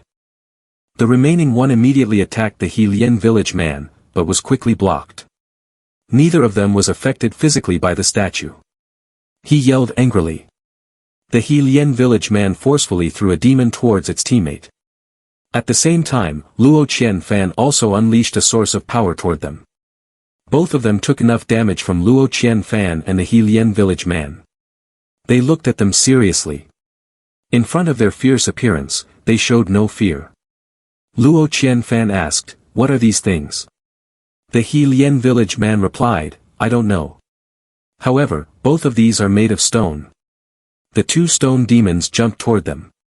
Luo Qianfan shouted loudly to signal, "Each of us take one." The Helien village man got into position, ready to face the charging demon. He grumbled, "I hate hand-to-hand combat with others the most." The Helien village man then punched it hard, sending its body flying away. Luo Qianfan pulled out a talisman. From that talisman, he unleashed countless bolts of lightning aimed directly at the remaining demon. Luo Qianfan quickly retreated. He realized, lightning is not very effective against this stone monster. Seeing the fierce monster in front of him, he felt a bit worried. "This is troublesome, I have almost used up all the charms I brought with me." Luo Qianfan held the charms tightly and thought seriously. If thunder doesn't work. On the side of the Helien village man, he fought fiercely against the monster, continuously attacking it with bare hands, pushing it away. Its body hit the wall forcefully, cracking apart. From those cracks, countless insects flew out. The Lian village man quickly used his cloak to shield himself from their attack. He looked at the insects with annoyance. Then, countless mouths appeared, sucking the insects back in. The Lian village man truly had a strong allure. Before long, the insects were sucked in by the mouths on his arms. The Lian village man grimaced, seeming dissatisfied with this meal. It tastes a bit like chicken. On Luo Qianfan's side, he summoned the blade fire flame and charged forward to attack. Luo Qianfan leaped up, slashing a few times at its body. The Lian village man watched Luo Qianfan while defending against the enemy's attacks. He was surprised, so the blade fire flame can be used like this.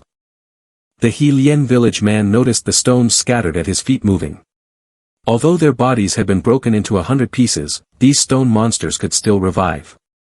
Piece by piece, they reassembled. Luo Qianfan had just finished off one of them, its head falling right at his feet.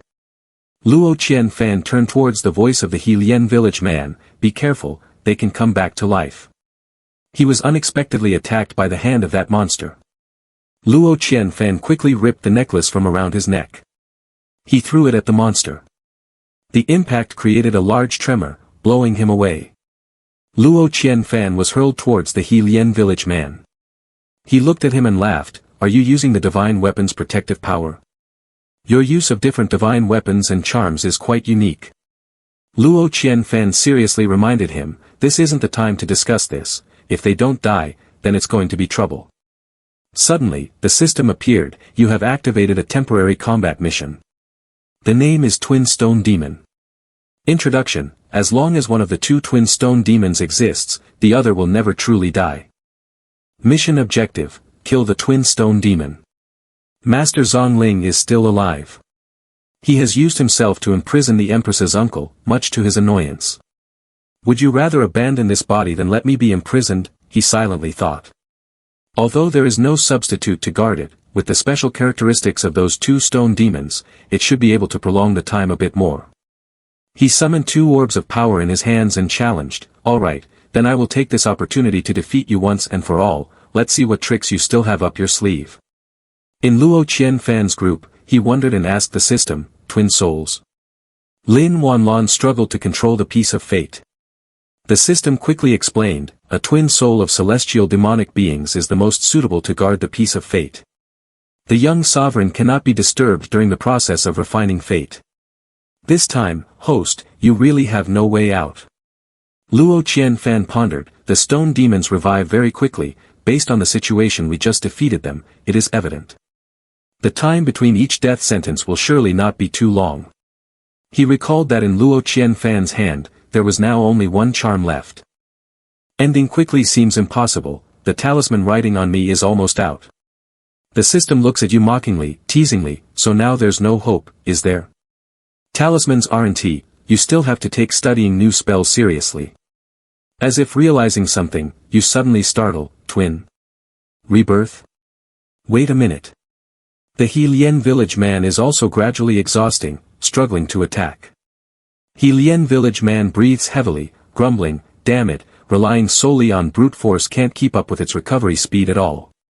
Luo Qianfan pats his shoulder, confidently saying, "I've figured it out." He questions, "Figured out what?" They watch as the twin monsters slowly recover. "You say, I know how they resurrect. They are twin demons, both stone demons must be defeated at the same time." Lian village man wonders, "Twin stone demons?" Hearing this, he becomes invigorated and rushes, "Then what are we waiting for? Let's make our move." Luo Qianfan quickly stops him, "Hold on." Luo Qianfan playfully says, "Perhaps we shouldn't be hasty. Have you forgotten? There's another group of pursuers outside," he said, as the tower was surrounded by monsters. Quickly, 2 stone demons were kicked outside. The entire group of pursuers focused their attention on them. Luo Qianfan glanced outside, praising Lian village man's goal, "Great kick." After the kick, the 2 monsters struggled to stand up. They realized they were surrounded by the pursuers. All of them jumped in to attack that molten monster. Outside was a truly chaotic scene.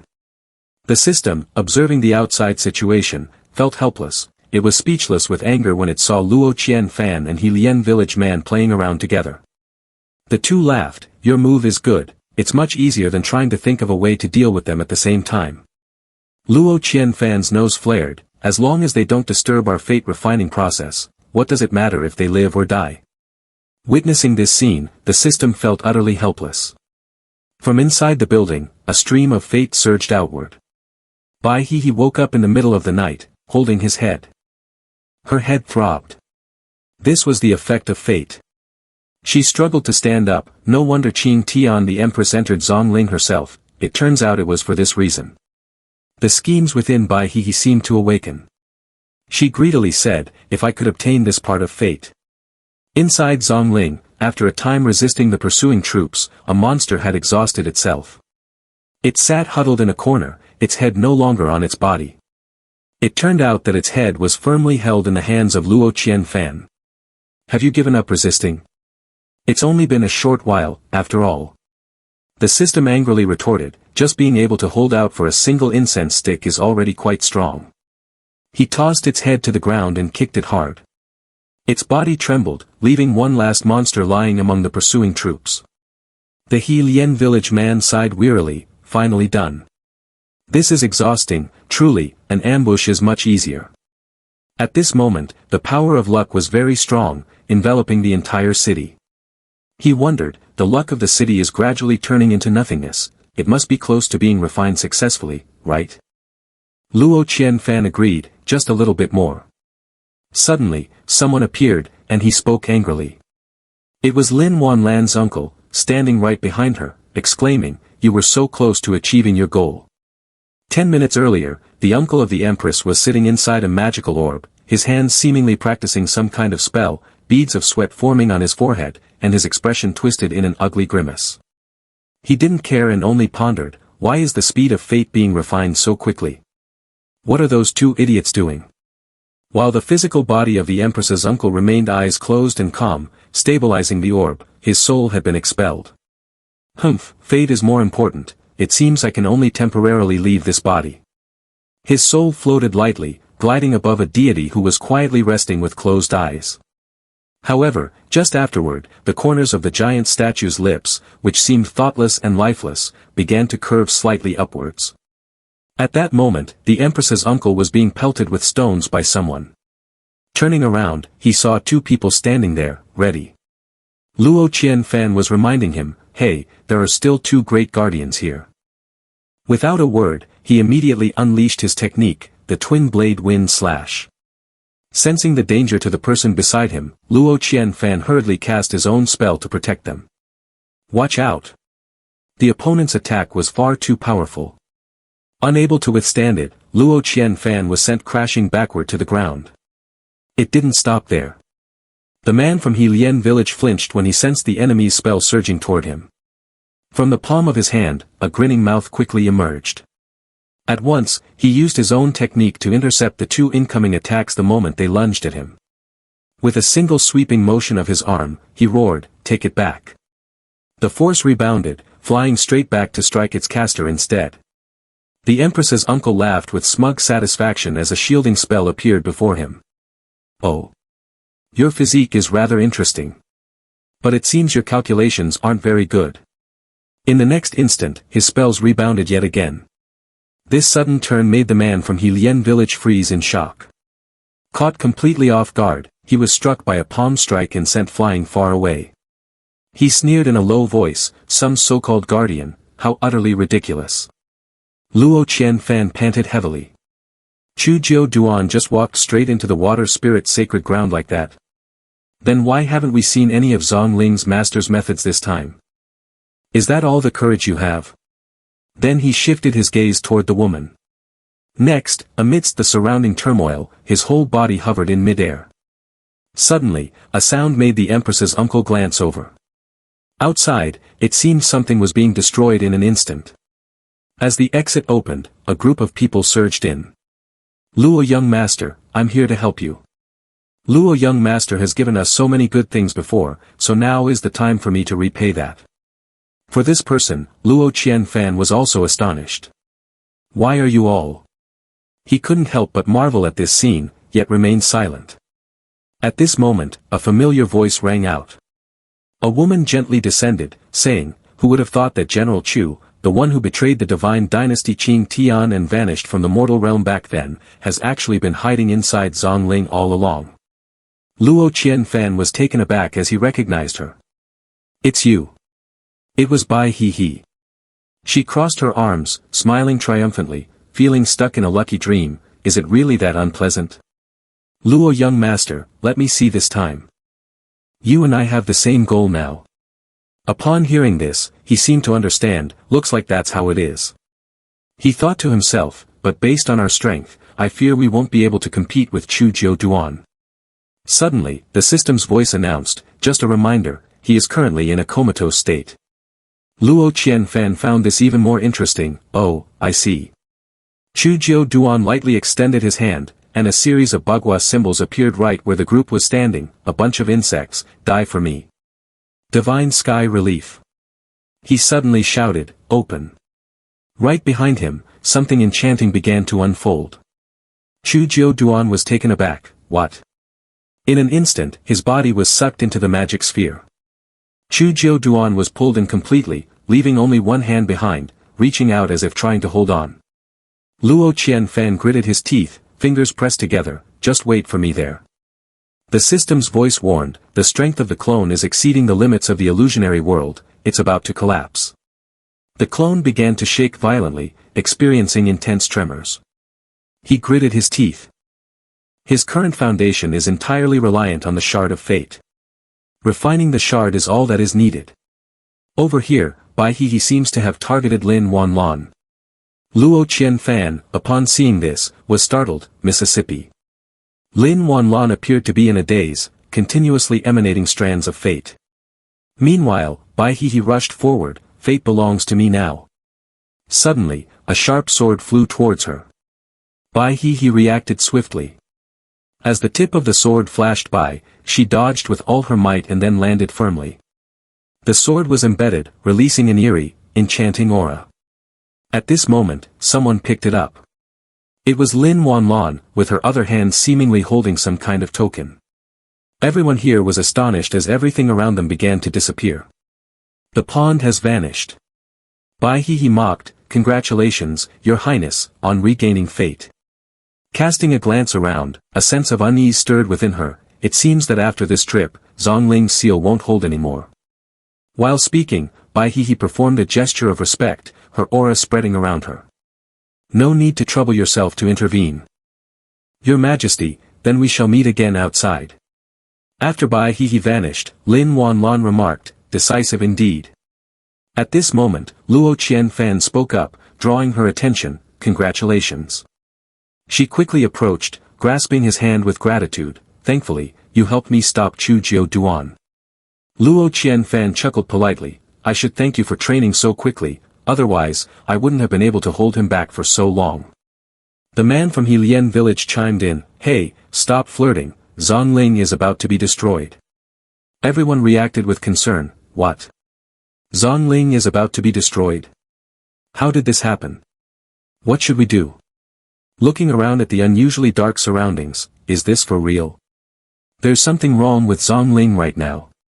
Its seal is about to collapse. That's why after seeing this scene, Yao Qi Holy Girl was determined to break free from the puppet and escape outside. Luo Qianfan turned to those people and asked, what about them?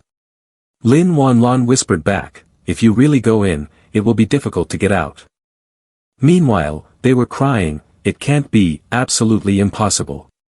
This time we've made a big fortune, how could we possibly die here? No, it's unfair of heaven. Upon hearing these words, he fell silent, feeling discouraged and at a loss for words. Not necessarily, he suddenly spoke up, catching Lin Wanlan off guard as she looked over. Luo Qianfan swiftly used a technique, revealing a translucent orb containing a fiery figure. Do you remember I had lodged an eye into that holy girl previously? In an ethereal space filled with thick mist, a woman lay motionless on the ground, her face obscured. Another person stood still, sighing, so pitiful, as the woman kept her eyes tightly shut. In the distance, a figure was running over. This person used a spell, and two monstrous hands quickly appeared. The hands gently cradled the woman's face. Smoke billowed up, and a strange liquid began to dissolve. The mysterious figure continued to observe where Chu Duan lay motionless. Under this person's sinister magic, the woman's eyes gradually began to open. Her identity remained unclear. He held a wine bottle in his hand, a smile creeping onto his lips. This body, I have another purpose for it. Rest assured, I have found you a better vessel. The bottle in his hand quickly emanated dark magic. One by one, the souls of those who had died appeared after that. I know you all died with unfulfilled grievances. The souls, with eyes devoid of pupils, seemed to understand. He continued, today I grant you the power to transcend, you may exact vengeance for your grievances, and avenge your grudges. Before each of the souls appeared a scroll of paper. He sighed inwardly, it's a pity that, despite always collecting, the number of vengeful spirits is still lacking a bit. But now, with Master Zong Lling deceased, the seal is also about to collapse. At that time, surely many among the casual cultivators unable to escape will harbor resentment. Suddenly, something caught his attention.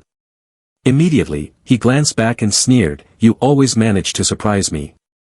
At the same time, around Zong Lling, on the large bed, he was continuously practicing spells. Suddenly, she coughed up blood violently. Inside, she felt very frustrated. I tried to unblock the spiritual link of the doppelganger puppet, but it was still countered. Just then, someone entered, she, you're out too. He wiped her mouth with a cloth while frowning cautiously. Elder, why are you here?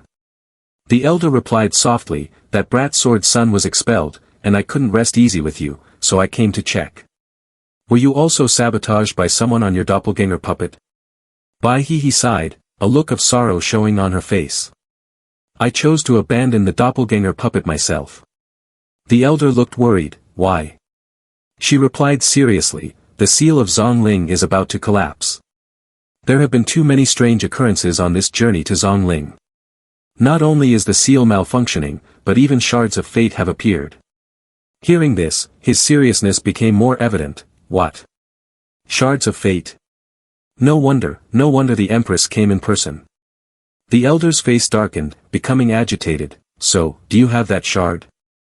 He replied irritably, fate is elusive, I haven't been able to obtain it yet. He closed his eyes, his expression unpleasant. What a pity, according to you, the descendants of the families participating in Zong Lling this time are likely to lose everything. He cheerfully replied, don't worry, I've prepared in advance, stockpiling resources with my personal belongings. Although there will be losses with the substitute puppets, I am still confident of securing first place in this competition. The elder nodded, that's good, that's good. Suddenly, two bagua circles wrapped around her body. What? The elder's expression changed slightly upon seeing this. Both were immediately thrown out from that magical gate. On this side, Yi Jian Xia also happened to see it. Yi Jian Xia spoke first, you are out too. She responded, Yi Jian Xia, it's been a long time since we last met. Yi Jian Xia's hands trembled, where is Luo Qianfan?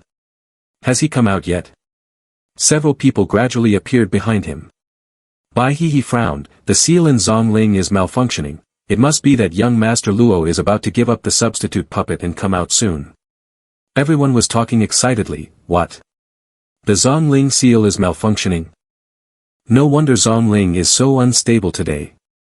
But the road is still not open, so aren't all those without puppets destined to perish inside? This is the highest number of deaths in Zong Lling ever. They're just a bunch of casual cultivators who don't meet the standards. Luo Wuji suddenly noticed something. What is this? A door opened, and a leg slowly stepped out from inside. Then, people began to come out from Zong Lling. We're really out, we're finally saved.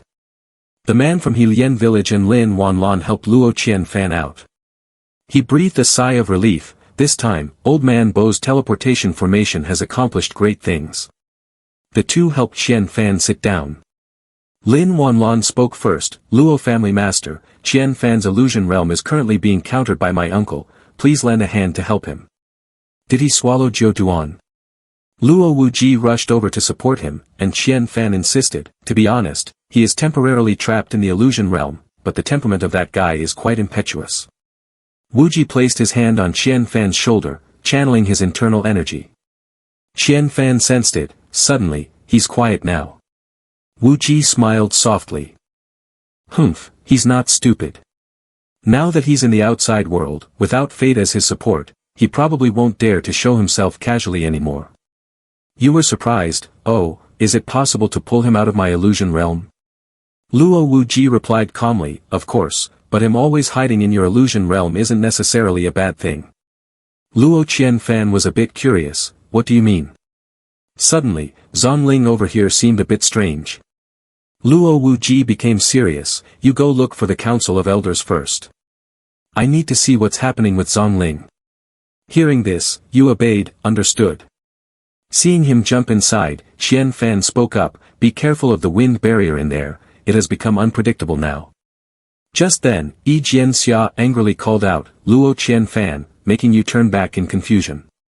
Luo Qian Fan, with a trembling voice, said, oh, Sword Sun Ge, long time no see. Yi Jianxia approached sulkily, who hasn't seen you in a long time? Suddenly, a villager from Heilian shouted, looking terrified. Luo Qian Fan turned to ask, what's wrong? A person of unknown identity appeared from inside Zong Lling. What a nuisance, the Heilian village man shouted in annoyance. It's your foolish self who dares to show up in front of me.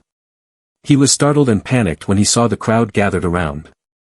Sensing something was off, he contemplated making a run for it, but the Heilian village man noticed him. Angrily, he chased after him, shouting loudly under the curious gaze of Luo Qian Fan, where do you think you're running to? The Heilian village man quickly grabbed his shoulder, his face dark and filled with evil energy as he whispered in his ear, it's you, this Taoist priest, who caused me to be trapped in that city from the beginning to the end. The man gasped in horror, crying out, spare me. Luo Qian Fan stepped closer to the two struggling, asking the village leader, is this the person who set you up? Seeing this, the man hastily called out, Luo young master, do you still remember me? The young master suddenly seemed to recall something, exclaiming, I remember now, isn't this a regular customer? Like he had found a lifeline, the man hurriedly replied, yes, it's me, please help me plead with Lord Heilian. It was all just an accident. Hearing his shameless tone made the blood of the Heilian village man boil over. He angrily retorted, accident. It's a miracle you ran so fast. The man could only plead in distress, I will compensate you, I have a treasure to give you. Upon hearing this, he leaned closer to him, grinding his teeth as he spoke each word, compensate? What can you possibly compensate with? What could you possibly have that is valuable? The man was sweating profusely, a mix of fear and flattery as he said, it's a good item, the most precious treasure of all Zong Lling. The Heilian village man, seeing his desperate promise, stepped aside to see if this guy could actually offer something truly valuable. Well then, let me see. If you dare to deceive me again this time.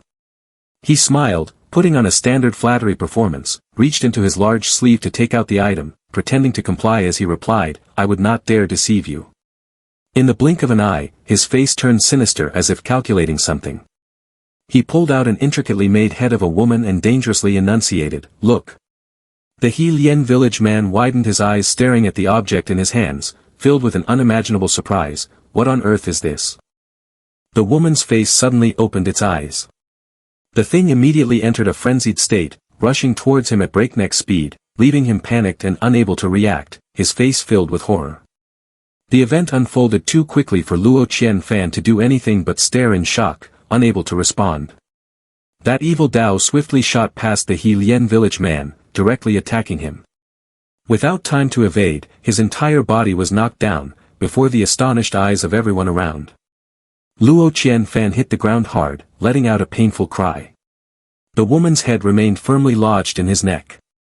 Even the one who summoned that evil Dao from Zong Lling was taken aback by what had just happened. He hadn't expected the situation to unfold this way. Once the Heilian village man regained his composure, he quickly threw a punch towards him, bastard, do you dare to harm me? His strike came down like a meteor. He saw the figure fly through the air, crashing several meters away. Unexpectedly, the man landed steadily on a nearby rock, unharmed and without a scratch in sight, under the gaze of the He Lien village man. He looked at him and smiled. In the eyes of the people of He Lien village, that smile evokes an indescribable pain. What is this name, you? Before he could finish his sentence, the expression on his face changed as if he had just realized something, resembling a person suffering from chronic constipation. He abruptly turned around, wearing an incomprehensible smile, his eyes reflecting astonishment mixed with disbelief, fixed on a distant point. From the sky, a golden sphere was hurtling toward them at an astonishing speed. As the fireball drew closer, the silhouette of Luo Wuji flickered within the golden flames. At the same time, Lin Wanlan and the others quickly ran over, positioning themselves around Luo Qianfan to form a solid defensive barrier to protect him. He looked toward Luo Wuji rushing toward him, curling his lips into a smile, one hand raised to brace against that imposing pressure. This powerful evil energy truly befits the leader of the immortality Luo mansion. Around him, an intense aura surged like a tidal wave. He looked up and laughed loudly, finally achieved it. Luo Wuji descended from the sky, the energy from his attack colliding with the turbulent energy beneath the ground, causing the earth to explode. The rampant aura surged forth, shaking heaven and earth. The pressure from the explosion surged out, sweeping dust and debris into a cloud that made the grass and trees tremble as if they were about to uproot. At the collision site, the suffocating dust gradually settled, and the mist dispersed like a curtain slowly being drawn back. The He Lien village man covered his mouth with his hand. He gasped for air, his face contorted from the dust.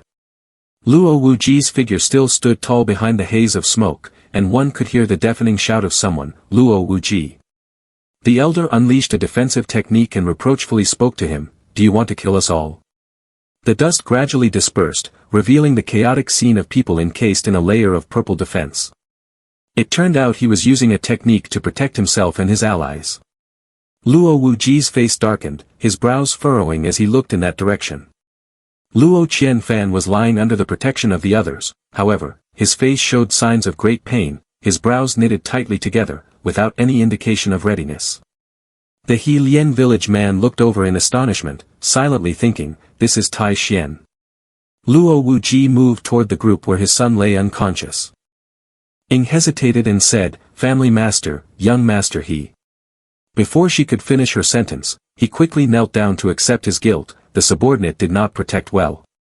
He looked at Luo Qianfan, frowning. The silence in the space was terrifying.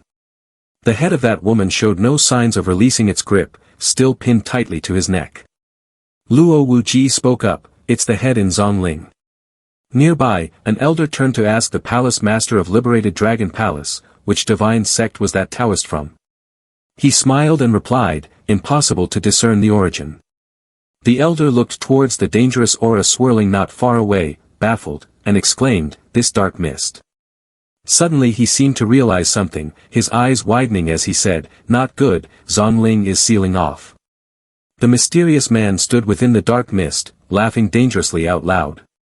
He boisterously declared to the crowd, pretending to be triumphant, "Today I invite you all to witness the establishment of my Xianghua path." Luo Wuji frowned, looking at him, puzzled, "Is this a declaration of war?" The man gradually vanished in the purple smoke, replying, "No, just a greeting." With that, he and the dark mist disappeared.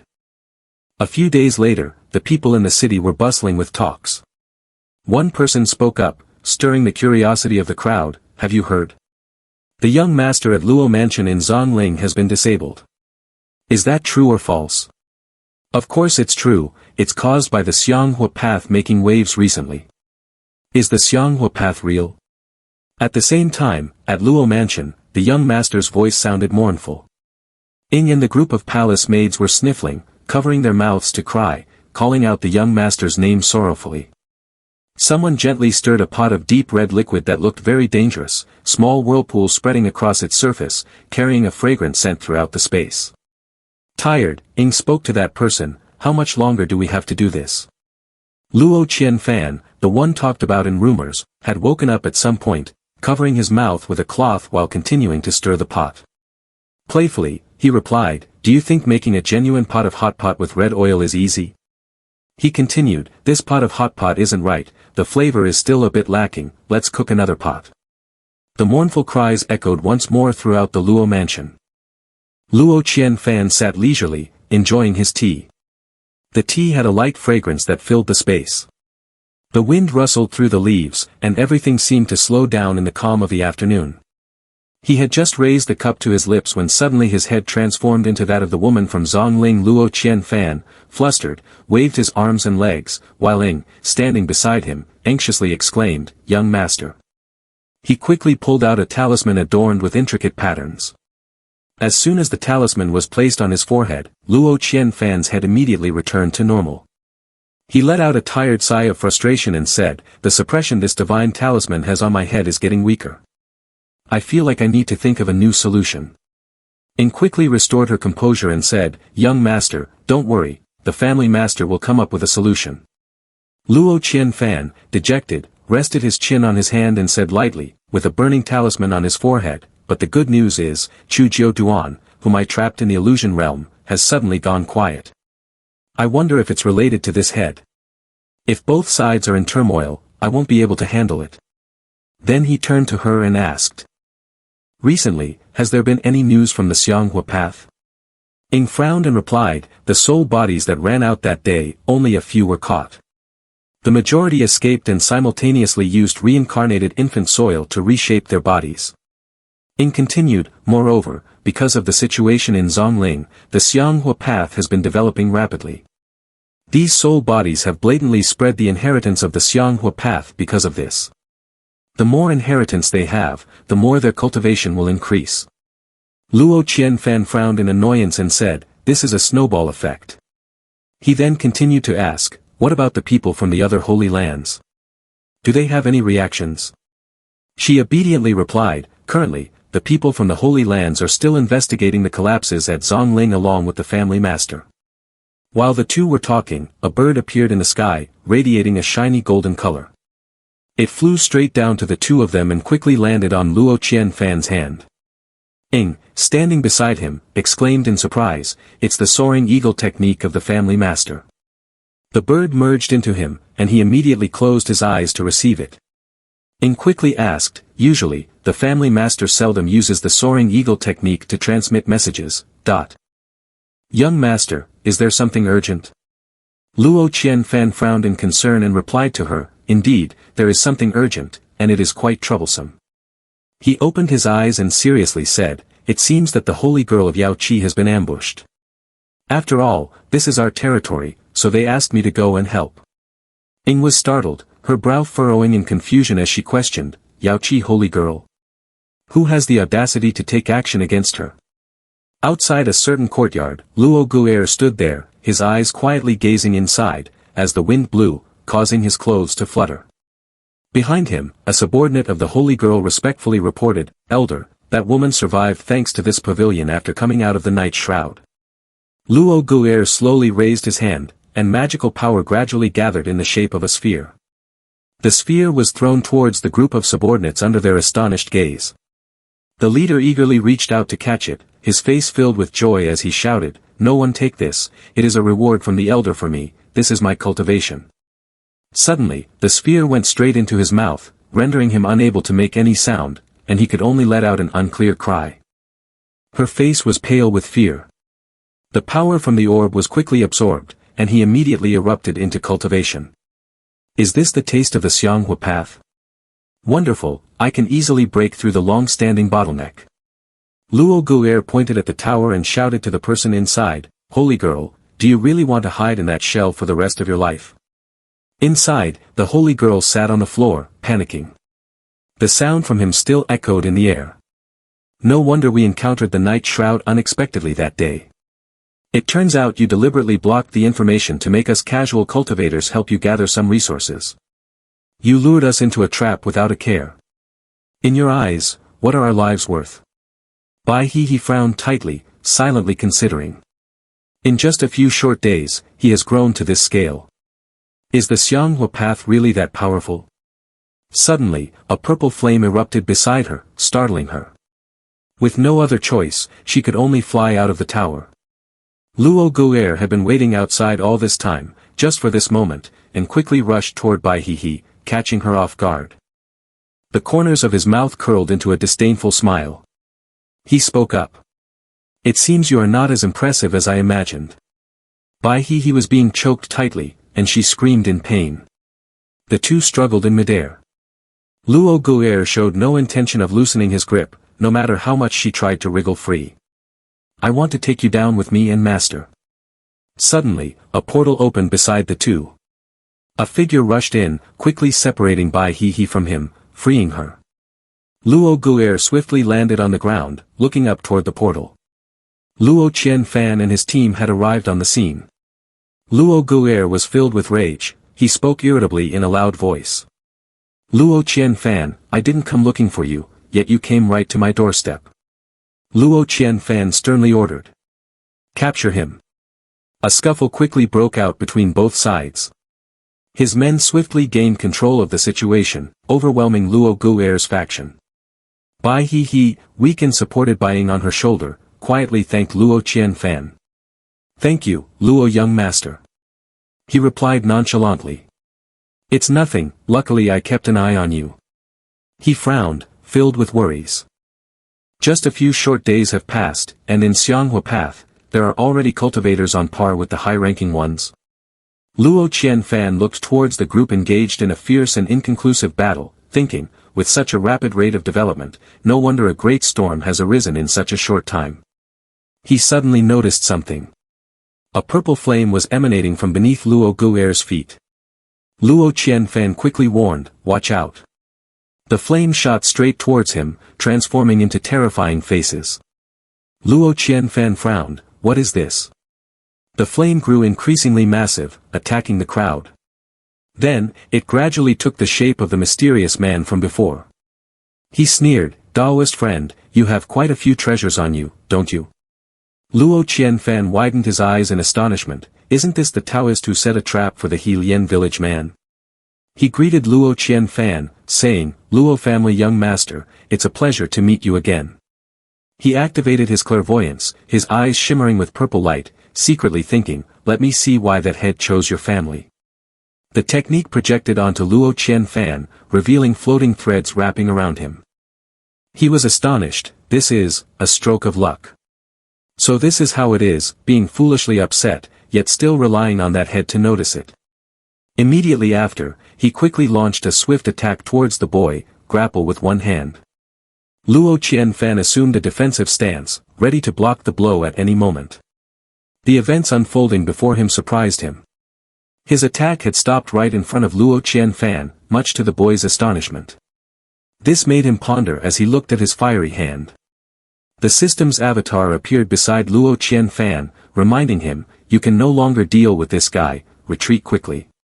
He replied, "I don't think it's easy to go anywhere." The system frowned and said something unexpected, "The person you locked in the illusion realm can help you." Luo Qianfan was astonished, "He can help me?" The system explained, "Just now, when you were ambushed, it was his voice that reminded you." He suddenly exclaimed, "So it turns out that the annoying man indeed cannot be directly robbed of such a stroke of luck. However, there is still a part that can be obtained." Then he spoke, "Luo young master." He widened his eyes, as if he were peering into the depths of the boy's soul, saying, "I have a Dharma manifestation to be passed down." Deep in his heart, he silently chuckled, "As long as you have the obsession to become an immortal, you cannot refuse my transmission of the Dharma." Then the smile on his face suddenly vanished. Luo Qianfan, confused, scratched his cheek and looked at him, clearly not affected by the trick. He seems to be unaffected at all. The system's manifestation beside him covered its mouth, mocking, "Still too naive, huh?" He opened a portal, revealing an illusion realm with a man standing inside. Luo Qianfan said to him, "If you don't want to play anymore, you should leave now." He stood beside, watching the scene in shock. That person is actually the uncle of the Empress. The man merely raised his hand lightly, and a shockwave attack was unleashed. His flame manifestation was quickly dispersed by the attack. He shouted loudly, "You can't escape, after all, you are just." In the space, only the last words remained before he completely vanished. Chu Lomong Duong. In the midst of the clash, Luo Gu'er dodged the attack. He curled his lips and huffed, let you boast for a while first. Then he vanished with the man, leaving only a purple trail in the sky. Luo Qianfan, seeing that the matter had been resolved, sighed and sat down wearily. He thought, my old man was right, keeping him inside me still has its benefits.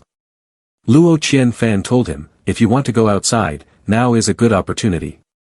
His words caught the man's attention. The man closed his eyes and chuckled softly, I've wanted to go outside for a long time, but it's not the right time yet. Luo Qianfan looked at the people standing still like stone statues and wondered, what's wrong with them? He calmly replied, it's nothing, they just crossed the hidden immortal. Curiously, he asked, hidden immortal? Seeing his curiosity, the man continued to explain, since immortal Tao was passed down, the desire of the world to become immortals has led to a condition called hidden immortal. The higher the cultivation level, the more severe the hidden immortal condition becomes. In the end, the cultivator will be devoured by the hidden immortal. I believe you saw the scene of that immortal while at Zong Lling. Luo Qianfan was astonished to understand, so it turns out he was devoured by the hidden immortal. He laughed lightly at this. Thus, everyone cannot escape the hidden immortal. And your father's hidden immortal, I fear, is also about to be unable to resist at this moment. Luo Qianfan was surprised, what are you saying? He offered no further explanation, only laughed loudly and disappeared along with the illusion realm.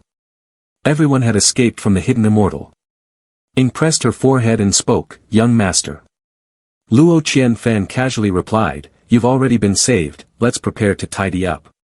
At the same time, his subordinate returned to report, young master, I am incompetent, I let that Xianghua path escape. He reassured, it's fine, you did what you could, the rest can be left for the Holy Land Yao Qi to handle. Then he turned to Bai He and said, holy girl, the boat has arrived, I will escort you to find your elder. She thanked him, I apologize for the trouble, Luo young master. Luo Qianfan watched as the boat grew increasingly distant. Gradually fading behind the mist, he thought, hidden immortal. This type of core setting is definitely known to the system. He sighed. The system's embodiment suddenly appeared beside him, asking concernedly, why did you suddenly sigh? Luo Qianfan looked into the sky, answering vacantly, it's nothing, I just feel that the more I think about these things, the more troublesome they become. The system scoffed at him derisively, since when does a gossip-loving person like you start feeling troubled? A crowd entered the teleportation. Ing called out to him, young master, come over here quickly. Luo Qianfan seemed to regain his vitality and replied to her, I'm coming. Standing inside the teleportation, he thought, that's right, I almost forgot, I had already started this early on.